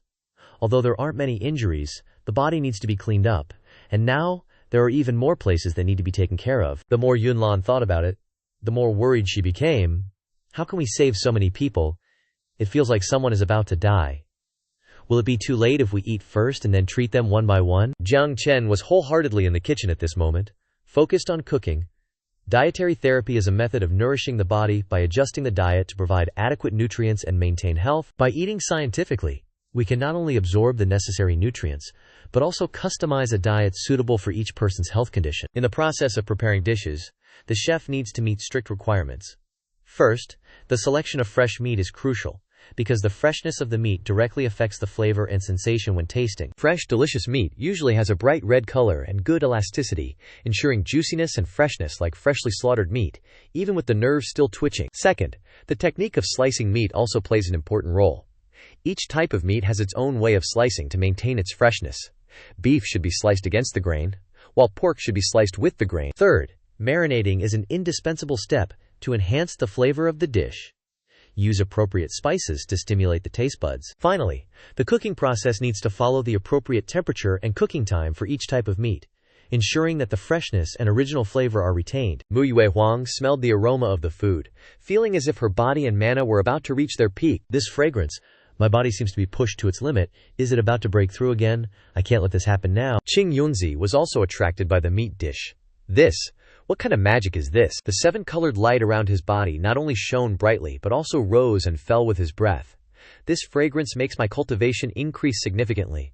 What stands before me is no longer Jiang Chen, but some great cultivator. Is this the reincarnation of a senior expert? Qing Yunzi didn't miss the opportunity to mock his friend. Haha. Why do you act like you've never seen anything like this before? Already convinced, huh? Just you wait, there's more drama to come. Tushan Mo also transformed into human form. My favorite meal is coming soon. There are so many delicious dishes today, I can't let my food intake be inferior to anyone. This way, I'll get closer to achieving 9 tails. Yunlan immediately reminded. If you've transformed into a human, then hurry up and lend a hand. We're busy as bees here. Hearing this, Tushan Mo cleverly transformed back into a fox. I'm just a cute little fox, what can I do? Moreover, I can't let the senior experts see me like this. Yunlan could only sigh. You really are. Yinglan and Ji Yuandao are actively catching chickens. Ataya, this is a rare cultivation opportunity. Use all your strength. It's time to show off our achievements. It's just plucking chicken feathers. Why are you guys making such a fuss? Mu Wenhuang and Mu Yuehuang saw that everyone was enthusiastic, and immediately became full of vigor. These sisters are so lively. That's right, we can't lose either. Besides, we have an advantage over them. With that, they cast their spells. Ha ha! The 6 true flames broiling great art. The frozen seal ice binding technique. After a period of concerted effort, the 2 girls completed 2 dishes that looked extremely attractive. Finally done. The food reserves are completely depleted. Jiang Chen, after a while in the kitchen, also completed a table full of food. He stretched, unable to help but feel tired. Everyone was excited in their hearts. Let's eat, let's eat. Jiang Chen scratched his head and said, Everyone has worked hard. Please trouble everyone to help me bring these dishes out to the injured cultivators in the courtyard. I still have one last dish to make. Huh. It's not for us to eat. The Yun sisters, Yunlan and Yinglan, immediately agreed. Yes, boss. A moment later, outside in the courtyard, the cultivators were still lying down waiting to be rescued. Yun Huang gently fed a piece to the injured cultivator, enough for everyone to have a share. So this was the senior's plan. Come to think of it, the first time I met the senior, I was also gravely wounded and barely breathing. The senior's food possesses extraordinary divine power. Back then, I instantly recovered after just a bite. They'll definitely be the same after eating this. This cultivator took a bite, immediately woke up and screamed, "Oh my heavenly mother." He immediately snatched the plate of food from Yun Huang's hand. Quick, give it to me. Yun Huang had to forcefully stop him. Hey, one person can't eat a whole plate. What kind of feeling is this? The meat is so tender and delicious that just a light bite makes the juices burst out. The exquisite flavor and perfect crispiness make one want to eat it forever. The piece of meat seems to be dancing on my tongue like a soft floating cloud. The rich aroma fills my mouth, intoxicating me, as if a flower has bloomed inside. What an intoxicating fragrance. Who am I? Where am I? After savoring Jiang Chen's divine dish, all the cultivators felt a wondrous transformation within their bodies. The rich flavor of the dish filled them with vitality, completely restoring their qi and dantian. Their severe past injuries also miraculously healed, leaving no trace behind. The cultivators continuously marveled, sighing in awe at the wondrousness of the dish they had just tasted. Unable to believe they had the chance to taste such a divine meal, my physique instantly reached peak condition, and my depleted spiritual energy is now overflowing. Could it be that the old ancestor specially arranged this fortunate encounter to help us break through? An excited cultivator exclaimed. Shen Xiaozi heard those words, and his face twisted into a mess, completely bewildered by what was happening. At this moment, Jiang Chen walked out with a cheerful expression, a plate of food in his hand. Is everyone awake now? That's truly great news. However, in the short term, you all should focus on cultivating and solidifying your vital essence. Although my food has restorative and healing effects, to fully recover to your original state, you must rely on yourselves. Seeing their benefactor, the cultivators were overjoyed and immediately prostrated themselves at Jiang Chen's feet. Dong Long thanks the senior. Please accept our bows. Thank you for saving our lives. Please accept us. As your disciples, we swear to brave seas of blades and mountains of fire for you, never hesitating. Jiang Chen broke out in a cold sweat upon hearing this, thinking to himself, so many people. How can I afford to feed them all? He then skillfully refused. I didn't cook that meal earlier to curry favor with you all, so how dare you ask such a thing? Plus, I have some urgent business to attend to. With that said, Jiang Chen found a way to slip away to a secluded spot. Oh, sure enough. Only he's left, Jiang Chen mused. He then scooped a spoonful of food, carefully preparing it with consideration for Liang's special physique. Then he fed a spoonful into Liang's mouth. The unconscious man. Just as it touched his lips, Liang immediately woke up, as if he had never been injured. Where is this? Wasn't I gravely injured? How? Liang asked, bewildered. Jiang Chen was still not satisfied, so he forced Liang to eat another bite. Have another bite. Liang, who had just woken up and hadn't yet grasped what was happening, panicked when he saw the man forcing him to eat. What kind of situation is this? In a deep corner of the forest, Mukulai trembled and muttered, "Damn it, I can't believe I managed to break through the master's formation." She quickly channeled her demonic arts. A stream of light enveloping her whole body. A desperate move that didn't even spare Liang. Could there possibly be someone stronger than my master in this world? No way, I don't believe it. Master is the strongest. At this moment, her demonic arts flared even more intensely as streams of purple and orange chi gently lifted her body into the air. She couldn't help but be terrified. What was that? What kind of move was that? My lord, I desperately cried for help. Save me, save me. The whole painful scene was being recorded by the communication orb. The lord seemed pretty chill as he watched his subordinate begging for help, muttering, "I gave them a life-saving treasure, didn't expect them to get wrecked so badly. To rely on power that can dominate me." Lian was blindly overconfident. "I really raised a bunch of good-for-nothings," he scoffed. "If I weren't helping her control her body's origin and circulate her power, she would have kicked the bucket already," he pondered. But that guy's power is definitely something else. If this time is a success, it was as if he was talking to someone. Should I meet him myself? If I can get his power, then me and her. The figure of a young woman gently appeared behind him, as if answering the question. "It's okay, I can still wait." He suddenly opened his eyes, startled. "Her, okay, wait for me a bit." Only then did he return to reality, saying to his servant, "Let me check the situation over there. He's not a cultivator, nor a human, and his talent is trash. Is he dead yet?" However, the image that appeared on the orb was Jiang Chen's smiling face. Seeing that mug, even a badass like this lord couldn't help but blurt out, "The hell." Back to Liang's current situation, he was still freaked out by Jiang Chen's generosity. "Have some more. What you're eating now isn't enough to restore your body. Can you sit still?" Jiang Chen thought to himself. Why does this guy act like a maggot? Did I beat him so hard he got stupid? Meanwhile, Liang was still suspicious of Jiang Chen. Isn't this the person in that wooden house? Did I get captured? Jiang Chen seemed to understand Liang's worries, smiling reassuringly. "Don't be afraid, I know everything about you." That sentence made Liang even more panicked. Know everything. From the instinctive perspective of prey, Liang was now just a small creature. Jiang Chen in front of him was like a threatening beast. "Kid, if you dare to trick me, I'll kill you," Liang thought. "He's using magical medicine to heal me. After I'm fully awake, will he slowly torture me? What should I do? Death is better than that. Absolutely can't drink it." Liang's limbs trembled as he weakly resisted. "Let me go," he pleaded. Jiang Chen still didn't understand why Liang was acting like this. "Don't you like the taste?" The more Liang heard, the clearer the threat became. Don't like the taste? How could that be? Just one sip a moment ago filled my body with strength so miraculous. Liang clenched his trembling fist. If I could, I'd want to drink more, drink even more. No, why am I having thoughts like that? Can't let the opponent win. Jiang Chen was out of ideas by this point, so he sighed. "All right then, I'll switch to a different remedy." Sensing that the opportunity had come, Liang immediately turned away and quickly cast a spell. "The chance is here, let's go down together." My last cue, spirit, I'm relying on you for everything. Jiang Chen suddenly realized something and told himself, "Oh right, if he's awake, restoring his body doesn't necessarily rely on feeding him." Jiang Chen's thoughtless attitude froze Liang midway. Jiang Chen turned to Liang and said, "How about we try this instead, huh? The majestic dragon that was before seems to have run out of energy." Suddenly turning into a cute little dragon, listening to Jiang Chen's advice, it obediently clung to him. Jiang Chen smiled. How adorable. Is it your pet? He thought to himself. I knew I wasn't wrong. You have a special connection with living beings. You're basically not someone who kills people at random. Liang saw that his move had been broken, his mouth agape and his whole body stiff. Aha, he's speechless too. My key spirit, what's going on? Jiang Chen realized that the person in front of him was truly a good person, so he became even more determined to heal him. "Don't be afraid, come over here, and let me take your pulse." So damn scary, just too scary.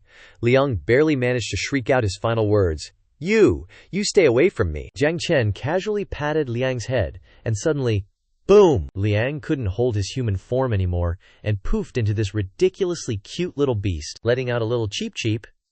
Even Jiang Chen was caught off guard. Ah, crap, I went and revealed my true form in front of a human. Jiang Chen immediately took Liang over to Yinglan and Qingyunzi. Whoa, could this be one of those legendary strange beasts from the cultivation world? I'm finally lucky enough to see one. Been in this world forever and only heard stories. And now I get to touch one with my own hands. A dark thought suddenly crossed Jiang Chen's mind. I wonder how much I could get for selling this thing.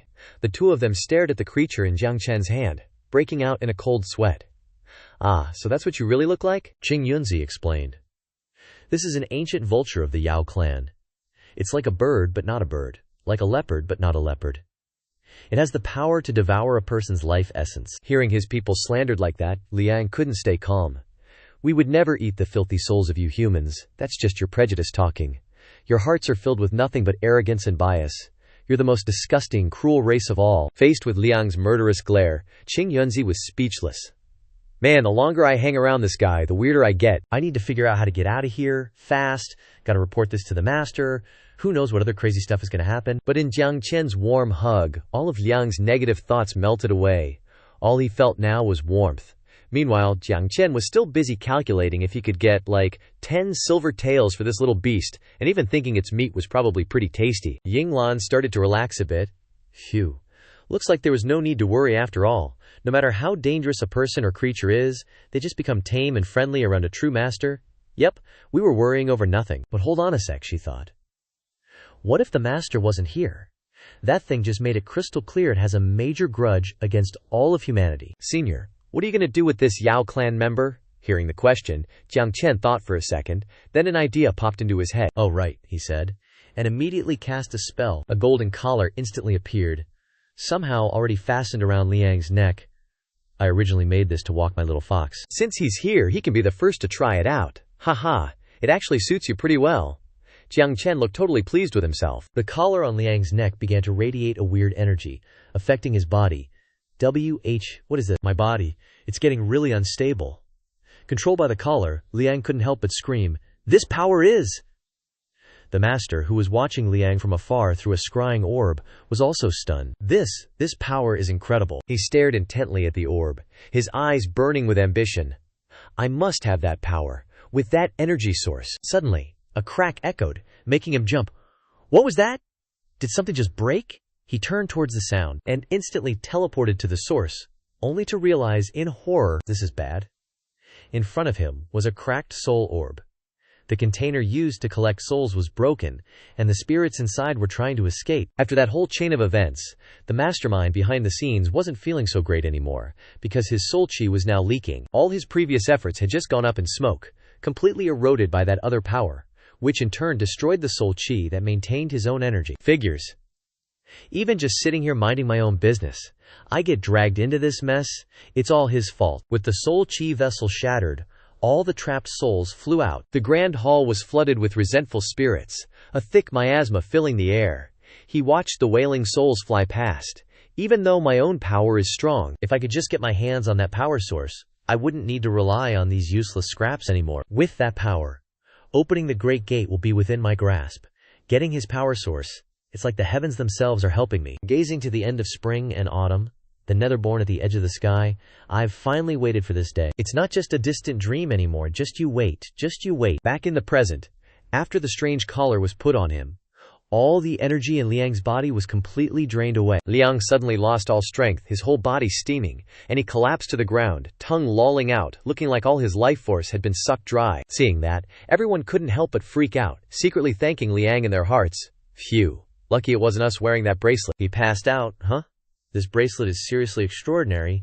If he doesn't behave, we can just make him wear it. Problem solved. Looks like they're not really compatible with this bracelet.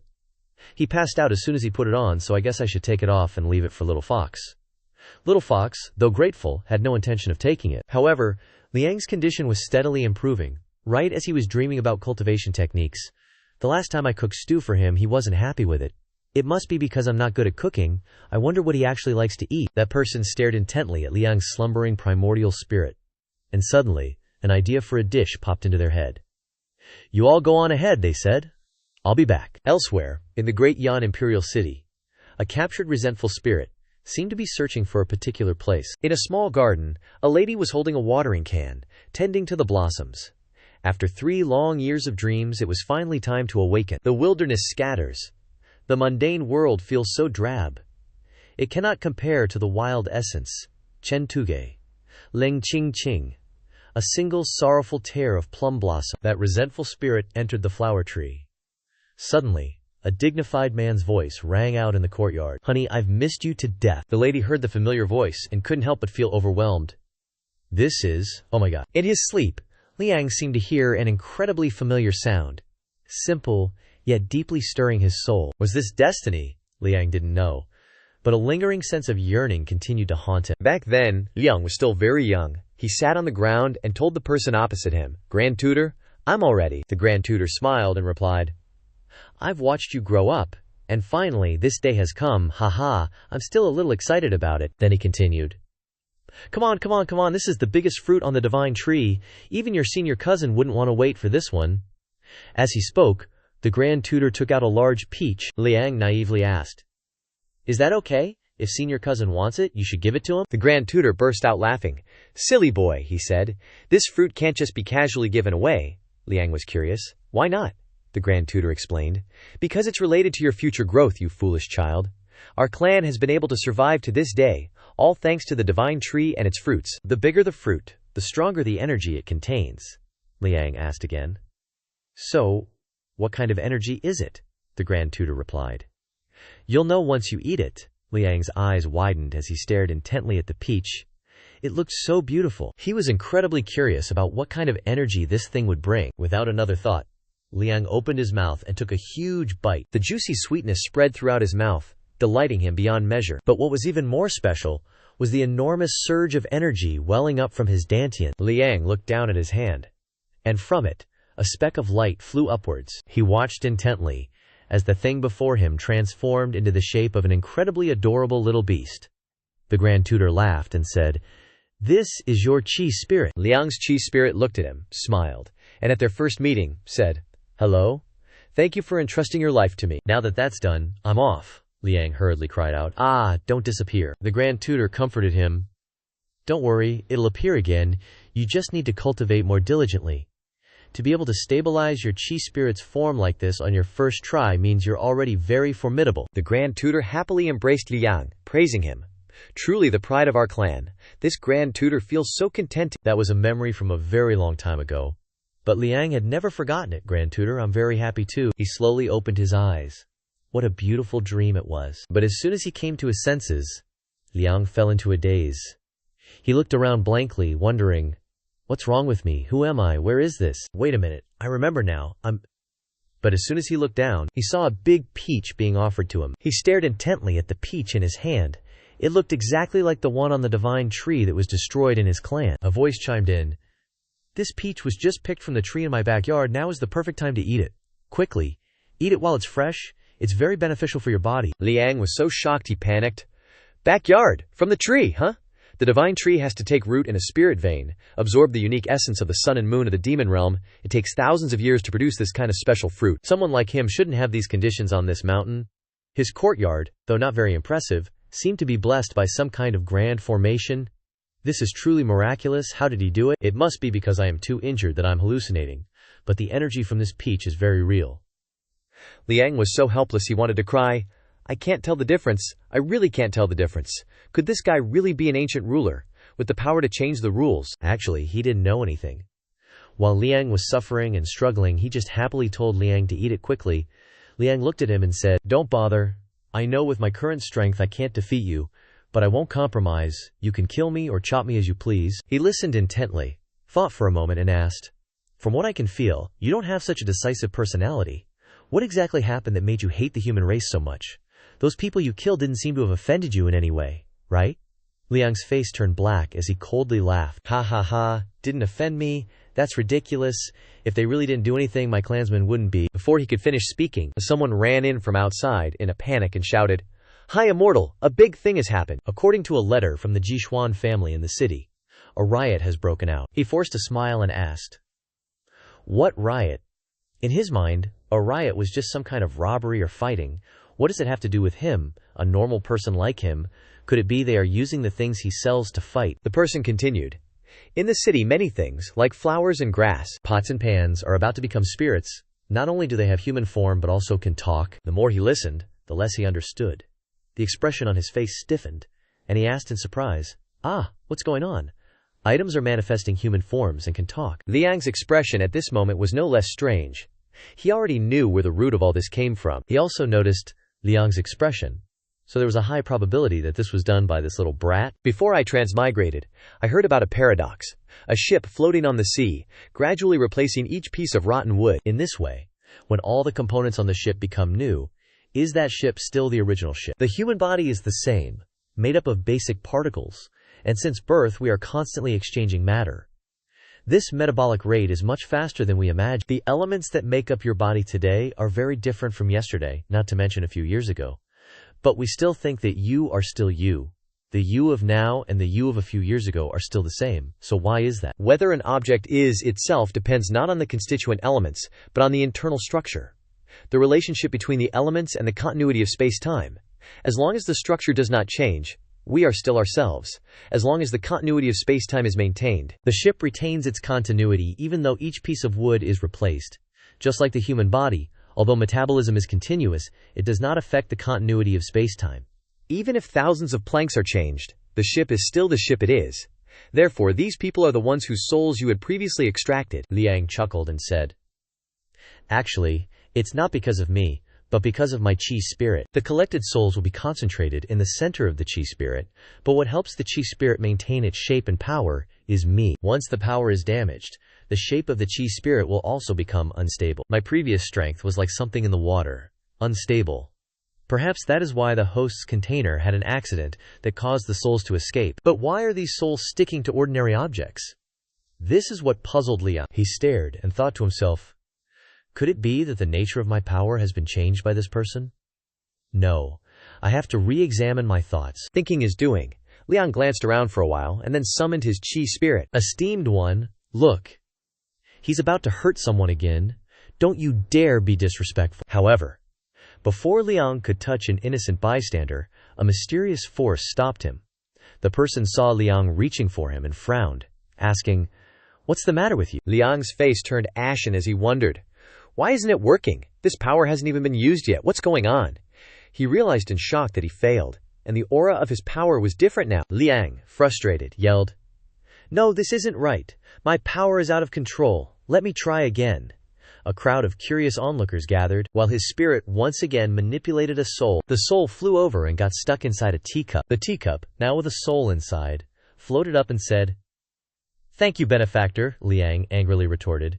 "Who is your benefactor? This is infuriating." He gritted his teeth and thought, wait, did my power turn into helping souls possess objects? No way, I can't naturally create souls. These souls were already here. I'm just helping them stabilize in a new spot. Can't I take souls from people anymore? It's all because of this guy. My expectations have been ruined.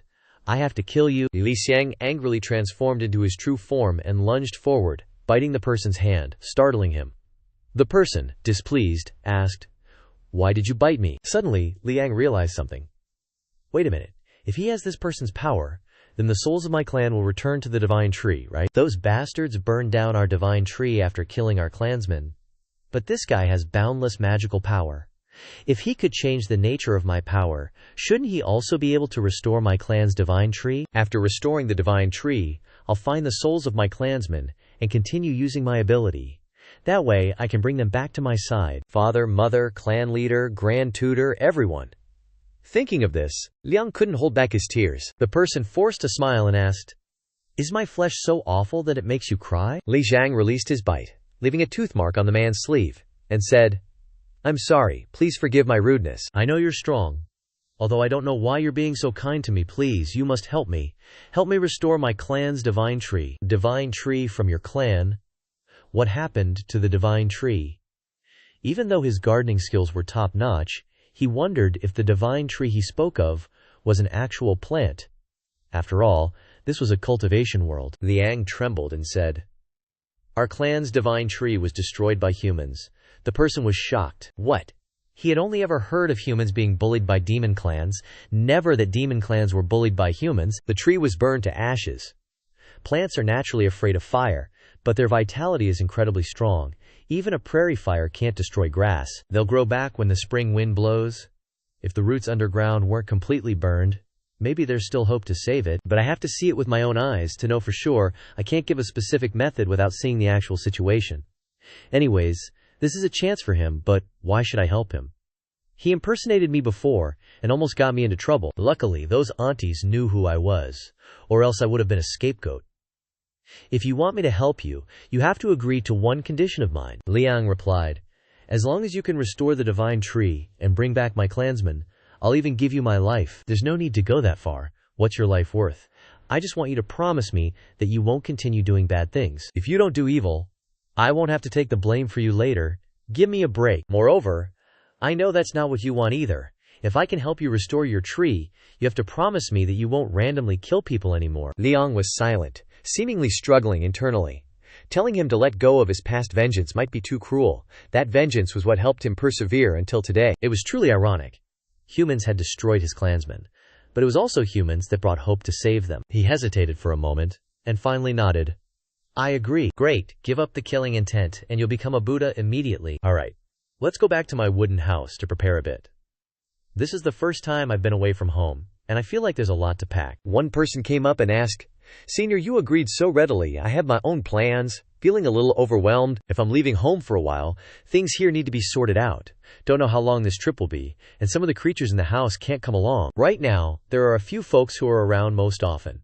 They handle the daily cleaning, take care of the backyard, and earn money for food. The Phoenix person, Yunfeng, and one more who might be their dad.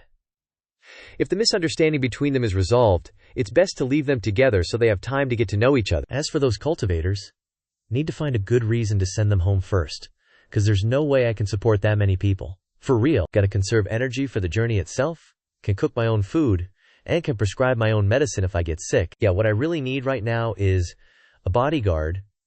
Let's just go with this for now. The decision is clear. Yunlan and Kuling Fear both looked bummed and confused.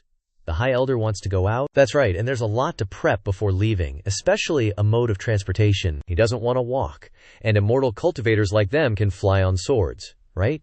Sounds kind of confusing. What kind of transportation is the High Elder talking about? Maybe the High Elder wants to hide his strength so he doesn't use his magic, which is also a way of cultivation. But all four girls looked displeased. Why not let them go along? The list of those chosen consisted of those who were confident, and Yang was smug because he was chosen. He awkwardly explained. Because they look trustworthy. Why is that?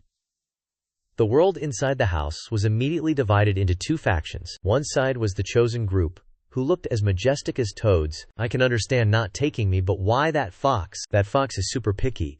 I'm afraid no one will be able to serve it after I leave. On the road, it can keep the other one company. It's hard to argue with that. None of us can compare to the craftsmanship of the Tushan Fox clan, one of the 10 great demon clans. Their place in the demon world borders the Jiu Diao. It's a coincidence that the important characters of both clans ran out. The little fox was chased and killed, and the Cbu Zhang's entire clan was destroyed. Liang asked, annoyed. Who's the Cbu Xiang? He replied with a smile. Anyway, let's just stick with this lineup. Next up, gotta pack supplies, food, water, living stuff, self-defense tools, travel expenses, a map, and plan out the route. This little life is precious, he said with a smile. Since I got here, I haven't even left Daiyan City. That's hard to believe. How could that be? Lao thought to himself. Wait, the High Elder must have a deeper meaning. Maybe he wants to test us. Even though I have some understanding of the demon territory, I've only set foot in the golden-winged Great Peng clan, which borders the human race. To get to the destination quickly, I need to know the 10 great demon clans and their special geographical locations. The Zhao clan, with their dragon-headed human forms, are famous for controlling the weather and their majestic appearance. Warriors of this clan often wear dragon-scale armor, showing their bravery and combat prowess. The Baizhang clan has a deep understanding of astronomy and geography, knows both the past and the future, and the whole clan has a refined and polite aura and are good at speech-spirit treatment. The Fei Dan clan were originally grass and trees that attained the Dao, and have a human form with a wood spirit head.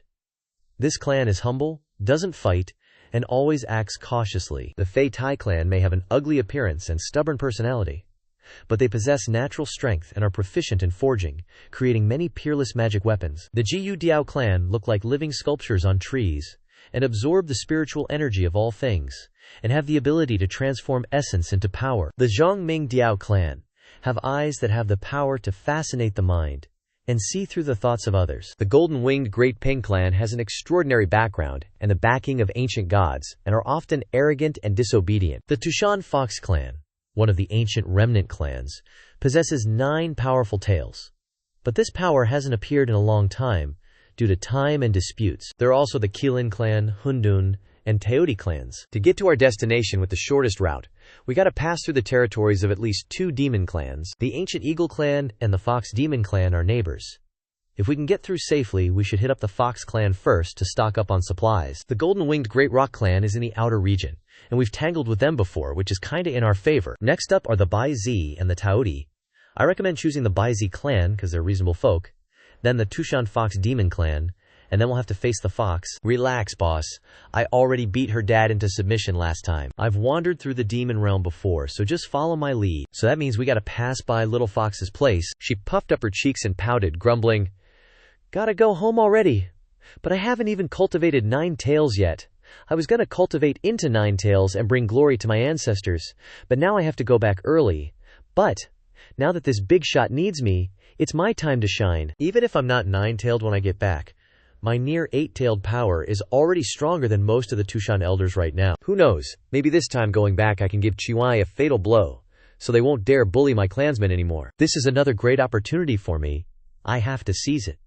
Bring glory to my ancestors, and avenge grudges." Even so, she suddenly felt like something was off, making her less adorable. After comforting the disappointed girls, he dragged his tired body and started preparing dry rations.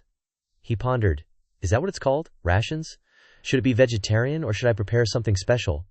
Fermented food isn't a bad choice either. Just then, someone walked in. He turned to look. It turned out to be Yufeng and the gang, here to express their dissatisfaction. The Phoenix girl said, "Boss, please reconsider. Even though we're girls, we're still powerhouses." He nodded. "I know you're all powerhouses, among powerhouses. Let's just leave out the weakest one for now. It's not that I don't trust you. On the contrary. Girls are usually meticulous, and can handle everything with care and attention to detail. I don't know when I'll be back this time, so I need someone to handle all the big and small matters at home. I can only rest assured if I leave it to you guys." After being coaxed with a few words, they calmed down. "That's right, now that the big shot is leaving, only a few of them are left at home. Master Jia Tai has sent reinforcements, and you're definitely a match for them. This isn't distrust, but the greatest trust. Believing that they have the strength to stand shoulder to shoulder with the big shot. The big shot even entrusted this precious home to us. We must complete the mission." Thinking one way, but the reality is another. Basically, it's because the parents of these girls are too terrifying. If something happens, he definitely can't handle it. The trees are lush and green. The goldfish swim happily in the small stream. Xianxia stands in the middle of the courtyard, absorbing the essence of heaven and earth. This garden is full of the spiritual energy of heaven and earth. After absorbing it, the wooden objects are truly like fish in water. Xianxia transformed into a Qilin and said, "I've heard everything. Please take me with you. If I go, I'll definitely take you. But your form will be exposed in front of the big shot. Maybe we should go say hello first." Xianxia insisted. "I don't know why, but I feel like I must go this time. There's something waiting for me. It's like I've forgotten something very important. The answer is right in front of me, but I can't remember." With that, she flew away. Wait for me. I'll go with you." Meanwhile, Jiang Chen was at home. Xianxia suddenly appeared in front of the door, pushed it open, and said, "I want to go too." Xianxia's sudden appearance and form startled him. Before he could even figure out what was going on, he was knocked to the ground by her massive foot like, what the heck is happening? Seeing this, the others rushed over to ask what was up. Xianxia was still pinning Jiang Chen down, making him tremble as he tried to get up. She pleaded earnestly, "Please, take me with you." And that's the end of the video. Don't forget to hit like, so the bear can bring you more awesome. Manhua, thanks and bye everyone.